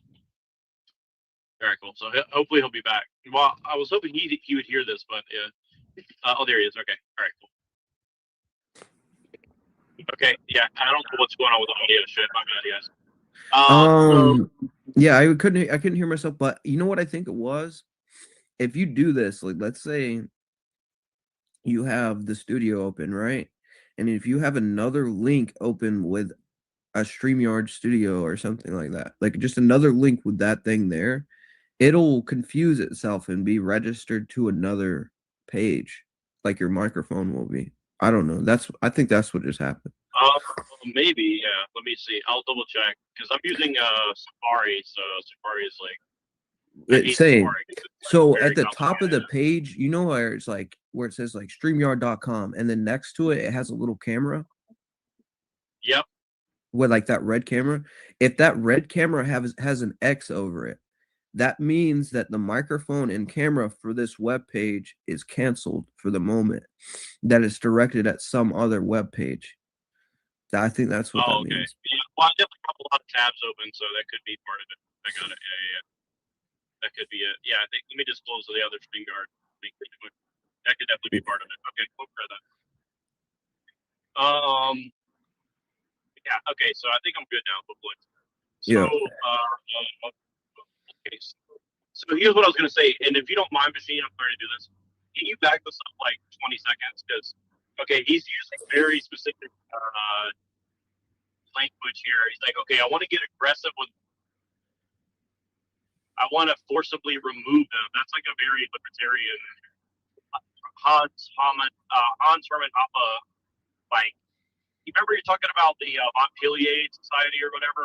And so it's like a very specific, like, Hans Hermann Hoppe lingo he's using there. So that's I find that very interesting. Like, when you talk about forcibly removing people, like the guy they call the crying Nazi, one of the big things he got in trouble for was he was saying, like, we need to forcibly remove communists, forcibly remove,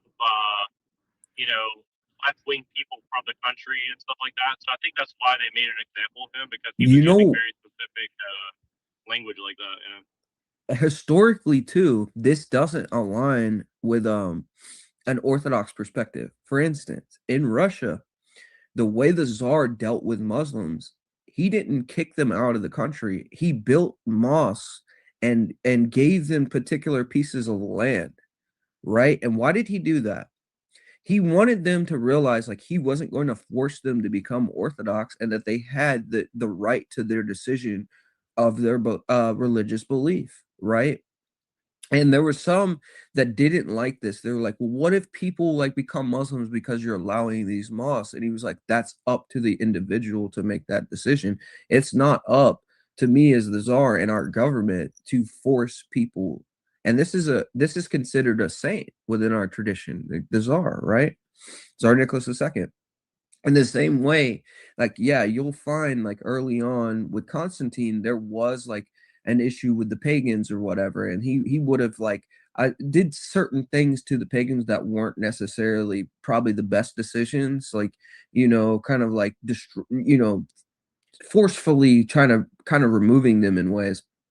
But eventually that got phased out, and there was an acceptance of like, okay, you can have your tradition on these stipulations that you're not attacking Christians or doing this type of stuff.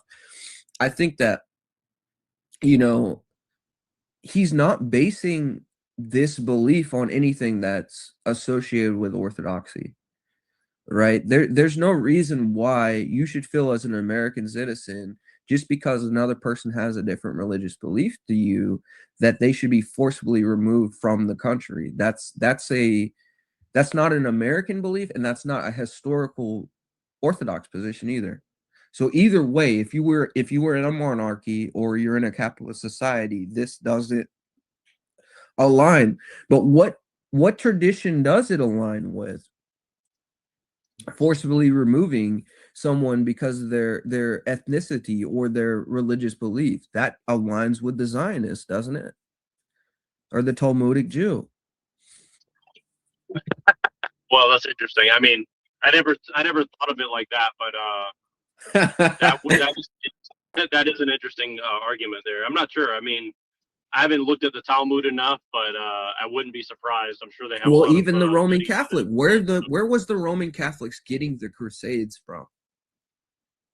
Like where were they, sort of extrapolating that belief system? And if you look at the Talmud, the Jews believed that they were the chosen people, so therefore they had the right to conquer other nations, right?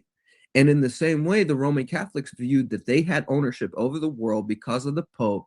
Therefore, they could dominate other nations that got in the way of their divine right.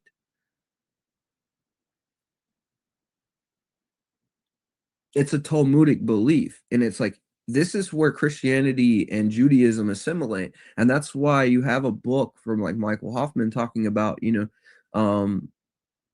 the occult renaissance of the Church of Rome. I would say it went back further.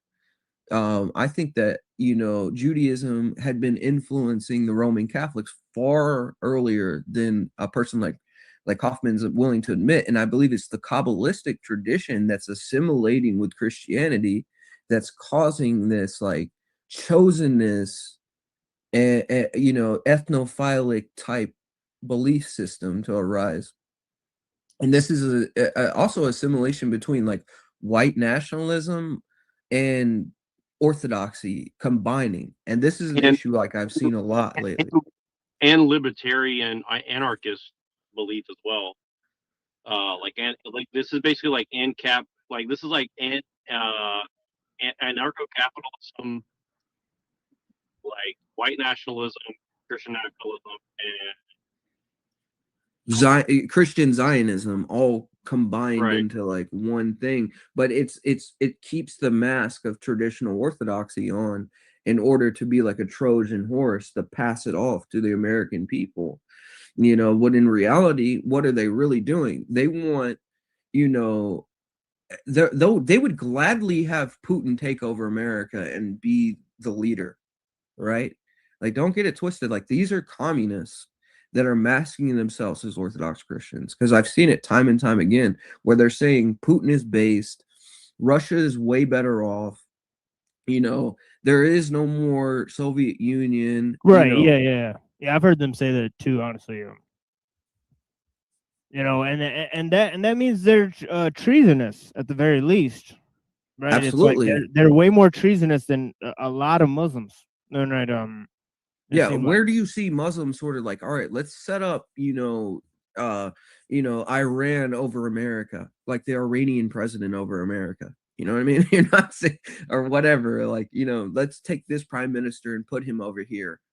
And we'd be happy with that. Like, I don't see that actually being discussed amongst the Muslim community. And maybe there is some people that say that, but I don't see it. What I do see is these Orthodox Christians, Putin, and even they'll admit, they're like saying Putin is controlling Trump, or the Luboviches are controlling Trump and Putin. There's something going on here, and they're in full agreement with it. Yeah, I mean, if you knew how liberal the guys were who started like a country like Pakistan, a country where I was born, it's just sickening. Right? Like Dr. Allama Iqbal literally said that the parliamentary system is a total replacement for Sharia law. So it's like these guys are talking this stuff. Oh, like, so he's like a modernist Muslim. Way modern. Like right. I would consider that, as you say, heretical. Like, what do you mean the government shouldn't be governed by religion? Like, so what kind who's of shit is paying that? him off? Is he like in the pocket of the Mossad? Is he like getting AIPAC money, or what I'm saying? Are the Russians got to him? Is there blackmail going on, or is this just like a natural progression when you're assimilating Western ideologies, which came from the Jews, into your Muslim culture? And I would say that's probably it's all that, Right. This is a monster that we're all facing, and whether we like it or not, like we're all, and as a Christian, I can't say like I want to go into communion with the with Islam or something like that. But as an American, I could say like, as an American citizen, I don't want to see Muslim people attacked for the basis on the fact that they're Muslims, and that's a historically orthodox position to take. And that's something that I don't like about these guys, is like they're not willing to go to those texts or those situations historically and promote an actual, not only an American perspective or an Orthodox perspective, and I'd like to push them on that. Like, this is why they block us, though. You get what I'm saying? Yeah, and I mean, honestly, conversely, you know, any Muslim who says we have to force convert people in the West, you know, when it clearly says in Surah Baqarah that, you know, in religion there is no compulsion, and right, and you can't force people to become a certain religion because that means they don't really believe that shit, right? So it's just kind of funny that, you know, like, you know, so any Muslims that are going around antagonizing Western people to go and like say we need to take over the West or forcibly convert everybody, I don't think they're understanding that Islam protected a lot of churches and even a lot of synagogues, or like throughout history, right? So Exactly. We've talked about that, about like St. Anne's, and the reason we have today, you know, a Bible is because St. Anne's, an original copy of the canonized scriptures was kept in St. Anne's Monastery at the bottom of Mount Sinai. And the Muslims had took this monastery over. They could have easily destroyed all the icons in that church and destroyed that manuscript. They didn't. And the fact that they didn't, it actually is the reason we have the oldest icon of Christ and the oldest piece of scripture. So like there's been relations with Christianity that sort of just get swept to the side and don't like not spoken on, that there's been throughout history mutual respect for each other's, you know, traditions, to the extent that then we're not going to impose and destroy your things, or like, you know what I'm saying? Like there's something there, right, that should be respected, and we're not seeing that with these type of guys. Like, and I don't know why that is. Is it propaganda and hate that's being bred from the media, or what? yeah, and like, you know, like, I mean, don't get it twisted. It's not like all peace all the time either. You know, there's plenty of like fake jihad against Christians where motherfuckers were trying to just do it to raise money and shit. Right? So they like created an army and shit, you know, for mercenaries and shit. And it was just some low down dirty shit. And there's a lot of times in history where shit like that happened on a lot of different sides. But, Yeah. you know, it just goes to like. But you take the Templars, for instance. You take the Templars, and it's like initially these people were, you know, they're pretty early on within the schism between Orthodox and Catholics, you know, I mean, Roman Catholics. And they had an Orthodox ceremony for the most part. Like, this wasn't so far into the schism to where like the rites weren't necessarily still based on those earlier rites. And slowly but surely you have this group that starts to get more and more money and radicalized, and they start doing more terrible things. And you had situations where the Muslim assassins were warning, you know, emperors like, hey, the Templars are planning on setting you up and assassinating you. You get what I'm saying? Like they were on the good side of history rather than the so-called Christians who ended up being, you know, actually heretics and doing strange rites. So everything isn't as black as white as a lot of people would like to pass off. That's for sure. It's messy in history, and every time it's messy. You know what I mean? It's not always. Yeah, because it's like we get blamed for killing like Zoroastrians or whatever. But the thing is like they could have killed all the Zoroastrians. They could have killed all the Hindus, but they didn't. Yeah, they could have killed all the Christians and Jews, but they didn't. They made a pact with them and said, look, just pay the tax and you don't even have to join the army, but the Muslim army will literally protect your property. And so it's like, all right, so I mean, so it's like if you read history, it's a lot more different. It's like even during the time of the Crusades. Well, so like, I'm thinking about the Turks right now. This is something the surgeons always bring up. They're like, well, look at like Christians under the Turkish yoke, like the Greeks, like and it's like, well, this is an external yoke as compared to like an internal yoke where you have the Soviets controlling the church itself. The Turks didn't go in and control the church in that way. It's like, yeah, you had to pay the tax or something, or you had to you know, be subservient to a certain degree under the Turkish yoke. But there wasn't this like, we want to share in the joy and sorrows of the Turks. Do you get what I'm saying? It's like there wasn't a agreement between the church and the Turks, as opposed to there being agreement between the church and the Soviets. This is the church bowing to Satan. You dig? And they want to conflate it as if like, oh, well, we can bow to the Soviets because the church bowed to the Turks at one time. You see what I'm saying? This is how they try to conflate history and do their little rhetoric games. Yeah, dude, it's like the fucking rhetoric Special Olympics at this point. It's crazy. For real. And then when you bring that, Islam right now. that's a point that Father John Whiteford brought up. He was like, well, what about the Turks? Why could the church bow to the Turks? And it's like the church didn't bow to the church. The church kept its faith while under an external yoke, right? And it's like, with your situation and with the Moscow Patriarchate, you accepted a church created by Stalin with KGB agents as the patriarchs, and you bow to these people as if they're legitimate priests and bishops. Right? Hey, that's pretty ironic, granted the point he's making, right? Bow to the Turks, right? It's pretty crazy, dude. Like, whoa, dude. Right, because like if you really think about it, you're saying, oh, so it's fine to, bow to the Turks. You know what I mean? Right. Or like it's fine to bow to the Soviets. That's the point he's making. But that's the same point they make about like a Nestorius or something. They're like, well, yeah, hey, some people stayed in communion with Nestorius before he was fully condemned. It was like, yeah, but when you look at the context, the people that did support Nestorius were going against the Orthodox faith. And the ones that, like St. Hospitius, for instance, he broke communion the moment he heard Nestorius was saying unrighteous words against the Lord. So they side with the heretic and the heresy to justify staying in communion with heresy and heretics. It's like this is a lack of discernment on their part, where they think it's acceptable to be lukewarm.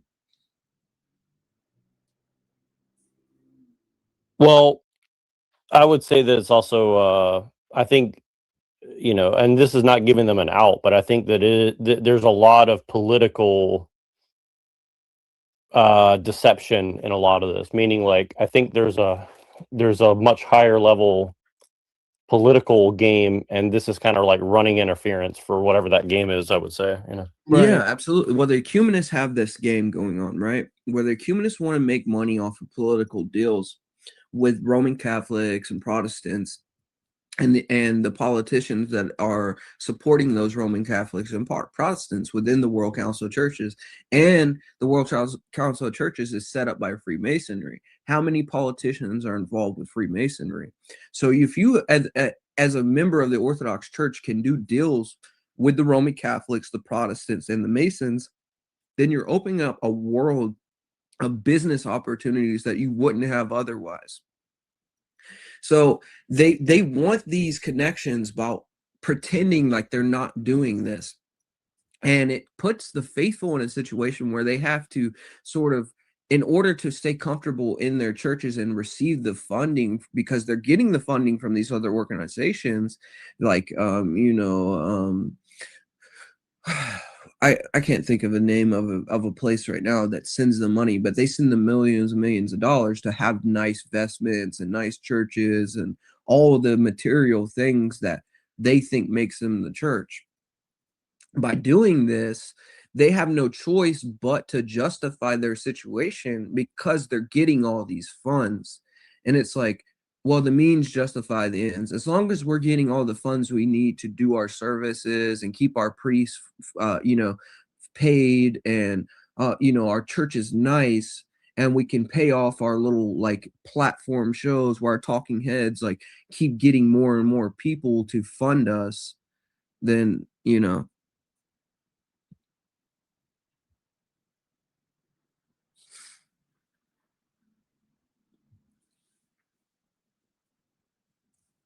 Machine, can you hear me right now? Yeah, I can hear you. Okay, good. I was just making sure, like, if he left or whatever. But yeah, I was wondering too. I just like looked back at the screen. I had to change the tab. Yeah, it's like that's what's really going on, is they're getting so much money from being involved with the World Council of Churches. that they're not going to go against that. And it's the same reason why they don't go against the Putin regime, or even Sergius didn't go against the Soviets, because there was a level of protection that the Soviets gave them. There was a level of money, and because if you didn't, then the price would have been you going to the gulag, right, for 20 years. So it's like, for these guys, it's like, what are we going to pick? Are we going to go to the gulag for 20 years, have our churches bombed, or are we just going to submit to Stalin? And in the scriptures, it's like, the right thing to do is become a martyr for the faith, right? That's the right thing to do in that situation. But if you're dealing with a coward who's not willing to stand up for his belief and stand up for Christ and his faith, then you're going to submit to Satan. And that's what we're seeing. And now there's the justification of submitting to Satan. And instead of acknowledging that you've compromised and submitted to Satan, they need to push the narrative over to it's these evil Muslims, right? While not bringing up the Zionists. Right. Meanwhile, they're working with the Saudi Arabians and the Israelis. Like, it's like, all right, dude, like, enough is enough, man. Right. And then you look at Constantinople, the entire church is in subservience to the CIA. We all know the CIA and Mossad are as close as they get, and the KGB is right involved with that. All three organizations seem to be a military wing of the Federal Reserve Bank, right? And these bankers, which is connected to the Rothschilds, and Rothschilds are who established Israel and Yeah, and who what's sad established is the that, Soviet like, Union. yeah, like, what's sad is that Jim Bob used to talk about this stuff, like on his like first shows and stuff. And then he like had this weird meeting with Owen Benjamin, and then everything kind of changed. Huh. Well, I think, just looking at Owen Benjamin, like, he seems like a confused guy, but I don't see him necessarily as deluded as Jim Bob at this point, because Jim Bob's put himself in a situation where he has to uphold the ecumenist church's agenda. And the ecumenists are going to mask themselves as Orthodox Christians while they're pushing this anti-Christian outlook. Well, that's the thing, is that you're absolutely right, because Jim Bob does not he builds himself as a debater, as an intellectual. He doesn't just say, "Oh, I'm selling jokes and cartoons and stuff." He says, "No, I'm selling ideology and spirituality and all this stuff literally on a stick." All right? Yeah. And Owen Benjamin doesn't claim any of that. He just claims he's a comedian. So it's like, so who's doing less damage there? I mean, it would certainly be much less, or much more plausible deniability to just. But you see, here's the false piety, the false piety delusion. So it's like, if I join what appears to be the Orthodox Church, then I'm in a position that's better than Owen Benjamin, because he curses and says all these things, but at least the guy's being real. You know what I mean? At least that guy's being honest, because you can't even get an honest conversation out of these guys, man. Because all I get is slander and attack and dismissal and a reworking of the narrative that doesn't make sense. Well, and then the more we reveal, tell me this, why is it the more we reveal, they feel like they need to reveal more so-called truth? So you'll have DPH release a video on the Rothschilds. I do notice that, but the thing, I suspect that's because like Slow Boy Whiteboard or whatever is like watching our channel or whatever, or it might be like some shit like that. They might be like saying, "Well, these guys are talking about these certain topics, all right," or some shit. Yeah, and it's like they're scared we're gonna grab the reins. So it's like, how can we make sure they don't grab the reins? So we got to talk about subjects that they talk about in order for it to seem like we're with the truth. You know what I mean? They have to control the truth narrative. Like they're the legitimate talking heads for the truth, right? So other people who are talking about the truth seem like they're not less legitimate in some way. It's something weird like that.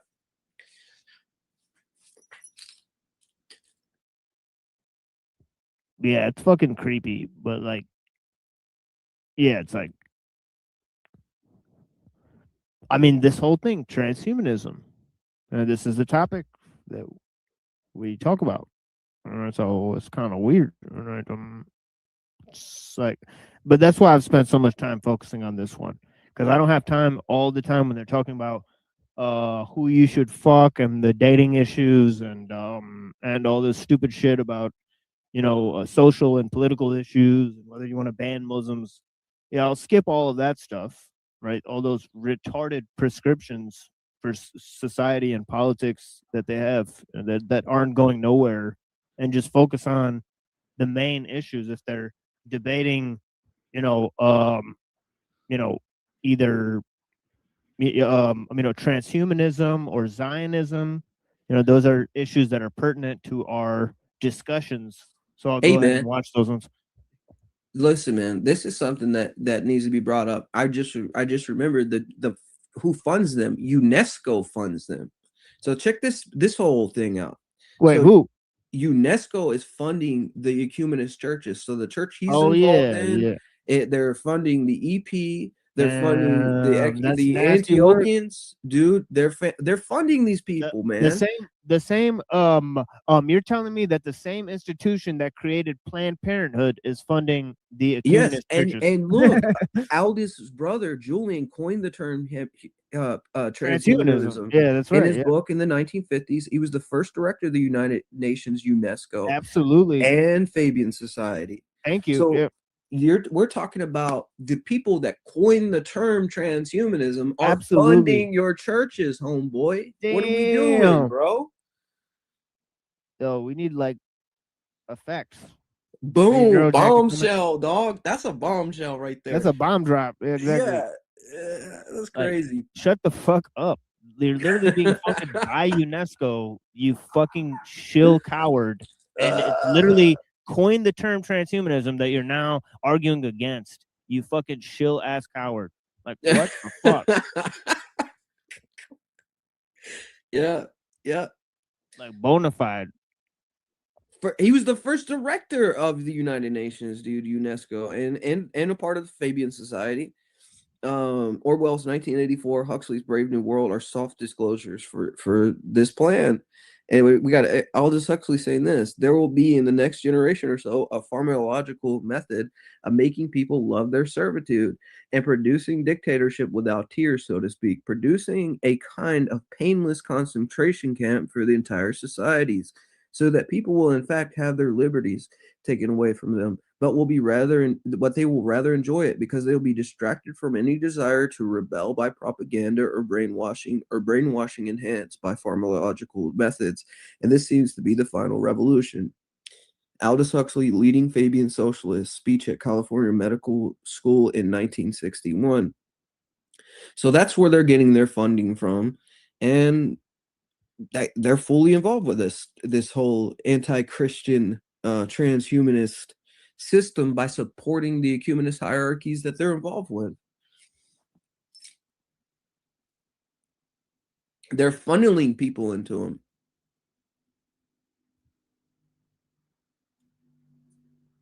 Be right back. Yeah, no worries, man. All right, in the meantime, I'll play some of this. Yeah, let us know in the audience who's watching. Let me actually check out this. Maybe I'll start restreaming this shit.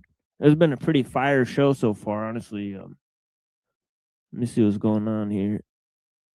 I wonder who's watching this shit. This show's off the chain today.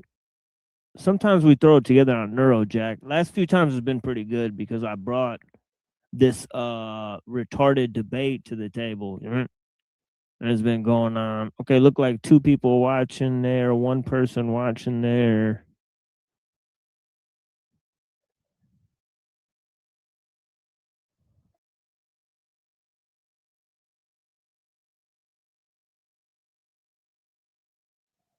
Yeah, so all right, let me see. Wait, where are we at on seditious glands? 2 people watching there. Looks like we got 4 watchers. I appreciate you guys, man. Blessings. Now, I think right now is the time America should be forcefully removing Muslims from society. Whoa, Nelly. Forcibly remove the Muslims. Well, I think you heard him. All the Muslims, right? What do you guys think? Pretty interesting views.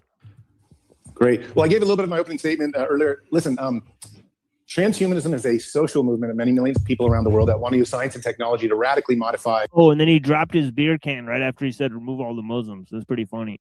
Yeah, that's pretty funny. Yeah, I was left the human body. And also, oh shit, what's that?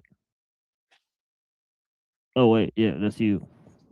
No, I was just saying that's hilarious that he dropped that right there. Oh, yeah. No, I thought I was echoing because you sounded exactly like my own voice. I was like, whoa, what the fuck? I just morphed into Neuro Jack. Mighty Morphin Power Ranger. Exactly.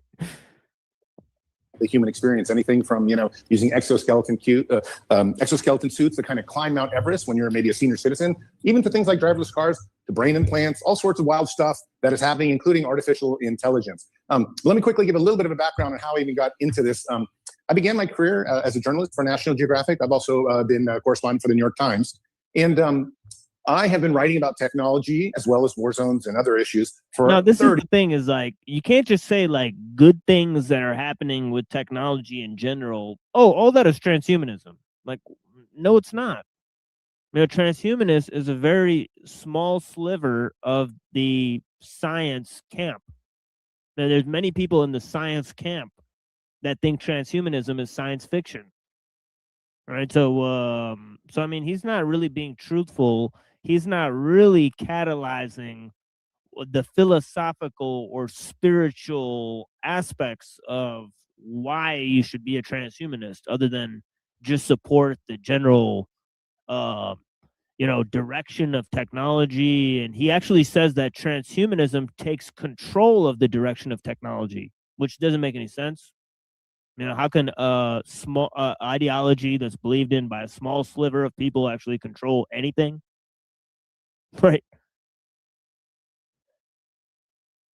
And that goes the same for Jim Bob with his weird conservative Jew-supported Muslim-hating Orthodox sect, ecumenist weirdos, right? Who support the Shabbatnik, fucking communist revolution. Like, all right, bro, do your thing. Go out. Years. I mean, I have a ton of 300 plus op-ed essays out there and many more just normal essays. The thing about Zoltan, and sometimes you come across where people have horrible views and they're still kind of like, I don't know, generally likable people. I think he's one of those people. Yeah, NPC the game. What's going on? Here, hold on. Let me see if we get the link out there for the homies. In case they want to come through. Let me go to Neurojack's channel. I can only drop it in Neurojack's channel. Okay, so here's something else. Like, sorry to jump back into this, but yeah, it's all good. So, okay, so we just brought up the fact that UNESCO's doing that, right? Like, they're funding the World Council of Churches, and the church is involved, like in the Ecumenical Patriarch, which he's involved with, because if you go to like the Antiochians, so you got the Antiochians, you got the Ecumenical Patriarchate, you got the Greek Archdiocese. All of these people are associated with these same people, and they're connected with the Rocor MP and everything else, because all these people are like jointly promoting each other on their platforms. All these World Orthodox guys. Well, if you go to the fact that we got this situation where UNESCO is associated with that Fabian socialist guy who wanted, world domination and have everybody as, slaves. So now, like, who are you talking about, Bertrand Russell or? Oh, okay. So the guy that I was just talking about. Hold on, let me find it again. Oh no, dude. Okay, so.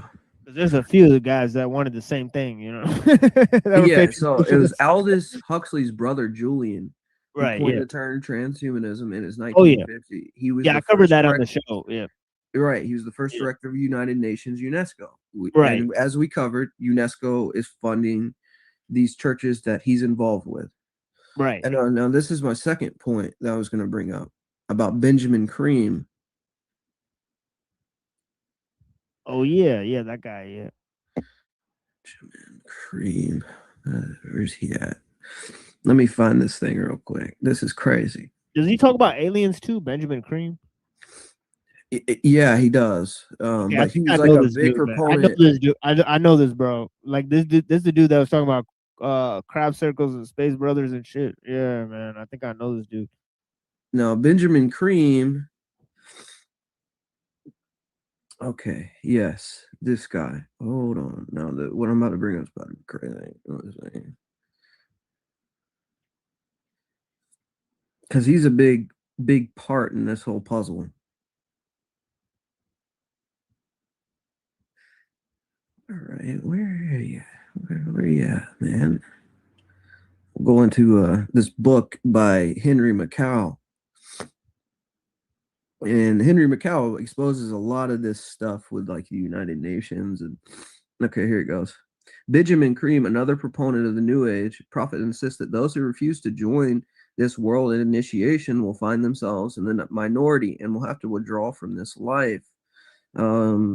David Spangler, Director of Planetary Initiative at the United Nations, which is connected with UNESCO, he says, no one will enter the New World Order unless he or she will make a pledge to Lucifer.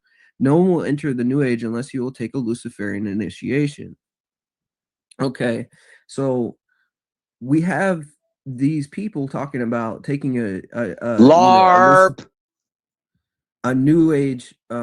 Shut up, dude. We have these people talking about taking a initiation into like a Luciferian cult or something, right? Connected with the United Nations. And then we have UNESCO paying these people. And then you have their patriarchs involved in this at a high level as well. So, let me see. Let me get to this. Let's see if I can find it again.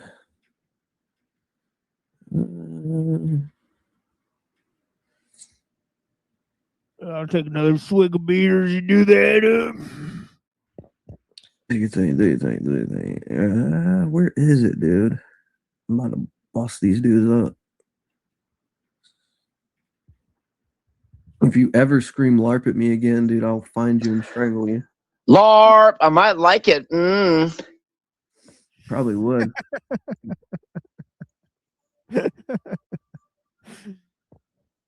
But I mean, unseen. There's absolutely no way they could get every single religious person on earth to worship Baphomet Titty Boy, Goat Sure Man. Sure they could, dude. Look at you. This boy funnier than Jim Bob.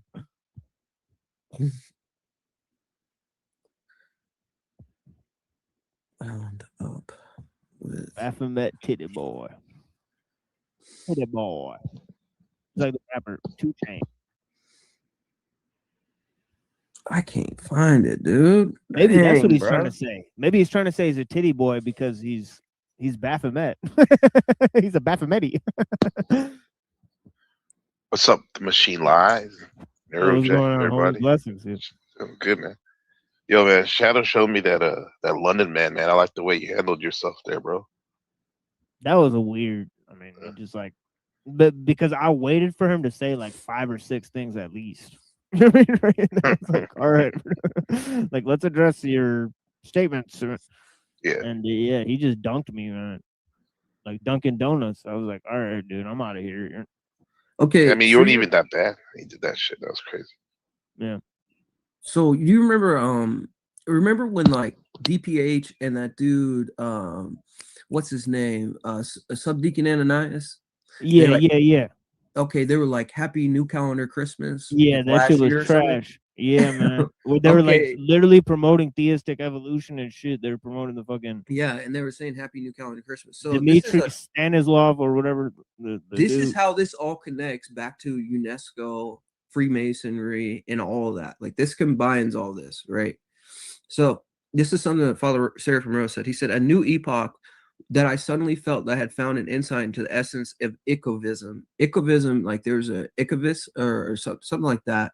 He was a patriarch or a bishop within the ecumenical patriarchate. He said this is the basic heresy of Chiliasm. So here we have Chiliasm being brought up again, and this is what he has to say. He says, what else indeed could justify such immense changes and monstrous perversion in orthodoxy except the concept that we're entering into an entirely new historical circumstance, an entirely new kind of time in which the concepts of the past are no longer relevant, but must be guided by the voices of the new time? Does not Father Pratekinos in the past issues of the Orthodox Observer justify Athenagoras, which was the patriarch of the EP, who was a known Freemason that wanted to have communion with the Pope? And so he says, not as a theologian, not as a traditionalist, but precisely as a prophet, as one whose heresies cannot be condemned because he already lives in the new time. So this is how they justify their patriarch's heresy, that they're prophets of the new age. He says, ahead of his own times, Athenagoras himself has been quoted, and I can't find the source now, as speaking of the coming of the third age of the Holy Spirit, a clearly Chiliastic idea, which has its chief recent champion in Berdiev and can be traced back directly to Joachim of Flores. And Yeah, I talked about that one. A Joachim of Fior, like he was actually mentioned in Hegel in the Hermetic tradition as being like sort of Hegel, you know, and he's like, look, Hegel was basically Chiliastic, like millenarianist, you know, so on and so forth. And this was proto, that they had this concept of like some future, eschatology or like some utopian, this fourth age of the Holy Spirit. And this is being picked up by these people's patriarchs that are involved with UNESCO, right? Well, you know, they promote Hegel's philosophy a lot of times. Like they just come out and say, like, yeah, we're actually proponents of Hegel's philosophy. Mm-hmm. It's weird, right? And he says it's indirectly to the Montanists.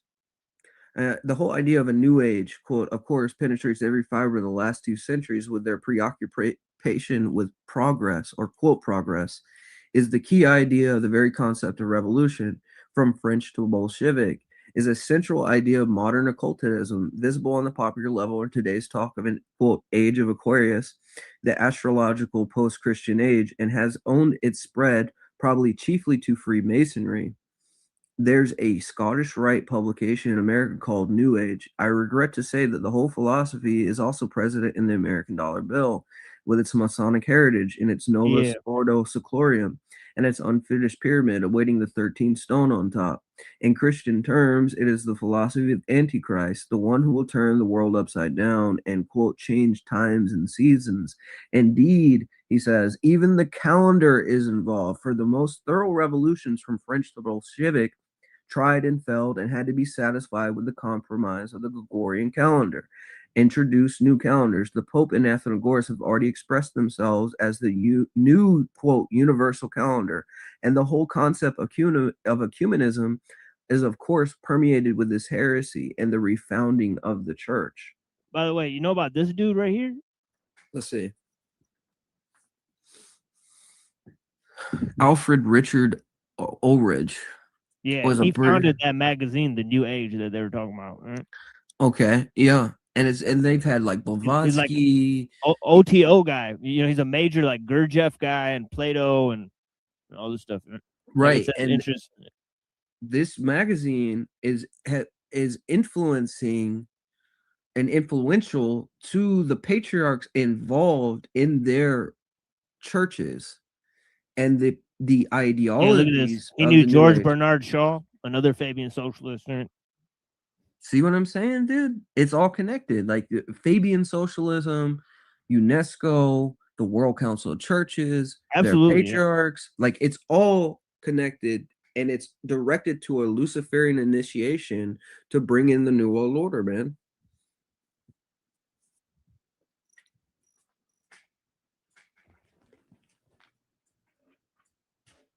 So we're looking at like talking heads for this movement.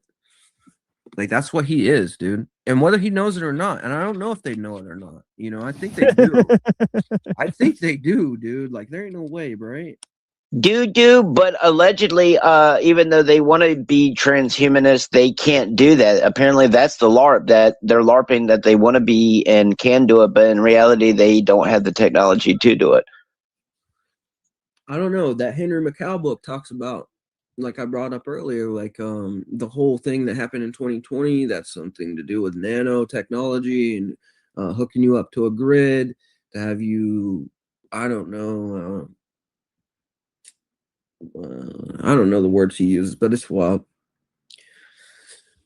Yeah, fucking nano thanatos.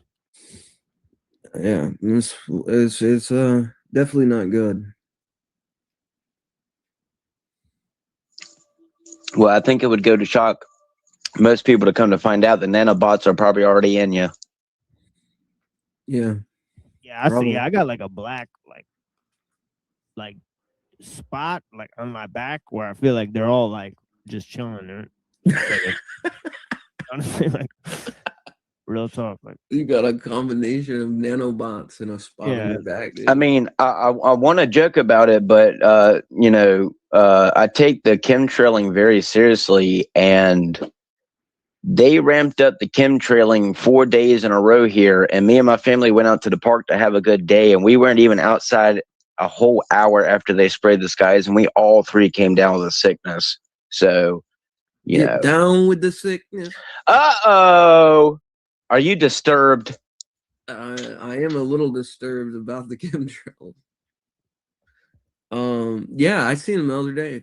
You know, now, but what did they say? It's for like you know, global warming. Oh, don't worry, it's just cloud seeding. They just want to make it rain. Hey, playing God. That's what they're doing. Can't be playing God like that.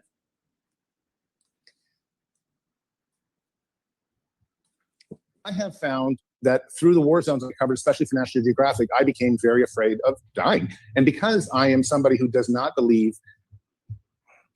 I mean, I understand that. I think the reason you should be afraid of dying is because you believe in an afterlife. Otherwise, it makes no sense to be afraid of dying, because if you die... What? No, you'd be less afraid. What? That makes no sense. And there was nothing, you couldn't be afraid of the aftermath of dying. What? Doesn't No, of course you can. Right? You'd be afraid of just not living anymore. Like, what? What part of this is he not getting? Right? I don't know. Yeah.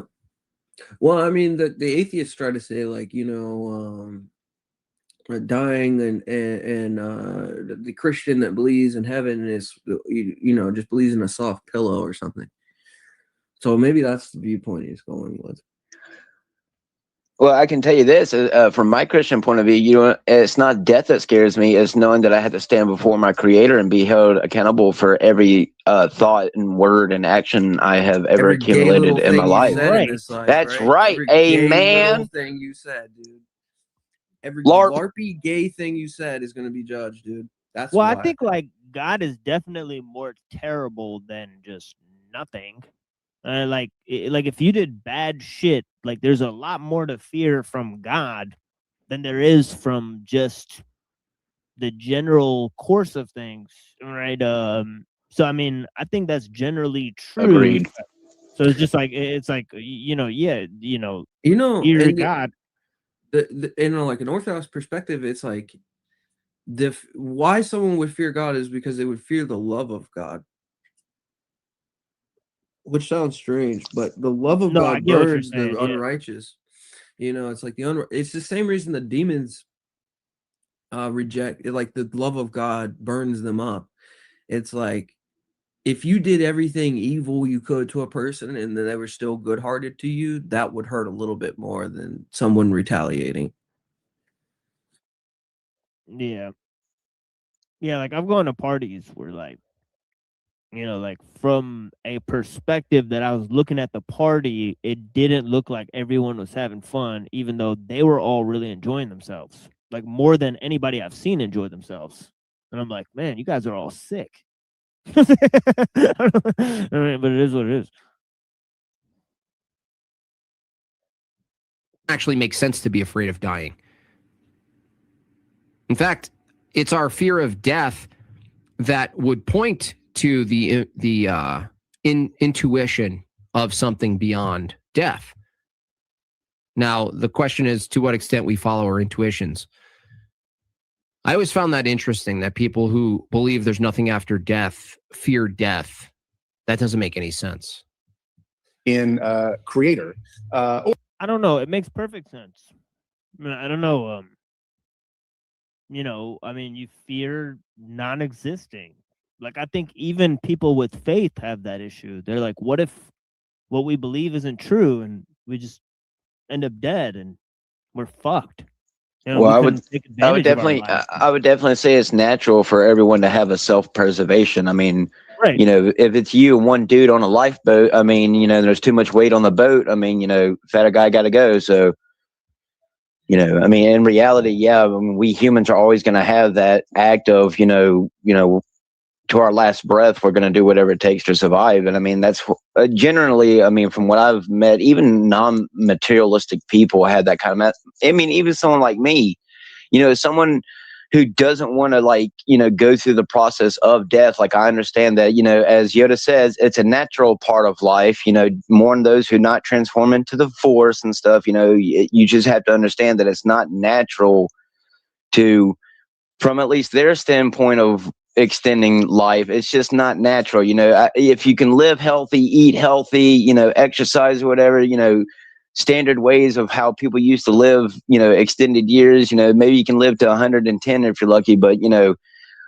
is it really considered living if, you know, let's say that the only way to true transhumanism is to, like, completely remove your brain from the, you know, the cavity of your skull and, you know, put you into some, you know, electronic bubble machine that, you know, has to filtrate nutrients into your brain like, you know, RoboCop for the rest of eternity. I don't know about you, but is that really considered living? Like, and even to the extent of, like, something like data, I mean, I don't know about you, but I mean, is replacing silicone, you know, skin with, you know, rubber flesh really, you know, any more different? I mean, I don't know, but, you know, it's concerning when you realize that a majority of the people who obviously have control of the tech industry for sure.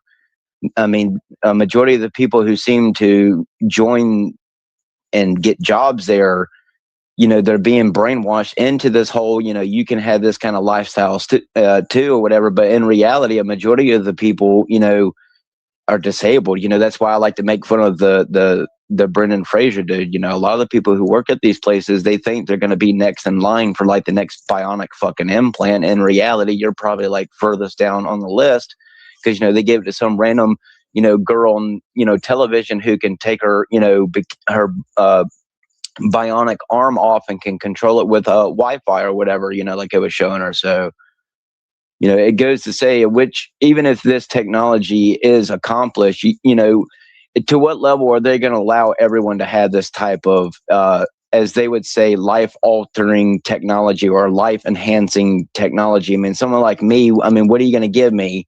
You know, you would have to give me, like, some type of nanobot pill that would go in and, like, rework my, you know, molecular structure from the inside out and, you know, repair me from the inside in. You know, you can't do much on the outside to really repair someone like me compared to, you know, soldiers who, you know, even some of the soldiers I've met who have gotten prosthetic limbs, they're not the most advanced, you know. So it goes to say, I guess, really, if the level of what we're saying that this is meant for humanity, it really is supposed to is I guess what I'm trying to say is I'm not seeing the evidence that any of the technology not just doesn't really benefit us in the end, but it doesn't really show where, like, people like Zoltan, you know, when someone like him sits here and talks about something, it just makes you go to think, like, to what extent is a person willing to go to reach immortality? You know, you think about rubbing a genie and getting 3 wishes or something like that, but in reality, you know, people like Jim Bob and Andrew and people like that will never have access to that type of stuff. And I don't think, one, that they're rich, they're not connected enough, but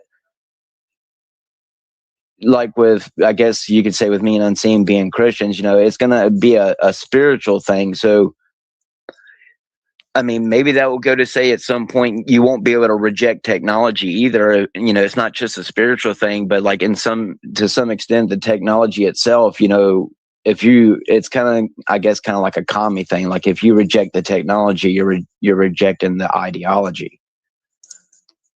Maybe I'm just trying to connect dots because I don't know how long I can be on here, but I mean, it is strange that a lot of the tech industries that I wanted to get into, a lot of the people do seem to be part of esoteric and transhumanist, occultic type of things, you know, like the video game industry, the movie industry, the music industry for sure. So, and I guess it would goes to say is, you know, whether you like it or not, either if you do have a God, you know, your God's going to be technology, at least from what I've been told.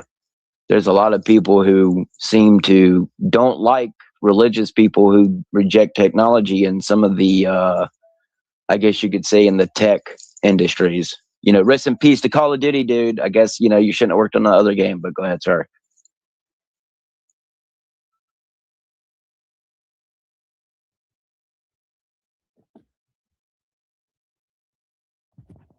Yeah, I hear you, brother. Yeah, it's crazy. But yeah, I mean, it's kind of like a spiritual thing to me too. Um, you know, definitely. I mean, it's comprised of like, you know, like weapons that we don't really see, you know, on the physical plane, and I think that was something I was thinking about last night, Machine. I was thinking, you know, with as much of the LARP that we are all able to see in like this whole New World Order, Illuminati, satanic system, it is very strange with what I saw 3 years ago. I can't imagine what I haven't seen. Like, you know, it's funny. I was literally reading the Bible the other night and I came across that part where it says where God made things that are seen and things that aren't unseen. And I'm just thinking like, you know, that really is something that maybe we all should think about here a lot more is, you know, with the things that we are able to see, maybe that's a bit of the problem. We're focusing on everything that we can always see. And maybe there's something that's, you know, unseen. Oh, shout out to unseen. But yeah, I do agree. It is eerie that theme has been reoccurring here lately, like with the Ouroboros stuff, you know, I don't know, dude. The next day could be something, you know. I do find it strange though that there always seems to be a buildup in media and like the world's mentality or whatever, and then like there's a break in something, and then like things fall off for a few years, then it builds back up, and then like with the cough, things build up until then, it happened, and then now things are falling off again. So I don't know, man. Just go ahead. It's a strange debacle for sure.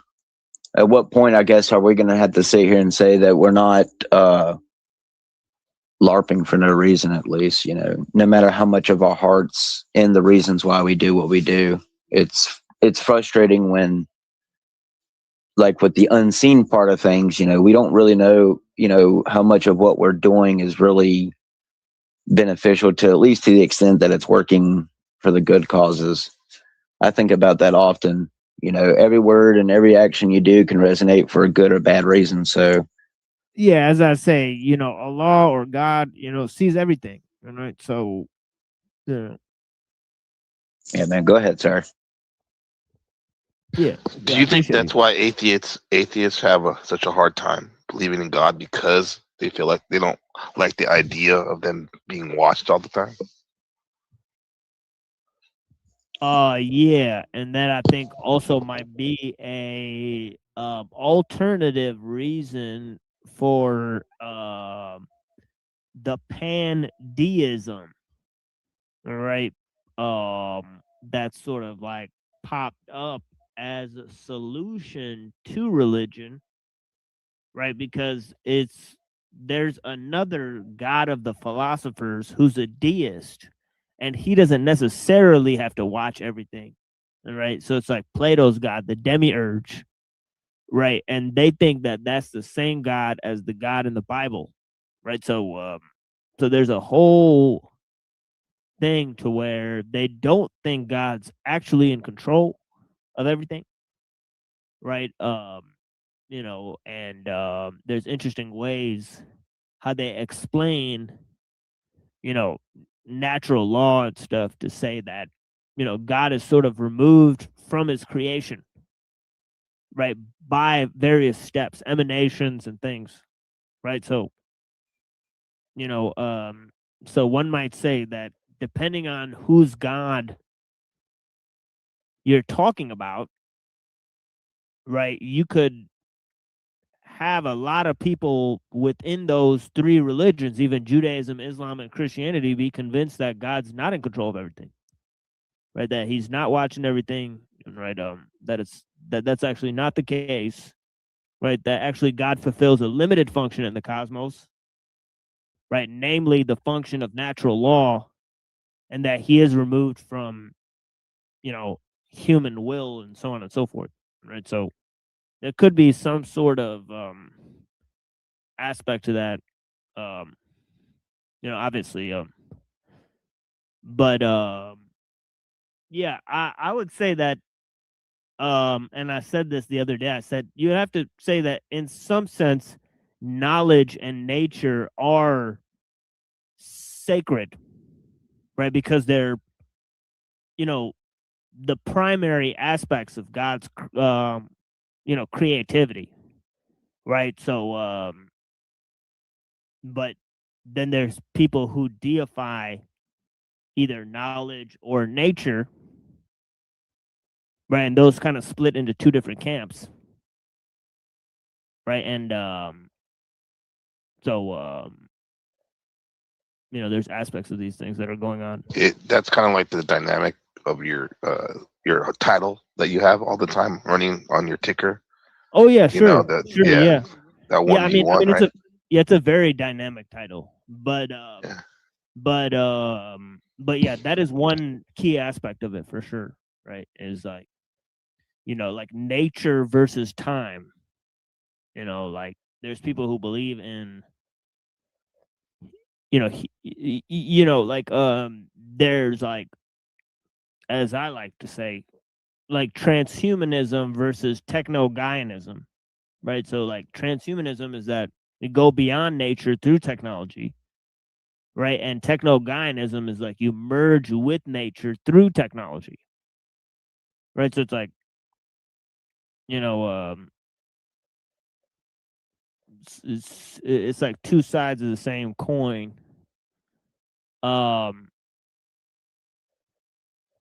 You know, but I don't think they see really the other side of the coin. You know, that there's a side that, you know, really prizes humanity above nature, and there's another side that says no, it's nature above humanity, right? But both of them want to say either, you know, that nature created technology, or that you know, man created technology as a response to nature. You know, so it's like either way you look at it, you know, God's got to be taken out of the picture, right? But it's all about man becoming God too, you know, because they want their own, you know, way that man can A, have mastery over nature, and B, become God, right? So like, yeah, I think that it's not just that they don't want to acknowledge that God's in control. It's that they kind of want to be God. I mean, right? So on and so forth. So it's more sinister. Let's see. Yada da bing. Yeah, I mean, Yeah, we got some cool comments here. Moontan says, God is going to spank you all. Blessings, Moontan. It's so great to see you. You know what I mean? Yeah, blessings. Peace be with you, homie. And then we got Smile Like No One Watching says, thou shall not technique. Man, you've been watching the show, or you've been hearing the reading of ellul, right? How many times he says technique? Oh, yeah, it's hilarious. Yeah, blessings. Don't sweat the technique. Yeah, exactly. Don't sweat the technique. Yo, they got the UNESCO technique right here with Jim Beebe. Jim Beebe. Yeah, exactly. You know, yeah. Let's see what else he got. I mean, he's loading them up here. You know, I'm only trying to make it to like 33 minutes in. I don't know if we will. I do got to go get like some food with my brother at some point, but I don't know where he is. He might like get like super high and like fall asleep or some shit. You know, that's how this dude does. He's crazy, man. Or it's not necessarily I don't believe. I'm kind of just agnostic. I just haven't seen enough evidence or any evidence of a creator, and I certainly don't believe in an afterlife. I have chosen to dedicate. Yeah, so you have nothing to fear. I don't know what you're talking about. My life to transhumanism. The number one goal of transhumanism is trying to. I used to be into this shit. I used to be a futurist. I was all into transhumanism. I clearly swapped out soft Christianity, which I was raised with. So I just, you know, I was saying this earlier when we were trying to watch this up in the Discord, right? That it seemed like, you know, too many times these guys get into debates, and it's always like they used to be the ideology that they're debating against. So Jim Bob's been a new age guy. He's been a former atheist. He's been a former, you know, like all these things. And it's like, all right, you used to be like an atheist, transhumanist, Gnostic, new age, fucking. It's almost as if he's a paid actor paid to say whatever they're told to say for the day. Yeah, or you know, this is a possibility. They could just be really gullible and just be like, "All right, this is the new." That's right. Right. Let's be gracious. Let's give them the benefit of the doubt. Well, I mean, there's a new church on the block. I think the reality of it is like anybody. I would say what age would he probably be? Like 33, 34 years old? No way. He's in his 40s. Is he 40? Okay, so there's no way he's in his 30s. Yeah. Well, I guess like that age group, it could be understandable where like you would be raised with like a leftist mentality directed towards Gnosticism and New Age movement, and you know, I mean, I got a beard like that, and you know, like maybe 2 gray hairs in the whole thing. Right, you know, unless he's like smoking meth every day, I don't know how he could have so much gray hairs. It's probably dyed. It's probably dyed. To be honest, I'm going to say he's a mixture of Joel from The Last of Us and Superman. So I mean, if you understand the target audience, it makes sense, especially with the mason jar. I don't know, man, but I can see like how somebody like that might fall into like those type of ideologies naturally. The transhumanism one is kind of strange to admit that was an ideology you accepted, because I don't know too many people that would accept that type of ideology. Like that's like a slavery type ideology to it. I don't know. It's weird. It's like, how gullible were you that you're some sort of new age transhumanist? Like, I've never joined a group in my life. It's like weird, dude. Well, this guy's name is Zoltan. Is he what ethnicity is this guy with the tie? You know, what is he? He's apparently Hungarian, so it could be a Jew. Yeah. So a Hungarian, you know, that's usually like where they get their skull and bones members, like, you know. He worked for fucking News Corp. You know, like he was a reporter for National Geographic. So yeah, so I was saying like these two could just be 2 News Corp employees. Well, I mean, this Zoltan character, I know John Kerry, his family came from like a Hungarian Jewish background, right? Like old like royalty. Right. And I mean, if he's involved with transhumanism, that would lead me to believe that he's connected with the UN in some way, probably, you know, getting paid off by UNESCO in his own way as well. And it's just funny is like, how does Andrew Wilson and this guy know about each other to even have a debate, right? And the strange thing is the dialectic is giving you like, okay, we got Andrew Wilson who he's supposedly traditional Orthodox, and then you got this Zoltan guy who's directed towards transhumanism, and then as we just went over, Andrew Wilson, because he's involved with churches involved in the World Council of Churches, getting funding from the same organizations that created the transhumanism movement. So either way, no matter which side of this dialectic you pick, you get the same solution.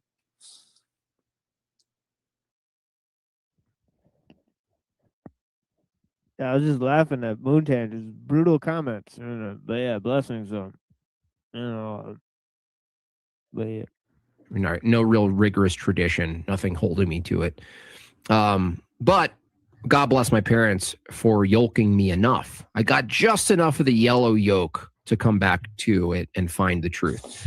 But ultimately, I swapped Christianity for technology. I swapped it out. I was aware of it too. It was interesting. In my early 20s, I was like consciously aware that my drive toward futurism and tech and virtual worlds and robotics and all these nerdy things, I found myself in all these weird communities. They were like hedonistic, and there's always a fire thrower, and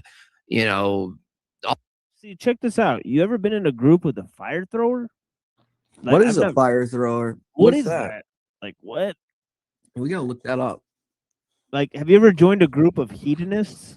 No. Like, Dude, that's whoa. like, man, that's like Burning Man culture and stuff like that. A lot of that's in the Bay Area. where He these says that. people Yeah, he have, says that, yeah. raves and stuff. And yeah, I've gone to school with those type of people before. Yeah, right. It sounds like Zoltan, yeah. Well, it's just new age, spirituality. That's really what that is, right? That's the roots of all that. Drug culture, You like take a Yeah, bunch of absolutely. mushrooms and go to worship. That's Silicon Moloch out Valley, in the man. desert. That's where I grew up. I see it everywhere. Well, when you like reject the traditional basic, and How dare you, unseen? How dare you tell me I can't go out in the middle of the desert and burn a big, huge effigy of a man and do a bunch of drugs and have butt sex? How dare you? do that if you want to, bro, but you gotta face those consequences, homeboy. Pandemonium! Isn't that weird that they're burning effigy of some shit and they do that at Bohemian Grove? Isn't that weird? They do the same shit. Yeah. Uh-oh. It sounds like not only history repeats itself, but the rituals. Homie, I got the ritual right. I looked up Anton LaVey's Satanic Ritual, that book, and in the book he describes the ritual at Bohemian Grove. Like he like breaks down the same ritual. Like you need to have a lake, which they have. You need to have like an effigy. You need to have an altar. Like everything that's mapped out in his book is what they do at Bohemian Grove, and it's a ritual to Cthulhu or whatever, right? That's what the basis of the ritual is based on. Gnarly. Yeah, it's like we're gonna light some shit on fire now. It's like, all right, I'm just gonna leave. Like cool. Like I don't know. Underneath the beautiful redwoods of the Northern California. Muir Muir- Woods. And then that again connects with UNESCO. Why is it all like it's all connecting with the United Nations, dude? It's pretty bananas. But then not like UNESCO, like when you mention it, like the first thing that comes to mind is like, top places in the world, attractions. That's how it's sold, huh? Yeah. Make it like friendly, family friendly, huh? Yeah, it's like I'm here for the music and the women, not because y'all are burning shit. Like, let's get it straight. So this is the portion in Anton LaVey's book, The Satanic Rituals. He says the call to Cthulhu. The ceremony is performed in a secluded location near a major body of water or a large river, lake, or ocean. The ideal site for the proceedings would be a natural stone cavern at the water's edge, but a grove of trees or a concealed inlet will serve. The ceremony must take place at night, preferably at a time when the sky is heavily overcast and the water is tempestuous. No special articles of attire such as robes or decorative paraphernalia are to be used. The single exception is that all participants must wear the medallion that bears the seal of Satan. It may be dangerous to disregard this provision. A large bonfire is kindled. The celebrant who will assume the presence of Cthulhu stands above and apart from the participants, holding aloft a torch which has been treated to yield a blackish blue glare. The celebrant is not present at the beginning of the ceremony. All participants light the bonfire and assemble in a jagged circle about it, and their eyes directed towards the blaze for the duration of the ceremony. Principal participants, my brother and sisters of the ancient blood, we are gathered to pronounce the call to Cthulhu. I cry against the world of the abyss, that great void of the dark waters and shrieking winds where we live in the ages past. Hear the deathless ones and say with me, the eternal serpent who sleeps that we may live. And like, there's pictures of Bohemian Grove with the same bonfire next to the lake. They got the yellow robes, which is a call to Cthulhu. And there's a book by a guy, I forget his name, but he's the guy who inspired the other H.P. guy who wrote Lovecraft. those books. Yeah, he inspired H.P. Lovecraft. Yeah. His last name is like Green. It's like Michael Green or something like that. Or I forget. Let me see if I can find it. And the Cthulhu images everywhere in pop culture, like Johnny Depp, what's it called? Pirates of the Caribbean, the Squid Man, Godzilla. Right. Cthulhu's an old king that's asleep in the Pacific Ocean. Pacific Rim. The old gods, they call it. Right. And okay, so in this particular book that Lovecraft got this Cthulhu character from, it's like a play, and in the middle of the play, everybody goes mad and starts killing each other because the King in Yellow, it's called the King in Yellow. That's what it's called. And that's why they actually wear those yellow robes at Bohemian Grove. The King in Yellow. It's by Robert W. Chambers. That's the book. Yeah. Yellow King is the guy, one of the things he was worshiping in that show, True Detective season 1. Right. The murderer. He was always talking about the Yellow King. Yeah. And the Yellow King is Cthulhu. And Cthulhu is supposed to, in this book, the Yellow King, he's supposed to come about in the middle of a play and drive the audience mad, and everybody like offs themselves by the middle of the play. And within the Grove rituals, there's always a call to like Lovecraftian imagery. Like that's actually documented in the Grove Plays book that you can find that the CIA released, which I don't know why they did that, which it's pretty insane. But you can find that on CIA.gov. That play sounds like it's breaking the fourth wall. Like they're trying to get people to go crazy. Yeah, it's like you're in the middle of the play is opening up a portal to hell, and the King of Yellow supposedly is coming through and possessing the audience to off themselves. You know who took that motif? The Kingsmen. I'm sure in they did. every volume of that movie, there's always a scene where like the crowd, whether they're in a church or in a theater, like we're sitting watching it, and people are just going chaotic and just murdering each other. Right. Yeah. That's absolutely from the King in Yellow. And another thing is Shakespeare's A Midnight Summer's Dream plays within the play throughout that, and that has like some type of significance that goes along with this. I don't know what that necessarily It's because the Cthulhu, if I remember correctly, he's dreaming. He's asleep under the water in the ocean. He's been dreaming and dreaming to a dream like Inception. Oh. Till you wake him up.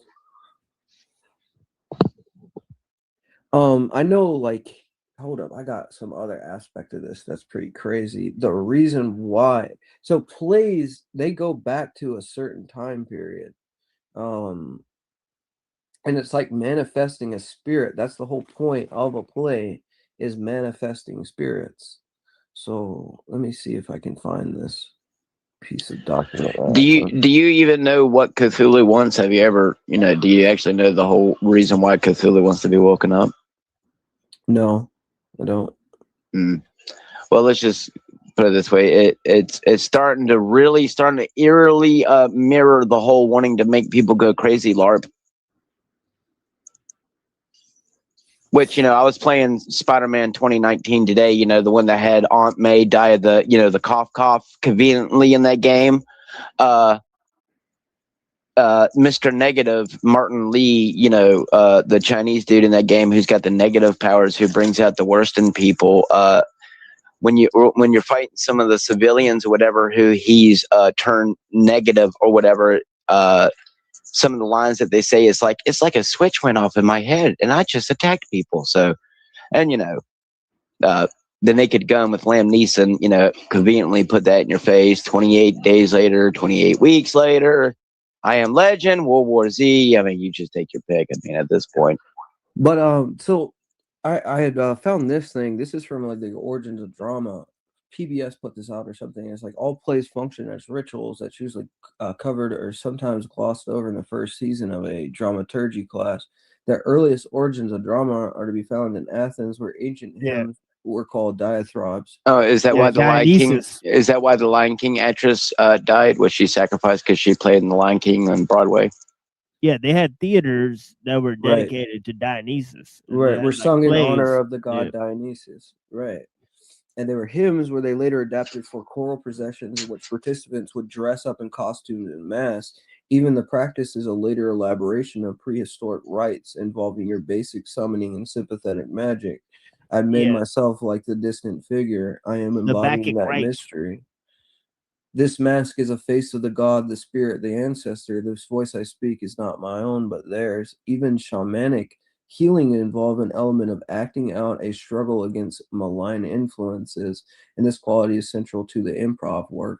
So yeah, I'm not saying like LaVey is the only person that's documented something about this particular ritual. I just thought it was interesting that there is a correlation between the Grove and satanic rituals that are mentioned in his book, where they're talking about it's next to a body of water, that it participants should do this at a particular time at night at a grove, and it is a work. Is that why the aliens in the movie Signs with Mel Gibson, he lived near a lake and they were affected by water? I don't know, dude. Something in the water. This is something that was talked about that book by Robert Greene. It says, how does a ritual function? Man performs actions that individually have no substance, grant no power. Taking together these minuscule, impossible to understand threads begin to weave a tapestry that serves as a portal for unfathomable creatures that enter our world. Sure, where you're typically going to see a play, an opening and a resolution, The King in Yellow deals in more typical shallow themes such as love and lust. Once you sit and know a trance and darn yourself to the abyss beyond, it's just talking about how like there's a descent into insanity as the play goes on. I don't know. It's wild stuff. It's fascinating.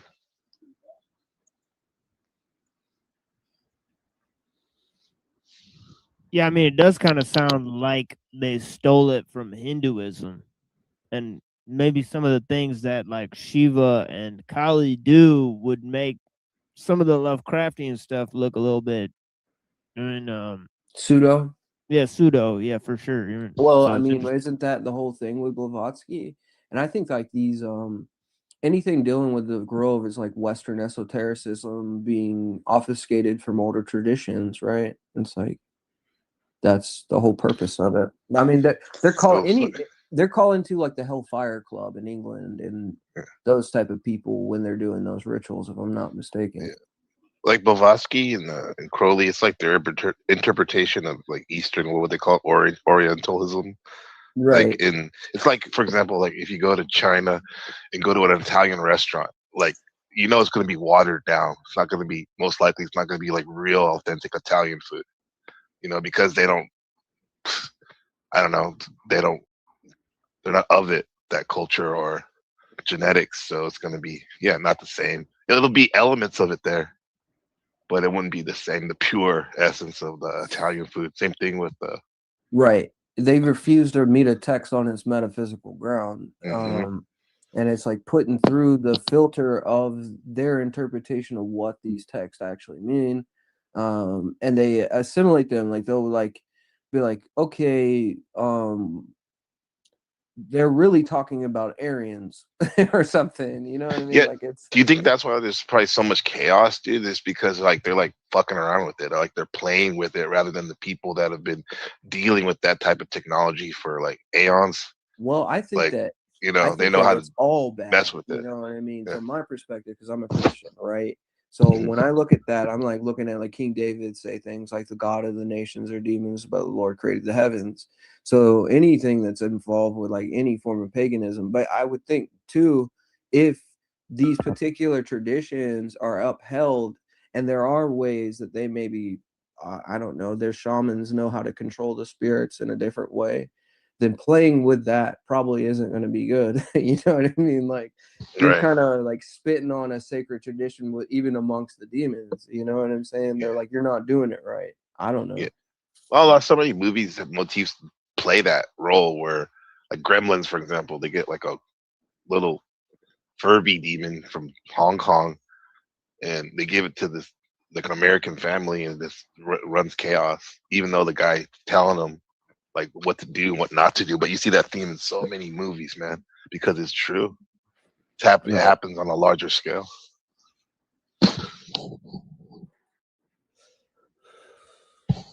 Well, I mean, that could have been a metaphor too. I mean, as someone whose sisters had the little Furbies things, I can tell you there was at least 2 or 3 times in my life where that thing did something pretty fucking not normal, you know, from the usual, you know, you just turn it on, it would do its little animations.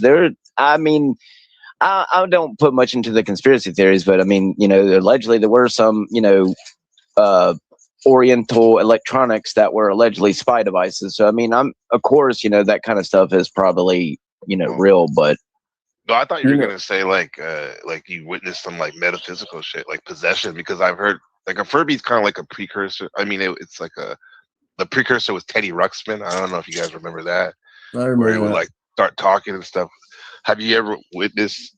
Well, that's what I'm talking about. Like it turned on one night. I just remember I heard it talking, and I walked in there, and she was dead asleep to the world, as was everyone else in the house, and it just was going off by itself, even though it shouldn't have been, because she always kept it off when she wasn't awake. So I don't know, man. There's a new calendarist that said Furbies are satanic, and there's like a viral video of it, like this new calendarist bishop or priest talking about how Furbies are like demonic. I don't know how true it is. I'm not gonna say either way. It's weird. Well, to me, there's just something unnatural about like things like mannequins and dolls, anyway, which is why things like Resident Evil and other things play tropes on the whole mannequin and doll type stuff. There's just something unnatural about it. I think it is possible. I definitely think it's possible for like inanimate objects to have okay, hush. You're not adding Lorraine Warren, okay? Don't go over with the fucking Annabelle doll. Come on now, this ain't no Raggedy Ann. I'm just saying it a might voodoo be possible, doll, man. There could be some demonic things associated with it. Well, I mean, these people believe in that stuff. I mean, allegedly, that's one of the reasons why Hitler went looking, as Lucifer put it in Constantine, the spear of destiny. So. Oh yeah, spirit what do they call hyperbolia, all that.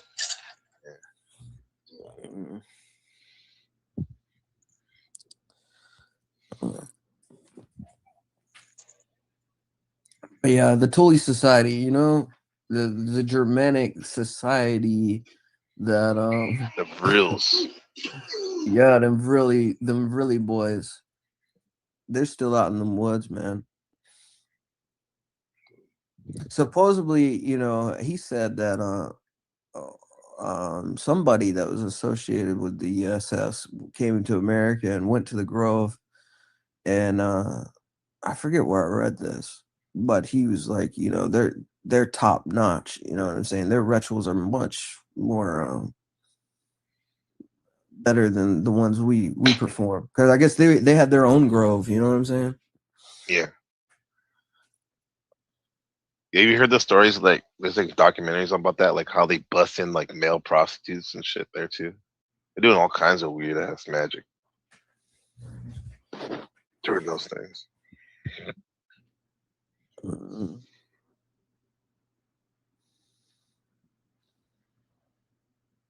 H-Man was his big problem was he thought that his soldiers could win wars based on will alone. That's he had his some book outline that they found. Like he's like, yeah, like his soldiers would ask the generals, like, all right, we need this much ammo, we need this much supplies, and they'd be like, no, you're not getting that. You got to will it. Yeah, because you're a Superman. You know what I'm saying? Well, the go pills, the methamphetamine, bro, help with that. Hey, That'll increase your will for power. Nietzsche would say, you don't need rations. Just take this pill. Keep marching.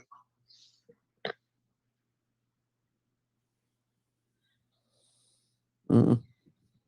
Do you think Jim Bob goes to church a lot? Probably not. No, I don't know. I knew somebody that knew him in a way. Like, I think they seen his baptism or something. So maybe he does. I don't know. Yeah. He's not going to the right one. I can tell you that. And as far as like Moontan, you say I'm lying. I have a forked tongue.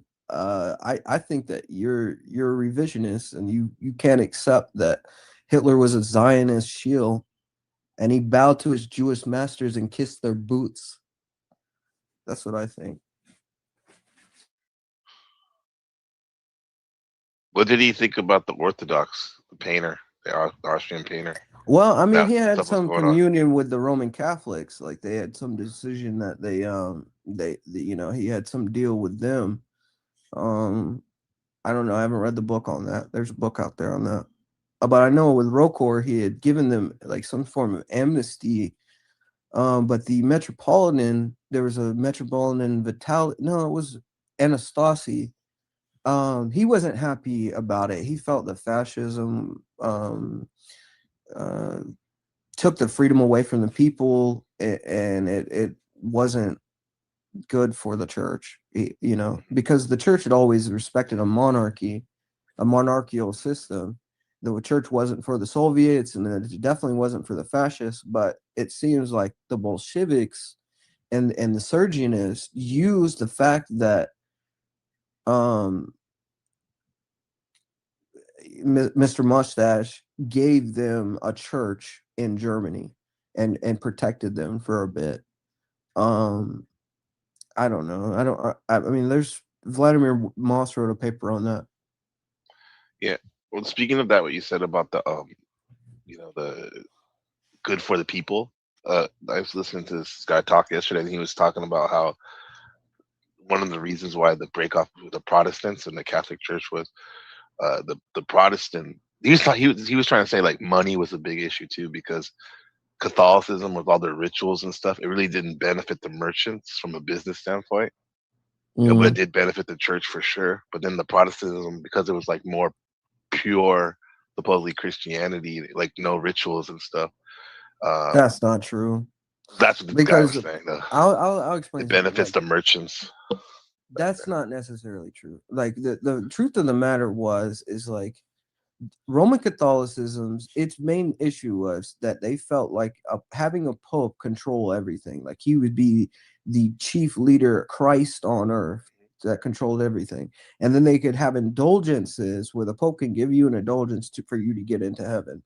This supposedly was like Luther's main issue and why he nailed his 95 thesis up onto the Catholic Church walls. But there's something deeper there, because once you look into Luther, he seems to be like an early proponent of Rosicrucianism. And the Rosicrucians were sort of like a subset of the Templars, where they wanted to destroy the cross, that they had added these like belief, like a belief system that wasn't necessarily orthodox. Yeah, exactly. He's same birthday as me. Like, he's a Scorpio, November 10th. He's like he was involved with alchemy, and he's like a proponent of the Kabbalah in some way.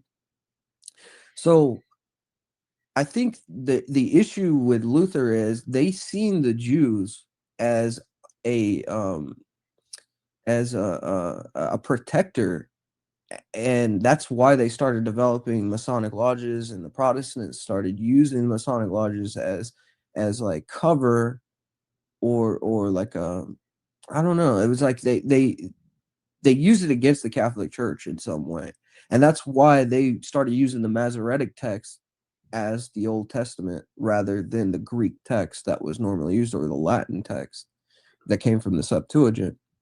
Now, when they talk about rituals, this is a strange thing, is Lutheranism, they kept sacraments. So they kept like the Eucharist, and they kept iconography, and they kept saints and different things. It wasn't until other sects of Protestantism branched off from this original sect. And it seems like he was an occultist, like we're saying. So all the subsets that branched off from this form of Protestantism, they had a bone to pick with the Roman Catholics. They had contacted Orthodox priests and bishops and even saints, with which we would later admit that these people were saints, but or come to find that they were saints. Instead of going back to the first 1,000 years, the way that church functioned, in the rejection of Roman Catholicism, they sort of threw the baby out with the bathwater, and they just threw out everything that didn't align with Luther's views. So in a way, Luther becomes his own pope. So it's like one man sees himself as infallible, that's the pope, leads to Martin Luther seeing himself as infallible, and then the individual, so every individual has his own faith. That's what that leads to. Yeah. Well, that's what some attracted to some people. Like, for example, someone like raised as a Catholic, for example, with like heavy ritual and stuff, and just wasn't like a maybe like 15 minutes total about from scripture, their service. But then like something like the Baptists, where they're all about Bible, Bible, Bible, Bible, KJV, right? Which a lot of people like, you know what I mean? They can relate to that more than the fellowship. Well, and it's all the because other there's stuff. no standard to hold yourself up to. It's like whatever I want to believe, I can believe, kind of, Ah, right? Like that's the best. It's like we yeah. go to church on Sunday for 30 minutes, and that's it, and that's all we're expected. Once saved, always saved. You know, we can a sacrament is just like crackers and grape juice. There's your sacrament, right? So it takes all the supposedly the ritual out of thing, but the if you go into the scriptures and you look into those first 1,000 years, those were handed down from Christ and his apostles. So what are we saying? Are we saying the structure of the liturgy wasn't aligned with God and his saints, although for that first 1,000 years that's the way that they practiced Christianity? So when in reality, what's happening is like the farther we get away from that early church, there's people who want they want to do things their own way, and then just put a Christian title over it and say this is what Christianity is.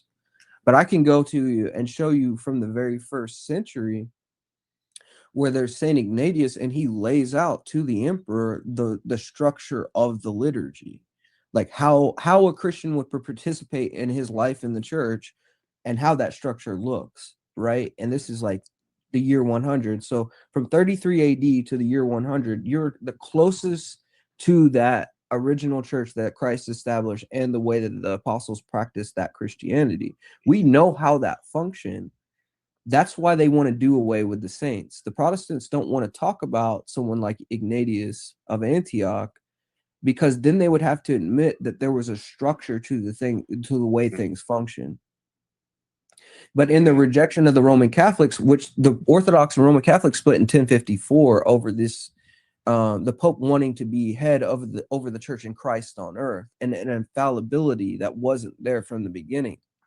There was a such thing as a Pope in the early church, but this was an honorary title because Rome was the imperial capital of Christendom. It went back to St. Peter, but the stipulation is you hold the faith that was preached by those apostles in Christ. If you move away from this original faith, then you no longer have that title of Pope. So what they did was basically take the title, enhance it to mean that he's Christ on earth, which was never taught from the beginning. And then this is what allows them to create the Roman Catholic Church into the very first corporation.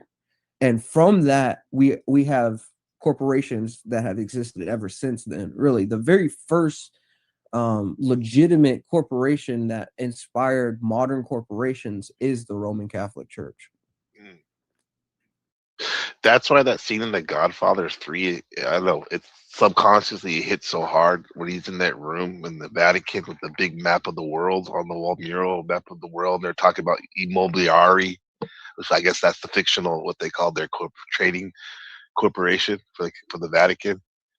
And yeah, man, that's Well, you know about P2, right? Like the P2 and that. the bankers and Calvi's banker and all that stuff. There was a What's that? So there was like the mob involved. It was like fascist Freemasons, known as the P2 Lodge in Italy, and they were controlling the Vatican's banker, and they were doing deals. The Vatican was doing deals with the mob. While That's what that's based on, probably then. Right, and this guy Calvi ended up getting hung over like the Blackfriars Bridge, and like I think like $30,000 worth of gold stuffed in his pockets. There's a scene in that movie. What was that last movie from the dude that played the Joker in The Dark Knight? You know, he overdosed. Yeah, that guy, right? They throw him over the bridge and he's got something in his throat, all that. That's a call to the Masonic ritual where they killed this banker by throwing over the Blackfriars Bridge. Yeah, you look into that, like that's some real like black hand dealings, dude. Like there's a YouTube channel called Freemasonry Watch, and they upload the news story that came out about the P2 Lodge. It's gnarly. That's what Elijah Muhammad always would hit back on, the fact that no matter what Christian you are, it all leads back to the Roman Church. Well, I mean, he's right to a certain degree, and he's wrong because so within modern Orthodoxy, it's true to the extent that in world Orthodoxy, the Orthodox in Rome are talking about having communion, and they do have communion in the sense that there's a World Council of Churches, which was set up by a Freemason in the 60s named John Mott. John Mott was like a Rothschild employee whose intention was to pull the Orthodox Church into this like council that would seem like it could have could combine all the Protestant and Roman Catholic and Orthodox and all the Christian churches in the world into a one world church. That Freemasonry would be over behind the scenes. So he's right in that sense. But where he's wrong is there's always been underground communities. Like, for instance, like what I'm involved with is the True Orthodox Church or the Catacomb Church. Instead of like submitting to like the Soviet regime, we went underground and started a catacomb church. Or in Greece, when the Freemasons infiltrated the church there and did all these reforms and changed the calendar, we went underground and did our own thing. We didn't stay in communion with these people. So I think what Elijah Muhammad fails to realize is there's always going to be Christians that hold their faith and take it seriously and don't go along with Antichrist agendas, even if that means they're being attacked by the majority who are seen in the world. Yeah, that makes sense.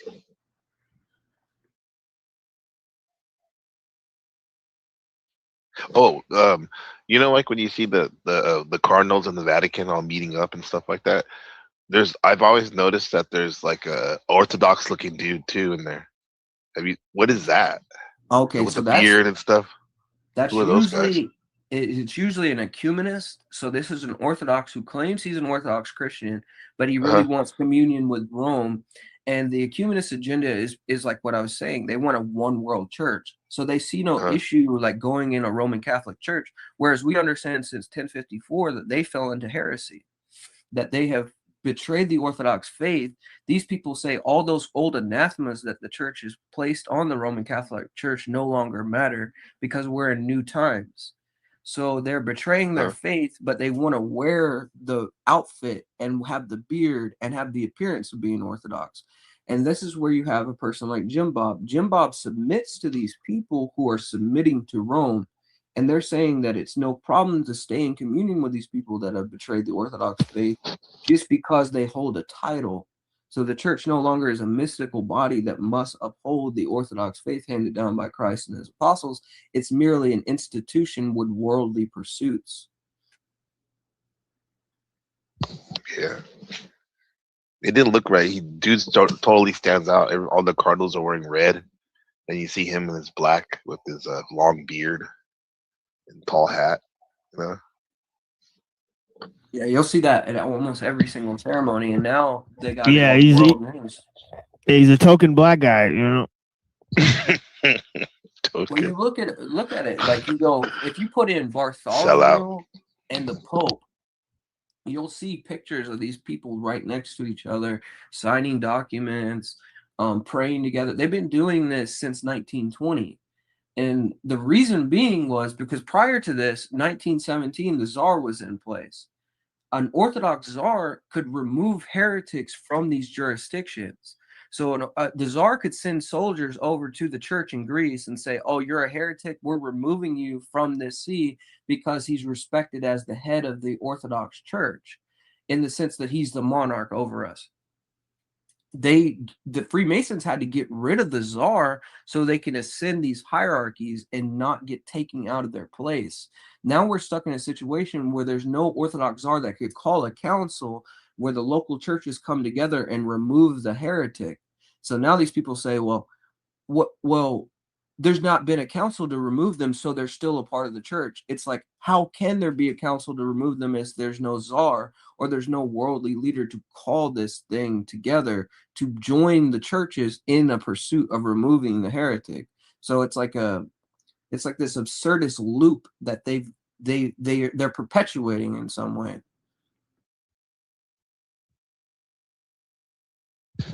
Yeah, it goes on and on.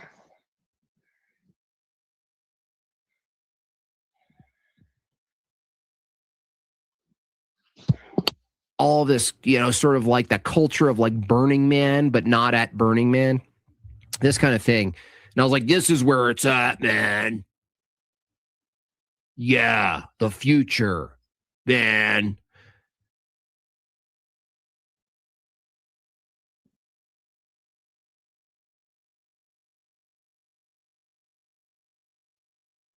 Man, this kind of thing. And I was like, this is where it's at, man. Yeah, the future, man. And looking back, it's so embarrassing. Televised had said earlier that he's getting the Superman vibes look from Jim Bob. I'm getting that with the Michael Jackson curl on the hair, that curl. It's funny. He looks like the Jewish Superman, you know? Oh, he took the side curls of the Jew and then he put it in the front. Uno.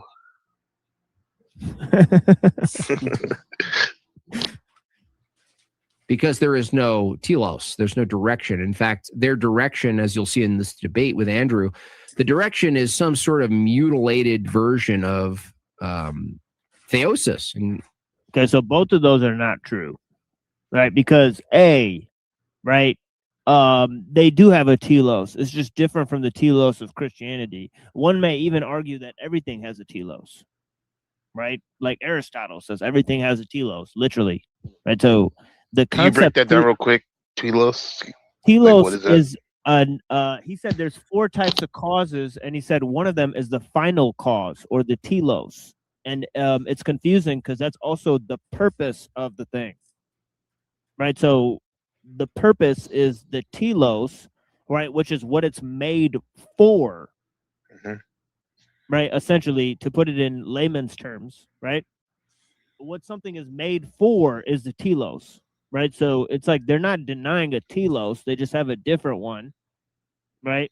because as I said, telos applies to each thing, right? Each separate concept and object, right? So it's like so it doesn't even, the statement doesn't even make sense. And then secondly, how is it a bastardized version of the Christian telos when not all transhumanists believe in God even? And so how are they, if they're trying to become God, they're not doing it on the same terms, because theosis means you just partake in Christ. It doesn't mean like you become God. I don't think so, right? What? Sloppy Jimbo. In fact, I saw a chat here. The ultimate war that we're always fighting is apotheosis versus theosis. One of the most mysterious. Now that made more sense. The ultimate war we're fighting is apotheosis versus theosis. That's highfalutin, right? Yeah, that's not, that does register with me at least. Yeah, that makes sense, because it's like apotheosis of the state. Like it's external, it's apotheosizing something external to rather man. than an internal change, right? Yeah. That's directed towards the mystical body of Christ, like a man's salvation, Right. which is the chief goal of the church, is like the salvation of man's souls. Whereas like, but this is something he's not going to say, is that this issue with the apotheosis of the state, this is how the Orthodox Church he's involved with views the goal of the church. His leaders view the goal of the church as creating a utopia. They don't see it as the salvation of souls of man. You can all day believe with lip service that that's the purpose of the church. But if your bishops and your patriarch doesn't believe that, then what does that mean? That means nothing. It's you individually having this belief within a heretical body, which does nothing.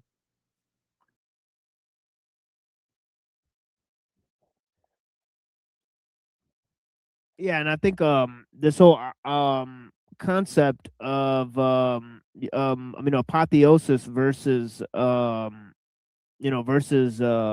theosis, that would mean that they do have a telos. He just recognized that they do have a telos. It's just apotheosis instead of theosis. So you're not denying them a telos, right?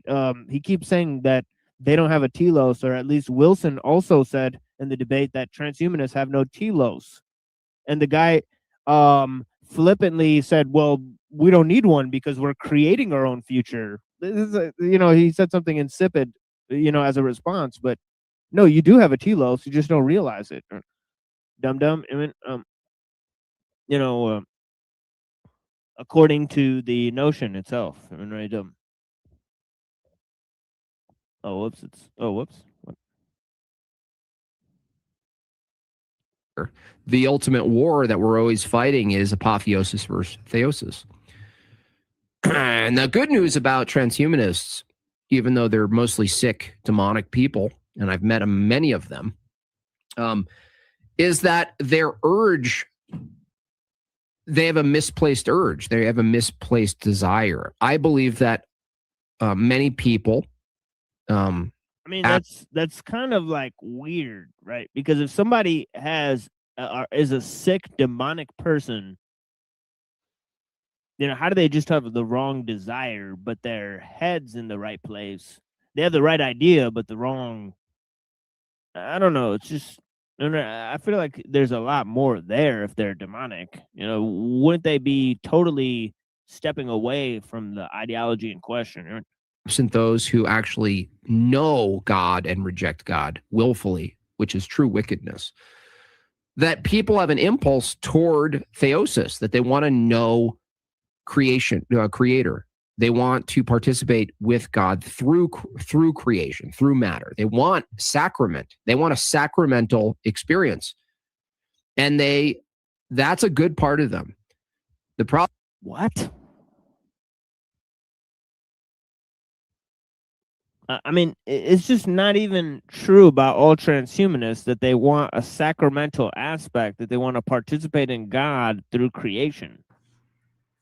I think that what he's saying is like innately in every human being, whether they know it or not, there's an innate want towards the sacraments, you know, and I think that from my experience, at least in the Orthodox Church, there is a truth to that, that I've seen people who come to the church and they're unsure of themselves. And when they do experience it, there seems to be like an unveiling of that truth. So if that's what he means, I could agree with it, but I don't know. I do Yeah, believe like I that get like innately every man, if every man is created in the image of God and every man is a creation of God, innately there's something within him that wants the sacrament that God gives, because there's if there's this emptiness in man that can only be filled with something that's infinite, right? There's an infinite emptiness in man, that there's a hole in man's heart that is looking for God, I believe. And we try to fill that up with materialistic things. That's why transhumanists are trying to fill that void with, you know, the doctrine of transhumanism. right, right. But I There's think that like hole. right, but I think when people say like they want to replace God, they want to become God. Like, I think we should almost take their word for it too, you know, right? Because it's No, like I take their word for it. I believe that's what they think they want, right? But in the sense that, you know, I just like Father Seraphim said about the atheists, it's like Antichrist isn't on the lips of the great deniers, it's on the small affirmers.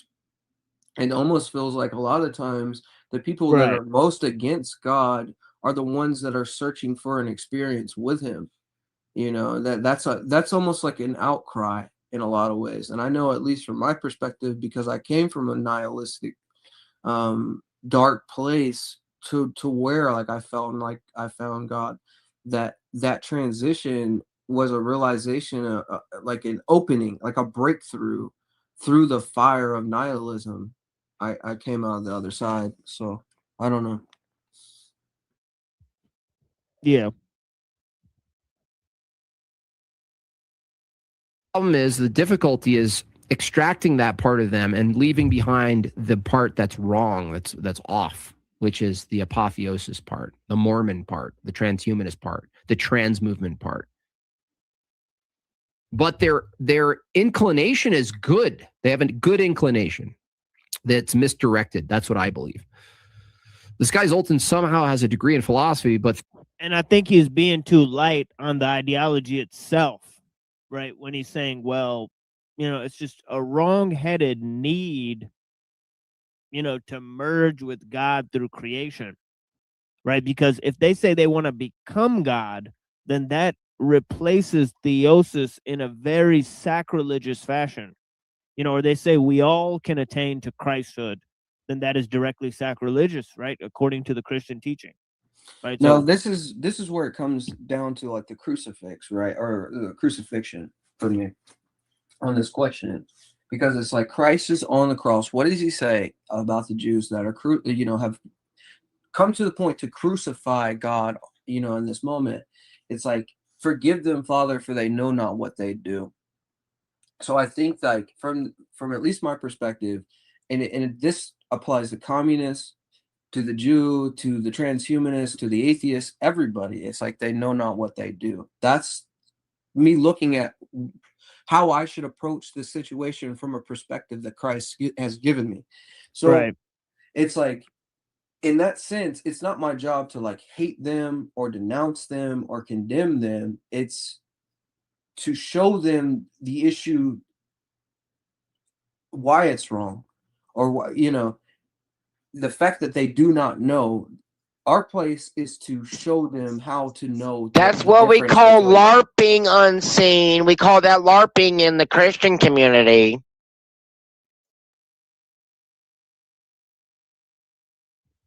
But yeah, I mean that's comes straight from Christ. That comes straight from Christ. It's like they know not what they do, so therefore, you as a Christian, it's your goal to try to convince people, or maybe not try to convince them, but to live up to the Christian standard, to show them why that's wrong. And if you can do that, then there's nothing that's in the way between the heretic or the person that's off, that's a transhumanist, from them receiving Christ except themselves. And in that sense, I can agree with him.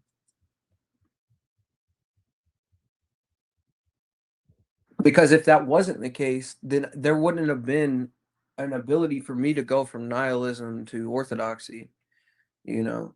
So I have to see that in someone else. If I don't see that in someone else, then it's an impossibility for myself. No, but what I'm saying is, instead of saying that the ideology is because you could say two things, right? You could say, one, right, the everybody has the capacity to attain, to spiritual understanding, even a Right. transhumanist, right? And then you Right. could say, but the ideology itself doesn't allow for that, right? Because it's saying, well, you want to live here forever, you want to create a utopia here in this world, you know what I mean, right? So on and so forth, at the price of your soul, right? Right. So in that way, it's not amenable at all. So I'm just wondering, It's not like, amenable from the perspective that if the person wants to keep their transhumanism and have their Christianity too, you can't have both. No, that's exactly true. right. And I mean, yeah, because I mean, it's a valid critique if we go to the point where it's like we brought up earlier. How dare you? How dare you say I can't worship my moon and God at the same time, huh? Why can't I worship two sides of the same coin, allegedly? Because, right? Oh, well, I don't, but the issue with him, you know, is that at the root, there's the dead rat at the bottom of the barrel. You know, transhumanism is at the bottom of his orthodoxy. All right. Transhumanism is funding his orthodoxy. So what do you do in that situation? What we're dealing with is someone who's deluded, unfortunately. And I would say it's harder. It would be harder for him to come out of his heresy under the ecumenists than it would be for a transhumanist to become true orthodox.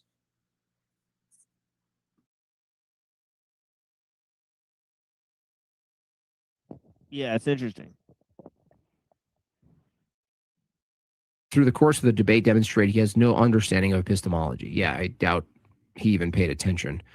Intel Wild, $5. Cooler with the anti-freak memory. Freak, yeah. To overcome biological death with science and technology. And I assure you, based on just how we've done the last 100 years, people are living twice as long. Yeah, but that's the thing, is like not everybody has to have understanding of things like ontology and epistemology, and I saw Andrew Wilson throw out ontology and telos, in the debate with this guy, and this guy doesn't even know what the fuck he's talking about.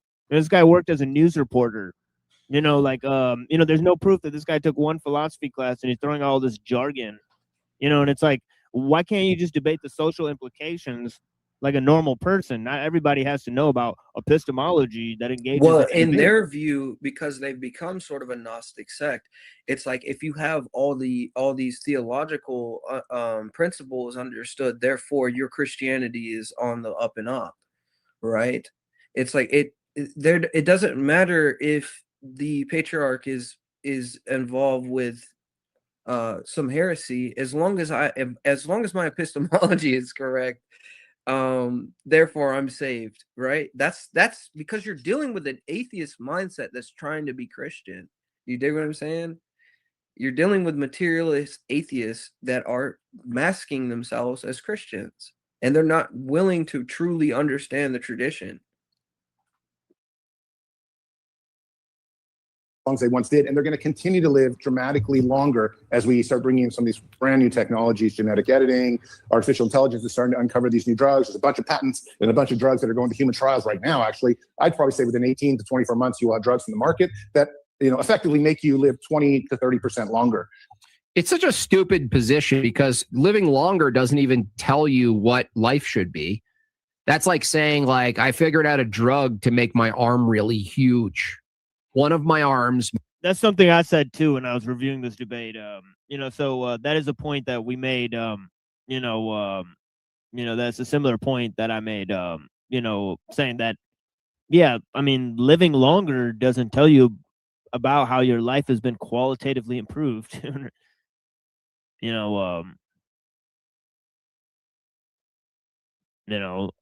There's several people who spent 10 years in hell and 1 year in heaven. It doesn't matter. massively big, ever growing. Why? No idea why, but it'll happen. I mean, the future is just giant arms everywhere. Already. So, and we have, 3D printed organs. We have organ transplants. We have all sorts of things that are starting to happen that enable you to live longer when. Cool. Can you ever print the good? Probably not. Meg Bob, please bring Jim Bob a double shot of bourbon. She just got me another beer. I mean, the bourbon's really good, though. Giovanni Garcia, $5. To love Christ fully is to learn true love because he is the only one who loves perfectly.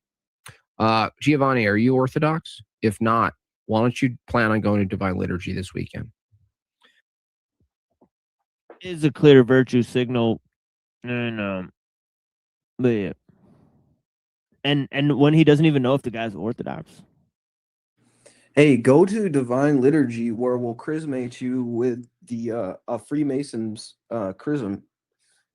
That's something I want to talk about. Like, a Freemason is the one who's making their holy chrism. And I didn't know this until like one of their people came to our church and was like, yeah, I started asking questions when I found out Bartholomew, who I know is a Freemason, is the one who's blessing all the holy chrism. So the holy chrism is something they put on your forehead after baptism. It's like accepting the mark of the beast, dude. Like, it's wild.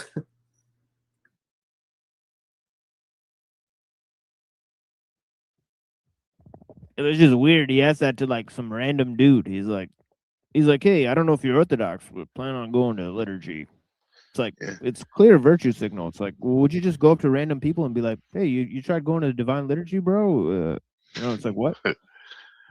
What's the selling point for the ortho bros, this type of ortho bro, to like a Catholic that makes that they They're would older. like, oh, They're okay. older. They have less gay shit. They don't have Vatican II. They're similar to Jews and Muslims and stuff. So they'd say all this stuff. But that's the thing is, like, when they get into like the issues, you'll see the Roman Catholics bring up the fact that their patriarch's a KGB agent. You know what I mean? And they'll like fight over this, like, oh, like, you're a part of the WCC. Well, you are too, right? And then it's just like, okay, so now you proved us the true Orthodox point, and then it's like, oh, just block those people over there because we just proved their point. You know what I mean? Yeah. And then what's the difference unseen from your church, the catacombs, compared to what his church is? The main difference in a nutshell. The difference with this is like, okay, so in 1920, a Freemason infiltrated the Orthodox Church in Greece. And the people that didn't go along with the reforms this Freemason called Meletius Maltekis put in place, they went into the catacombs. So we were in communion with them until they changed, like they tried to change like the amount of time we were at liturgy. They tried to change the church calendar, and they did this for closer relations with Rome. And we had 3 anathemas against this from the 1500s where the Pope had tried it before. So it was already anathematized within our understanding of the church. The difference between us and them is we're really what they claim to be, if that makes any sense. Like, we're the actual church that started from the very beginning. Origin. They're a modernist version of us that's masking themselves as us, but have went along with a Freemason who's pretending to be the patriarch. So that's really it. Pure version.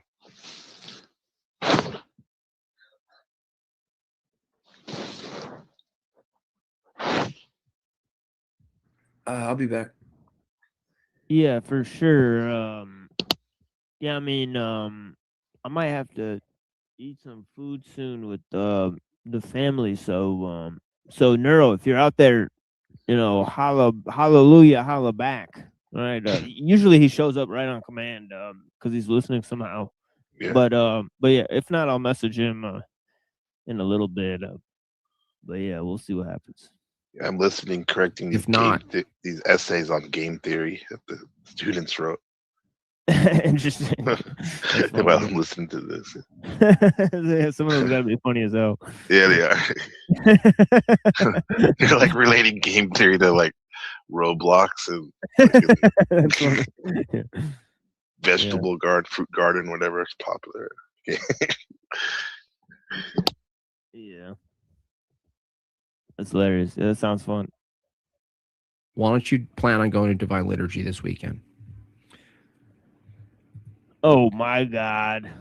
Queefy. Hey, Machine, that's a good clip, bro. At the clip that why don't you go to Divine Liturgy? Go to Divine Liturgy this weekend, like I do every week. That's a Provo kid. It's like he was saying that a couple months ago. Like, I'm going to Divine Liturgy, even though I'm a Mormon.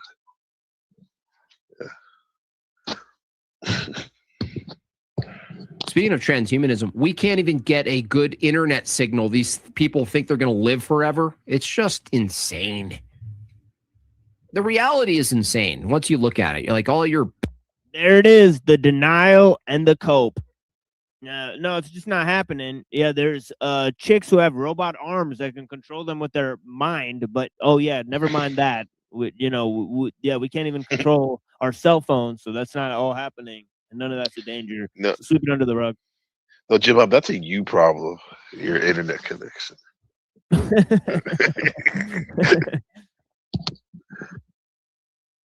Biggest notions of the world. Yeah, meanwhile, look at the buffering wheel on his video there, and it's crazy, man. That thing wigging out, man. Turning out how you thought it would, and like a future and your utopian vision and all your dreams. All it takes is one red light that's a little too long. All it takes is one wheel of death on the internet to be like, well, something happens to you. So I got a little out of hand with my dreams. And hopefully we'll even have things like universal vaccines for cancer and things like that, for example, Russia just launched apparently a couple days ago. Don't know if it works. But the point is, transhumanism. Cross your fingers for those universal whack scenes. Can't wait. Yeah. Wow. Yeah, the vaccine for the sniffles. You need it. Right. For everything. It's universal. So, I don't know. So, it'll clean up any mess. Yeah, it's crazy. Yeah. Is all around you. It's happening. Yeah, Zoltan. Why don't you inject yourself with a bunch of jibby jabs? Let's see how that goes. Very quickly. And its number one goal is to overcome death and biological aging. It's not just really we don't want to die. It's actually we want to remain as younger people, and we will be able to reverse age. That's the other thing about living forever. It's not living forever. It's living at an age forever. That's a really unique thing. Like if you ask two people if they want to live forever, but the condition is you live forever as you are. You ask a 90-year-old that, and you ask a 17-year-old that, you're going to have wildly different answers. So the thing that's being pursued, you notice here, this is metaphysics here. This is something deeper than what the application actually is. The thing in question isn't forever. It's in what way forever. So it's just, this is what happens when people have this notion in their mind that they could become God. Because what else are you doing other than crafting a scenario in which reality is fixed to all of your preferences? So why stop at living forever? It never ends. This is the problem. It never ends. Let's grant that they figure out how to live forever. Now the next variable is, well, what state am I in that I'm living forever? So you got your youth. Well, now you have a question, well, what's in place in forever for me to play with forever? And then you go, well, now we have a problem that reality is still constrained and my own thoughts and imagination isn't the reality. Now we have a bigger problem to transcend. So the problem of transhumanism is that there's never an endpoint to what you're trying to transcend. There's never an endpoint. There's always a new state of affairs that you're trying to transcend. It's very Gnostic, by the way. This is the trap of transhumanism. No, it's not. Like I said, Gnostics do not believe in God. It's not just. So this is his blanket label. Right, he applies this to Islam. He applies this to a bunch of stuff. Let me see where this dude is. Yeah, ground control to neuro jack. Let's see what's going on. Neuro jack. Nuero.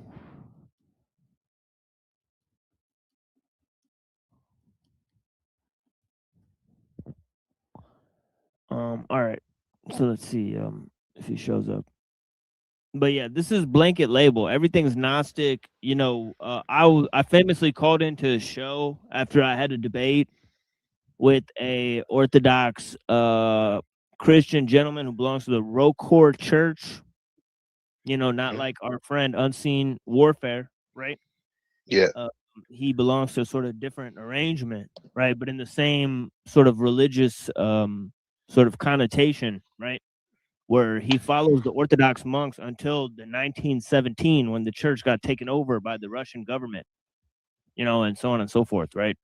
So, but yeah, he said to me, they said to me that Islam is Gnosticism. So how many things are Gnostic, right? Transhumanism is Gnostic, right? Islam is Gnostic, Protestantism is Gnostic, everything's Gnostic. Well, it's So kind of like calling your opponent anyone you don't like as a PDF file. So you could say the everyone I don't like is a so. Right. What's up, Neuro? Hey, what's up? Yeah, I've been kind of in and out. Listen, it's been a good exchange. I know Machine's got to go soon. Everybody's welcome to stay if somebody wants to share a screen and we can continue this. Something else. I appreciate you guys because this is like I genuinely like this is the stuff that I want to listen to. Like you guys are giving good takes. It's actually funny. Like it's been Yeah, it was a great. killer show this time. It was a killer show this time. Yeah, I can't wait to like the thing is that I'm replaying the series, the transhumanism series, like you know, like where I reviewed the transhumanism debate that he's reviewing. But I did such a good job that I'm thinking of releasing it back on my channel on the Cyber Caliphate just to get like 100 more people to watch it. You know, because like, you know, like I'm re-premiering it on my show, but sometimes people don't always like not as many people watch the replays as they do the normal show or whatever. But yeah, it's crazy. Crazy good. Yeah, I agree. Yeah. Well, that's what all this is for, is so we can try to reach as many people in as many different ways as possible, and everybody's from a different angle, background, etc. And like, you know, I think I wish these guys would engage with us. Honestly, if they won't. So it's like it's just unfortunately. T-Mel, what happened when you went on the show, on Jim Bob's show? Just like I said, like they were saying Islam is Gnosticism. And I was like, well, you know, I could say Christianity is Judaism. You know, it's just kind of stupid. Yeah. Like I just kind of started fucking with them, you know, at that point, right? And they just threw me off the show. Oh, so, hey. Yeah, they kicked me off the show. Like London Man. Oh. Right. I keep saying that. I mean, it's just like it's wild that they just, you know, it's like you don't want to engage, and it's the same thing with Wilson. You know, that's why I felt a lot of pride in kicking Wilson off my show. And I was like, get the fuck off my show.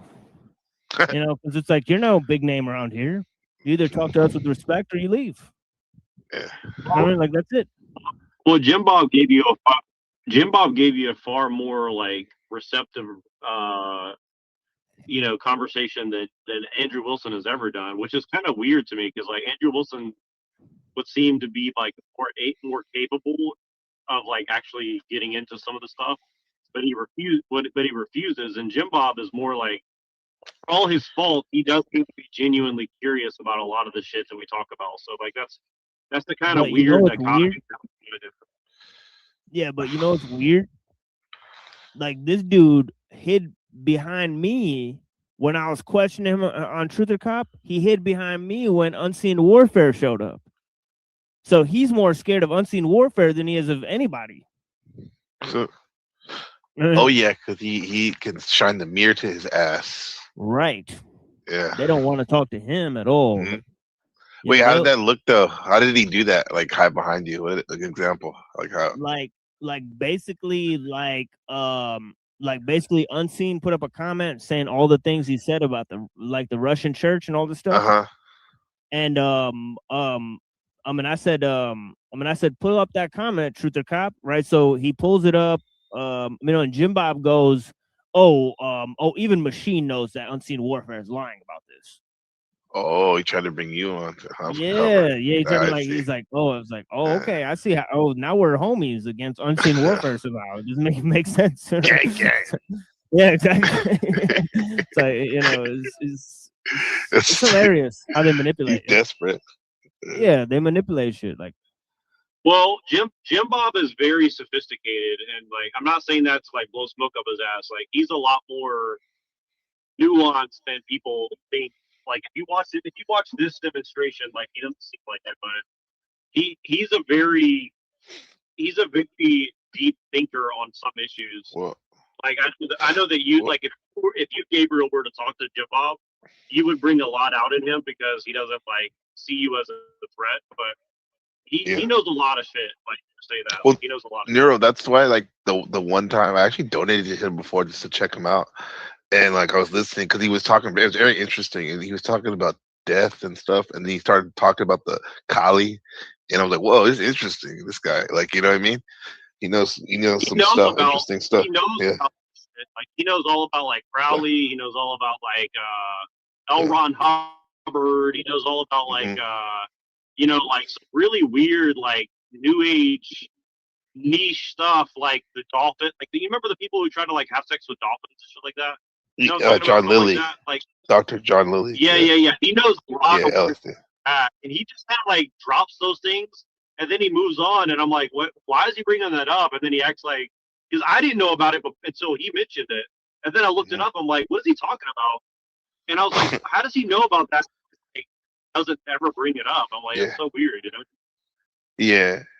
I mean, yeah, but then like compared to someone like Andrew Wilson, where Shadow Buddha asked him a question before on a super chat or something, and he read it, he just dismissed it. It was about Buddhism. You know what I mean? Like, I don't know if it's because he dismissed it because he thinks he's that, or he actually doesn't know anything about it. Well, Andrew's weird because Andrew's an educated person, or he's been what do you call it? Like he's been schooled by people who are very well educated, right? So it's hard to tell. I don't know like what interaction he does that's not scripted or not. And I'm not even saying that like in a like like an insult way or like a Browns boy way, just because I don't think you have to go there, although you could. I think the thing with him is like he's very much like he's definitely got someone who's like trained in PR that deals with him, right? And so like for me that means that like, you know, it's harder to tell like where the real Andrew begins and where the fake Andrew ends, persona online. With Jim Bob, I think most of what Jim Bob's doing is like self-scripted for the most part. Like that's kind of what I feel. But like, because you can tell when Jim Bob gets out of his element, you can tell. I think with Andrew Wilson, it's harder to tell. Like he's better at hiding what he doesn't know. I guess he's better at like just staying away from things he doesn't want to like show. That's when he does the dirty debate tactics and the ad hominems and the little snubs and stuff come out. Yeah. Well, and the thing is like I don't think that that's a good thing, but I do think that there's a place for that. It's entertaining for sure.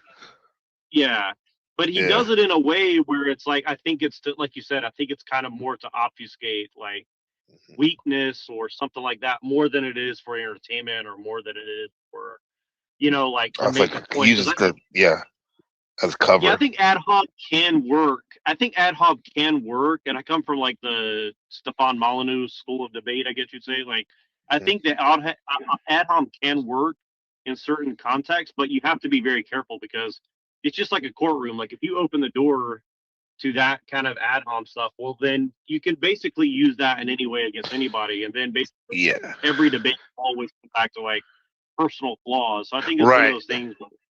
And then the person will use that as an escape route. Sometimes that you're debating, they'll be like, "Oh my God, you're at home. I can't do this anymore," type shit. Like, well, that's the thing is like I was waiting. It actually gives them out, which is bad. Yeah, like that's the thing. I was wholeheartedly waiting for the ad homs because like that's why I wanted to do the blood sport debate, right? So like So the minute he got into the ad hom, I was like returning the ad hom, you know what I mean, and just like saying my point plus ad hom. No, that's what I'm saying. You're good at that, Machine. Like you'll throw I like to do that, yeah. F slur, then you go into something about like Aristotle, and then go into like you can weave it pretty good for the most part. Yeah. In and out. Yeah, and it's a good tactic. I just think it's like one of these things where they can dish it, but they can't take it, and then they make Yes, it. sir. That's like a bully. They can't take it. They can Yeah, like and they they give it, but they're very sensitive when it's Yeah, well, going and they back on take them. it personal outside of the debate, and then they make it like they'll have like 500 people swarm you and say like, you insulted this person during a blood sport debate. And it's like, well, Yeah.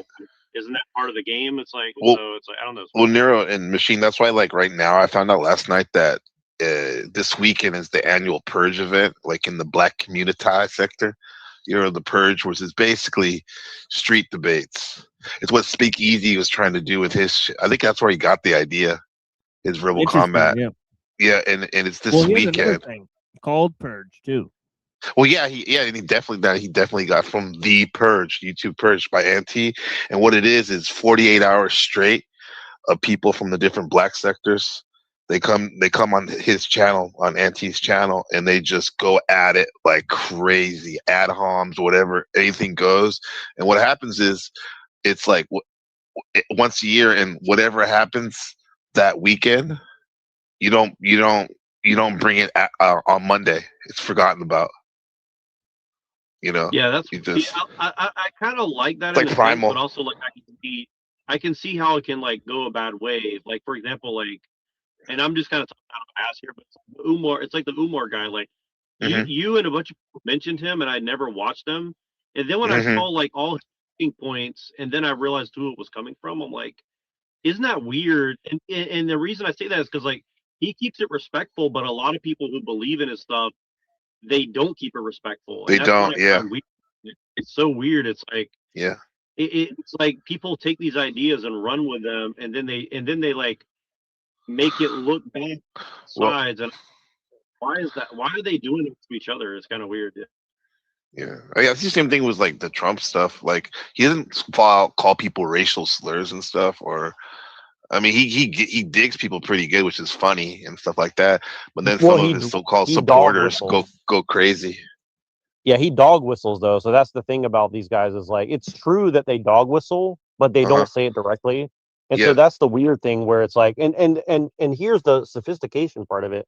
I don't think that any of these people like Tucker Carlson and Trump are actually like racist in the sense that people think they are. I think what it is like they want you to feel that they are because it's a good cover for a deeper level of deception, in my opinion, right? And so this is where it gets really weird. And then people say, "Well, like you're defending it." It's like, no, I'm trying to explain to you. I'm trying to help you, like understand. Like, there's another layer to all this, right? And I think people get really upset when you say that to them. You know, that's why it's confusing though, Nero. Like even in our friendship, like it's even like. And that's why like we talk to you, or I'm like really paying attention. There's a method to what you're doing and stuff, in the sense when there's like way more commonalities that you and me have, for example, than some people that's just skimming would think. You know what I mean? Well, and it ruins it if we explicate it, and that's kind of why like I try to be extremely vague, because it's not to be really deceptive. It's just that like I've done this a while where it's like.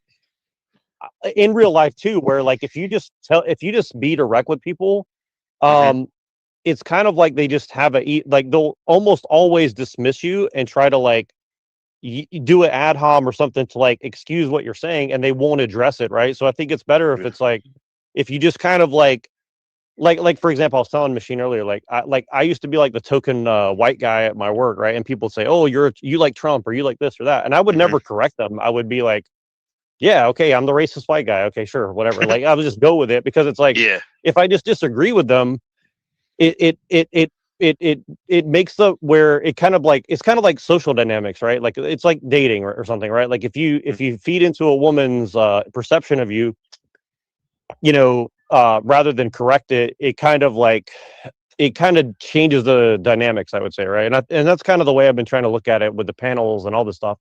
And I think we're lucky because as bad as the panels are, I think it could be a lot worse. Like I've seen a lot of these other places where people just won't even let you get a word in. Like they'll just shut you down immediately if they find that you're not like supporting whatever shit they're selling, you know? That's true. So, There's always a yeah. space, even for ops. A lot of times, like me and Sheen and I were talking the other day. We're like, with all the people I've noticed with Machine, with all the people that will try to talk shit or be ops, he'll always give them a space to talk more or less. It seems like, you know what I mean? So, Yeah, like, well, and I think honestly, like Machine's got far more patience than any of us combined, especially myself. Yeah, he like, does more than me. you know? I just want to have you. I'll say something like to try to hit you in the mouth and bye, see you. Nice knowing Yeah, you. I mean, I probably ban more people than watch my channel, to be honest with you. So I mean, that's a problem. That's a problem on my part because I'm just like that. But it's not just to be a dick. It's like it's actually just because like I believe it. Like we have to build brands, and I think part of that is like just banning people that disrupt your brand. Yes, sir. You know, so Definitely. I think it's a hard thing to measure. I would say, and I'll be right back, guys. I got to do something. So if you guys do whatever you guys got to do, I'll be back. All right. Yeah, well, yeah, I will What's be up? out of here soon for sure. But yeah, what's up, Browns? Yeah. Blessings. What up, Browns boy? Yeah. What up, TML? What up, Gabe? What up, Lorp? Sorry, the screen's really small. And what up, Nuero? I know he said he left, but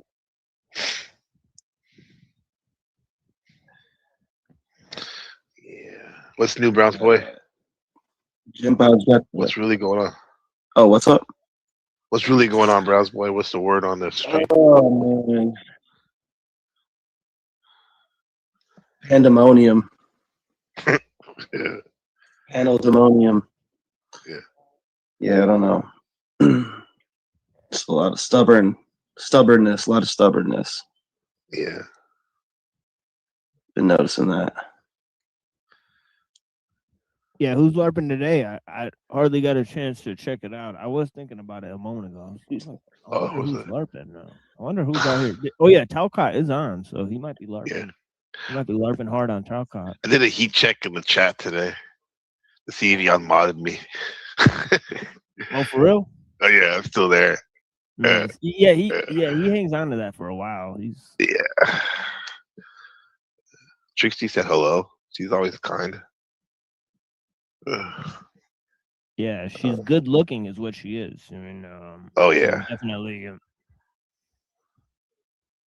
She's not bad to look at. I mean, easy on the eyes, definitely. Yeah. Not like ortho slop.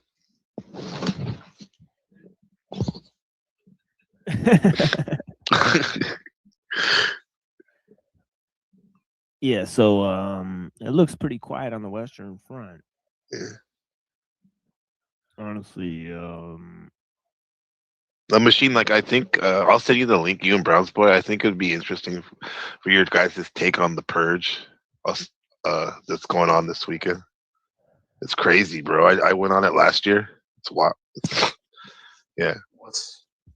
People are just What the hell is going that? like it's basically like what Speakeasy took the idea from his verbal combat, where it's like except it's more hood style in the sense like street ball debating.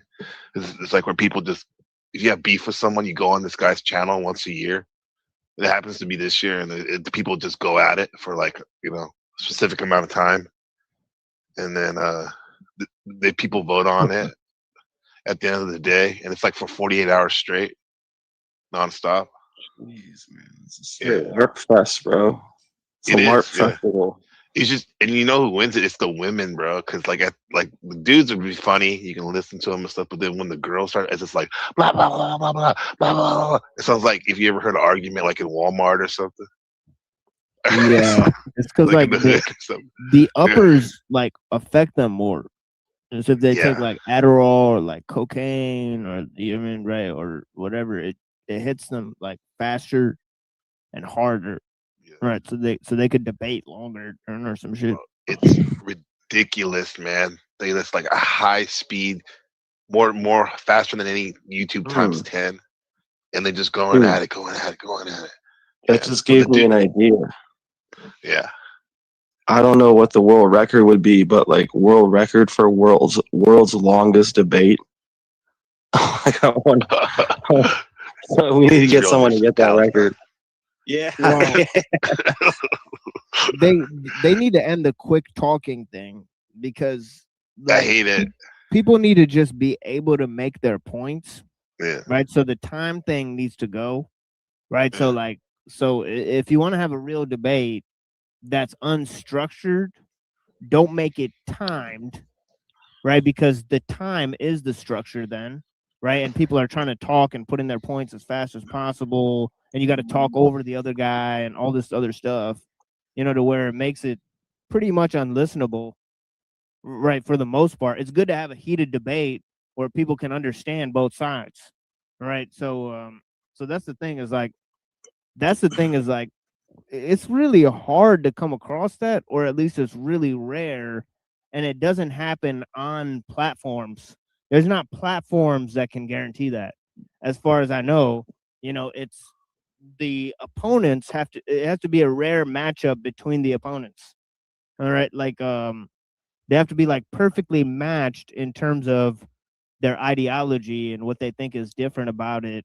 All right. And all this type of stuff. Like, that's the thing is like, I'm mutually opposed to a lot of people. Whereas like, it seems like in this debate, like Wilson is debating with somebody who literally says they're in 80% agreement with Christianity. So it's like, what is he debating? You know what I mean? It's kind of like weird. Yeah, because it's like all they've done is turn promotion fests into LARP debates, so that so everyone they can just promote whatever the company that they work for or whatever gets them paid. They can just promote it, and they can just I'm so against this other person that I'm pretending to be against. And here's this dude. Let's check out and see what this dude is doing. I'm actually just curious more than anything at this point. I mean, just to see what's going on here. Oh shit. Am I still here? Yeah. All right. We can hear you. 3 miles away. It should be 1,800 That's feet. flow state, right? Hold on, I can't. Oh, there it is. Couldn't find my lighter for a second. I've been looking for a few seconds, right? I couldn't find my lighter. I thought Voy took it again. Right? Smokers, they say, use your lighter. Start talking to you and walk off with your lighter. That's Voy. So be careful, right? Cheers, Voy. I found it. All right. And there's London, man. We came in perfect time where I guess he lost his lighter. Mm-hmm. Is that live? Yeah, it's live. Yeah. He lost his lighter live. Yeah. That's top tier content. Yeah, for sure. I mean, according to him, it's way better than anything I've made. For sure. So I see positives like in some of the things that he does, and then I see I do too. Yeah, I've said it many times, but it's like yes, but why can't he like? I guess you said in the past. Oh, I've heard him say good things about YouTube Machine, but it's like this stupid argument of like you read books, you don't understand. Like you read from a passage from a book and give your interpretation of it, and add on and build on it. That's the thing is like I a don't lot get of it. these texts are rare, and when people reference these ideas, they never refer to the text themselves. So this is the thing is like Jim Bob literally just referred to Against Heresies by Irenaeus. And from what it seems like, he provided disinfo based on the book. It's like if any people in his audience actually saw him reference what his account was, what the specific heresy was that dealt with transhumanism in Irenaeus Against Heresies, because he said there's a specific heresy in there, and it's like he doesn't even reference it. So this is the thing. Well, that's what you're like when I used to really be into the Black consciousness stuff, like Bobby Hemmett, occult stuff, and other things. I know Brown. I love Bobby. That too. Like, I love Bobby. Yeah. I like him too. I like his stuff too. But like my friend Ben Rio, who's like literally like an original Hebrew Israelite, not those guys that wear the costumes. He actually lived in Dimona, Israel, in their, at their commune and all that. He would remind me of the fact that like some of these guys, even like Bobby Hemmett, he seemed to him, and I'm saying this with Jim Bob too, and these other guys, like I used to think like, maybe like they're unintentionally by ignorance, like mixing things up. But some of these people, Ben would say, like they're actually doing it on purpose. And do you guys think that's an element of that with some of these guys that we're reviewing? Like they're literally doing that on purpose, trying to misdirect? Yes. Yeah. I think that they have they're presenting control dialectics within the two-party system. Yeah, that's a no-go for me. Well, that's what I said. I said, like, he wouldn't have been able to say that to his audience if most people in his audience didn't simply look at Irenaeus against heresies, the Wikipedia article, and then move on with their lives without reading anything that's written there. Yeah. Like of course he could say whatever he wants about that book then, and they'll just be like, yeah, of course. Yeah, he totally does mention the Gnostics in that book. Oh yeah, transhumanism. Yeah, I guess it's kind of like Gnosticism. But it's like, I don't know, dude. Like, you could basically say the same thing about Christianity that he's saying about transhumanism and Gnosticism. Transhumanists could say the same thing about Christianity and Gnosticism. So it's kind of like, it's a literal moot argument. Yeah.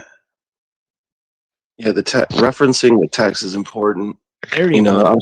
I'm surprised I'm surprised with 600 people in Jim Bob's chat, he doesn't have one or two people that are like, oh, I'll go grab that article and put it in the chat because it's important. So even they're not doing it. Well, you know what's funny? The last debate he did on Christian nationalism, somebody pointed out that he said that the founding fathers mentioned Deuteronomy, and he goes, "There's not one mention of Deuteronomy in the entire declaration or anything that he's talking about." And he said, oh, in the Federalist Papers they don't mention Deuteronomy, and he's like, where, the guy straight up asked him. He said, "Where do the founding fathers mention Deuteronomy?" And he asked him like 6 or 7 times, and Jim Bob just starts insulting the guy. So it's like so this is the thing. I provide my own idea of something, then I read a text that either agrees or disagrees with me. Then I give commentary on that. And you know exactly where the idea came from and what my agreement or disagreement with the text is by the end of that. So it's like, what in the world? It's like, how in the fuck do they even get away with spouting ideas that they know nothing about? Right. Not only that, but people can also rewind it. If they didn't hear it.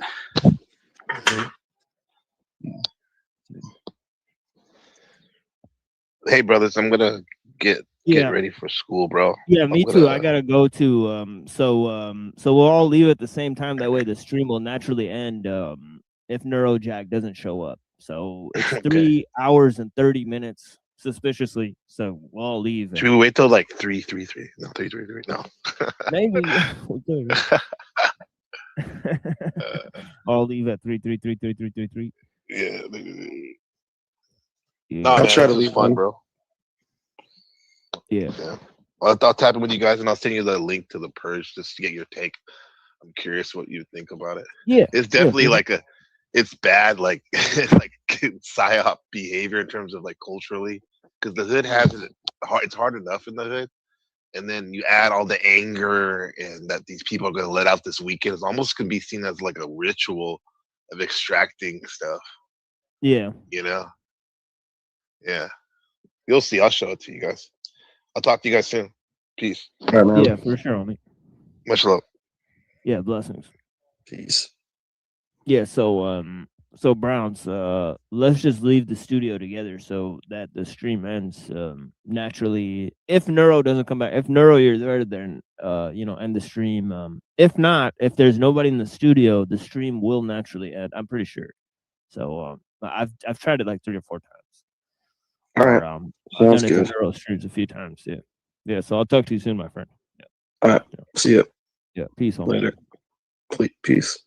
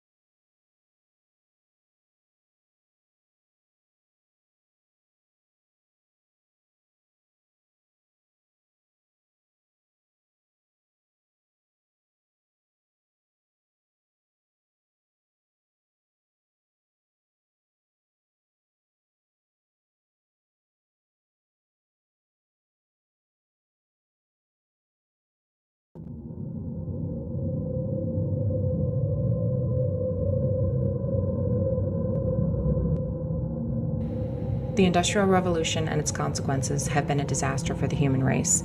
They have greatly increased the life expectancy of those of us who live in advanced countries, but they have destabilized society, have made life unfulfilling, have subjected human beings to indignities, have led to widespread psychological suffering, in the third world to physical suffering as well, and have inflicted severe damage on the natural world. The continued development of technology will worsen the situation. It will certainly subject human beings to greater indignities and inflict greater damage on the natural world. It will probably lead to greater social disruption and psychological suffering, and it may even lead to increased physical suffering, even in advanced countries. The industrial technological system may survive or it may break down. If it survives, it may eventually achieve a low level of physical and psychological suffering, but only after it passes through a long and very painful period of adjustment, and only at the cost of permanently reducing human beings and many other living organisms to engineered products and mere cogs in the social machine. Furthermore, if the system survives, the consequences will be inevitable. There is no way of reforming it or modifying the system so as to prevent it from depriving people of dignity and autonomy. If the system breaks down, the consequences will still be very painful, but the bigger the system grows, the more disastrous the results of its breakdown will be. So if it is to break down, it had best break down sooner rather than later. We therefore advocate a revolution against the industrial system. This revolution may or may not make use of violence. It may be sudden, or it may be a relatively gradual process spanning a few decades. We can't predict any of that. We do outline in a very general way the measures that those who hate the industrial system should take in order to prepare the way for a revolution against that form of society. This is not to be a political revolution. Its object will be to overthrow not governments, but the economic and technological basis of the present society. In this article, we give attention to only some of the negative developments that have grown out of this industrial technological system.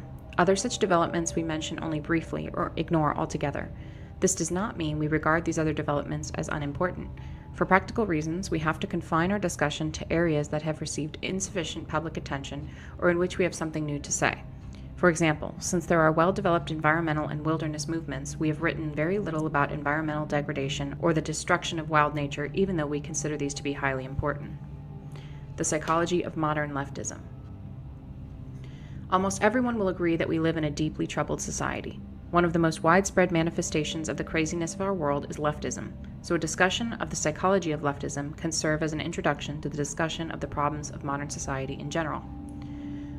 But what is leftism? During the first half of the 20th century, leftism could have been practically identified with socialism. Today, the movement is fragmented, and it is not clear who can properly be called a leftist. When we speak of leftists in this article, we have in mind mainly socialists, collectivists, politically correct types, feminists, gay and disability activists, animal rights activists, and the like. But not everyone who is associated with one of these movements is a leftist.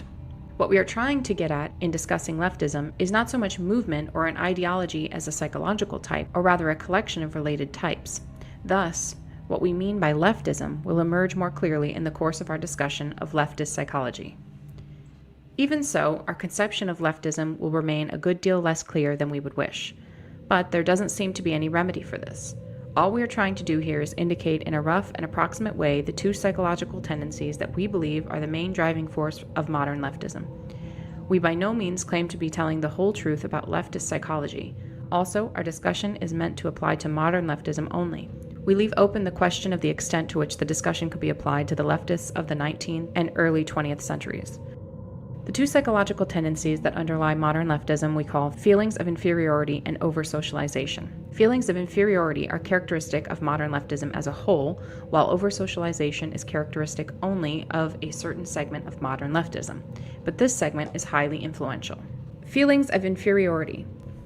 By feelings of inferiority, we mean not only inferiority feelings in the strict sense, but as a whole spectrum of related traits: low self-esteem, feelings of powerlessness, depressive tendencies, defeatism, guilt, self-hatred, etc. We argue that modern leftists tend to have some such feelings, possibly more or less repressed, and that these feelings are decisive in determining the direction of modern leftism. When someone interprets as derogatory almost anything that is said about him or about groups with whom he identifies, we conclude that he has inferiority feelings or low self-esteem. This tendency is pronounced among minority rights activists, whether or not they belong to the minority groups whose rights they defend. They are hypersensitive about the words used to designate minorities and about anything that is said concerning minorities. The term Negro, Oriental, handicapped, or chick for an African, an Asian, a disabled person, or a woman originally had no derogatory connotation. Broad and chick were merely the feminine equivalents of guy, dude, or fellow. The negative connotations have been attached to these terms by the activists themselves. Some animal rights activists have gone so far as to reject the word pet and insist on replacement by animal companion. Leftish anthropologists go to great lengths to avoid saying anything about primitive peoples that could conceivably be interpreted as negative. They want to replace the word primitive by non-literate. They may seem almost paranoid about anything that might suggest that primitive culture is inferior to ours. We do not mean to imply that primitive cultures are inferior to ours. We merely point out the hypersensitivity of leftish anthropologists. Those who are most sensitive about politically incorrect terminology are not the average black ghetto dweller, Asian immigrant, abused woman, or disabled person, but a minority of activists, many whom do not even belong to any oppressed group, but come from a privileged strata of society. Political correctness has a stronghold among university professors who have secure employment with comfortable salaries, and the majority of whom are heterosexual white males from middle to upper middle class families. Many leftists have an intense identifications with the problems of groups that have an image of being weak, women, defeated, American Indians, repellent, homosexuals, or otherwise inferior. The leftists themselves feel that these groups are inferior. They would never admit to themselves that they have such feelings, but it is precisely because they do see these groups as inferior that they identify with their problems. We do not mean to suggest that women, Indians, etc. are inferior. We are only making a point about leftist psychology. Feminists are desperately anxious to prove that women are as strong and as capable as men. Clearly, they are nagged by a fear that women may not be as strong and as capable as men. Leftists tend to hate anything that has an image of being strong, good, and successful. They hate America, they hate Western civilization, they hate white males, they hate rationality. The reasons that leftists give for hating the West, etc., clearly do not correspond with their real motives. They say they hate the West because it is warlike, imperialistic, sexist, ethnocentric, and so forth. But where these same faults appear in socialist countries or in primitive cultures, the leftist finds excuses for them, or at best, he grudgingly admits that they exist, whereas he enthusiastically points out and often greatly exaggerates these faults where they appear in Western civilization. Thus it is clear that these faults are not the leftist's real motive for hating America and the West. He hates America and the West because they are strong and successful. Words like self-confidence, self-reliance, initiative, enterprise, optimism, etc. play little role in the liberal and leftist vocabulary. The leftist is anti-individualistic, pro-collectivist. He wants society to solve everyone's problems for them, satisfy everyone's needs for them, take care of them. He is not the sort of person who has an inner sense of confidence in his ability to solve his own problems and satisfy his own needs. The leftist is antagonistic to the concept of competition because, deep inside, he feels like a loser. Art forms that appeal to modern leftish intellectuals tend to focus on sordidness, defeat, and despair, or else they take on an orgiastic tone, throwing off rational control as if there were no hope of accomplishing anything through rational calculation, and all that was left was to immerse oneself in the sensations of the moment. Modern leftish philosophers tend to dismiss reason, science, objective reality, and to insist that everything is culturally relative. It is true that one can ask serious questions about the foundation of scientific knowledge and about how, if at all, the concept of objective reality can be defined, but it is